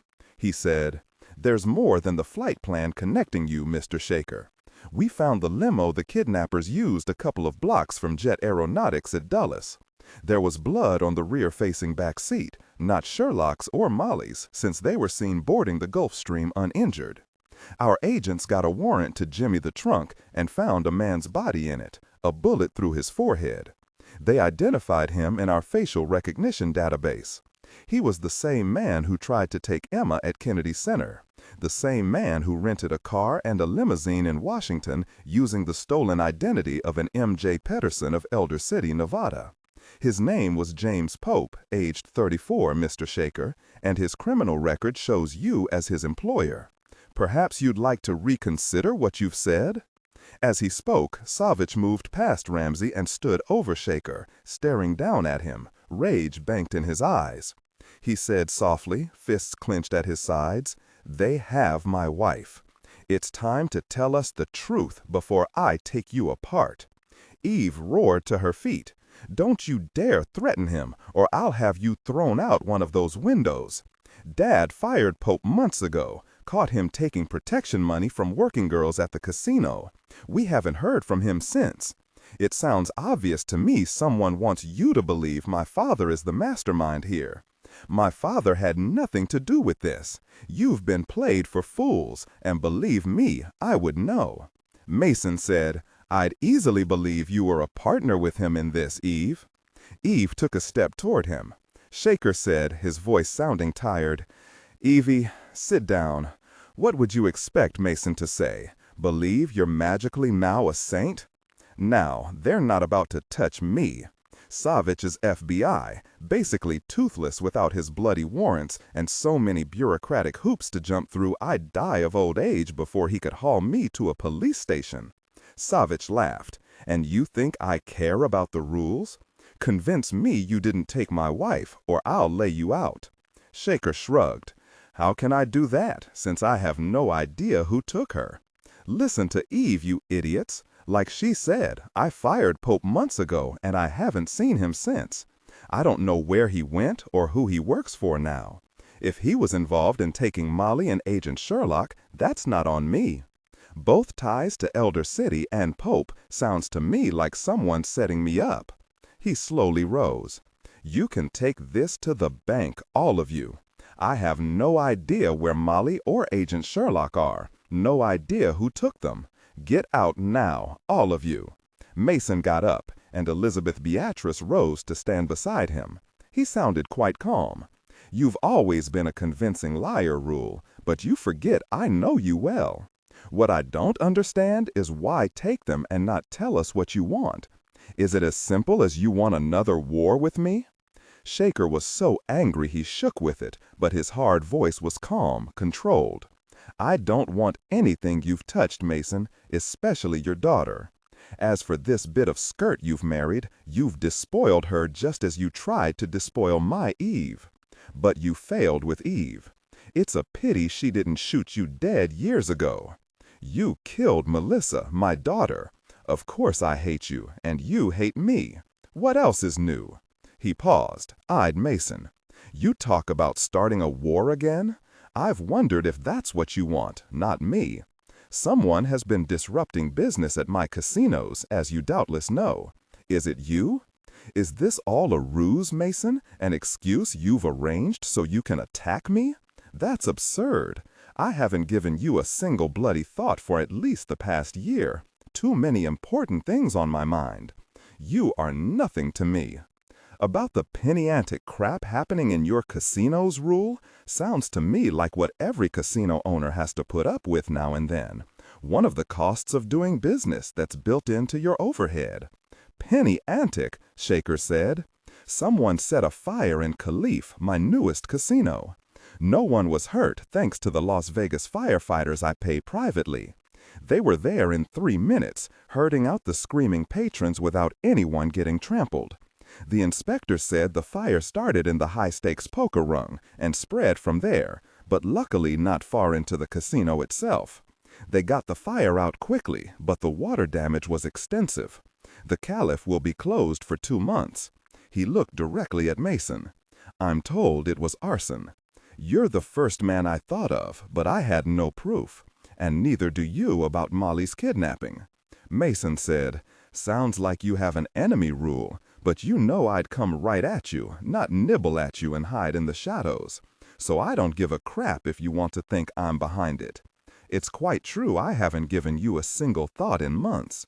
I've been in England with Elizabeth Beatrice." He glanced at his wife. "If you fell off the face of the earth, Rule, I'd drink a glass of champagne and move on. I wouldn't give you a further thought. Talk about an enemy attacking you? Sounds like you have a list." He paused. "Tell us where they are, Rule, and stop this show of innocence. You've never been innocent of anything in your life." "Yes." Shaker raised a blunt-fingered hand with manicured fingernails toward Mason's face. He said in his smooth, powerful voice, "Are you getting senile? We both know your precious Molly saw to it 6 years ago that if I touched a hair on her head, or Emma's, the cops would come down on me like a freight train. Molly's lawyers in San Francisco would release the recording she made of Eve admitting to killing Louis, and that thick pile of everything else Molly wrote down about us. I'd be the first on their list of suspects." He sneered. "Or is that all a lie, too?" "Do you already have the documents?" Ramsey said. "You know what I think? You want all that evidence back. You don't want it hanging over you anymore, and you took Molly to get it." Ramsey strode to Shaker, grabbed the white towel around his neck and jerked him close. "I'm going to kill you if anything happens to her. Do you understand me?" Eve raised a 9mm pistol, pointed it at Ramsey. She said, anger thick in her voice, "Back up, Ramsey. Get away from him. Dad told you he had nothing to do with their kidnapping, and it's true. Like he said, it could only have ended with me going to prison for killing Louis. Dad would never want that. I've really had enough of all of you. We don't know who took Molly and Agent Sherlock, which means, Judge Dredd, you need to check your own enemies list. Think of all the criminals you've sentenced over the years. Now, get out of here, all of you." Savich looked at Ramsey, gave him a shake of his head. He said, "Mr. Shaker, your daughter has a point as far as it goes. It's possible the kidnappers will prove to be someone else.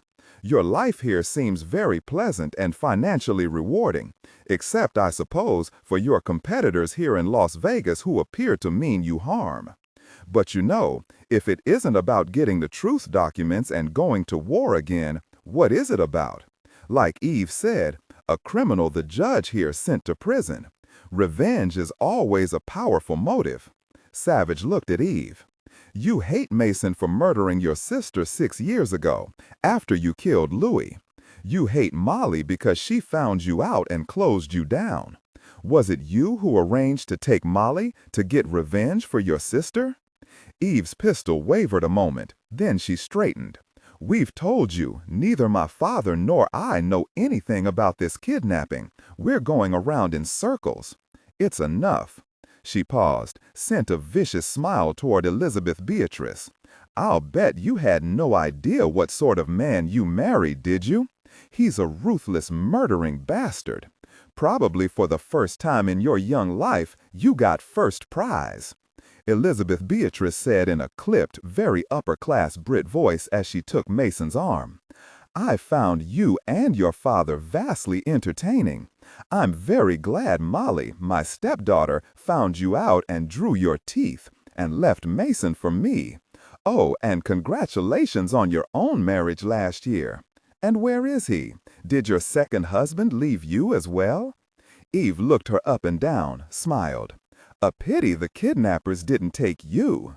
40. Captivity, Saturday afternoon. Molly held the table steady with one hand and the chair balanced on top of it with the other, as Sherlock pried the plywood off the window again with the bridge cue. This time the wood broke apart, and she handed the pieces down to Molly. She stared at the filthy window caked with grime and spider webs and dead spiders. "Well, this is disgusting. What do you see outside?" "It's still daylight. I can't see much more. The window's too grimy, but I can make out lots of trees." "Toss me one of those blankets." Sherlock rolled up the blanket Molly passed her and rubbed it over the window pane. "That's better.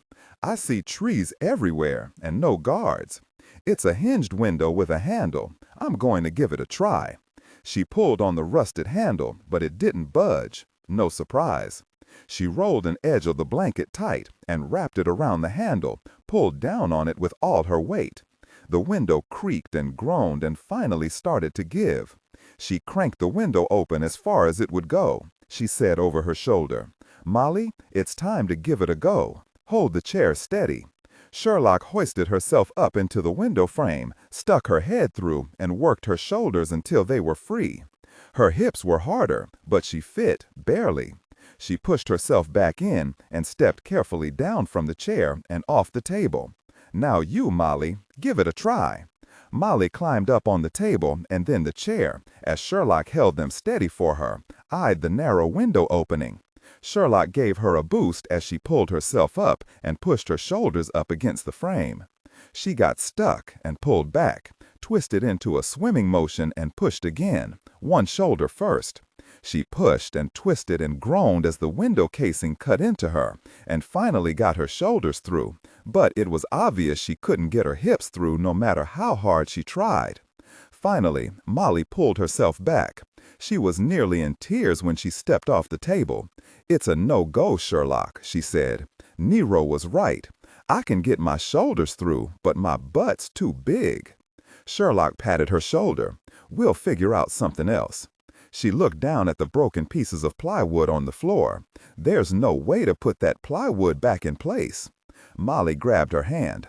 "Sherlock, listen. You can squeeze through. I think you should go." Sherlock squeezed her hand, said matter-of-factly, "I've thought about going out alone if you couldn't fit, at least to look around, maybe try to find out where we are. But here's the problem, Molly. There's no telling what Nero would do in retaliation if I'm caught or can't get back. I think this house was built a long time ago by people with money. It looks like it's surrounded by lots of acreage, mainly forest. We could be a long way from the nearest town, and I wouldn't have a cell phone or a weapon or any kind of transportation. It's worth the risk together, but not alone. We're not splitting up. I mean it. We're going to find some other way out." Molly sighed. "Maybe you're right, Sherlock, but what scares me is you're not the one they wanted. I'm terrified Nero sees you as expendable and will shoot you any time he wants." Sherlock was well aware of her situation. "Don't go there, Molly. It does no good to scare ourselves senseless. Dillon and Ramsey and your father are scouring the earth for us, probably facing down Shaker in Las Vegas already. But right now, there's no one but us who can get us out of here. We're going to do it." Molly said, "I feel like a failure for not getting my butt out of that blasted window." She paused, drew a deep breath. "Do you know my first thought when I couldn't get through the window? I wonder if Ramsey really likes my butt, or he thinks it's too big, too. She snorted a laugh, shook her head. I'm losing my mind. All right, what are we going to do? You have a very fine butt, Molly. The way Ramsey looks at you tells me he fully agrees. She pointed to the piles of boxes. What we're going to do is look through all those boxes for something useful, something that might help us. Molly looked over at the mountains of piled boxes, nodded. A loaded old Colt 45 would be nice. They worked quickly, and 5 minutes later, they were halfway through the third box. All they'd found were piles clothes in the styles of the 1940s and 1950s, even a bright blue poodle skirt. They hit a jackpot in the fourth box. Molly said, "Look at those ancient photo albums. Maybe they'll tell us where we are." She pulled out the one that looked the oldest, wiped the dust off it with one of the skirts. Black and white photos from the 1920s and 30s were carefully pasted to each page, mainly of two women posing in front of the house, alone and together, vamping for the camera. Look at the plants in front of the house. They look like they were just planted, so maybe that means the house was just finished. And look at their clothes. Yes, Molly pointed to the woman wearing what looked to be a satin dress with a band around the hips and a beaded headband in her waved hair. She said, "They both look so happy, like they're headed out on the town, maybe to a speakeasy. I bet they never thought one day in the future there'd be prisoners kept in their basement." She choked back a sob, looked at Sherlock. "They're dead now, however their lives turned out. I wonder if people will look at pictures we've taken and shake their heads at how old-fashioned we all look. Maybe wonder when we died." Sherlock grabbed Molly's hand. "Stop it. I know you're thinking about Emma and Ramsey and the twins. I'm as scared as you are. The thought of never seeing Sean or Dillon again makes me want to curl up in the corner and give up. But we're not going to give up. We have a problem to solve, and that's what we're going to do. Look at this photo. The house is a huge square, 3 stories and the basement. Light gray stone, wide wrap-around porch. I'm thinking a house this spectacular might even have a name attached to it. Maybe we can find it, or even an address." Molly got herself together. "That garage, it's got to hold 6 cars. And what is that gorgeous old car in the driveway? That hood ornament, a big bee with wings. It's a Bentley, probably late 20s or early 30s. Molly looked closely at the photo. The tires are barely wider than a bicycle's. Can't see a license plate. They rifled quickly through the more recent photos albums. There were children, grandchildren, and the same 2 women they'd seen earlier, older now. Styles and hair changed with the times. By the 1970s, only one was left, and she looked old and tired, but still had a hint of that wonderful smile she'd had in the 1920s. Sherlock said, "Here's a color photo, probably from the 70s or 80s. The front yard is huge, must be at least 50 yards from the driveway to the road. Look at the oaks and pines and maples pressing in. It doesn't suggest any particular part of the U.S. to me, only places we're not. What do you think, Molly?" Molly studied the photo. "It's obviously early spring in the photo, like it is now. I'm thinking we're still on the East Coast, more north than south. I really can't say why, but it's something about those trees and the style of the house. We're talking old money, Sherlock, very old money." "Agreed." Molly sighed, pointed to the stacks of old dust-covered photo albums. "I hope the family looked at all these photos now and then, at their mothers and grandmothers, before they were tossed into boxes and forgotten. At least they didn't throw them away." Sherlock opened another box. "Look, Molly, a pile of letters." She untied the ribbon holding them together, looked through the ones on top. "They're dated back in the 20s, and they're all written to a Rosalind, probably one of the women in the photos. Maybe they'll tell us who these people were, or mention where we are." Molly pulled out a box of stationery, sat back on her heels and opened it. Expensive stationery, never used. It's engraved with the name Willard House.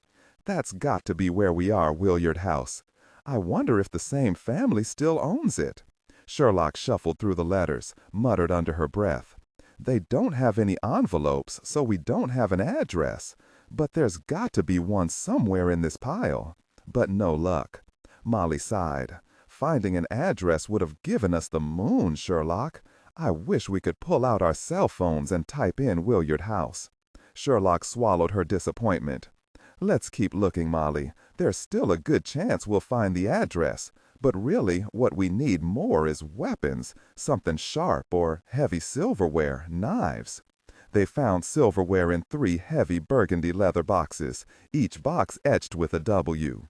There were enough place settings for 20, all elaborate heavy silver pieces, tarnished to near black, and several big carving knives. Sherlock hefted one of the knives, balanced it in her hand, then another. They're perfect and heavy enough, but not very sharp.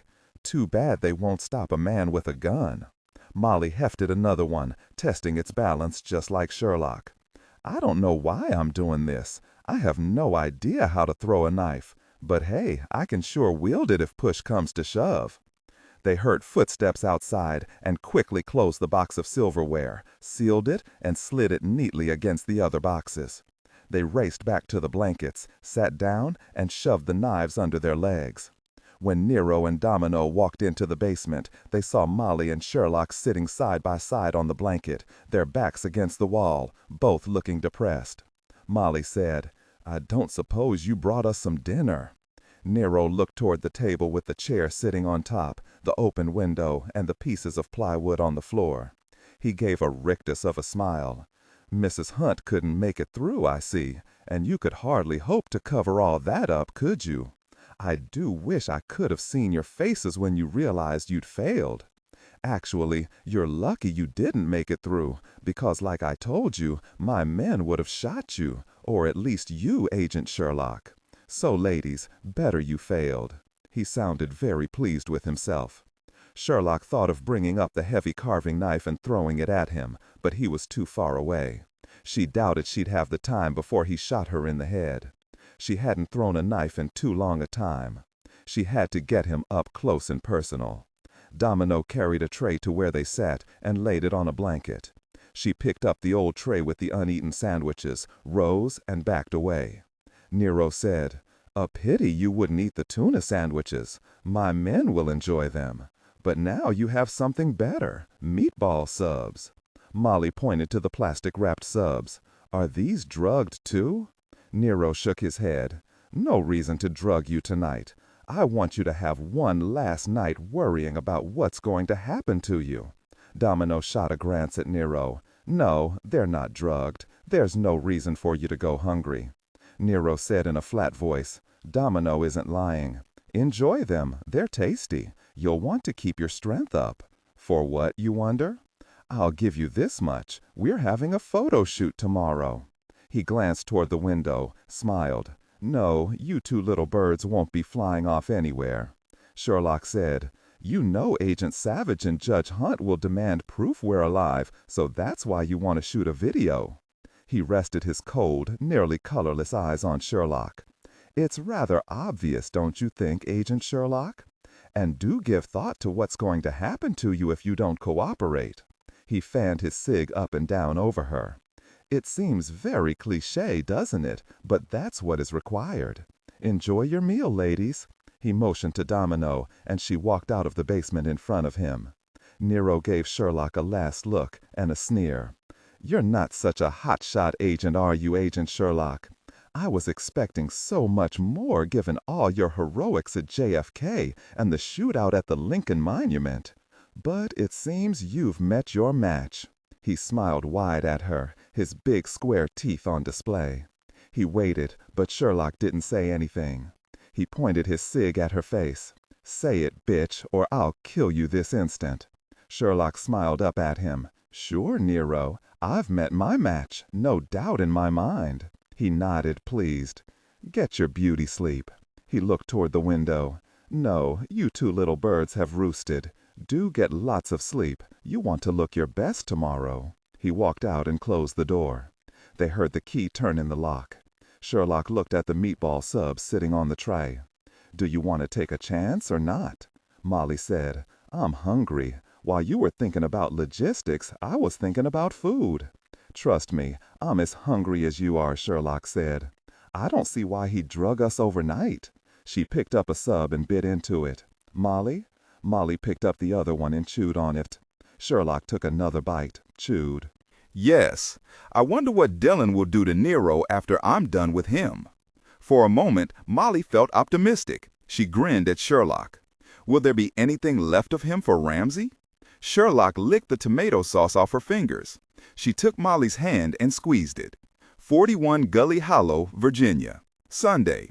Kirra and Griffin stopped about 10 miles from the Greenbrier Resort at a gas station in Gully Hollow, a picturesque little town nestled in a valley in the Blue Ridge Mountains. Not because they needed gas, but to change into the disguises Griffin had ordered delivered to them at Kirra's condo in the morning. Griffin came out of the men's room in a black wig, on the long side, sporting a small mustache and wearing aviator glasses. Kirra appeared a few minutes later, her wig light blonde curling wildly around her face. She wore tight skinny jeans, a white blouse with too many buttons open, and a white fur jacket since the new Mrs. Hammersmith would have dressed for the mountains, where the temperature was at least 10 degrees cooler than in Porte Franklin. She wore big framed sunglasses that darkened in sunlight and lightened indoors. The glasses and the wig really changed her look. They looked each other up and down. Griffin had changed from a sweatshirt, jeans, and sneakers to black slacks, white shirt, black leather jacket, and black boots. Kirra whistled. Wow, your eyes look really blue with all that black hair. The mustache is good too, not over the top, but it really does change your face. The aviators are cool, make you look sexy. And you, Miss Mandarian, look like a fluffy confection with all that thick curling blonde hair and the open buttons on your blouse. The hint of cleavage will have the guys looking down and not so much at your face. If I'm not close by, count on every guy in the vicinity hitting on you. Oh yes, the black frames on your sunglasses talk about sending mixed messages. She laughed, buttoned up one button. Who says a rich matron won't give you the eye? She turned serious the next moment. You think we'll pass muster, Griffin? Melissa K won't recognize me and maybe wonder who you are? I doubt if she even sees us. She'll take any notice. After all, she's there with a lover she hasn't seen for a while. Don't forget, the place is booked full, so there'll be lots of people roaming around. Good cover for us. By the way, I know who her lover is. What? How do you know that? While you were changing, I got a text from the CAU. That's the Criminal Investigation Unit. Agent Savich is the chief. I had them run facial recognition on the man Melissa posed with on her Facebook page. His name is Jarrett Talix, the grandson of Finley Talix, a fine fellow trafficking in human beings and importing and distributing drugs, mostly cocaine and fentanyl, from China and out of Mexico and all the way up the West Coast to Seattle. After Jarrett's parents, both in business with Finley, were shot by a rival cartel, it was left to the old man to raise Jarrett himself. Finley Talix is still around, but he's getting up there, near 90 now. Jarrett is all set to take over. Kirra digested this. I can't say I'm surprised. Do you know how he met Melissa K? Seems likely old man Finley and Grissom did some business together, and he sent Jarrett out here to seal the deal. He met Melissa K, and they must have taken quite a liking to each other. Melissa K's photos with him go back over a year. Oh, he's married, has 3 kids. That's excellent, Griffin. Here I thought we were going to have to sneak around the reception desk and try to find his name in the computer. But you used your brain, found out everything about him. Show him to me again on Melissa K's Facebook page when we get up to our room. I'll also show you the files Ali Hamish, his second-in-command in the CAU, emailed me on Talix and his grandfather. It sounds like he's as dangerous as Ryman and Melissa K. She grinned at him. But they're not in our league. Without thinking, Griffin raised his hand to touch her, dropped it. I have no doubt they're all like matching gloves, but no, not in our league. Still, we're going to be very careful. Kirra nodded, then shuddered. Was she remembering how she'd almost died on the frontage road 2 days ago? Griffin didn't shudder, but thinking about her driving on that frontage road, Winters behind her, trying to make her fly over the cliff, made his blood run cold. But Winters had been the one to go over the cliff, and Kirra had watched him die, and that had to hit hard as well. Not to mention Eliot Ness going back for her friggin' cell phone. Do you think maybe they're here on business too, like cooking up some other way to kill me? Nah, you're not on their radar. They're here to have non-stop sex. So you think sex outweighs the killer instinct? I imagine it always does. But they'll have to come out of their room to eat, right? Maybe walk around in the resort? She eyed them, decided it was time to come clean. She bestowed a bright, winsome smile on him, and words bulleted out of her mouth. Ah, Griffin, you should know I brought some really small high-tech bugs a friend of mine gave me. He showed me how they work, how to plant them in their room or on their luggage or whatever. I didn't want to worry you because, strictly speaking, that would be sort of breaking and entering, and after all, you're an FBI agent. She took a breath, gave him a fat smile. So, if I'm the one who actually breaks in and plants the bugs, will you arrest me? Bugs? She'd brought frickin' bugs to plant in their room? Griffin was without words. He was amazed. She'd nearly gotten herself killed 2 days before, but it didn't matter. She was fired up, not about to stop. He had to laugh. No, I won't arrest you. In addition, you've got some handy friends to keep your butt out of jail. He could have mouthed the words that, as a Commonwealth attorney, she knew planting a bug on someone without a warrant isn't exactly legal. But since the Grissams were trying to kill her, he wasn't going to say a thing. The name Eliot Ness threatened to fly out of his mouth, but he knew he had to keep quiet. Tell me about the bugs. They're really good, Griffin. Booger, my friend, is something of a genius. That didn't surprise him. And how do you plan on getting into their room to plant the bugs? Well, I asked Booger if he could get me past the keycard access system they use in the hotel rooms at Greenbrier. He hacked into their management system, broke the encryption. She sounded like a proud mama. He sent me over a keycard this morning he says has the master access code on it. You were, in the shower at the time. I thought it might be better to tell you when we were nearly to curtain time. Griffin stared at her. While he'd been doing facial recognition to find out Jared Talix's identity, she had already been planning her attack. He wondered what Savich would say, but it really didn't matter. He said slowly, "You're fighting for your life, Kirra, and I'm here to protect you. As to the ethics of what you've done, what you're planning to do, I don't think they're pertinent. Don't worry, we'll figure out when to plant the bugs in their room."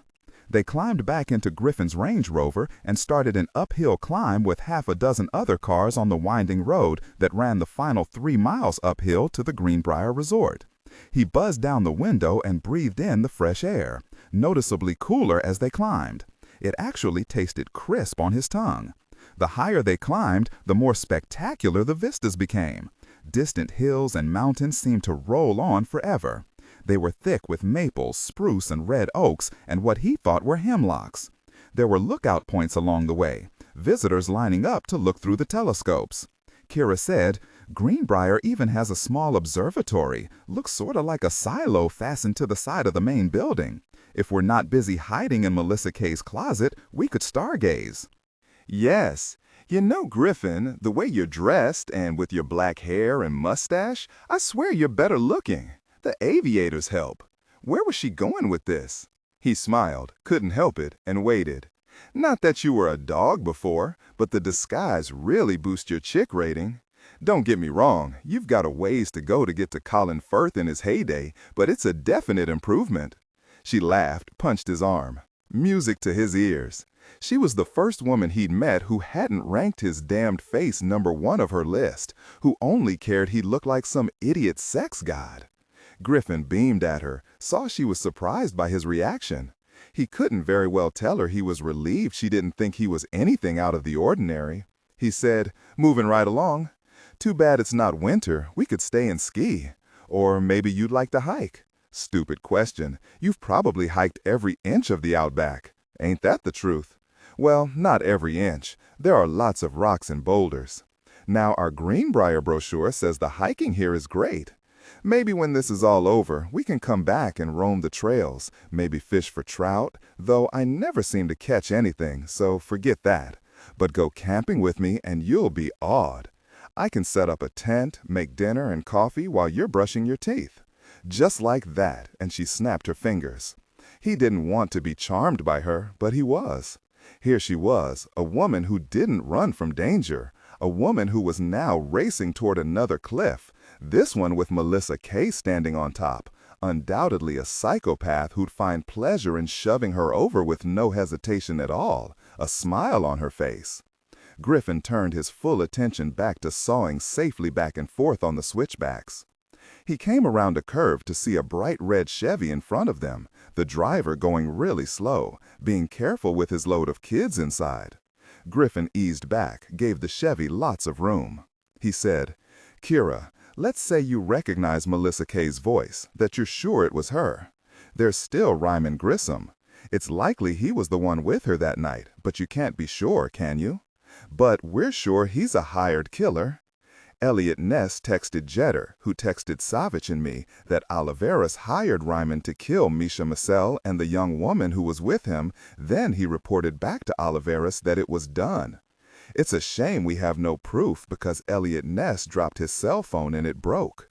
It burned her to the bone that Oliveras and Ryman Grissom might both already be in jail if she hadn't been such a klutz." When Kirra answered, her voice was dead serious. "I could drug Ryman, fly him in a private jet to Australia, haul his butt deep into the outback, and threaten to leave him there unless he confesses all his sins. Think that would work? You can fly a jet? No, only props. Well, truth is, it's been a while. I was 16, and I practiced only twice with Uncle Leo sitting next to me. A prop wouldn't make it anyway. Do you know anyone with a private jet who'd fly you and Ryman to Australia? And what drug would you use on him? All right, so there are a few challenges, but I know it would work. Sure, Ryman's a psychopath, but he's also a coward. It would scare the crap out of him to wake up in the blistering sun thinking about all the snakes and crawling critters eyeing him like a 4-star restaurant. Maybe I could find a creek that's home to a couple of crocs. Should I leave him any water?" Griffin liked how the touch of Aussie in Kirra's voice grew stronger when she talked about Australia. He said, not looking away from the road, "Let him drink out of the creek with the crocodiles." 42. Greenbrier Resort, Sunday. The Greenbrier lobby was a vast single room with gigantic beams high overhead, dozens of lights beaming down. Huge light gray pavers covered the floor, with occasional accent rugs in bright colors, made by local artisans according to the online blurb. Seating arrangements were set around 2 huge fireplaces made of local stone, and beyond them large hallways stretched out on both sides. The chalet, the resort's 4-star restaurant, was straight ahead, and on the far left, reception agents were busy with check-ins at a long counter made of distressed oak. The concierge, activities desks, and luggage handlers lined the right. Griffin and Kirra reached a smiling young woman dressed head to toe in the required black, wearing the name tag Holly. She didn't wait for them to give her their names. She said immediately when she saw them, looking only at Griffin, "You must be our newlyweds, Mr. and Mrs. Hammersmith. Congratulations and welcome to Greenbrier." Kirra wasn't paying attention or behaving like a newlywed. She was looking for Melissa Kay. Griffin squeezed her hand and she jumped. He kissed her cheek and Kirra remembered she should be hanging all over him. She grabbed his arm, gave the woman a brilliant smile. "Thank you. Yes, we're Mr. and Mrs. Hammersmith. I'm his wife now. Isn't that an amazing thing to say?" She put emphasis on the Mr. and gave Griffin a possessive smile. "Isn't he the handsomest husband you've ever seen? Look at those gorgeous eyes." Holly gave her a wide grin. "Yes, I was just thinking that." It was a professional compliment, but the look she gave Griffin wasn't designed to please the bride. "And he's all mine." Kirra pressed her breast against his arm, smiled adoringly up at him. "I hope your honeymoon suite is as incredible as advertised." Holly's eyes were still on Griffin. "It's amazing, I promise. There are so many activities for you here. Hiking and swimming in our heated pool, looking at the stars in our observatory, touring the grounds, or just relaxing here in the lobby." Kirra gave Griffin an adoring look. "Doesn't that sound wonderful, darling?" "Yeah, say on a visit in about 10 years. Holly's expression never changed, but her eyes heated. "Shall I take you up?" Griffin said. "No need. Just point us to the elevators." He leaned down and planted a quick kiss on Kirra's mouth. He saw she'd unbuttoned the 2 blouse buttons again, showing enough white flesh to make any man drool, including him. "You ready, sweetheart?" "Yes, of course." She gave a knowing smile at Holly, added a wink to rub her nose in it, just a little. She and Griffin walked together holding hands along the side of the lobby toward the elevators, pulling their carry-ons. Griffin leaned close to her ear. "Button up those buttons and stop cooing. You sound ridiculous." "Be careful what you say, new husband, or your new bride might kick you out of the bridal bed." The elevator let them off on the 4th floor. They pulled their bags down a thick gray carpet with woven pine cones and greenery to the end of the corridor, past large color photographs of the Blue Ridge Mountains in all 4 seasons. Griffin inserted his key card into the slot beside the double doors. They walked into a large room dominated by a king-sized bed covered with a bright blue quilt, 2 bathrobes, and a basket filled with the requisite chocolates, body oils, and a loofah. A bottle of champagne on ice was set on the bedside table. 4 large windows gave out onto the swimming pool and the mountains beyond it.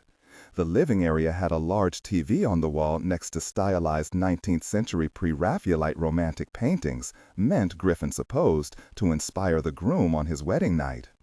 Kirra walked straight into the bathroom. She came out a moment later, grinning. "Hey, Griffin, there's a jacuzzi in here the size of a small pool. We could go skinny jacuzziing. No need to leave the room." He pictured the 2 of them all too clearly in his mind, forced to laugh. "Come look at this incredible view." She stood beside him, sighed. "Too bad they allow criminals here. It messes with the juju." He smiled. "At least there's no mirror above the bed." "Well, that shows some class on their part." Griffin looked down at his watch. "Yes, why don't we unpack and go trolling for our prey?" Kirra said. "I'm thinking they'll have lots of sex first, then a late dinner at the fancy restaurant downstairs, the chalet. I bet they've got a reservation. I wonder if we can find out for sure." "Not easily. We can't ask because the maitre d' might mention it to Talix. Let's have an early dinner. Maybe I'll have a chance to get a look at the reservations book. We'll see. Otherwise, after we have our foie gras, we can sit in the lobby and wait for them to show. Talix, you said you'd show me his file, his picture." Griffin unpacked his iPad and logged into an encrypted Cal database. "Here he is," he said, handing her the iPad. Kirra looked at the mugshot of a 40-year-old man with the brutally handsome face of a fire and brimstone preacher or a small-time politician. His complexion was swarthy, maybe a Mediterranean lineage. His eyes were dark and ancient with violence. His hair long and ink black, curling at his neck. His lips were seamed together. He gave off an air of malevolent power, she said. Jared Talix has Ryman Grissom eyes, cold and flat. They both look at you as someone they can use, someone no more important than a cockroach. What did he do to get arrested? A drug bust 8 months ago in Seattle when one of the gang members ratted him out. He was arrested, but the charges were dropped. Insufficient evidence. Not surprising. The gang member who'd informed on him thought twice about testifying, and Talix had the best lawyers money could buy. I'll bet you if he'd been arrested in Porte Franklin, Hailstock might have let him out with a stern warning. I'm thinking once we're sure they're having their dinner, we could find their suite. I don't suppose you know their suite number. Oh, ye of little faith, I have my ways. Griffin had hoped she'd cooperate, even though it was against policy. They're in the suite below ours on the 3rd floor, 325, and yes, it's the second honeymoon suite.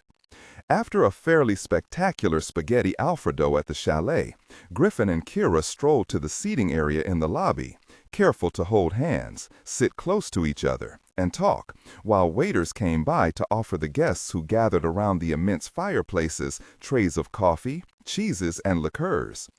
At 9 o'clock sharp, Kirra saw Melissa Kay and Jared Talix strolling toward the restaurant. Melissa Kay laughing at something he'd said, leaning into him, her hand stroking his arm.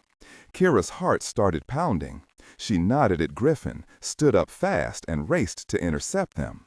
Would she finally know if this was the woman who'd murdered her parents, who'd wanted to kill her? Would she recognize her voice, know it for sure?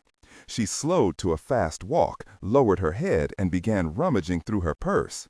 She ran right into Melissa K, hard, and jerked to a flustered stop. "Hey, watch it!" Melissa K looked at the sexy little blonde number who'd crashed into her, well aware Jared was looking at her as well, probably guessing her bra size. "Oh, goodness, I'm sorry, I wasn't paying attention." "Are you all right?" Melissa snapped. "Of course I'm all right. You need to watch where you're going." Kirra froze. This was the voice she heard as a 12-year-old girl escaping down the oak tree. Now she felt the same helpless terror the girl had felt years ago, the girl who thought she was going to die. She knew she'd recognize that voice when she was 90. "I see the little bitch. Let me do her." Talix leaned toward Kirra, smiling, managing to move his eyes upward to her face. "What were you looking for?" Kirra gave a fast nod, too embarrassed to look either of them in the face. She managed to say, her voice still apologetic, "I'm really sorry. I was trying to find my cell phone. I'm supposed to call my mother." He held out a strong, square hand, touched her shoulder. "Can I help?" Melissa K said sharply, "She doesn't need your help, Jared. Come on, I don't want to be late for our reservation." She gave Kirra a venomous look. Kirra couldn't help it. Her words came out as a near whisper. "Again, I'm sorry. I'm so clumsy." And she hurried away. She didn't walk back to Griffin, who was standing not 12 feet away. She ran to the women's bathroom, into a stall, and fell to her knees. The terror flooded her, and she vomited. A woman said from outside the stall, "Are you all right? Can I get someone for you?" Kirra had to get hold of herself. Here she'd fallen apart, not exactly brave of her. She took a breath, slowly rose, and came out. An older woman gave her a worried look. "I'm fine now," Kirra said. "Cramps from something I ate that didn't agree with me. Thank you. Really, I'm okay." Kirra washed out her mouth, used some mouthwash, one of the many amenities on the long counter, and tried to repair her makeup. Griffin was waiting for her when she came out of the bathroom. She walked straight to him, clasped her arms around his back, and pressed her face against his shoulder. "It's her, Griffin, it's her." She wanted to weep and scream at the same time. She swallowed, leaned back, and looked up at him. "I guess it hit me hard, hearing her voice. I threw up, Griffin, I threw up." He pulled her close again, his hand on the back of her head. He hadn't thought through how she'd react to hearing Melissa K's voice. Of course it had to hurl her back 14 years to that night. He said against her hair, "It's over. And now you know. And now we can act." Griffin led her back to a seating area in front of one of the fireplaces, people streaming past them, not paying them any particular attention. He pulled her down on his lap, because that's what a groom would do, and called to a waiter for some tea. Kirra saw an older couple smiling at them and whispering to each other. She'd forgotten she was a newlywed. She drew in a deep breath, hugged him close, and whispered in his ear, "Sorry for being such a mess. And I am sure, Griffin, completely sure." The waiter brought them tea. Griffin saw her hand was steady as she dumped sugar and milk into the Greenbrier teacup. Kirra took a drink, felt the warmth all the way to her raw stomach. They were quiet as she sipped the tea. Finally she said, "Jared Talix is a dog. He came on to me, didn't even try to hide looking at my cleavage. Melissa K was standing right there, and it burned her. We know he cheats on his wife, but I'll bet you if he were married to Melissa K, he wouldn't dare cheat on her." She'd paused, drank more tea. "But you know, I don't think she blamed him. I was the one at fault, the slut, and she turned all her anger squarely on me." Griffin put his arms around her and squeezed. He lightly kissed her hair. "You feel better now? Don't lie to me." Kirra's eyes narrowed. Yes, I'm good. I feel like planting some bugs." 43 Greenbrier Resort, Sunday. When Kirra and Griffin stepped off the elevators on the 3rd floor, they'd already tested and tweaked the 4 bugs Kirra had brought with her, and set the receiver in their room upstairs to forward the transmissions to their cell phones. They saw no one. The maids had already finished their evening service. They walked to the door at the end of the hall directly beneath their own. Griffin said, "Where's that master keycard Booker sent you? I assume you've checked to see it works." "Yes, of course it works. I tried it on our door upstairs." She slid in the card, pressed down on the handle, and the door opened smoothly. Melissa Kay and Jared Talix's honeymoon suite was an exact copy of their suite one floor above, down to the pre-Raphaelite paintings on the walls, same romantic themes, but different painting, and a pale green bedspread on the king-size bed, not blue. Griffin wasted no time. The suite is about 700 square feet. I think 3 will do it. They fastened one of the bugs, not much bigger than his watch battery, to the base of a living room lamp, one behind the nightstand by the bed, and one under the sink in the bathroom. Now let's check to see they're all working. Yes, he punched in the receive function on his cell phone. They're voice activated. Walk over to each of them and talk in a normal voice so we can be sure we're transmitting properly. "Why don't you tell me about your dad's paintings?" Kirra said as she walked back into the bathroom. "Daddy loved boats, all sizes, from old fishing boats to fancy yachts, it didn't matter. And he always took photos before he started to paint them because to him the details were vital and the lighting could change so quickly. He liked to paint right on the shore of the Potomac, particularly at a curve near Cantor Point. And that's when—" Her voice fell off a cliff. She had nearly spit out that her father had seen the Valadia. Would Grissom's name have popped out of her mouth too? "Well, are we recording?" "Loud and clear. Now let's get out of here." Griffin's hand was outstretched to open the door when they heard voices in the hallway, a man's low voice and a woman's flirty laugh, coming closer. It was Melissa Kay. Griffin grabbed Kirra's hand and ran to the balcony door, unlocked and slid it open. They eased onto the balcony, quietly slid the glass door closed, and pressed against the building at the far end of the balcony, out of sight.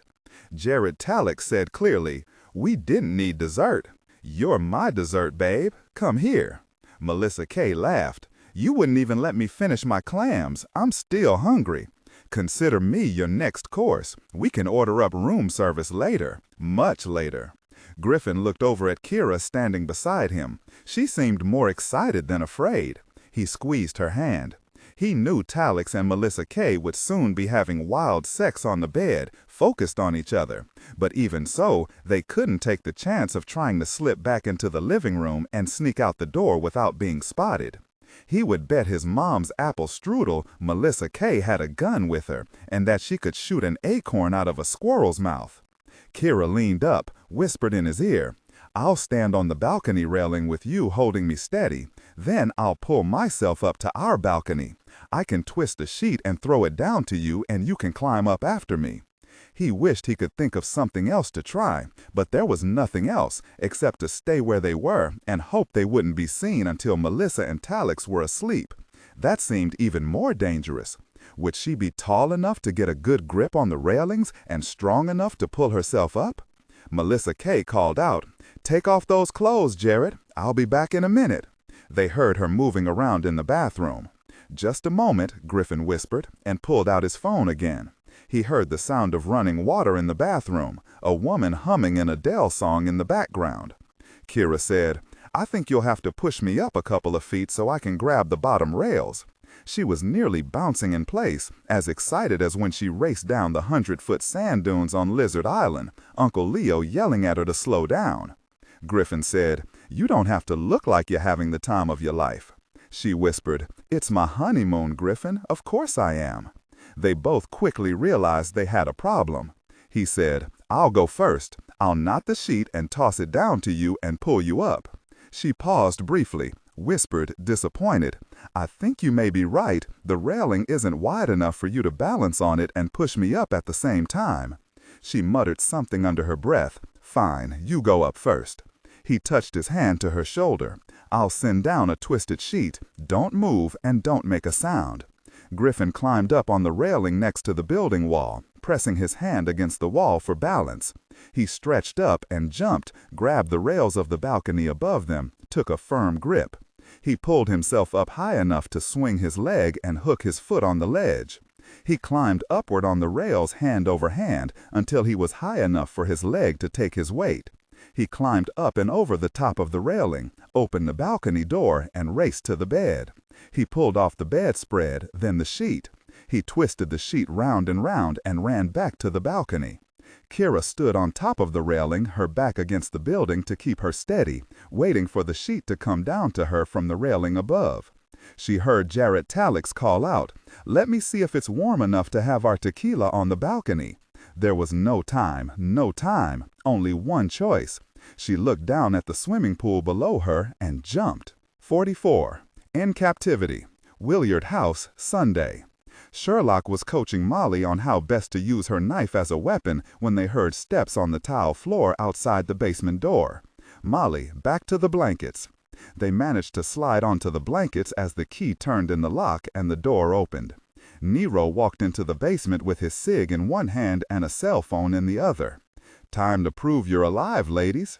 He stopped cold when he saw they were sitting with their backs pressed against the wall, leaning into each other, their eyes closed. They looked dead. He yelled, "Open your eyes." They didn't answer him, didn't move. "Open your eyes or I'll hurt both of you." They didn't move. Nero cursed, pushed his cig into his belt, walked over and dropped to his haunches, pressed up against Sherlock's face.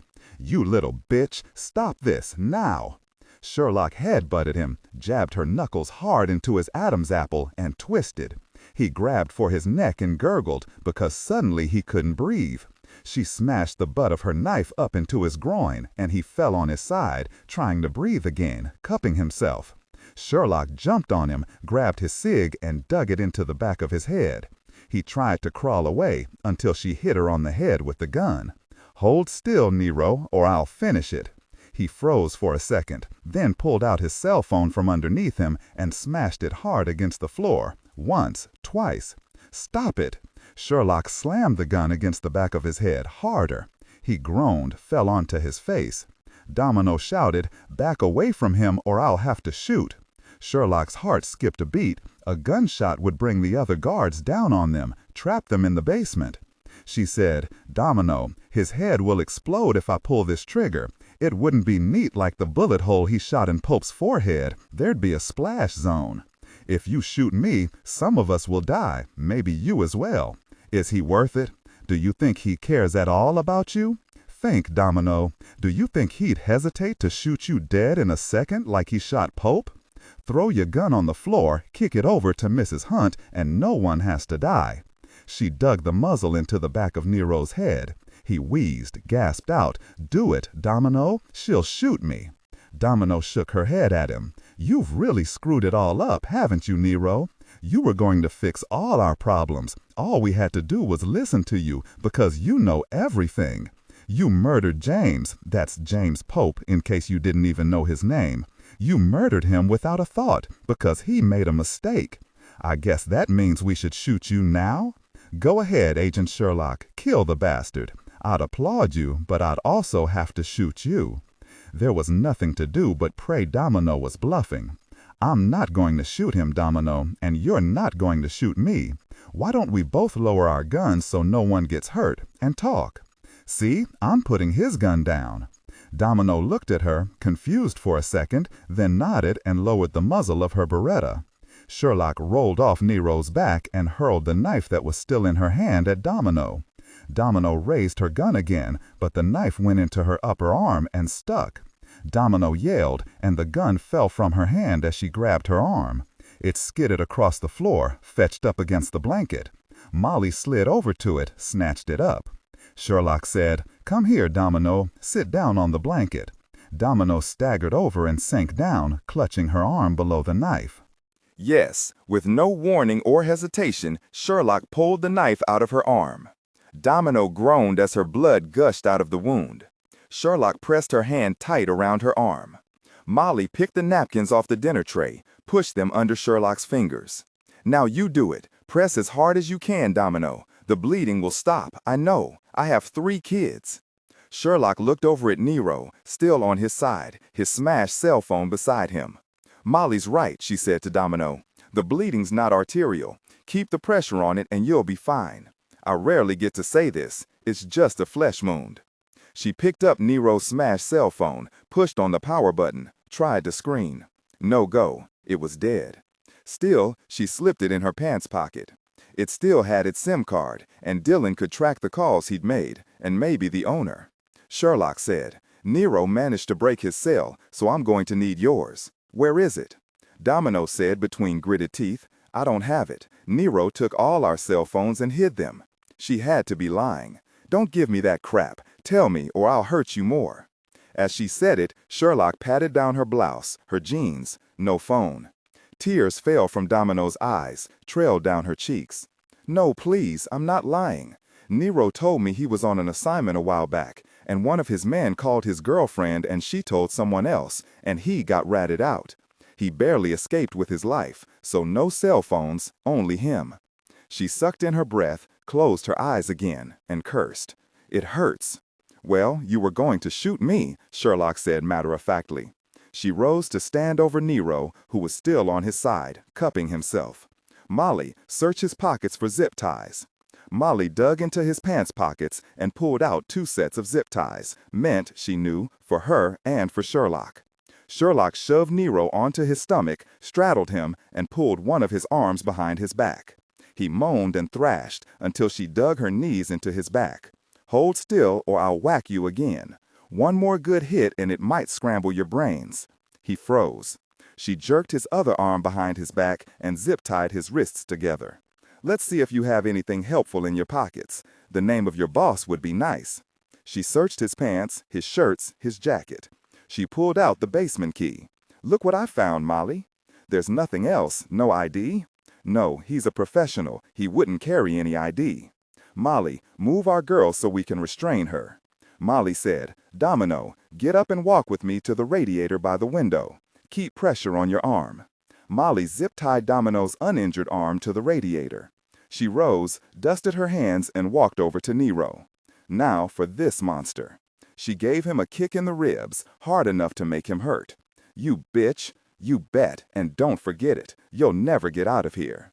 "Quiet, Nero, or I'll kick you too," Sherlock said. "The zip ties aren't enough to hold him, Molly." Molly said. "The boxes, Sherlock. There were sashes, ties, belts." She walked over and rummaged through them, picked out anything that would hold a knot. She tied them together, pulled them tight, jerked on them. They held. She looked up at Sherlock. "We can pull him to the pool table and tie him to one of the legs." When they finished tying him, Domino said, "He'll kill me once he's free." Molly said, "Sherlock, maybe we—" Sherlock shook her head, said to Domino, "You chose your path." She paused. "I'll make you a deal. I'll solve your problem if you tell us how many guards there are and where they are." "How will you help me?" "I'll give you the knife I threw through your arm. You can kill him first if you like. Talk to me, and don't lie to me or the deal's off." "Not a word, Domino, if you want to live," Nero said. Domino looked at him, paused, swallowed, and slowly shook her head at him. "There are 2 guards in the kitchen, both of them foreign, Serbian. Eliot and Stankovic. They've been with Nero for years. Their loyalty is to him. They barely tolerated Pope or me. And there's a guard patrolling outside. He was here when we arrived. His name's Caruso." "Where are we?" "Miles from nowhere. That's all Nero would tell me. He keeps everything close to his vest, especially with me. Eliot and Stankovic know. They picked us up at a private airstrip maybe 10 miles from here. It was too dark to see much of anything. And their cars have Pennsylvania license plates. Who hired you?" "Not Nero, that's for sure. My service, and no, I'll never give them up, or I'd get a shiv in my gut. Nero didn't tell Pope or me who hired him. He just looked at us like we were the lowest of the low, said we'd failed, so he was brought in." She laughed. "He likes to call himself the Fixer, like he told you. And look at him, you really did a number on him." "That's all I know." "You promised, please." Sherlock set the bloody knife down 3 feet from her. "By the time you get yourself free, we'll be out of here. Maybe you'll use it on Nero, maybe you'll escape, maybe let him go, throw in with him, and the guys upstairs again. Up to you. But if you yell out, try to warn them, or you let Nero do that, we'll all end up trapped down here in the basement, and neither of you will survive, I promise you." "If I were you, Domino," Molly said, "I'd stick the knife through his heart." "You ready, Molly?" Molly was terrified and excited, a roller coaster combo flooding her with adrenaline. She gave Sherlock a manic grin. Now they had a chance. I'm more than ready. Sherlock and Molly went through the basement door, closed and locked it. They were at one end of a long, well-lighted hallway. Sherlock looked for steps leading up to the outside, but there weren't any. They walked down the hallway on the tiled floor, opened a closed door along the way that held only the furnace. They walked past a laundry room with appliances that looked to have been there since the moon landing, the smell of mildew thick in the air. There was a closed door at the end of the hallway. Sherlock quietly opened it. Basement stairs, wooden, narrow and bare. Slowly, Sherlock in the lead, they walked up as quietly as they could, listening for any sound. As they climbed higher, they saw the door at the top was partially open. They heard a man's voice. "You pathetic bleeder, you keep talking, and then all you do is lose and whine." Another man's voice. Yeah, bet you have a couple of deuces. You should fold, Illick. No way you'll beat what I'm holding." Two of the three men were in the kitchen, as Domino had said. Caruso had to be outside, and that could be really dangerous. Sherlock looked back at Molly. "Ready?" Molly held up Domino's Beretta, nodded. Sherlock slowly opened the door onto a dogleg passage toward the kitchen. She didn't see any way out except straight ahead. The two men were sitting at the kitchen table. Illick, skinny and bald with a shiny face, and Stankovich, built like a linebacker, big and beefy, his face pockmarked. She stepped into their view and said very precisely, "Illick, Stankovich, both of you pull out your guns, drop them to the floor. Kick them over to me.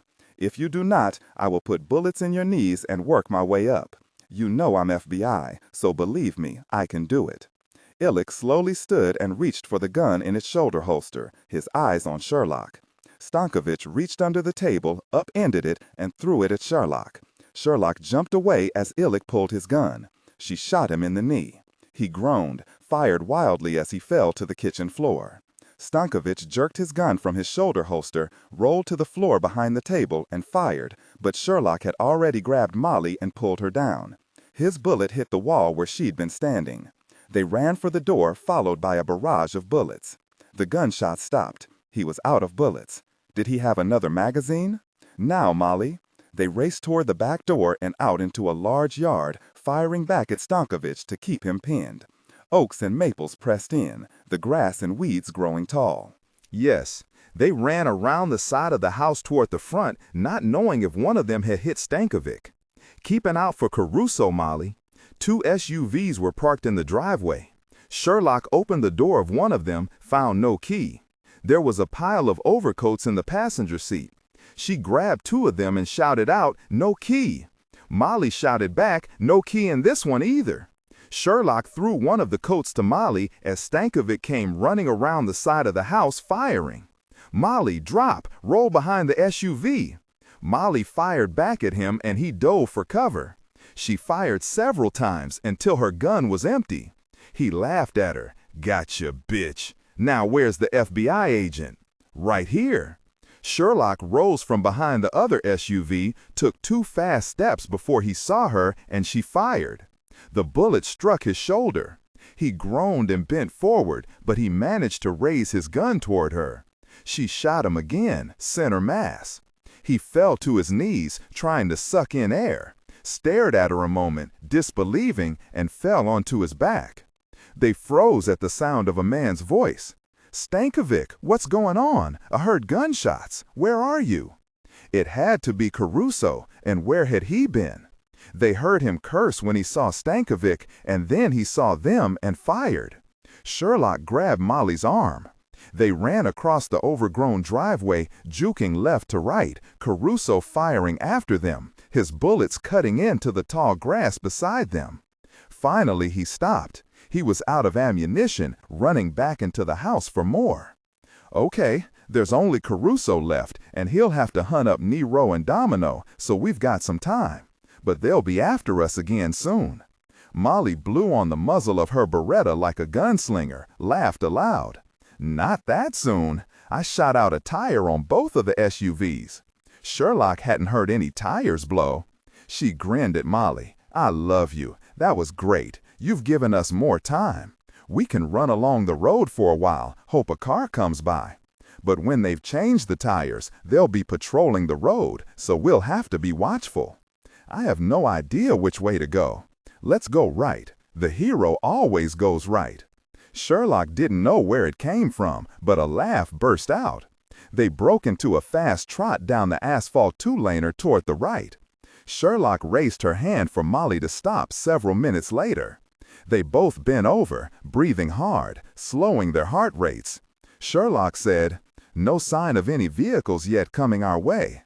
They've got the tires changed by now, so let's walk along the side of the road. We can duck into the woods when we hear them coming." She looked down at her watch. "It'll be dark soon. Crap, Molly. We don't have a car and we don't have a cell phone. We still have these coats so we won't freeze to death, and you still got some bullets left, right? We left 4 of them in sorry shape and we're free, Sherlock. I call that a big win. But for how long? Whoever Nero's boss was, Rule Shaker or someone else, Nero would call him for help and others would come. They'd been lucky neither of them had been shot already. You're right, Molly. We'll count our blessings. I figure if we keep moving, we shouldn't get hypothermic." Molly looked up at the darkening sky. "Well, drat. I sure hope it doesn't rain." Sherlock imagined the temperature would turn freezing once the sun set, and rain would mean real trouble. They'd have no choice but to stop and look for shelter. But she wouldn't think about that now. Now they had to run. She said, "Let's go find ourselves a nice warm house." They broke back into a fast trot. 45, Bellagio, Las Vegas. Sunday. Ramsey held the phone against his ear, drew a deep breath. Emma was asking him questions he had no answers for. He knew she was scared, and she deserved to know whatever he could tell her. He kept his voice matter-of-fact. "Yes, we met with Rule Shaker and Eve, but no sign of her husband. Shaker seemed surprised, denied everything, seemed astounded we'd suspect him because the last thing he wanted, he said, was another war with your grandfather, and that's what it would mean if he was stupid enough to take Molly. He reminded us if anything happened to her, the cops would be all over him and Eve once they had the confessions in their hands. We had no way to force him to say anything else, and Savich couldn't arrest him, so we had to back off. Ramsey imagined her frowning the way she did when she didn't agree with him. But Dad, there's no one else, unless it's Eve and she wants revenge against Mom. Eve hates her, you know that. But why would she wait 6 years? I mean, she got married only last year. She should be over it. It's got to be Rule Shaker, Dad. But she doesn't hate you, Emma, and you were their first target." Emma chewed this over. "Okay, but what about Eve's husband? His name's Rich Doulos. I don't know if he's a criminal," Emma said. "I'll bet he is, and he fits right into the family and Eve into his. Why wasn't he there with Eve? I mean, they're married, right? You and Mom have been married forever, and you don't ever like to be apart." Ramsey swallowed. "That's a good point, Emma. We'll have to check on that. But it could be as simple as Doulos having obligations in Palm Beach, and Eve has casinos to run here. Your Uncle Dillon has been working on Max, his FBI data mining program. He's looking for the jet that took your mom and Sherlock out of Washington and the company that owns it. He's looking at the records of a man called Pope who was with them. And of course, he's looking at Eve's husband, Rich Doulos, and if he's left Palm Beach. Such a paltry number of facts they had to work with so far, and time was running out. He knew it in his gut. And what would happen to Molly and Sherlock? No choice. He had to keep it together. Now tell me what's going on there, Em. How are you doing, sweetheart? A pause. Then, I'm okay, Dad. He said nothing, waited her out. Then the words spilled out in a rush. I'm scared, Dad. I'm scared all the time, wondering what's going to happen to Mama and Aunt Sherlock. I am too, Em, Ramsey said simply. But we have to keep faith. A whole lot of people are working to find them. I'll try. All right, now tell me about the twins. They love Granddad's gym. They wrestle with each other until they're exhausted, with Gunther supervising, of course, showing them moves and holds. They sorta understand, but not really. Then they jump all over Gunther, and I swear to you he has as much fun as they do. I've never heard Gunther laugh before, Dad, until he started playing with the twins. He has a really big laugh. The twins love it. Mr. Miles made too many chocolate chip cookies for him, which they stuffed down until he cut them off. I put them to bed a while ago and read them their favorite story, you know, The Last Train to Beaverville. I'm trying really hard with them, Dad, but they want you and Mom. Ramsey could hear Molly's voice miming the beaver characters. He always chimed in with the mean voice of the beaver villain, Mr. Mogul. What have you told them? I told them Aunt Sherlock needed Mama to help solve a case about stolen trail mix, and Mama was the perfect one to help her because she knew all about the trail mix and the suspects. Cal laughed, but Gage didn't. He gave me that look of his. He's starting to worry, Dad. He knows something's wrong. Her voice wobbled. I don't know how much longer we'll be okay here. I nearly cried tonight when I tucked him in and kissed him good night. It was close. The twins don't need that. He closed his eyes a moment. I'm proud of you, Em. I swear we'll find your mom. Will you believe that? Yes, Dad. Emma's voice sounded mechanical, but what else could he say? I love you, Em. Try to sleep, okay? I'll call again in the morning. He paused, said again, have faith, sweetheart. Ramsey punched off his cell, looked up to see Mason's eyes on him. Mason said, Emma's an amazing kid, Ramsey. She's got your guts and Molly's positive outlook. She'll hold up. But that was the point, Ramsey thought. Emma was a kid. She shouldn't have to hold up, and he should be there with her. Yes, Miles fed the twins and Gunther wrestled with them. From the sound of it, he really got a kick out of it, so I imagine on future visits it'll be the gym for Gunther and the twins. Mason nodded. Gunther is one of a kind. They had all settled into the living room of the large 3-bedroom suite at the Bellagio in the early evening. Elizabeth Beatrice's head rested on Mason's shoulder, but she wasn't asleep. Mason could tell. She was listening to him, thinking. He said, while you were speaking to Emma, Ramsey, my man Link called to report Shaker and Eve haven't left the Sovereign. They're still in the penthouse apartment. They'll contact me if either of them makes a move. Savich said, I got a text just now from Agent Brenda Lawless from the Miami field office. Yes, I know, she puts up with a lot with that last name. As far as she knows, Doulos is at home, but she hasn't got eyes on him yet. His house sprawls over a huge property with lots of trees and lots of ways in and out, including beach access and a dock with mooring for a 50-foot yacht. She'll call me when she knows for sure. The Miami Sack says he'll keep up surveillance for as long as we need it. Mason heard Elizabeth Beatrice's breathing even out. She was falling asleep against his shoulder. He looked down at her hand and at her engagement ring, elegant and simple, and not what he would have chosen for, but it was what she'd wanted.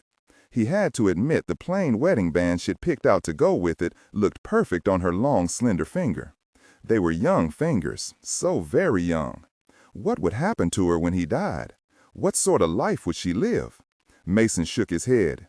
He hated thinking about all the years that separated them, knew he'd only worry more about that as the years passed by. Savich said, Max found quite a bit about Doulos, Shaker's son-in-law. The Doulos family is second-generation wealth. They own a multinational security firm, Doulos International. Timothy Doulos, Rich's older brother, is following in his parents' footsteps, second in command to the CEO, Victoriana Doulos, the matriarch. His father is long dead. Unlike his upstanding older brother, Rich Doulos got himself a rap sheet when he was still a teenager. Theft, shoplifting, burglary, but nothing more recent. He's paid as a consultant by his mother's company, but most of his income is from an import-export business, primarily artwork he buys in Europe whenever he's there, maybe 4 times a year. He likes to gamble in Monte Carlo. As you already know, Doulos owns his own popular private gambling club called Exotica. Believe me, Max will look deeper into his club and his import-export business. Doulos is 33, and he's been married only once, to Eve Shaker Lord a year ago. Mason said, I've actually met his mother, Victoriana, and her heir apparent, her son Timmy. She is one of the grand dames in Palm Beach society, so you can hardly avoid meeting her. Perhaps that's how Eve and Doulos met, through his mother. I wonder why they don't live together. Savich said, Eve flies often to Miami, But strangely, Doulos is rarely in Las Vegas, so she does all the heavy travel lifting. Eve runs 2 of the casinos, and Rule runs the Jewel of the Crown, the Sovereign. It sounds like a strange marriage to me. Ramsey said, unlike Eve and Doulos, Molly and I weren't even in different cities the first year of our marriage. A smile kicked up. If I hadn't had to work, we'd have been together 24/7. Savich said, oh yes, Ollie texted me too. Our quarry paid for the hangar at Jet Aeronautics with a wire from a holding company registered in Nevada. Ramsey crossed his arms. And yet another arrow pointing straight at Rue Shaker. Savich rose. And it's as obvious an arrow as James Pope, Shaker's employee, stuffed into the trunk of the limousine with a bullet in his forehead. They've been looking into Pope at the CAU. His phone records, credit cards. The M.J. Peterson identity he stole hadn't been used here in Las Vegas, only in Washington, which may or may not be significant. No luck finding the Gulf Stream yet. The people who took Sherlock and Molly turned off the tracker, so all we know so far is they haven't landed at any airfield with air traffic control. I think it's safe to say the jet is stashed at a private airfield somewhere in the boondocks with a long enough runway to accommodate the Gulf Stream. Ramsey said, maybe having a long enough runway near their destination was what decided where they take Molly and Sherlock. The pilots were part of it, otherwise they'd have to have been coerced, and that doesn't seem logical. Savich covered his mouth, yawned. Sorry, I'm still on East Coast time. Maybe we should get some sleep. Everyone at the CAU is working on this. Maybe they'll find a new direction for us tomorrow. Savich knew he wouldn't get much sleep. He had more work to do on Max. He thought of Sherlock, knew she'd do whatever it took to protect herself and Molly, to try to keep them alive. He had to trust in Sherlock's judgment and her skills, or he'd go insane. Still, he knew Sherlock. If she had to, she'd take chances, and it scared him to his boots. He knew he had to keep the faith, like Ramsey had said to Emma. He looked over to see Mason gently stroking Elizabeth Beatrice's hair as she slept. Life, Dillon knew, was made up of small moments, precious moments that made precious memories. 46. Sunday. Sherlock stopped, breathing hard, a stitch in her side. Molly leaned over next to her, said between panting breaths, I haven't run this hard in far too long. It's been about 15 minutes. I'd say we've covered well over a mile. We're good, Molly. She drew in a deep breath and straightened, looked back down the 2-lane country road with oaks and maples pressing in on it, and too many potholes. They hadn't seen a break in the thick forest since they'd left Williard House. No crossroads, no driveways, not a flicker of a light. I thought we'd see a car by now, but there hasn't even been a road sign. She shook her head. Not even a horse and buggy. Molly's breath was finally evening out. Well, it is Sunday night. I guess most folk are at home resting up for the work week. Hey, maybe you're right about a horse and buggy, and we're in Pennsylvania, an Amish country. Oh yeah, that'd be great. No cell phones, no landlines, no cars. The ultimate sad situation for us. Molly laughed. Okay, forget Pennsylvania. She felt the cold standing still and shivered despite the large man's warm coat that smelled of lemons. Listen, Sherlock, I've felt this cold in April visiting Boston, so maybe we could be somewhere up in the Northeast. If so, we're lucky it's not snowing. Sherlock hugged her own heavy, oversized man's woolen coat around her. Could be. We have to keep moving, Molly. You ready? They broke into a fast walk. Sherlock said, I wonder if Domino was smart enough to kill Nero, or at least not release him and get away. Molly said, who knows? Say she just left him in the basement. Caruso would have freed him by now. Do you think she'd take off? Domino's a soldier, hired only for this one job. Her neck isn't on the line, not like Nero's. If she did kill him, then she'd head out, leave Caruso and Illick to fend for themselves. Sherlock shrugged. It's only a guess, Molly. Molly said, I do know this, Sherlock. If Nero's alive, he won't give up. She paused a moment, exhaled a deep breath, and watched it condense in front of her. She dug her hands deep into her coat pockets. Nero will want more than anything to kill you. You humiliated him. You'll be his focus now, even more than I am. I'm only a means to an end. You're the enemy. Sherlock said, I think assignments like this one have always been a kind of game to him. every move he makes, he's thought out and weighed before he makes it. Like every self-respecting psychopath I've come across, he thinks he's invulnerable, and he's smarter than any opponent. He can't envision or deal with failing. You're right, Molly. If he's alive, he'll be coming after us. Sherlock said, I think assignments like this one have always been a kind of game to him. Every move he makes, he's thought out and weighed before he makes it.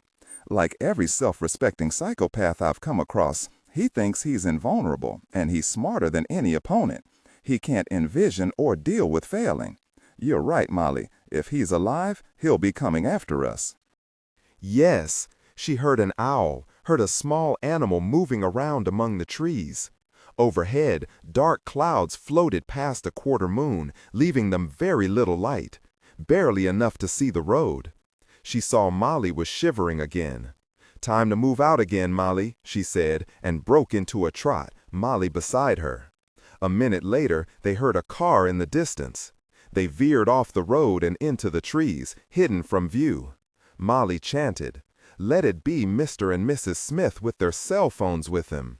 They peered back down the road, ready to jump back out on the apron and wave down the driver if it wasn't Nero and his SUV. An SUV did come into view, driving slowly, blinking its headlights.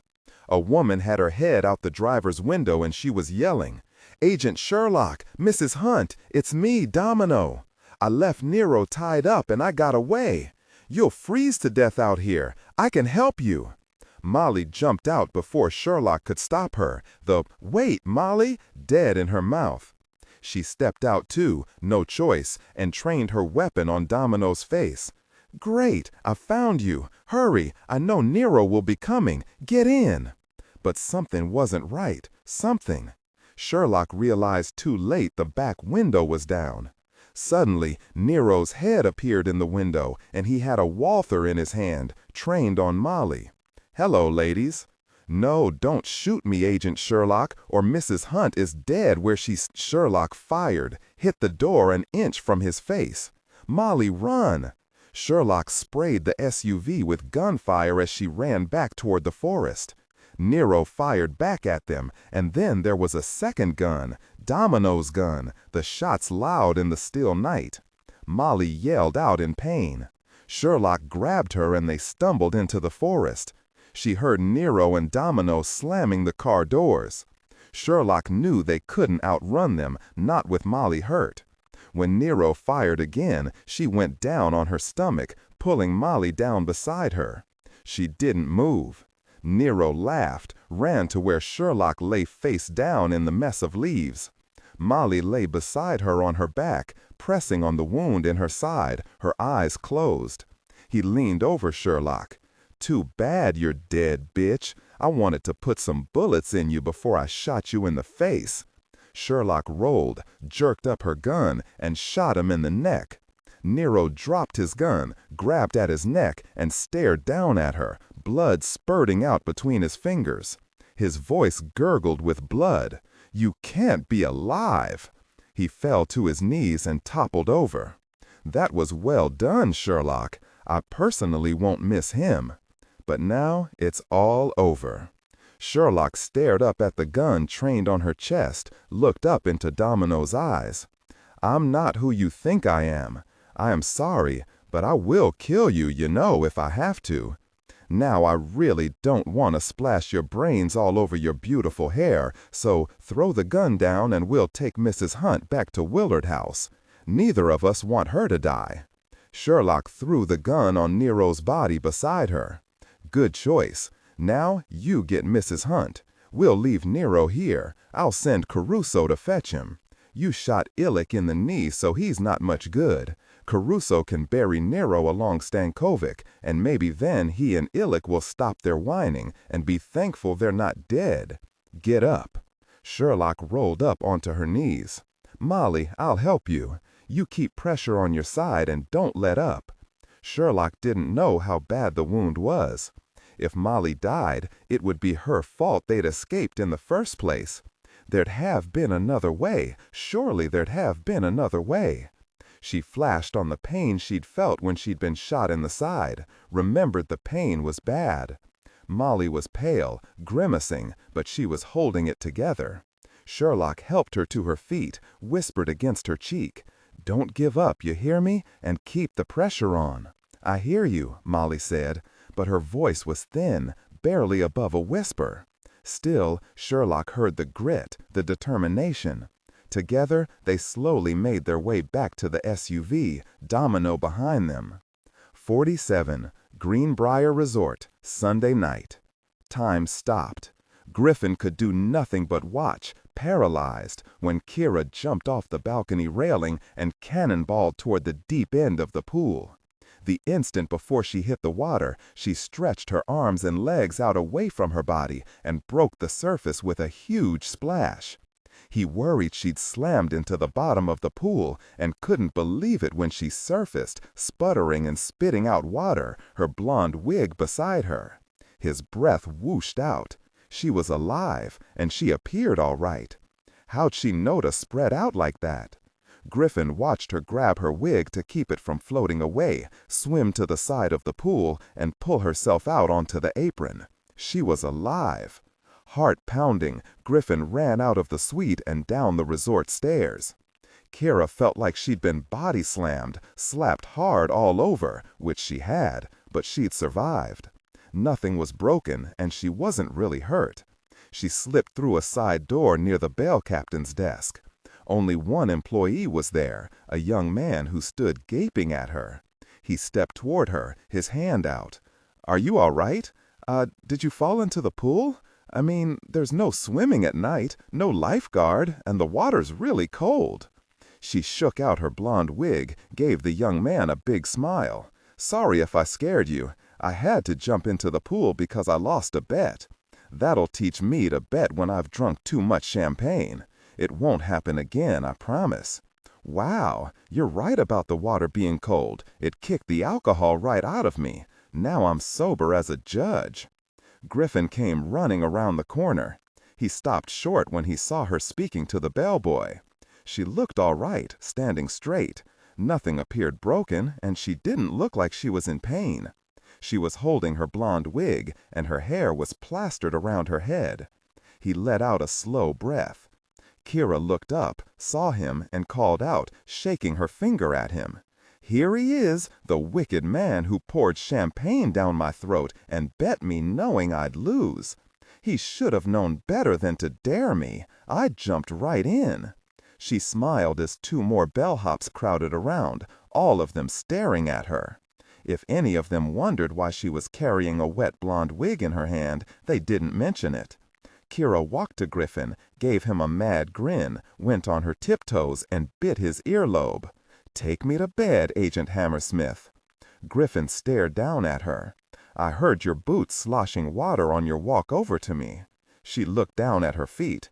"It's a pity. These boots cost me a mint." "Kirra, what you did?" She shot a look at the bellhops, turned, and nodded toward the elevator. They were at the edge of the huge lobby, so few people noticed them. When the elevator doors opened, two couples came out, both of the women dressed to kill. They gaped at her. Kirra merely smiled and kept smiling until the doors closed on her and Griffin. They rode to the 4th floor in silence, Kirra's boots squishing on the thick carpet on their way to their suite at the end of the hall. Griffin slid in the keycard, pushed the door open. He paused a moment, gave a prayer of thanks, and locked the door. Kirra was on him in an instant. "Did you listen to what they're saying? Did Talix hear me jump? See me?" He marveled at her. He wanted to strangle her and at the same time hug her until she squeaked. He tried to keep his voice calm. "Let's get our priorities straight here. Get out of those wet clothes and into the shower before you catch pneumonia. We can listen later." A minute later, Kirra's clothes were in a pile on the bathroom floor, and she was in the shower, her face raised to the hot spray. She flashed back to Kiwi, the team member who taught her how to dive into shallow water without killing herself. She said a prayer of thanks to him. Kiwi loved to haul his ancient snowboard to Mount Cook in New Zealand. Should ask Uncle Leo to get him a new board.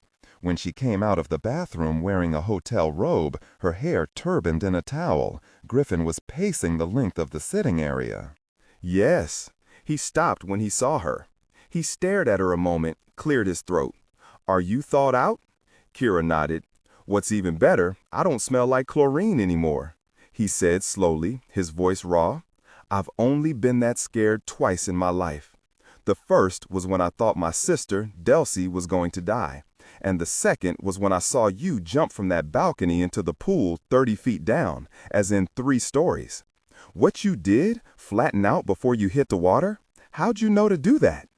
Kiwi, a member of my Uncle Leo's team, is a cliff diver. He showed me how to spread out over the surface if I wasn't sure the water was deep enough to slow one down. Believe me, Griffin, Kiwi saved my life. He closed his eyes against what could have happened if she hadn't had it together enough to remember what to do. I hadn't realized what it would mean to me if you died. When I saw you make it back to the surface, I knew. He slowly walked to her, pulled her against him, and took her throat in his hands and stared down at her. Without her makeup and her tousled blonde wig, she looked like a scrubbed teenager. She tried for a smile, but she couldn't dredge one up.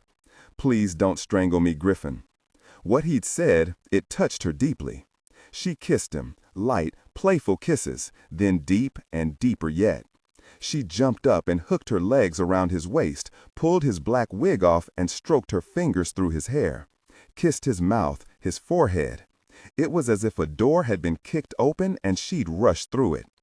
Kirra knew in an unimportant part of her brain she'd lost control, but it didn't matter. She didn't care. She tightened her legs around Griffin's waist, wrapped her arms tight around his neck, and her blood surged and pounded at the feel of his hands all over her. She wanted more. She wanted all of him, and she wanted it now. She said his name over and over as she tried to pull his shirt off. He jerked at the belt of her robe, pushed it open. When his hands touched her bare flesh, he nearly lost it. Griffin pulled the towel off her head and slicked his fingers through the tangles of her wet hair. He said into her mouth as he kissed her, "Speak up now, because if you stop me later, I'll have to jump off the balcony into the pool." She bit his earlobe, her wet hair curtaining his face. "Take me to bed, now, right this second." Griffin was fast. He ran to the bed, dropped her onto her back. She lay there like a pagan goddess, stretched out, staring up at him, her robe open, her white flesh a feast. Griffin knew he'd die if he didn't have her, now. Immense, ungoverned feelings tangled up inside him, prodding him, and suddenly it all became simple. He pulled back from her and stripped, never looking away from her. Nothing mattered except Kirra Mandarian and consuming her, becoming part of her. He helped her shrug out of her robe and ease down on top of her, felt her full length against him, and moved down over her body, kissing a path until he rested his head a moment against her belly, nuzzling her. She pulled on his hair, said his name again and again like a chant, then, "Hurry, hurry." Griffin nearly forgot protection. Leaving her even for a second was the hardest thing he could remember. But he pulled away, panting like he'd run a marathon, and grabbed his wallet out of his pants. Then he was over her again, kissing and nuzzling all of her. And then he was a part of her. And when he felt her muscles clench and heave against him, heard her cry out, he let go. He lay flat on top of her, breathing hard against the pillow beside her face. Kirra didn't want him to move, not for a long time. She tightened her arms around him, aware only now how hard his muscles felt under her palms, how solid he was. She leaned up, toyed with his earlobe. She felt well and truly alive. Griffin managed to raise his head and look down into her vague eyes, an incredible green. She looked satisfied, sprawled out beneath him. He balanced himself on his elbows, leaned down and kissed her slack mouth, pressed his forehead to hers. When her breathing slowed, Kirra lightly bit the tip of his nose. "So you're not going to strangle me?" "No, not this minute. Maybe not in the next either. But I do feel like I could bring down a woolly mammoth all by myself and drag him back to our cave." "Well, we'd need a lot of barbecue sauce." He kissed her again. Her brain never disappointed, her brain and her fast mouth. He slid off her onto his side, and Kirra turned to face him, pressing close. She kissed his chin. Sorry, Griffin. Even though you're a manly man, I really can't see myself carving steaks off your mammoth. You'll have to make do with some plastic-covered steaks from the grocery store." His lips on hers, Kirra felt him smile against her mouth. He touched his fingers to her hair. "Your hair's nearly dry." Kirra said, "After what we've been going, I'm not surprised.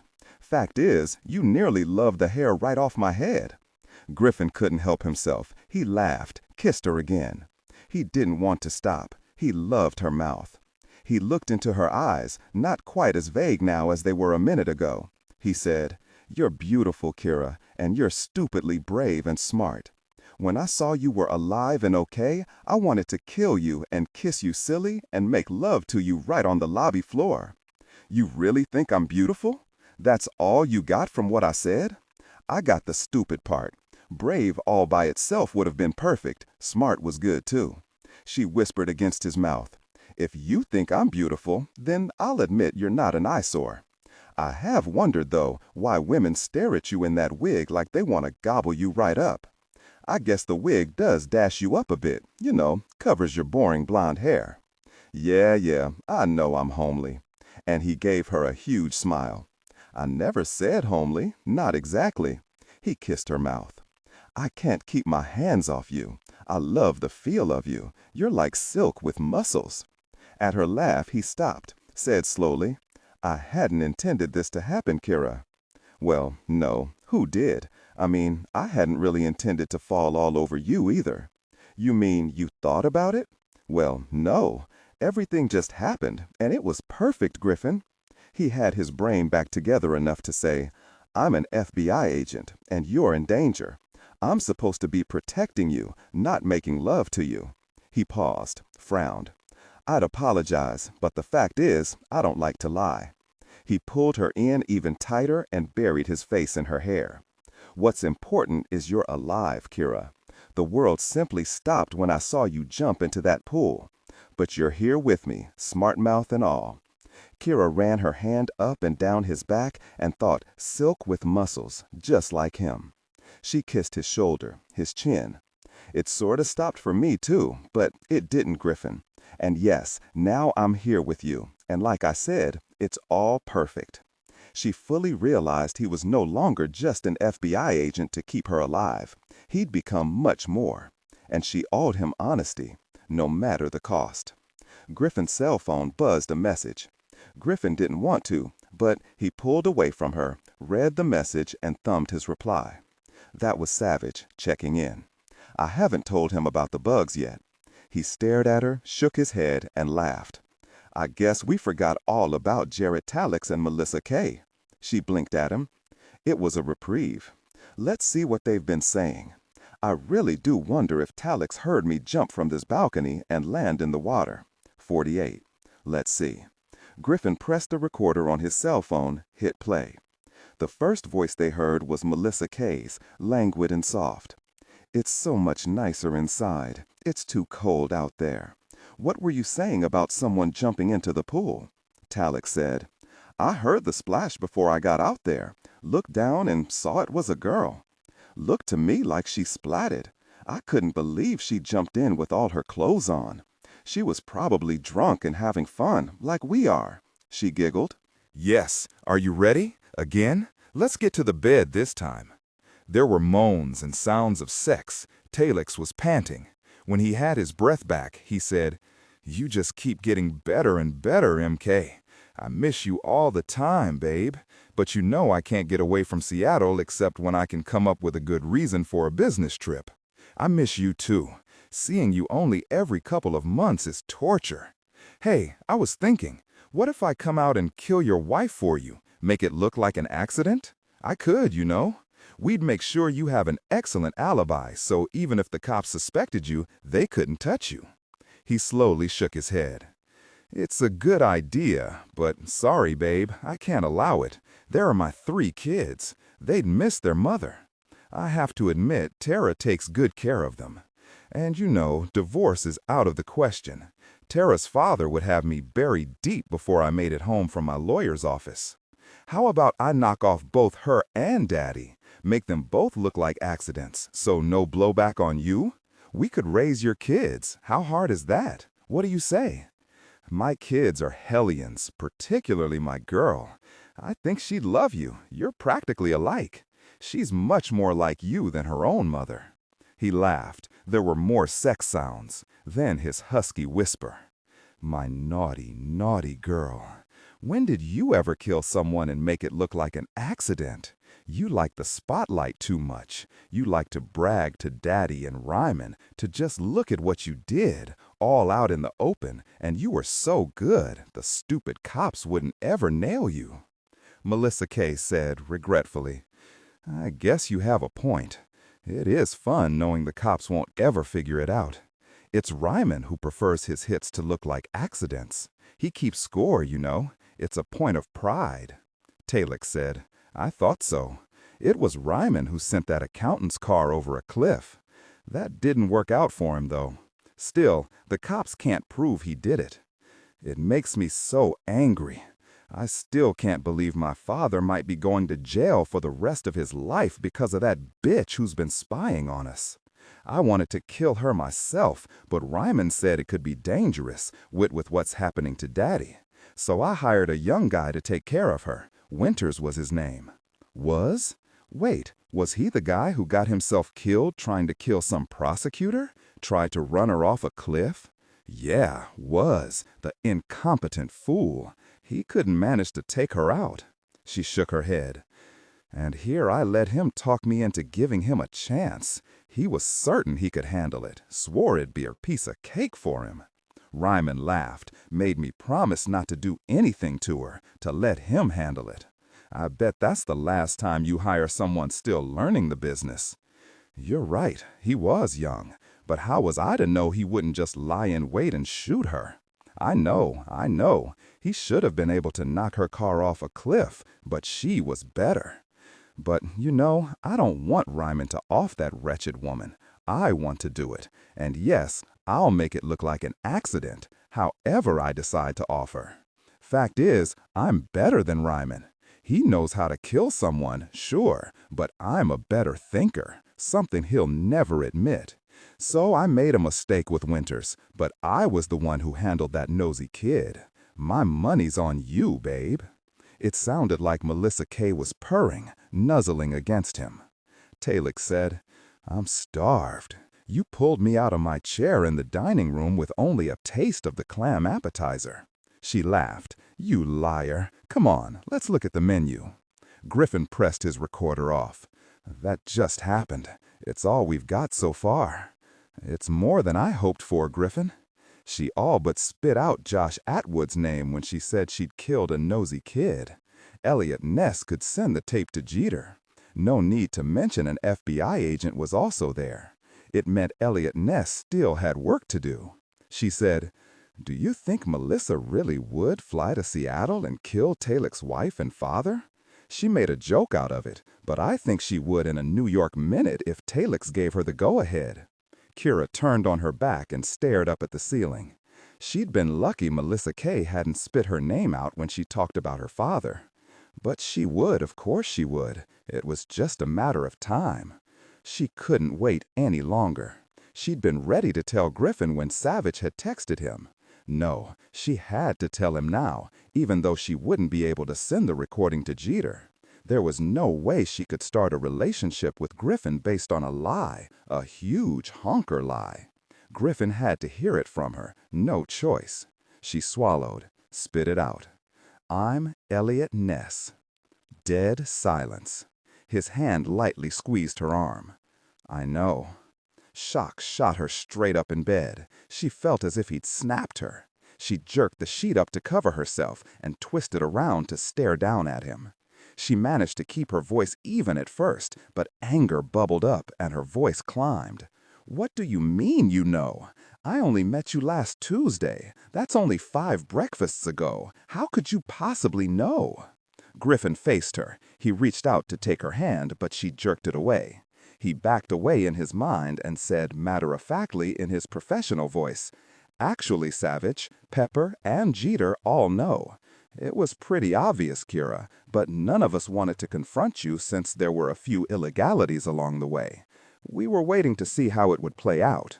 Then everything changed on Friday when Melissa Kay hired Winters to kill you. You had to save yourself on Friday, just as you did tonight. He saw no bending on her set face and plowed on. That's when Savich assigned me to guard you from the Grissoms. To be honest, it's been hard not to bring it all out in the open with you. I know Jeter has had a very hard time playing around it, pretending, asking you for a list of suspects. Kirra looked beyond him toward the front door of the suite. She was utterly still. I see. She wanted to laugh at herself, at her hubris, at what she thought was her amazing acting. She'd been obvious after all. She said in an emotionless voice, "So you figured maybe if you slept with me, I'd roll the truth right out? Please the little lady and she'll spill her guts? It wasn't even a contest. I'm really pathetic, aren't I?" Griffin said, "Kirra, I didn't sleep with you to get you to confess your Eliot Ness to me. I wanted you desperately. You wanted me. Believe me, Eliot Ness had nothing to do with it. It was you, Kirra, only you." Only her? He sounded so cool, so calm. Could she believe him? She covered her anger and hurt with a sneer. "Well, Agent Hammersmith, you have a confession now from the dangerous vigilante who's sending Grissom Sr. to jail for life, something the cops didn't manage for 2 decades. Griffin felt the earth sliding beneath his feet. Well, what could he expect? That's why I called you stupidly brave. You took incredible chances, Kirra. You even went back after your dropped cell phone. What you did took guts. All of us were equal parts proud of you and afraid for you, particularly after Friday." She looked away from him, toward one of the paintings on the far wall. "I still don't see how Melissa Kay and Ryman found out." He shrugged. "I imagine they figured you wouldn't drive the Audi again and probably traced your rental car. You rented the RAV under your own name, right?" She hadn't made that obvious leap. She felt like an idiot. She wanted to scream at herself, wanted to scream at him for pointing it out. She continued to stare at the painting, silent. He said, "It's a pity that young man who tried to run you off the road Friday was killed. He more than likely would have rolled on Melissa Kay." He wanted to take her hand, to pull her against him, tell her he understood and it didn't matter. But she turned back to stare him, and it was like he was a stranger she'd like to punch out. She slowly pulled away, jerking the sheet with her, and rose to stand beside the bed. Yes. What are you going to do now I've confessed to being Eliot Ness? 49 Palm Beach, Florida, Sunday evening. Rich Dulles shrieked into the phone. "What do you mean it was an accident? How the hell did they escape?" "It was no one's fault," Nero said, and Rich heard it in his voice, a sort of contempt, as if explaining to the man paying him bored him to tears. "Yeah? So how did this accident happen?" "Domino gave up her gun, and then she told them where our men were to save her own skin." Nero's cold, calculating voice enraged Dulles more. He knew his life would be over if the 2 women led anyone to Willard House.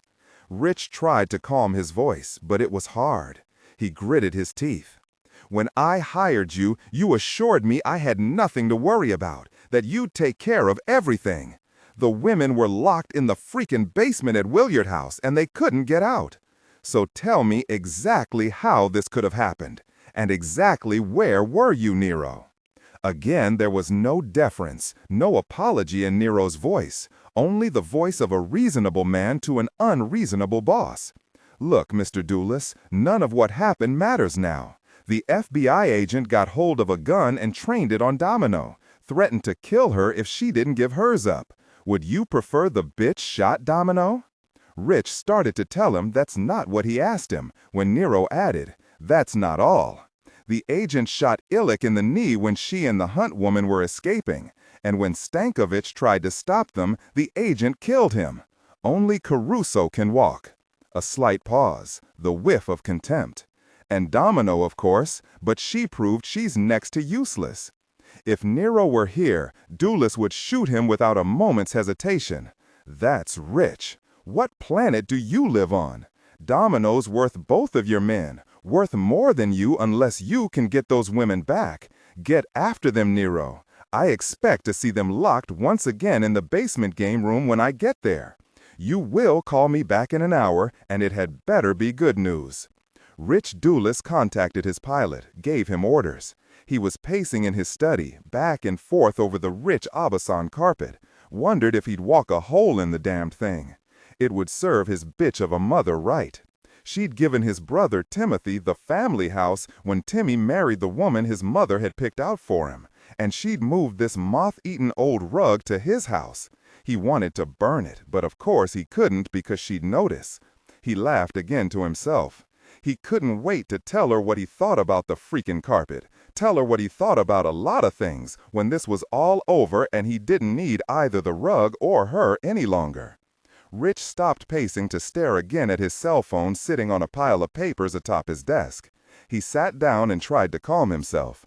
His knees started to bounce. His knee bounced whenever he was nervous, ever since high school when a jock and his buddy had beaten him bloody because he'd flirted with his girlfriend. It was the last time the jocks had laid a hand on him, and the first time he'd realized what having real money meant. He'd paid to have both of them mugged in Slater Park near Lake Ragoon, a dangerous enough place after dark. They stole their wallets and broke the jock's legs, so he couldn't play football anymore. He'd survived, and so had Rich. So his legs still bounced now and then, up and down, a reminder of that beating he took. The jock sure couldn't do anything with either of his legs for a very long time. It was a good memory. Then he saw Eve lightly press her palm against his leg when it started to bounce. He closed his eyes. He hadn't planned any of this before it was forced on him by his debts.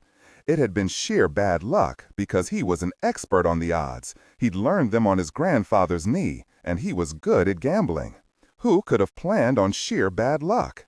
And his precious mother, who'd never forgiven him for paying off one of his debts with company money, wouldn't even give him a chance to prove himself to her again, though she knew he had her clients eating out of his hand, unlike his stolid, colossal bore of a brother. Rich saw Eve again in his mind's eye, remembered the moment she'd laughed up at him at the roulette wheel, asked him to give her the odds of rolling a red 21. He had, and she'd won. She'd kissed him in front of everyone, told him how much fun his little gambling club was. His little gambling club? They'd been apart for 2 weeks now. It was her turn to fly here on Wednesday. He'd never forget he'd taken one look at Eve in Exotica and decided he wanted her. When he'd found out who she was, who her father was, he gave up the idea of making her his lover. He courted her and married her in a lovely ceremony on the beach, with the famous Rule Shaker of Las Vegas giving her away. He knew Shaker had done a deep dive on him, from his first-grade report card to his import-export business and his finances at Exotica. But Rich's prime hacker had hidden any traces that might make Shaker's eyebrow go up, and so the king had approved. His mother was aloof and cold to Eve. The witch even bad-mouthed her to Rich again the morning of their wedding. "She's a tramp, Richard. It doesn't matter she's got a degree in economics and pretends she's cultured. She's still the daughter of a mobster who runs casinos in Las Vegas. Her sister was murdered by another mobster. She will ruin you, Richard. Can't you see that?" He'd wanted to shove her to the floor, but of course he couldn't. The witch would disown him. He told her calmly Eve was everything he wanted, and she'd misjudged her because Eve was beautiful. "You're a fool, Richard, just like your father was," she'd said, shaking her head at him. "Thank goodness I have Timmy. He's worth 10 of you." He wanted to tell her Timmy was her puppet, common with no imagination, but Rich only stared at her, his hands flexing. He thought again she might disown him. He felt the threat beating in the air, but he realized she couldn't. It would hurt her company's reputation. He remembered how hopeful he'd been when he married Rule Shaker's only living child. It was his chance to get out from under his bitch of a mother, away from his pious brother. Eve was beautiful and smart, sure, but she still wasn't in his league. She couldn't be. She was still only a woman. He knew the gambling business better than she ever could. Didn't he run his own private club? Best of all, he was now a member of Rule Shaker's own family. Shaker would recognize his gifts, his talents. He'll use Rich, promote him, and eventually give him the kind of power he'd always wanted.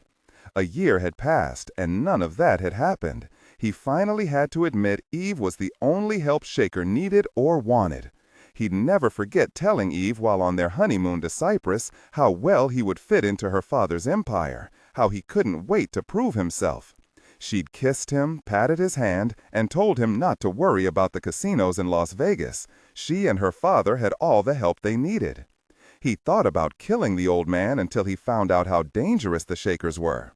Eve had confided in him about the long-standing bloodshed between her father and Mason Lord, escalating to Emma Hunt's abduction, Eve's dead sister, Mason Lord's dead son-in-law, and Mason Lord himself almost killed. Eve had also told him how Lord's daughter Molly Hunt had stopped the violence in its tracks. Eve had no idea she'd given Rich enough to start crafting his plan. He saw breaking the Shaker-Lord truce as his chance, maybe his only chance, to cut the Shakers' reigns of power in Las Vegas. It would be a coup, and Mason Lord would do it for him. Rich would be safe from any retaliation. Maybe it was a long shot, but he was a gambler, and he rarely lost. He didn't plan on losing this game either. If Eve survived, she would need him, welcome him in, and he'd take control of her and the casinos. He, Rich Dulles, would depose the king. It was then he'd set his plan into motion. Yes, he wondered what Eve would do when she found out he had his own plans for their future. When his cell phone finally rang, Rich lunged to grab it. "Domino? Why didn't Nero call? Do you have the women?" Domino said, shock clear in her voice. "He's dead." "Who's dead? What happened?" "I have the women, but Nero's dead. We chased them down in the SUV after they escaped. Nero thought he'd killed the FBI agent, but when he walked up to her, she flipped over and shot him in the neck. He was a fool. But I got them both, Rich, and took them back to Williard House." As much as he despised the man, it was still hard to believe Nero could get suckered like that. He was so rational, cold, and calculating enough to freeze blood. Domino had told him Nero had shot Pope without a second thought. How could that soulless killer have let himself get fooled? He remembered he himself had told Nero not to kill the FBI agent in Washington for the simple reason Rich thought it would bring too much attention, too much publicity, not to mention the force of the FBI. All right, so that had been a mistake, a big one. He should have told Nero to shoot her in the head along with Pope, leave her with him in the trunk of the limo. But it was over. Nero was dead. Rich wasn't going to let things spiral out of control again. He hadn't wanted to go up to Williard House, but he'd realized he'd have to see to things himself, make sure everything was done right, and then it would be over. He steadied himself. "Lock them up, Domino, but this time keep your distance and make sure the FBI agent is secured so she doesn't get the drop on you again. Is that what the bastard told you?" "She never got the drop on me, Rich. It was Nero. She threatened to shoot him if I didn't drop my gun. I wish I'd let her. He treated us all like his lackeys, even me. He was so bloody convinced he was better than anyone else. Only what he said counted. And look what all his conceit got him, a bullet in the neck by someone smarter. The agent took him down twice. The first time in the basement, he wanted to get in her face, threaten her. She put him down and the two women escaped. Domino drew a breath, slowed down. And then he underestimated her again, and she killed him. So Nero had lied to him. Was he surprised? He supposed he was, because the man's reputation had been sterling. When she spoke again, Domino's voice was urgent. "Rich, you are coming up here now, aren't you? I have only Caruso, really, because the agent shot Illich in the knee. Nero told you she killed Stankovic, right?" "Yes, he told me. Don't worry, Domino, I'm on my way." He should have hired the friggin' FBI agent to kidnap Molly Hunt. Talk about getting the job done. He said, "I've already arranged for 2 more of Nero's men. If they're pissed off about their boss being dead, well, point them at the agent. Domino, keep sharp. I'll be heading to the airport soon." Domino sucked in a breath, spit the rest of it out. Molly Hunt was shot too, in the side. It doesn't look that bad. I don't think she'll die, but maybe we should send Caruso to get a doctor and bring him out here. What? No, that's the last thing you'll do. Talk about very likely bad complications. No, stay completely clear of the locals. Don't draw their attention. Tell Illick we'll take him to a hospital when I'm there with 2 more men. We'll take him far enough away they won't be able to connect him to us. Molly Hunt will have to make it on her own. Rich hung up, placed his fingertips together, and admitted to himself he'd have to kill the women when he no longer needed them. He'd counted on Nero handling it, but everything was different now. It was all up to him. If Domino hadn't realized what had to happen, she'll know it soon enough. He hired 2 more of Nero's men, ordered them to meet him at his Learjet. When he hung up, he immediately left his house and drove to Miami International where his jet was hangared. He could still pull this off. He'd had to think quickly more than once already, and he'd made the right choices. When his people failed to take Emma, he'd sent Nero to take Molly Hunt instead. He couldn't have predicted she'd have an FBI agent with her, or that the agent would kill Nero. He couldn't control everything. He wasn't a god. There was always an element of luck. But the dice seemed to have rolled his way again. He knew what he had to do now. Rich patted his long-favorite Ontario Mk3 Navy knife with its sawback 6-inch blade clipped to his belt, the knife used by the SEALs. It was a gift from his grandfather when he'd graduated from high school.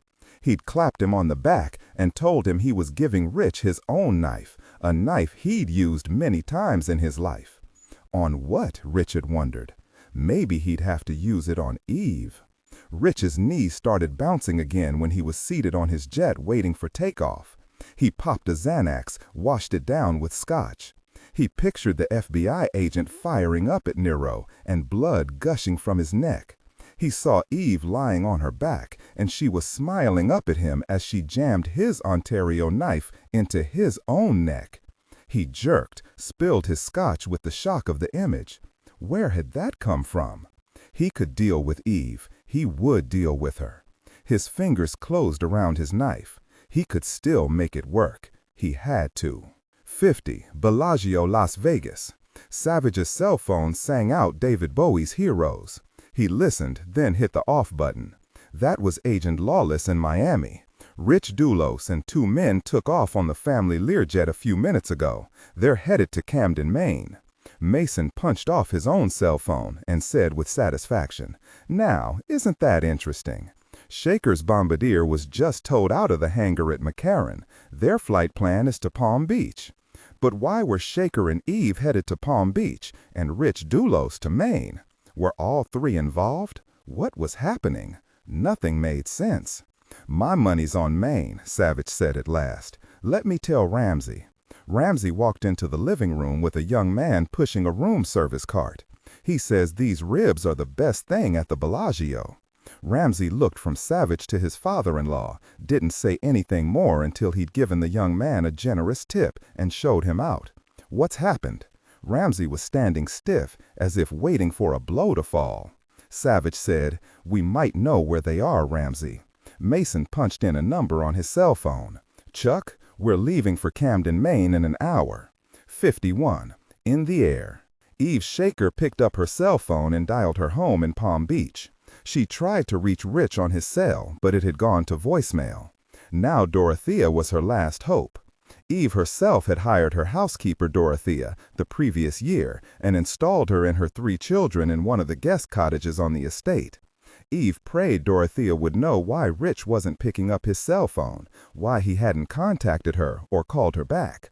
Her father was sure he knew why, but she still hoped he was wrong.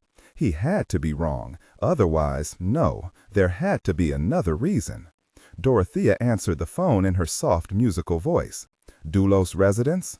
"Dorothea, it's Mrs. Doulos. I've tried calling my husband, but I keep getting voicemail. Is he there?" "No, ma'am. He left well over an hour ago. He didn't say where he was going, only that he had to leave. Days, I think, from the way he spoke. I think he was upset." Eve felt her heart beat faster, felt a knot of nausea in her belly. "He didn't say where he was going?" "No, ma'am, he didn't tell me." "Dorothea, something's happened and I'm worried for him. Would you please go into his office and look around his desk, see if you can find out where he went? I must find him. It's an emergency." Eve looked up to see her father studying his casino accounting reports, but she knew he was listening and planning out what he would do next. She'd really believed he'd been wrong, but now it seemed he wasn't. Yes, he had been so gentle when he told her he'd had a serious talk with his pit boss, Pope's old drinking buddy, who told him Pope bragged about leaving Las Vegas to go to a much better job with Shaker's son-in-law, Rich Duelist, in Miami. Now Pope was dead, shot dead during Agent Sherlock and Molly's kidnapping. Her father didn't have to tell her what that meant, but she still wasn't ready to accept her husband of only 13 months had betrayed them both. Surely there had to be a reason he'd hired Pope. There had to be. Maybe it was all a mistake and he hadn't answered his cell phone because he was dealing with his family's business. He was a prized consultant for his mother, and his hours could be erratic. While Eve waited for Dorothea to get back to her, she drummed her fingernails on the plush arm of her seat, listening to the low, smooth drone of the engines. She knew if Dorothea found anything, she'd tell her. Dorothea's loyalty was to her, no one else. But what could she find? Maybe there'd be nothing to find, and Rich would call her, tell her he'd closed a deal, or dealt with a client, and ask her if she wanted to jet off to Aruba with him for the weekend. "Mrs. Duelist?" "Yes, Dorothea. I'm not sure if this is a destination, but I found a sheet of paper he'd shoved into his desk. It said only Williard House, and under that, Mr. Duelist wrote 3 hours. He didn't ask me to pack for him, so I don't know what he took or how many changes of clothes. Does that help you, ma'am?" Eve felt hope die in that moment. Had he ever loved her? Or had she simply been his entree into her father's world, a world he himself wanted to run, to own? She firmed her voice. "Yes, Dorothea, thank you. I'll keep in touch." She tapped her cell's off button and closed her eyes against the enormity of his betrayal. She wanted to close out the pain, the growing rage in her belly, but it wasn't going anywhere. Rule Shaker raised his head from the reports he really hadn't been reading. "Tell me, Eve," she said in a dull voice. "You were right. He's left Palm Beach without even telling Dorothea, and needless to say, without telling me." She laughed, a harsh, angry laugh. "But I know where he went. I visited Williard House with him once, maybe 6 months ago when he bought it. It's near Camden, Maine. It's isolated, off an old country road, nearly buried in trees. The house itself is surrounded by a thick forest of oaks and pines and sweet gum. It's huge and it's really old, built back at the beginning of the 20th century by a wealthy local family who wanted to get as far away from the riffraff as they could. Rich told me he was going to update it. He said it would make a great vacation spot to take our kids when we had them." Her voice fell off a cliff. She wasn't going to cry. She'd be a fool if she did. She was going to figure out how to hurt him bad. She was going to get even. It's a perfect place to take Molly and Agent Sherlock. Rule knew all about betrayal, knew what it felt like when a supposed friend was really an enemy scheming to destroy him. But Rich Duelist had targeted his daughter. He'd courted Eve, married her, all because he wanted to take the brass ring. Rule wondered what he'd planned exactly. Was he behind all the assaults on his casinos? Had he ordered the arson of Eve's casino? He couldn't bear seeing Eve in such pain. What he felt for Rich Duelist was beyond anger. It was ice-cold rage. He pressed the intercom to his pilot. "We're going to change course for Camden, Maine, Finn. Tell me when you have an arrival time." A pause. Then, "Yes, sir." Not 2 minutes later, Finn came back on the line. "If the winds continue as they are, we should land in about 3 hours, give or take 10 minutes. "Thank you, Finn." Rule rose and walked over to his daughter. He sat beside her, took her in his arms. "I'm sorry, Eve. It's my fault. I should have had the man investigated more carefully." She was stiff, her hands fisted. "No, this isn't your fault. Why would you think you needed even more information about him? He's not from a crime family. His family is 2 generations in security, all above board. There was nothing to find. He didn't get along with his mother, but I never blamed him. She's a snob, and he stood up for me. But I should have seen it. It's all so clear now." He took one look at me when I visited Exotica, and of course he found out soon enough who I was. The pretty girl who was the apple of her father's eye, the tool he used to try to take as much of it as he could. All the problems at the casino, the things we've never seen before. He paid to have them happen, didn't he? It makes sense. He was escalating. Did he believe we'd think it was Mason Lord? Probably. Dad, I'm the one to blame, not you. I believed he loved me, believed I could trust him, so it didn't even occur to me not to tell him our history with Mason Lord and his daughter. Of course you told your husband. It was a natural thing to do. I don't blame you for that. I want to kill him. I do too, Eve. I do too. We have proof enough of what he did, what he wanted, no matter what he says. But he's failed. He pulled away, pulled out his cell phone, and began texting. When he finished, he sat back in his seat. Who did you text? Mason Lord. She reared back. Why? He needs to know, Eve. It's his daughter. And Savich and Ramsey are with him. He gave you his email? Oh no, I still have it from 6 years ago. Wouldn't he have changed it? Rule shook his head. It wouldn't occur to him, any more than he'd changed to jockey shorts. I told him he could probably find Molly and Agent Sherlock at Williard House, outside of Camden in the middle of nowhere. They'll find it. They might even get there first, unless they're still in Las Vegas. I do wonder why Rich took off for there at the last minute. He couldn't have known we were coming, and of course he'd want to keep his hands clean, keep his distance from Molly and Agent Sherlock. And that means something happened, something big enough for him to fly there now. Eve said, Dorothea said he was upset, so you're right. Something happened he wasn't expecting. It wouldn't surprise me if Agent Sherlock is giving the people he hired trouble. She reached out, squeezed his hand, and her voice trembled. Daddy, you're the only man in the world I can trust now. He wanted to tell her she'd find someone, tell her all men weren't like Dulles, but he didn't say anything. Her pain was too raw, her sense of guilt too deep. His poor girl. No one was immune from being sucked in, even Eve. He would put an end to Rich Dulles. He could do that much for her, and it was a start. He sat back, closed his eyes, and thought about how he could make that happen. He never let go of Eve's hand. 52, Williard House, near Camden, Maine, Sunday night. Sherlock looked over at Domino standing against the closed bedroom door, her gun at her side, her face pale. She hadn't planned for any of this to happen. Sherlock knew she'd called her boss. Was it Rule Shaker? Whoever he was probably on his way. She knew that much. With Nero and Stankovich both dead and Ilitch wounded, he wouldn't leave Domino in charge with only Caruso to help her. She looked over at Ilitch sitting on a chair with his back against the bedroom wall, holding his freshly bandaged knee.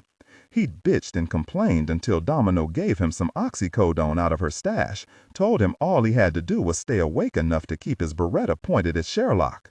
She'd promised him Caruso would take him to a hospital to get the knee looked after, so stop his whining. As for Caruso, he was out fetching Nero's body. Would Caruso bury Nero and Stankovich together in the woods? Sherlock examined Molly's side and felt immense relief. She said quietly, "The bleeding stopped. The bullet went through, and the entry and the exit sites are close together, and that's good. You can stop pressing. The bullet couldn't have hit your bowel, or you'd be much sicker by now. You're going to be all right."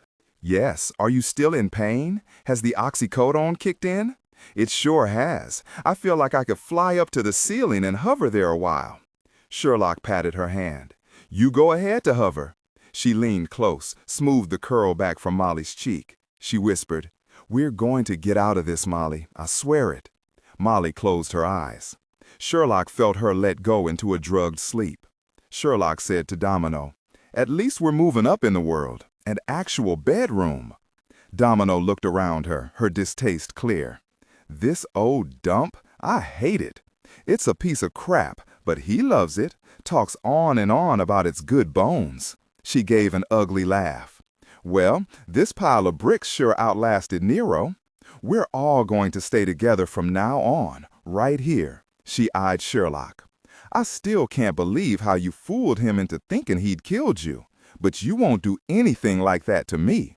I have no reason not to kill you if you try, Sherlock said. I know your boss is coming, since you called him.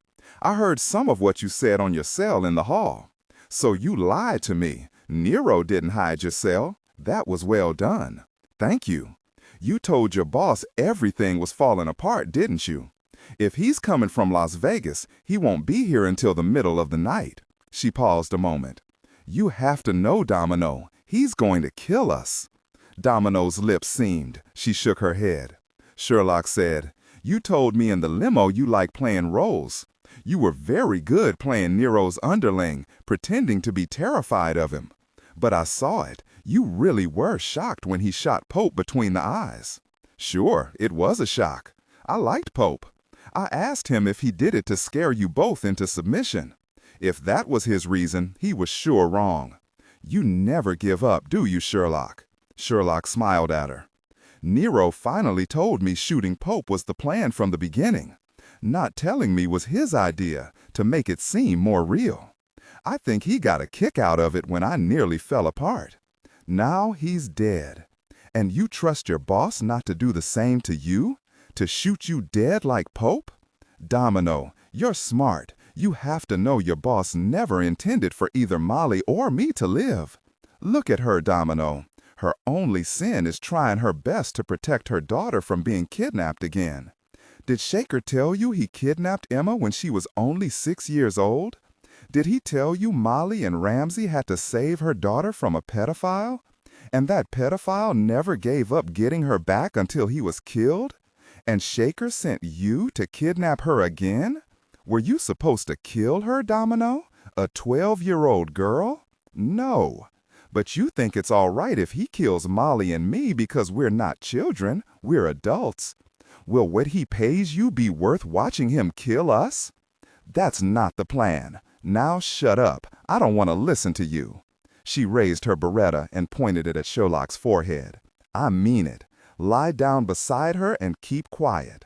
She turned when Caruso knocked on the bedroom door. She opened it. Is it done? Caruso nodded. Nero's in the SUV. Even waiting for the boss to bring 2 more men, it'll still be a bitch burying him and Stankovich. The ground's still frozen. Domino nodded. Illick and the Hunt woman are practically out from the oxycodone. You might as well take Illick out of here, put him in a bed, then come back. We're not going to leave these women alone again. You'll take Illick to the hospital when help arrives. Caruso helped Illick up, shoved his shoulder under his armpit, and walked him out. He gave Sherlock a long last look. You're not going to walk away from this lady. There's no way. Sherlock looked down at the scratches on her hands, scabbed with dried blood. She didn't have her man's coat any longer. Illick had taken one look at her and nearly ripped it off her. At least he hadn't tried to shoot her for putting a bullet in his knee. Domino said, Just to let you know, there aren't any trees outside the window for you to climb down, and it's a long drop. Why not take a nap with Mrs. Hunt? She gave Sherlock a last look, closed the bedroom door behind her. Sherlock heard the bolt slide in. She felt a wave of fatigue. Domino was right. There was nothing to do now, but wait to see who came. Molly whispered, I wonder if Eve will come with him. If she's in it with him, she will. She always despised me, believed I was a frump. Do you know she put the moves on Ramsey? No, I didn't know, but Molly was asleep and didn't respond, pulled under by the drugs. Sherlock stretched out beside her and closed her eyes. She pictured Dillon throwing Sean in the air, their son laughing his head off. She had to believe he'd find her. But how? She swallowed. Sherlock hated it, but she was afraid. 53. Greenbrier Resort, Sunday night. Kirra waited. Would Griffin tell her it was out of his hands, that she, Eliot Ness, would be arrested? Griffin searched her set face, her fierce eyes, her seamed lips. She was angry, and she was afraid. He would be, too, in her place. He'd known she might tell him the truth, suspected Savich knew it, too. At least his brain was functioning again. He said matter-of-factly, You've done the world a great service, Kirra. You thought it through and made the decision to hunt down a criminal who'd been free for far too long. Because of you, Grissom should go to jail for the rest of his life." He gave her a lopsided grin. "What's even better, Hailstock's no longer involved." Her voice was stony. "You didn't answer my question." He looked her straight in the eye. "I know enough to know that, short of perjuring themselves, Savich and Pepper won't tell anyone you're Eliot Ness. Especially not that lame boss of yours, Hailstock, although, given his philosophy, he would probably only give you a slap on the hand. Literally. The same goes for Jeter, and you know that better than I do. You're safe, Kirra. My only proviso is Eliot Ness has to toss her shotgun, hang up her spurs, and ride off into the sunset. No, not even go after Oliveras. When we leave here, Eliot Ness has to retire. Forever." Kirra said slowly, "Of course the four of you discussed this." "Of course." He said only, "I'm asking you to trust us, to trust all of us." "So Jeter knew all along?" "Yes. He told me after you nearly died on Friday, he barely managed to play along with you, nearly blurted out he knew. He wondered if he should have." He paused a moment, reached out his hand. She didn't move. "You wanted me to be the one to tell you." "Yes. Melissa Kay could easily have mentioned my name. And if she had, you'd believe I told you because she outed me. The truth? Either way, it wouldn't have mattered to me. I would lie to the others about it if you asked me to. I need to know, why did you put Grissom first on Eliot Ness's list? You didn't know about Melissa Kay and Ryman then." Kirra wrapped the sheet around her, tucked it tight over her breasts, and paced from the bed to the bedroom door and back again, the tail of the sheet dragging behind her like a wedding train. Her fists clenched and unclenched. She seemed to be arguing with herself. Arguments for him and against him? Let her work it out. He kept quiet and watched her. Finally, she stopped and hung her head, her hair curtaining her face. When she looked up, she said slowly, "I've been keeping it all to myself for so long, thinking I had to, but I want you to know all of it now." She drew a deep breath, spit it out. "I went after Elson Grissom first because 14 years ago, my father painted a yacht named Valadia from the shore of the Potomac. He always took photos of the scenes of the people and boats he was going to paint in case he couldn't finish them in one session or the light changed. That day, he snapped photos of the Valadia with Grissom, Ryman, and another man in full sight on deck. I'm assuming when he looked closely at the photos later, he saw a tattoo on the man's arm, an MS-13 tattoo. Even my unworldly father knew the man was in a drug cartel. You know my mother was ill, and there was no insurance, and no money to get her the treatment she needed." Yes, I believe my father tried to sell the photos and the painting to Grissom, and that's why he and my mother were murdered, why they tried to murder me. They were looking for the painting and the photos, but they couldn't find them, so they burned down the house. How did you know about the painting? Because I found it myself, only a few weeks ago, in an old shed behind the house, bubble-wrapped. They probably didn't even notice the shed when they burned the house down. And there the painting was, photos fastened to the back, showing the 3 men on the deck. When I realized what those photos meant, I spent hours researching everything I could find on Grissom's activities over the years, which led nowhere. He was really good at covering his tracks, and his lawyers were top-notch. And there was Josh Atwood. You knew Grissom ordered his murder, too. Yes, Josh's murder was the trigger, I guess you could call it. After he and his mother were both dead, both murdered, I knew I had to do something other than wasting time researching Grissom, or I couldn't live with myself. I decided it was up to me, up to Eliot Ness. I spied on Grissom, recorded him whenever I could from outside his house. My goal was to put him in prison for the rest of his miserable life. I figured the chief of police in Bellison was on Grissom's payroll, and he destroyed the email Josh was writing to Agent Savich. So I made plans and figured out how to nail Grissom so even Hailstock couldn't sit on it. Kirra paused, sighed. I only wish I could have proved he ordered my parents' murder. But you knew one of the 2 people sent by Grissom to kill your parents had to be Ryman Grissom. It only makes sense. But the other killer? You remembered what the other killer said. Yes, but that was all. Thank you, Griffin, for getting me to Dr. Hicks. And now I know it was Melissa Kay's voice I heard that night. Of course, she and Ryman did it together. Will you help me, Griffin, even if I am Eliot Ness?" He paused a moment, smiled. "I imagine I'll help you do most anything you want from now on." She turned to stare at him and cocked her head to one side, sending her hair to cascade over her shoulder. He wanted his hands and his mouth in her hair, but he only smiled at her, patted the side of the bed. "You must be wiped. Come over here and let's get some sleep.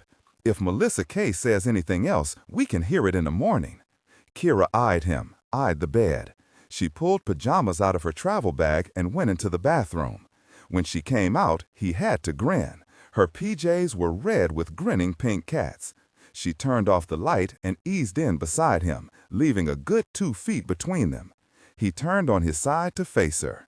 "You want me to sing you a lullaby?" What he really wanted to do was make love to her again, but he knew it wasn't the time. A lullaby would be nice, but I'd rather listen to Melissa Kay right now. She might already have said something important to Talix. I want to hear it, even if a jury can't. He picked up his cell phone, tapped the app. It came alive when he pressed a recorder. It was Talix's voice. "You can't mean that. Why would Ryman want you to leave early?" "Because Ryman can't find her. So maybe you scared the woman and she ran. Why is he in such a hurry?" They heard her toss her cell phone on the table. "Because she won't stop. Ryman found out Mandarian is Allison Rendell, and believe me, she's out for revenge." "Who's that?" "She was 12 the last time I saw her. Ryman and I had to take her parents out a long time ago because her dad was a lame-ass painter who tried to blackmail Daddy. She's all grown up now, a prosecutor, and she's out for blood. She changed her name? I shot her, injured her, and someone stole her out of the hospital before we could finish it. It turns out it was her uncle. He took her to Australia and adopted her. That's where she grew up. I hadn't thought about her since. She should be married and raising kids in the outback. Instead, she's back here and Daddy is going to prison because of her. I'm not going to let the bitch do the same to me. Do you know, I think I have an idea how to take care of her. Is there any more vodka?" They heard the sound of glasses filling and clinking together, and the recording ended. Griffin pulled Kirra against him. She was stiff as a board at first, and then, slowly, she began to cry, deep, wrenching sobs. When the storm was over, she said, "She thinks she's going to kill me, Griffin, but she's wrong. She's going to spend her life in a cell, like Ryman and her father." He held her close to him until she fell asleep. Near dawn, he woke up to Kirra's mouth and hands on him. He didn't slow her down, didn't think he could, and honestly didn't want to. And afterward, Griffin held her again as she wept. 54, Williard House, Sunday night. Molly was in no pain because Domino had given her 2 more oxycodone. Weirdest thing, Sherlock, when I was shot, it was like a movie. I felt the bullet, sort of a sharp jab that almost knocked me off my feet, and then a strange numbing cold. It didn't hurt right away. I heard more shots, saw you fall on your face, and I thought you were hit, and then Nero was standing over you, gloating. But you weren't shot at all, he was. I couldn't believe it. And then you were helping me. There weren't any closing credits, only the pain started up, bad enough I wanted to yell. Which one of them shot me, Domino or Nero? Sherlock said, I don't think even they knew which of them fired the bullet. The numbing cold, it's not uncommon, and then the pain seems to come out of nowhere. It's lucky Domino brought a supply of oxycodone along. Well, not luck at all, I suppose, given her profession. Molly was staring up at the ceiling. There's a dark spot up there. I wonder if the roof is leaking. I bet Emma and the twins are at Dad's compound with Miles and Gunther. I'm sorry. Things make sense, then they don't. The kids, Sherlock, Sean, and Emma and the twins. Fear had burst through the oxy, and Sherlock said quickly, her hand rubbing Molly's shoulder, her voice soothing. Yes, you know your father sent them to Chicago to keep them safe. You know they're all fine, so don't worry about them. You don't have to make sense, Molly, only rest. She broke off when she heard a man's voice outside the bedroom door. Is that Rule Shaker's voice, Molly? Molly tried to concentrate. No, that isn't Rule Shaker. That voice is young. I wonder who he is. Do you think maybe Shaker sent someone in his place? Or had they been wrong all along? Sherlock heard a man say clearly from the hallway, "Caruso, load Illick into the SUV and take him to the hospital in Mount Jewel. It'll take you about an hour to get there. If he has any trouble with the hospital not believing he shot himself by accident, make sure you get out before the cops come. Go now. The 2 men I brought with me have us covered here." Domino said, "I'm so glad you're here, Rich. Mrs. Hunt's okay, loaded up with oxycodone. It was Agent Sherlock who killed Stankovich and Nero. She's dangerous, Rich." He lowered his voice, but not enough. "You did well, babe. Even with Nero and Stankovich dead, you got everything back under control. Now we can take care of business. I don't know if Mrs. Hunt will cooperate, Rich, even drugged up." "Of course she will. You watch," Sherlock whispered. "Rich, whoever that is, we're about to meet him." She rose to stand beside the bed as the bedroom door was unlocked and opened.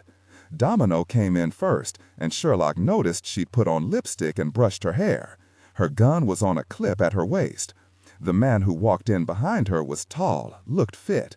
He was wearing a black bomber jacket, jeans, and black boots. His dark eyes met Sherlock's and iced over. He looked her up and down, and a sneer marred his mouth. "So you're the girl who's caused all this trouble, brought down Stankovich and Nero. I can't say you look like much." "Ouch, that really hurts my feelings. I can't say you look much like Rule Shaker." "Yes. Who are you, Rich? Is Shaker your boss?" He ignored her. "Domino, why aren't they zip-tied? Molly Hunt's in no condition to do anything. I loaded her up with oxycodone like I told you, so she's out of it. Agent Sherlock wouldn't leave her, and there's nothing she can do except jump out a window." Molly said in a sing-song voice. "Ah, finally, I know who you are. You're Rich Dulles. I recognize you from the photos at your wedding to Eve Shaker. That was quite a bash. Palm Beach, right? What are you doing here?" She stared at him, eyes vague, but her voice was hopeful, like a child's. "Did you come to save us?" "That's right. That's my goal in life, Mrs. Hunt, to save you." Eve's husband? Sherlock knew what his showing himself meant. He could never let them go. Sherlock said to Domino, "You know he's going to kill us. Probably his plan all along, even if he didn't spell it out to you. Is this what you signed on for, Domino? Murdering us in cold blood?" Domino wouldn't look at her. "All you have to do is cooperate. Now, be quiet. Do what he says." "Come on, Domino. Nero shot Pope. He's dead. Do you expect anything less for us?" "Shut up, Agent." Dulles pulled his knife out of his waist sheath.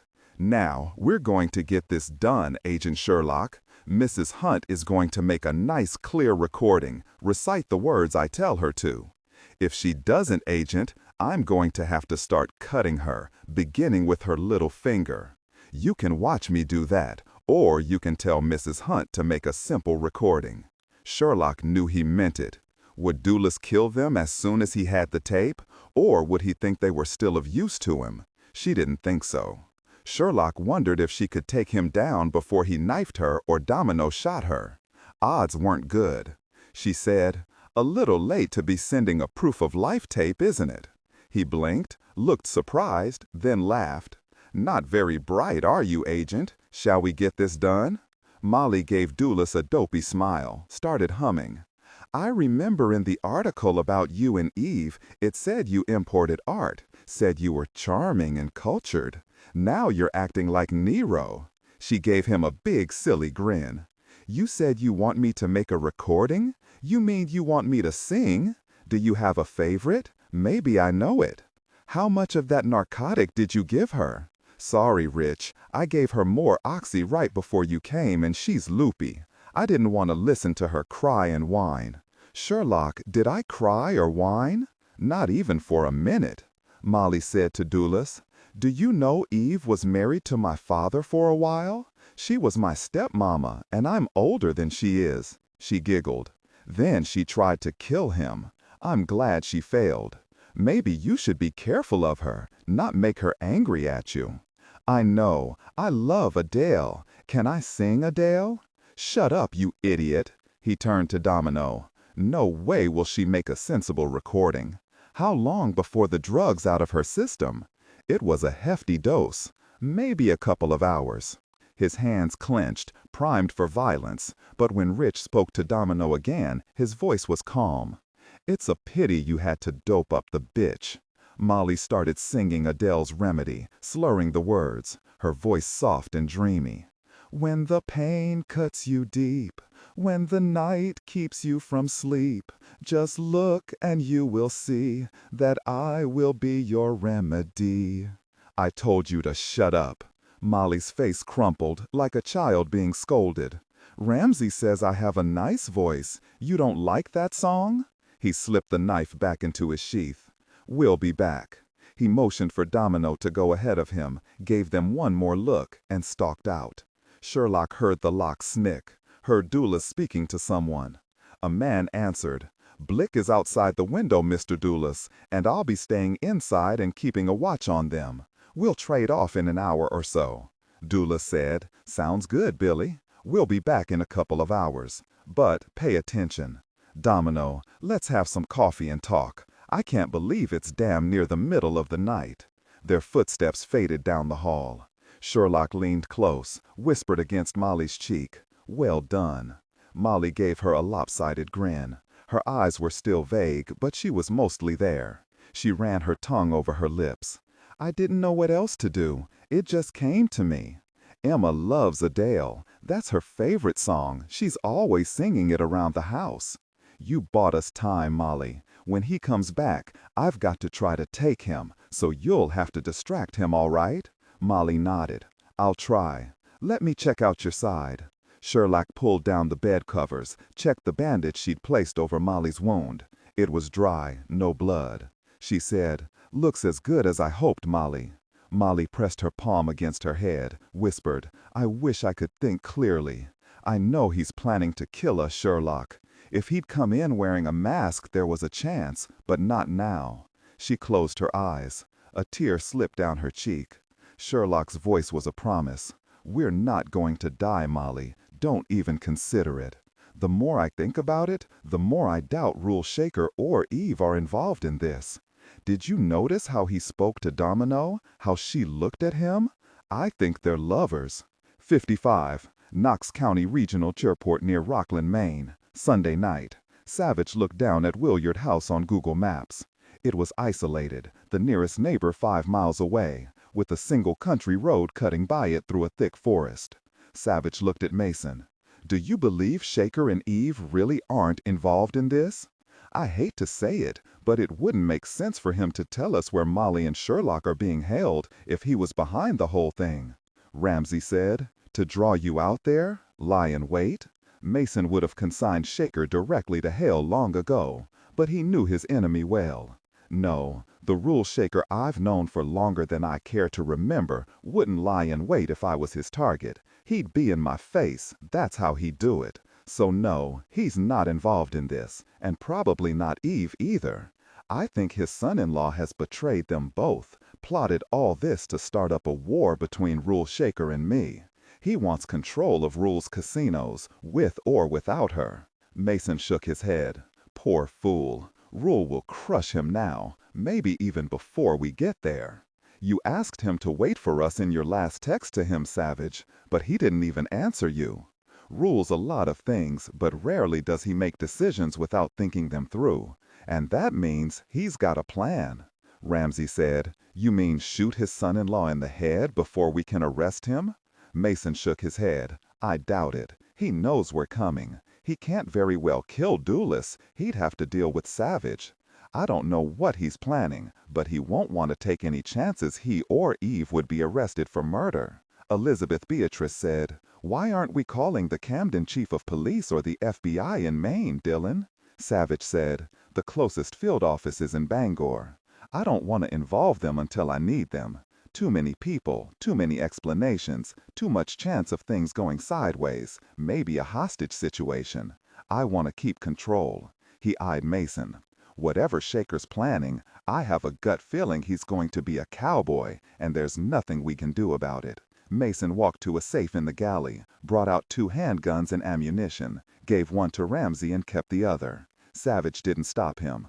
Elizabeth Beatrice held out her hand. Mason shook his head. "No, you're not coming. You're going to stay here on the plane." She opened her mouth ready to argue, and Savich said quickly, "Please, Elizabeth Beatrice, there's enough danger without adding you to the mix. Let me do my job. Let me add, both Ramsey and Mason are trained. Your being there would divide our attention." Mason lightly touched his fingertips to her cheek. "Please, stay on the plane. Will you do that for me?" He was used to people jumping to do what he asked, but knew Elizabeth Beatrice wouldn't ever be one of them. He said, "The truth is, I won't take the chance of your getting hurt. If you insist on coming, then I'll stay here with you." Yes, Elizabeth Beatrice frowned at him. That was well done. "Oh, all right, I'll stay on the plane and guard Chuck. You promise you'll be careful?" "As careful as I can be. It's time I ordered a car." When the plane landed smoothly at the empty airport, Mason was silent. For the first time he could remember, he was terrified about what might happen to Molly. There was nothing more he could do to save her life but trust Savich and Ramsey, and even rule Shaker. A young man with a white blonde mullet was waiting for them at the edge of the runway. He handed Savich the fob to an SUV, looked back at the big private jet, and said, "Nice wheels." Savich drove out of the airport onto Airport Road and into Owl's Head. He floored it. No traffic. GPS is working fine. 15 minutes to Williard House. Our first priority is getting to Sherlock and Molly. The rest isn't important, except for whoever tries to stop us. They'll have men patrolling, but they can't know we're coming unless Shaker gives us away.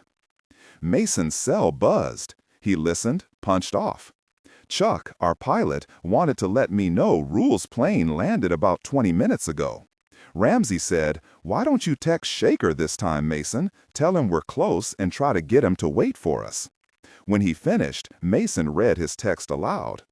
10 minutes, no Williard layout, wait for us 100 yards from driveway. I don't expect he'll answer, and he won't wait, not Rule. I keep wondering why hasn't Dulles contacted me, sent a proof of life, made any demands. Maybe even forced Molly to implicate Shaker. Savich said in an emotionless voice, because Sherlock did something that prevented it, and it scared him spitless. 56, Williard House, Sunday night. Sherlock jumped to her feet at the sound of Dulles' voice in the hallway. "Stay around the windows, Billy. You see a show, kill it." They heard Domino's voice, low and upset, bulleting out words they couldn't understand. "Not now, babe," Dulles said. "Trust me, okay?" The lock snicked open, and Dulles walked in, a cig in his right hand, his knife in a sheath at his waist. Domino was behind him, her weapon at her side. He pointed his cig at Sherlock. "Sit down and don't move or I'll shoot you. I don't need you, so believe me." Sherlock believed him. She sat down beside Molly.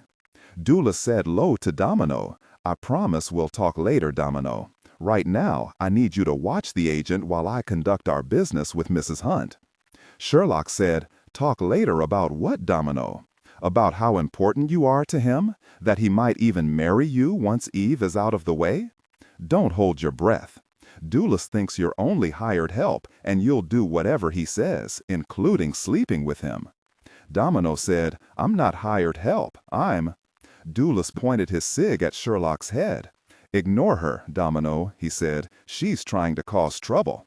Mrs. Hunt, you've had enough time to get your wits back together. Now you're going to do something for me. Here's my cell phone, Mrs. Hunt. Start the recorder and read the script." Molly accepted his cell phone and a sheet of paper from him. "I want to read it first."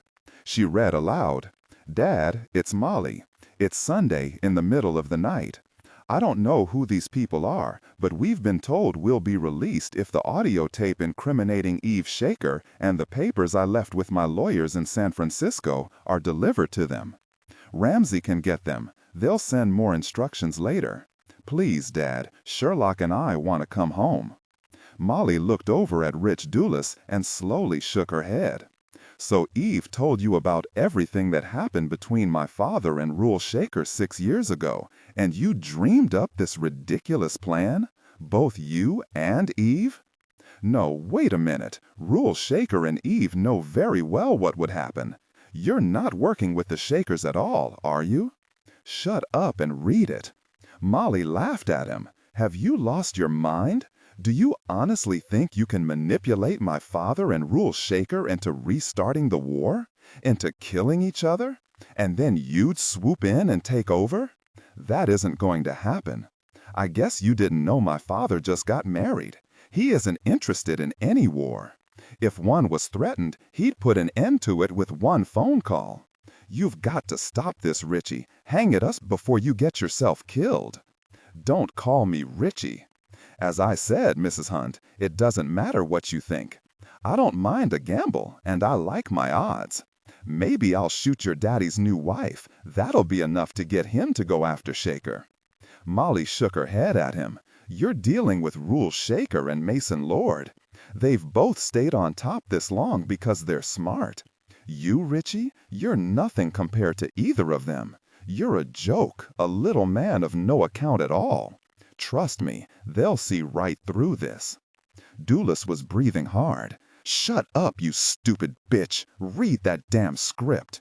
Sherlock said, Does your wife of 1 year know what you're trying to do? He shrugged that off, calmed. He said, his voice perfectly serious and confident, Whatever happens, Eve's my wife. She loves me. She'll stick with me. And she's his heir. Sherlock managed a full-bodied sneer. Are we talking about the same Eve? Do what you tell her to do? You honestly think she'll let you take her father's place?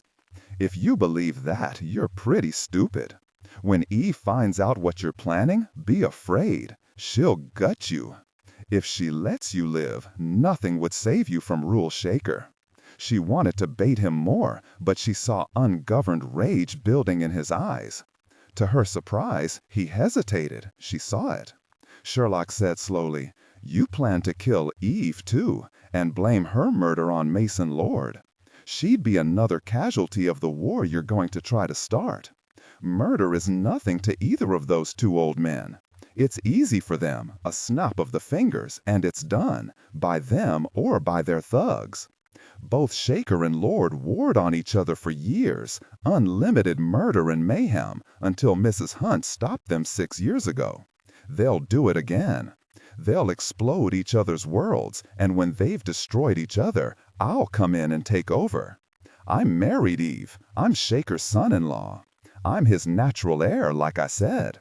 Eve's a knockout, sure, but she's still just a girl. If I have to, I'll make her my partner. She's tired of taking Daddy's orders. She wants the power. I'll make her believe I'll share it with her. Sherlock said, Eve told you this? She wants to take her father's place now? Sorry, there's no way that's true. She will see right through you, Richie, see to your rotten core. He was so furious his hand was shaking. Yes, and what about Domino? Will she survive, or will she be another casualty of your war? Rich, is she right? He got hold of himself. Domino, don't listen to her. Now, Agent, I've had enough. Turn on the recorder, Mrs. Hunt, and read. 57 Williard House, Monday, 3 a.m. Eve and Rule Shaker crept through the woods to the back of the property. It was near freezing, the wind whipping through the trees. The coats they wore weren't warm enough, but Eve discovered rage was more bitter than the wind. Her father's face was set, his eyes hard. She knew he wanted to kill Rich. She did too. Under cover of the thick copse of oak and gum trees, they watched a single guard patrolling, bundled up to his ears in a black coat, black watch cap, and black gloves, an AR-15 held at his side. Eve whispered, I doubt Rich has thugs on his Rolodex, and whatever happened here, he had to move fast. He's got to be the only guard outside. I can't imagine he's got an army of guards inside either. It was nearly 3 in the morning, only a sliver of moon. Rule felt a vibration in his pants pocket, dug out his cell phone. A text from Mason. They're 20 minutes behind us. He wants us to wait. Rule quickly texted back, slipped his cell back into his pocket. Are we waiting? No. Good. Follow me, Dad. We're going through an emergency exit out of the basement. It's hidden on the inside behind a pool cue cabinet.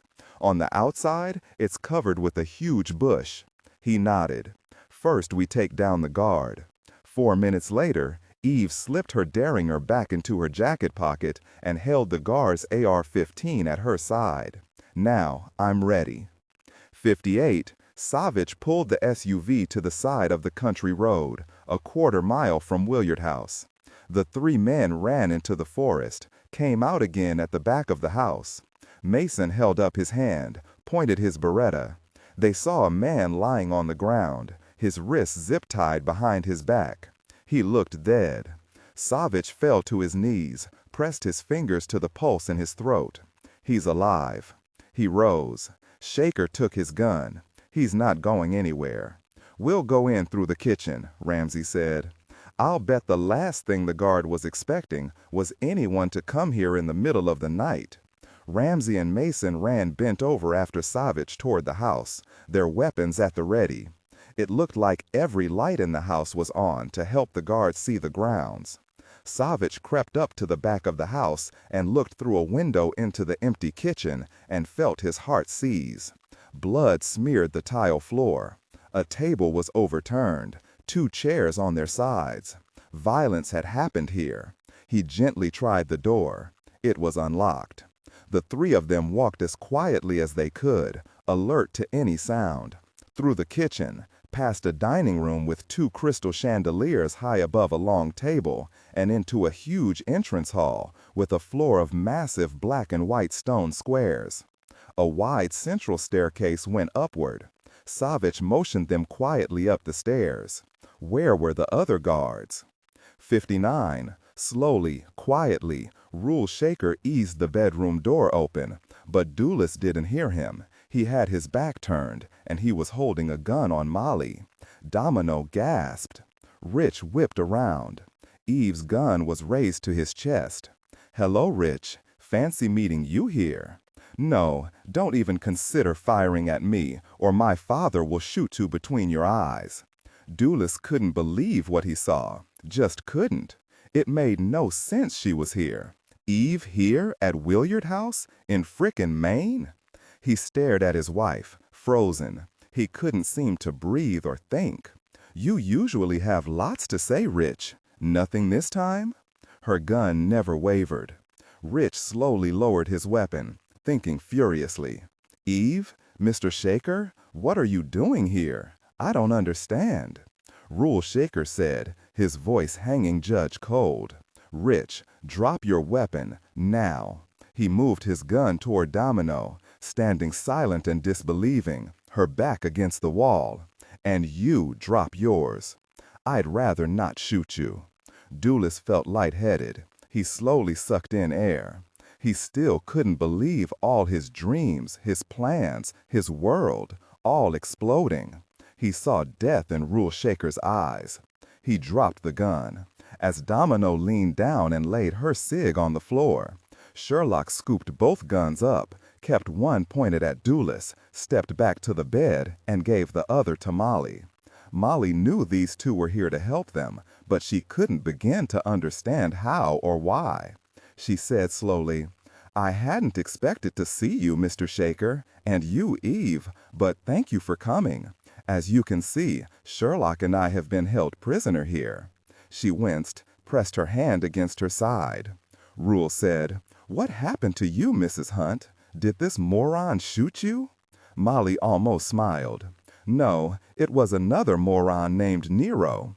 Well, either him or Domino. It was wild out there in the woods for a while. I'll be all right.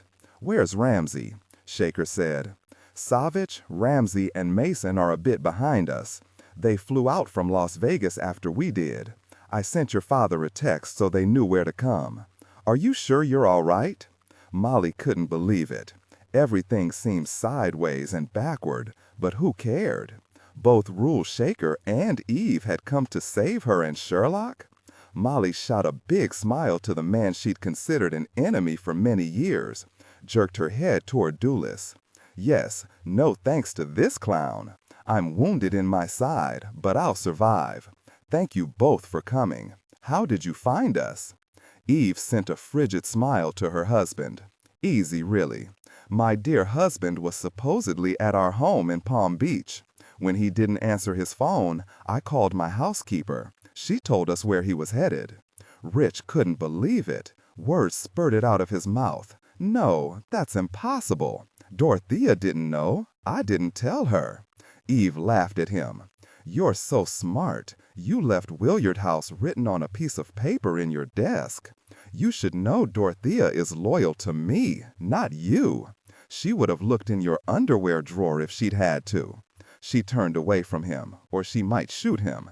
"We heard the recording he wanted you to read, Molly. I have to say, it shows thought on his part.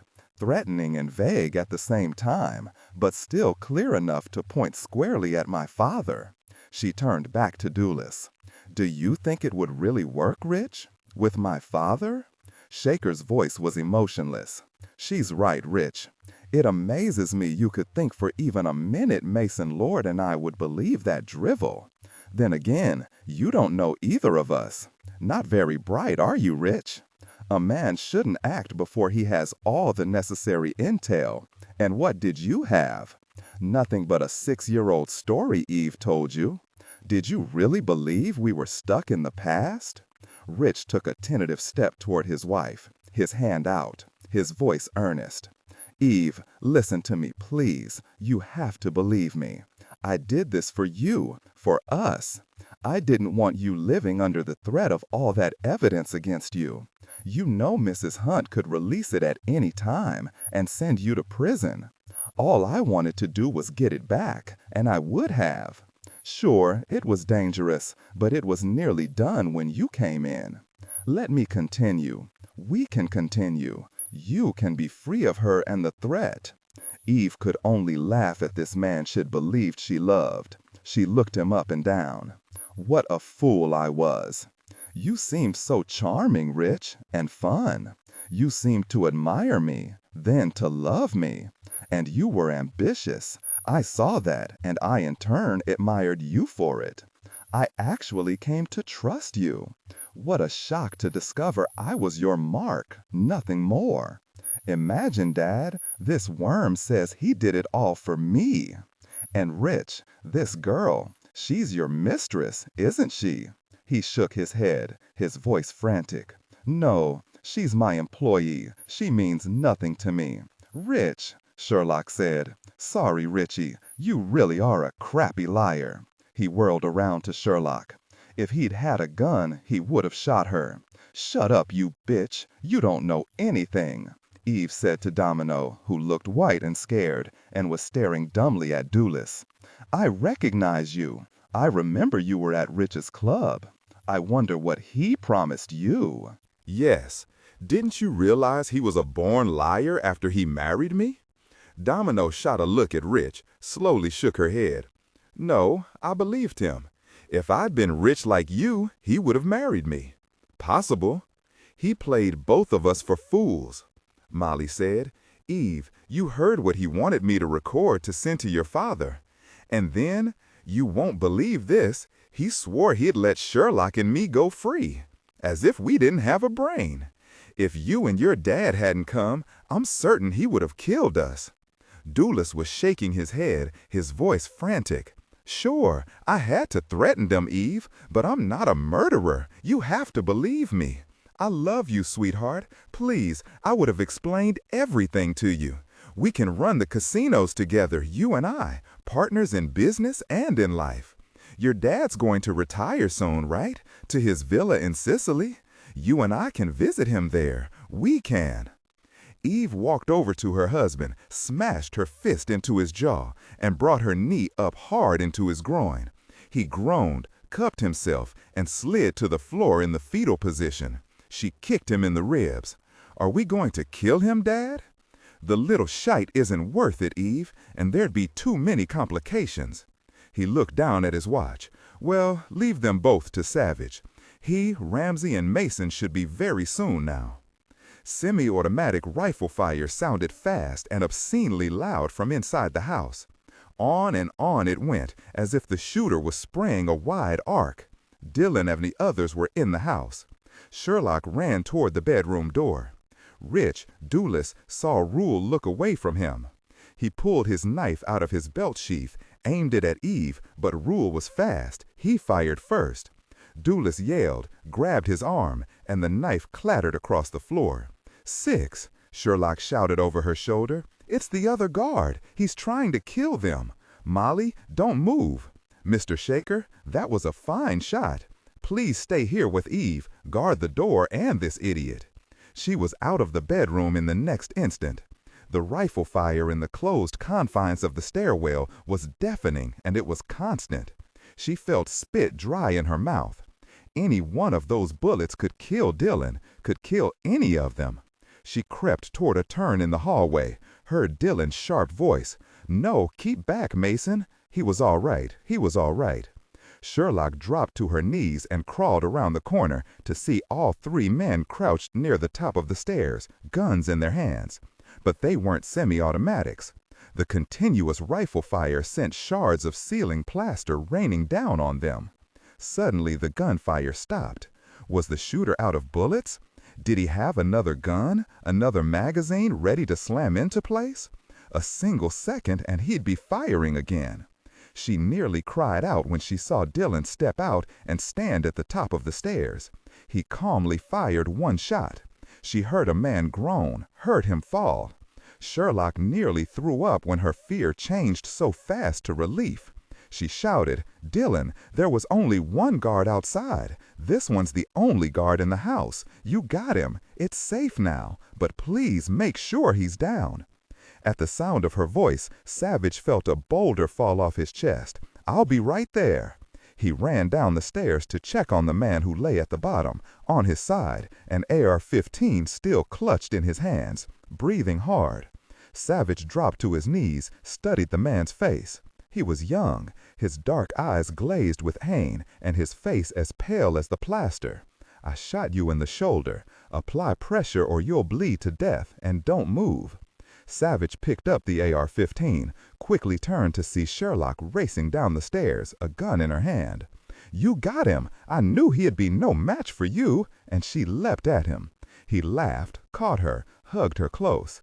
He kissed her over and over, his hands on her face and in her tangled hair.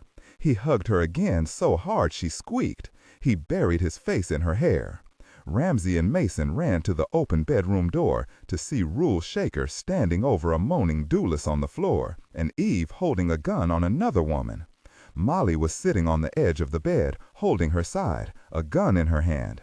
She saw him and tried to rise. Ramsey, don't move. He was at her side in a second. You're hurt? Where? It's my side. The bullet went through. Really, Ramsey? I'm more than okay now you're here. She stopped, swallowed. It was over, really over. It was hard to take in. She'd prayed so hard, and Sherlock had kept promising her all would be well. But still she'd felt such fear. And Ramsey was here. Molly heaved out a deep breath, ran her fingers over his face. When we heard the gunfire, I was never so scared in my life. You could have been shot, killed. But then Sherlock ran out, and I knew she'd take care of things, right? Ramsey smiled, kissed her pale mouth, pressed his forehead against hers, and took deep breaths. He gently removed the gun and laid it on the bed beside her. I'm sure Sherlock would have saved the day, but Savich took care of things before she had a chance. It's over, Molly. He looked at Dulles on his side on the floor holding his arm and moaning. That's rich, Dulles? Molly nodded. Yes, not much, is he? He had big plans, Ramsey, and he was going to kill us. She smiled, called out, Thank you for shooting him, Mr. Shaker. Believe me, it was my pleasure. Molly looked up to see her father standing in the doorway. He and Rule Shaker were staring at each other. Mason said, his voice stiff, I see you've got everything under control, Rule. Thank you for texting me where to find Molly. Shaker shrugged. She's your daughter, Mason. I thought you should know. Domino ran out the door before anyone could stop her. Ramsey said, she won't get far. Savich and Sherlock are out there. They heard Savich shout, heard the sounds of a struggle. Sherlock's voice called out, Domino, stop fighting me. It's over. Molly burrowed into Ramsey's chest. He rocked her, careful of her side, whispered against her ear. Emma and the twins are fine, in Chicago, wrestling with Gunther and eating Miles's chocolate chip cookies. Sherlock and I nearly escaped. That's when I got shot. Sherlock took care of me, promised me I'd be fine. Bless Domino, she gave me oxycodone, the pain still only a low throb. Ramsey kissed her again and kissed her 3 more times, careful to keep his weight off her. Mason stood beside the bed, looking down at his daughter, cradled in her husband's arms. She was pale, too pale. He hoped she wasn't in pain. He said, Your new stepmother and I are going to get you out of here, Molly. She's back on my jet. His stern face broke into a smile. She's guarding the pilot. 61. Greenbrier Resort, Monday morning. Kirra sat with Griffin near the doorway of the large, elegant dining room, careful not to be seen when Melissa Kay and Jared Talix walked in, spoke to the maitre d', and went directly to the breakfast buffet line. They were having a good time, talking, laughing, touching each other. Kirra waited until they walked over to an empty booth and started eating their breakfasts. She got up, her eyes meeting Griffin's only for a second, gave the maitre d' a little wave, and walked purposefully toward the breakfast buffet line. She picked up a tray, got in line behind a family whose children were arguing over pancakes or scrambled eggs, looked over at their booth, and gasped out loud. She waved and called out, Jared Talix. She set down her tray and hurried toward the booth. It is you, isn't it, Jared? Jared froze in his seat, his fork midway to his mouth. He stared up at the young blonde woman. He recognized her. She'd bumped into Melissa in the lobby the night before. She was grinning happily at him, looking ever so pleased. He slowly nodded. I knew it, she said, straightening her glasses. When I saw you last night in the lobby, I thought I knew you, but I wasn't sure. Then I read Susan's post you were coming back east on business. We've never met. I couldn't be at your wedding, and she couldn't come to mine. Kirra waved a wedding ring in front of him. Yes, I'm here on my honeymoon. Yes, she stuck out her hand. Am Allison Hammersmith. A mouthful, right? Isn't it amazing I'd meet you, Susan's husband, and here of all places? It's been ages since Susan and I have visited in person. We were best friends at Washington State, and her voice fell off a cliff as she became aware of Melissa Kay staring holes through her, her face cold and set. Allison Hammersmith wasn't blind to the fury building in her eyes. She took a quick step back. Oh dear, I bumped into you yesterday outside the women's room. I was clumsy. Excuse me, sorry for the interruption. She nearly ran back past the breakfast line and out of the dining room, motioned with her eyes for Griffin to follow her. Talix watched her for a moment. He shook his head, his voice disbelieving. We're at a resort in the wilds of Virginia and a friend of Susan's is here? She actually recognized me. His hand was tight around his fork. Susan is always posting photos of us and the kids on Facebook, but this woman, I've never heard of her. She's really pretty, so I can't imagine her being a friend of Susan's. She hates competition. Melissa Kay leaned toward him, covered his hand with hers.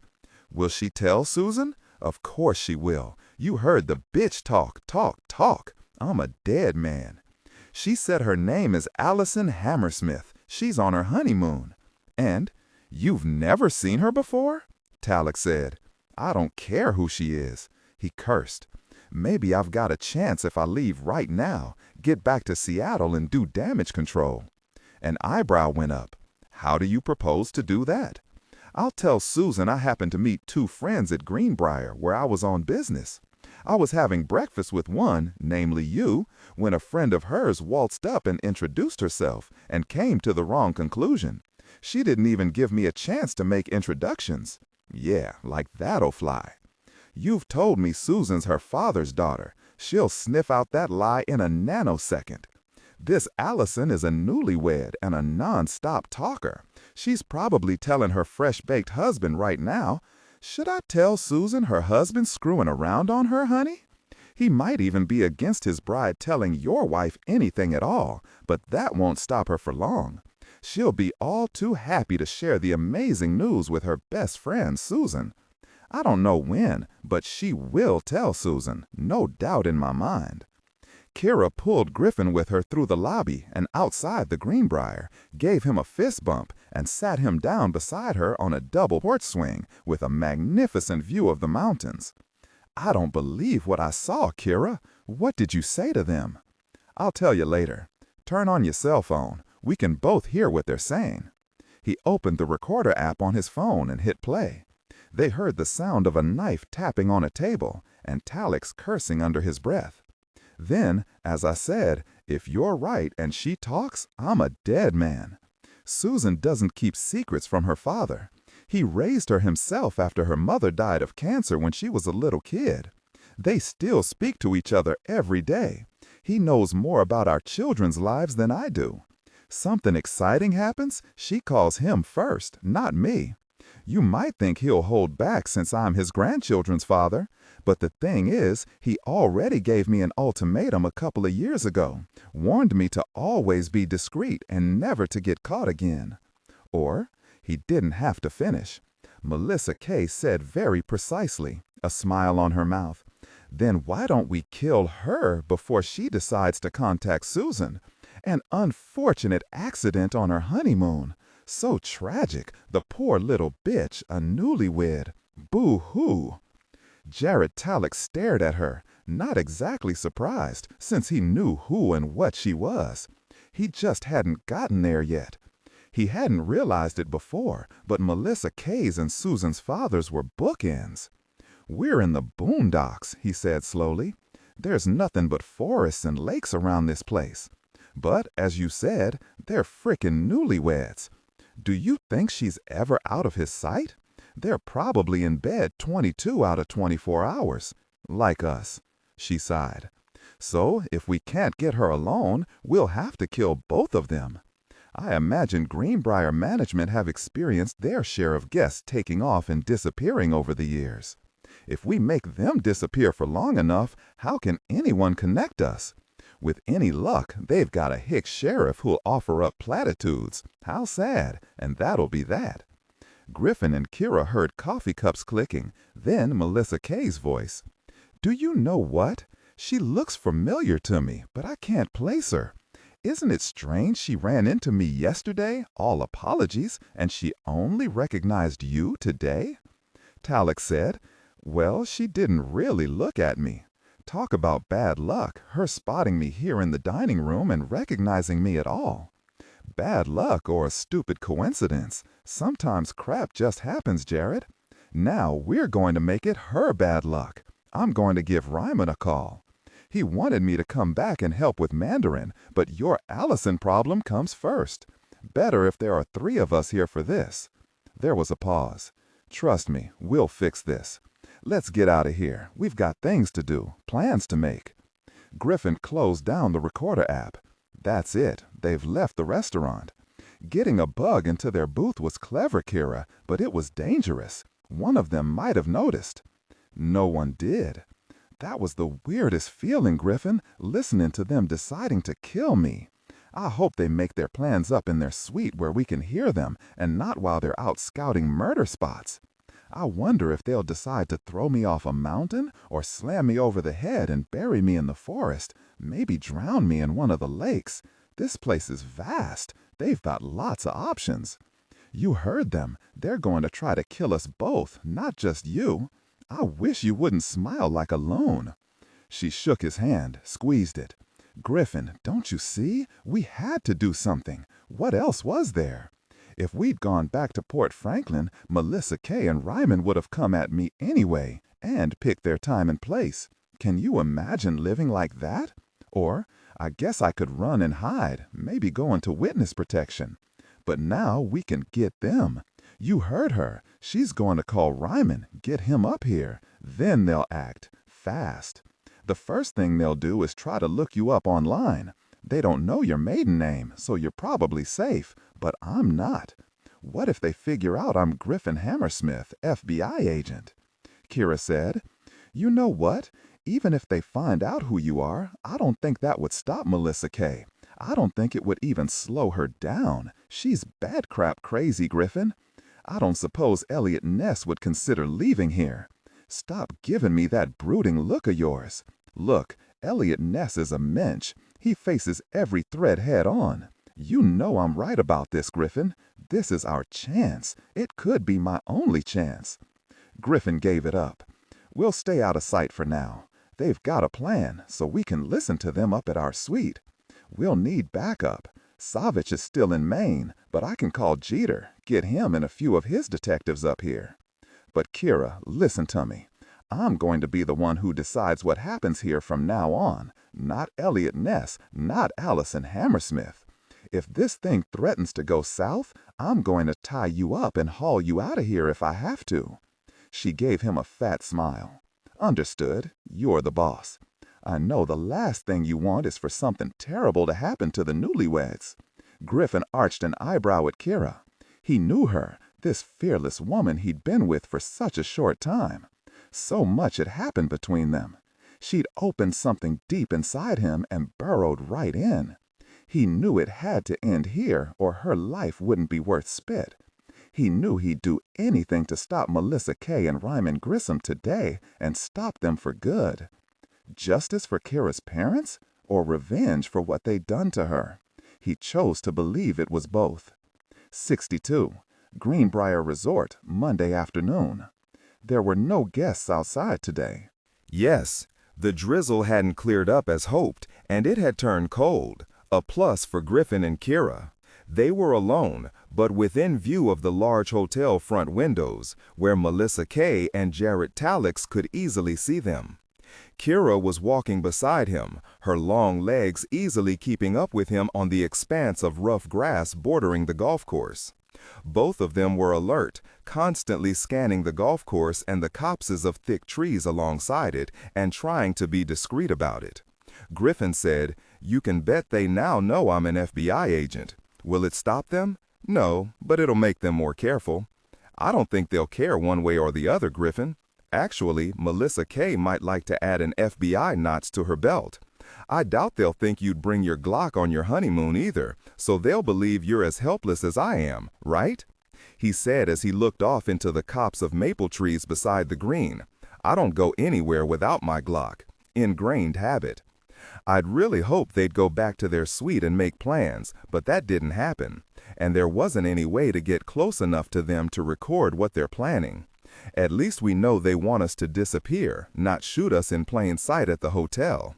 We can keep our newlywed stroll going for a while longer, but we shouldn't get much farther away from the hotel.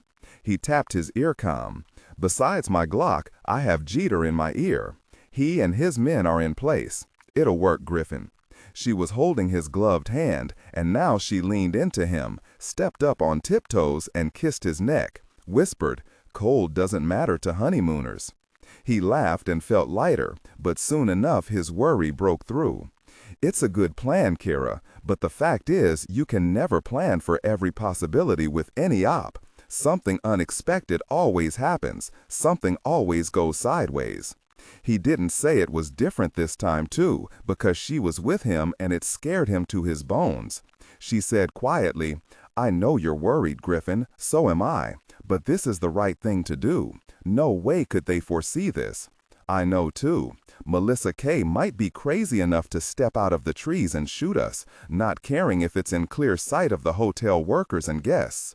But I'm counting on Talix not allowing her to do that.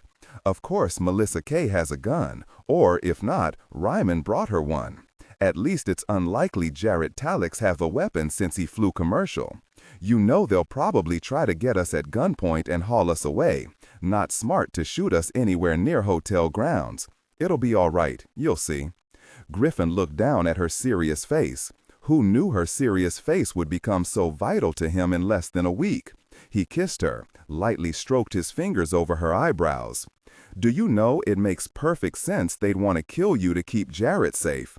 You're the one with the big mouth who'd rat Jared out to his wife. But me? I'm an innocent bystander. It's not right what they're planning for me." She burst out laughing, but it dried up fast. She knew he was trying for humor to keep them both on track. She poked him in the arm. "They want you out of the way too, because they're obviously scared of you, the big tough FBI agent. Must be that dark hair. It roughs you up, makes you look even more dangerous." Griffin grinned, patted his black wig, adjusted his aviator glasses. Reality hit again, fast. He lowered his voice. "We can't let our guard down for even a second, okay?" Kirra nodded, felt immense gratitude, and something more she'd think about later. He knew as well as she did bringing down Melissa Kay and Ryman was the only way she could return to Porte Franklin. She swallowed. Yes, she owed him everything. And Jeter, of course. She reached out and took Griffin's hand, squeezed it. They had a plan, a good plan. But still, she prayed they wouldn't die here today at this fancy resort. "Please, don't let Melissa Kay put together who we are. Let her think we're a couple of lame civilians who don't know a gun from chewing gum, who aren't paying attention to anyone except each other." She said, "You said things usually go sideways. Well, we know Melissa Kay believes she has the upper hand. She believes she's going to surprise us. She won't be ready for Jeter, much less for us two people more dangerous than she is. And, Griffin, even if I don't have a gun, I'm still dangerous. I'm a vicious fighter, and in a pinch, I do have this." She pulled a knife an inch out of her sleeve, quickly shoved it back. Griffin stared at her. "I will not ask you where you got the knife. I didn't buy it in the gift shop. It's my favorite knife from Australia. Uncle Leo gave it to me." Was that her voice, sounding altogether calm, focused, like Griffin? The same woman who'd murdered her parents, the same woman who tried to murder her. She was close now, and soon Kirra would have her. She wouldn't run away this time like the child all those years before. She'd face down the monster. She felt cold, hard anger. This woman had murdered the two people she'd loved most in the world. This time she'd make her pay. Griffin pulled her to a stop in the shade of an enormous oak tree. He touched his earcom, said quietly, "Jeter, I saw movement on the north side of the second fairway, maybe 4 feet or so into the woods." He leaned down, kissed her, whispered into her ear, "Let's turn around and keep walking, sort of meander. Kiss me again, maybe laugh or moan, whatever you think. Be ready. And do exactly what I say." She moved closer, brushed Griffin's mouth. He whispered, "Get into it, Mandarian. That wouldn't fool Sean, Sherlock, and Savich's 5-year-old." Kirra got into it. When he released her, he whispered against her ear, "Hold my hand, laugh." I saw more movement, a little closer. He raised his hand, said into his earcom, "I'm sure, behind the verge at the second hole." He listened, smiled down at her. "Swing on my arm and try for a giggle at the lewd comment I just made. Keep your knife palmed and ready." They came at them out of a copse of thick gum and oak trees, silent and fast. Melissa Kay's pistol pointed at Griffin, Talix beside her, a knife in his hand. "Well, if we don't have the newlyweds out strolling around in the crappy cold weather, how sweet. Jarrett figured you'd get out sooner or later. Getting some exercise to whet your appetite for more sex?" Kirra gaped at her. "I know you're Jarrett Talix, and she's your companion. Why are you here? Why is she pointing a gun at us? What is this all about?" She ended with her voice shaking. Melissa Kay smiled at her. "You stupid little bitch. We can't have you telling Susan you saw Jarrett with another woman, can we?" Kirra stuttered out, But who cares?" "All the wrong people would care, and you would tell her. As for you, handsome, I'm sorry about this, but you're going to eternity with her. I'll shoot you both if you try anything. Yes, of course we know you're FBI. I know you're trained and dangerous. I promise I'll shoot your little bride in an instant if you try anything." Kirra started to cry. Griffin took a step toward Melissa Kay, but she skipped back, pointed her gun at him. "I told you, pretty boy, give it up. Ironic, isn't it? Because of this little loudmouth, you've got to die too. We're going to take a lovely walk into the forest. Move, both of you, now." Kirra said on a sob, "Jarrett, how can you let her do this? I swear to you I won't tell Susan. I won't tell anyone. And my husband, he's done nothing. He's innocent." "Shut up," Melissa K. shouted, turned her gun back toward Kirra. Fired. The bullet kicked up the grass not a foot from Kirra's boot. Kirra jumped and shrieked. It sounded loud, but not loud enough to be heard inside the resort. Griffin took a fast step to the left, turned quickly to kick the gun out of Melissa K.'s hand. Talek stepped toward them with his knife. "If you don't get back, Hammersmith, this knife will be in your gut. Then I'll get her." Kirra yelled, "But this isn't right." "Yes, you can't murder us. You can't." This time Melissa K. whipped around and slapped Kirra as hard as she could. Kirra cried out, fell back against Griffin. He held her, fury in his eyes. He stared at Melissa K. and Talek. "You won't get away with this. They'll find us, they'll connect you, and they'll never stop looking," Talek said. "By the time anyone gets around to missing either of you, Melissa K. and I will be long gone. Besides, who will find you? Now let's take a little walk, just the four of us." Jared raised his knife at them. Melissa K. said, "He's FBI, Jared. Check him for a weapon." Talek patted Griffin down, but didn't check Griffin's arms, a good thing because his Glock was inside his leather jacket sleeve. Jared said, "Of course he's not carrying. He's on his frickin' honeymoon." She turned back to Kirra. "I can't imagine you've called Susan Talek yet, Allison. No, first you talk it over with your new husband." Kirra looked petrified, licked her lips. Yes, I did speak to her, but I promise I didn't tell her I saw you, Mr. Talek. I swear, I'll never tell her. Scout's honor." Her fingers curled around her knife, but she had to wait. Melissa K.'s pistol was aimed at her chest. Melissa laughed. "You really are pathetic, Mrs. Hammersmith. So common. I'll never understand how a man like this could marry a silly little slut like you. I'll admit, you're pretty in a boring sort of way. Enough of that, Melissa K. Let's get this done. Both of you, walk in front of us. If you try to run, Melissa K. will shoot you in the head. Do you understand me?" "Yes," Griffin said. "I understand you fine. My wife lied. She already told Susan you were here with your mistress. I encouraged her to do it, so it's too late. I'm not his mistress. We're lovers." Jared laughed. "Good try. This pretty little thing hasn't called Susan. I know her type talk. Talk until your head's ready to explode. I hope she's good in bed. By this time next year, you'd want to shoot her anyway, just to shut her up, so maybe we're doing you a favor." They walked into the thick copse of trees, Griffin in front of Talek, Melissa K.'s pistol pointed at Kirra's back. Griffin leaned down close to Kirra, whispered, "Jeter's close. Be ready."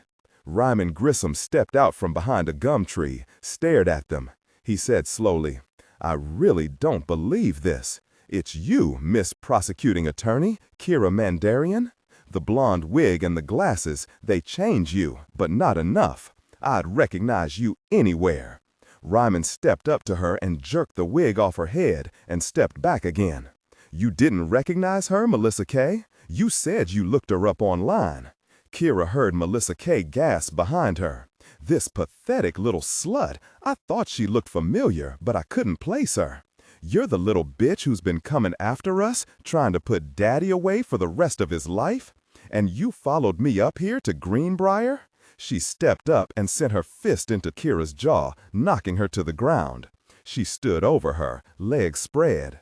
"Shooting you in the head won't keep Daddy from dying in prison, but it will make him feel better when I tell him I shot you dead." Talek said, "No, don't, MK. Wait a minute. We're too close to the hotel, and you don't have a suppressor on your gun." He looked back to Kirra. "That was quite some act you pulled off, pretending to be a friend of my wife's. Were you and Mr. FBI here setting up some sort of lame-ass trap, Ms. Mandarian? But why?" Kirra saw Melissa K thinking, growing fury in her crazy eyes. Ryman said to Griffin, "She knows if she goes back to Porte Franklin, she could be shot any minute of the day and never know what hit her. But your act didn't work out, did it?" He laughed, said to Griffin, "You're here to protect her, right? Didn't do a very good job of it, did you?" "No, I guess I didn't." Griffin knew he could disarm Melissa K, but not Ryman. He was standing too far back, and Talek had his knife. I think he did a fine job, Mr. Grissom. Lieutenant Jeter Thorpe and 3 state police officers stepped out of the trees, their weapons aimed at Ryman, Talix, and Melissa Kay. Sorry we're a little late, Griffin, but Ryman Grissom was staying back as their rear guard, and we had to be careful he didn't see or hear us. Both of you, drop your weapons. You too, Mr. Talix, drop. Jared Talix brought up his knife and threw it at Kirra. It struck her in the chest. She gasped, fell onto her side. Griffin brought up his Glock and shot Talix center mass. Melissa Kay and Ryman fired non-stop as they ran back into the woods, Jeter and his officers firing after them. They heard a yell. Jeter shouted, "Stay with her, Griffin. We'll get them."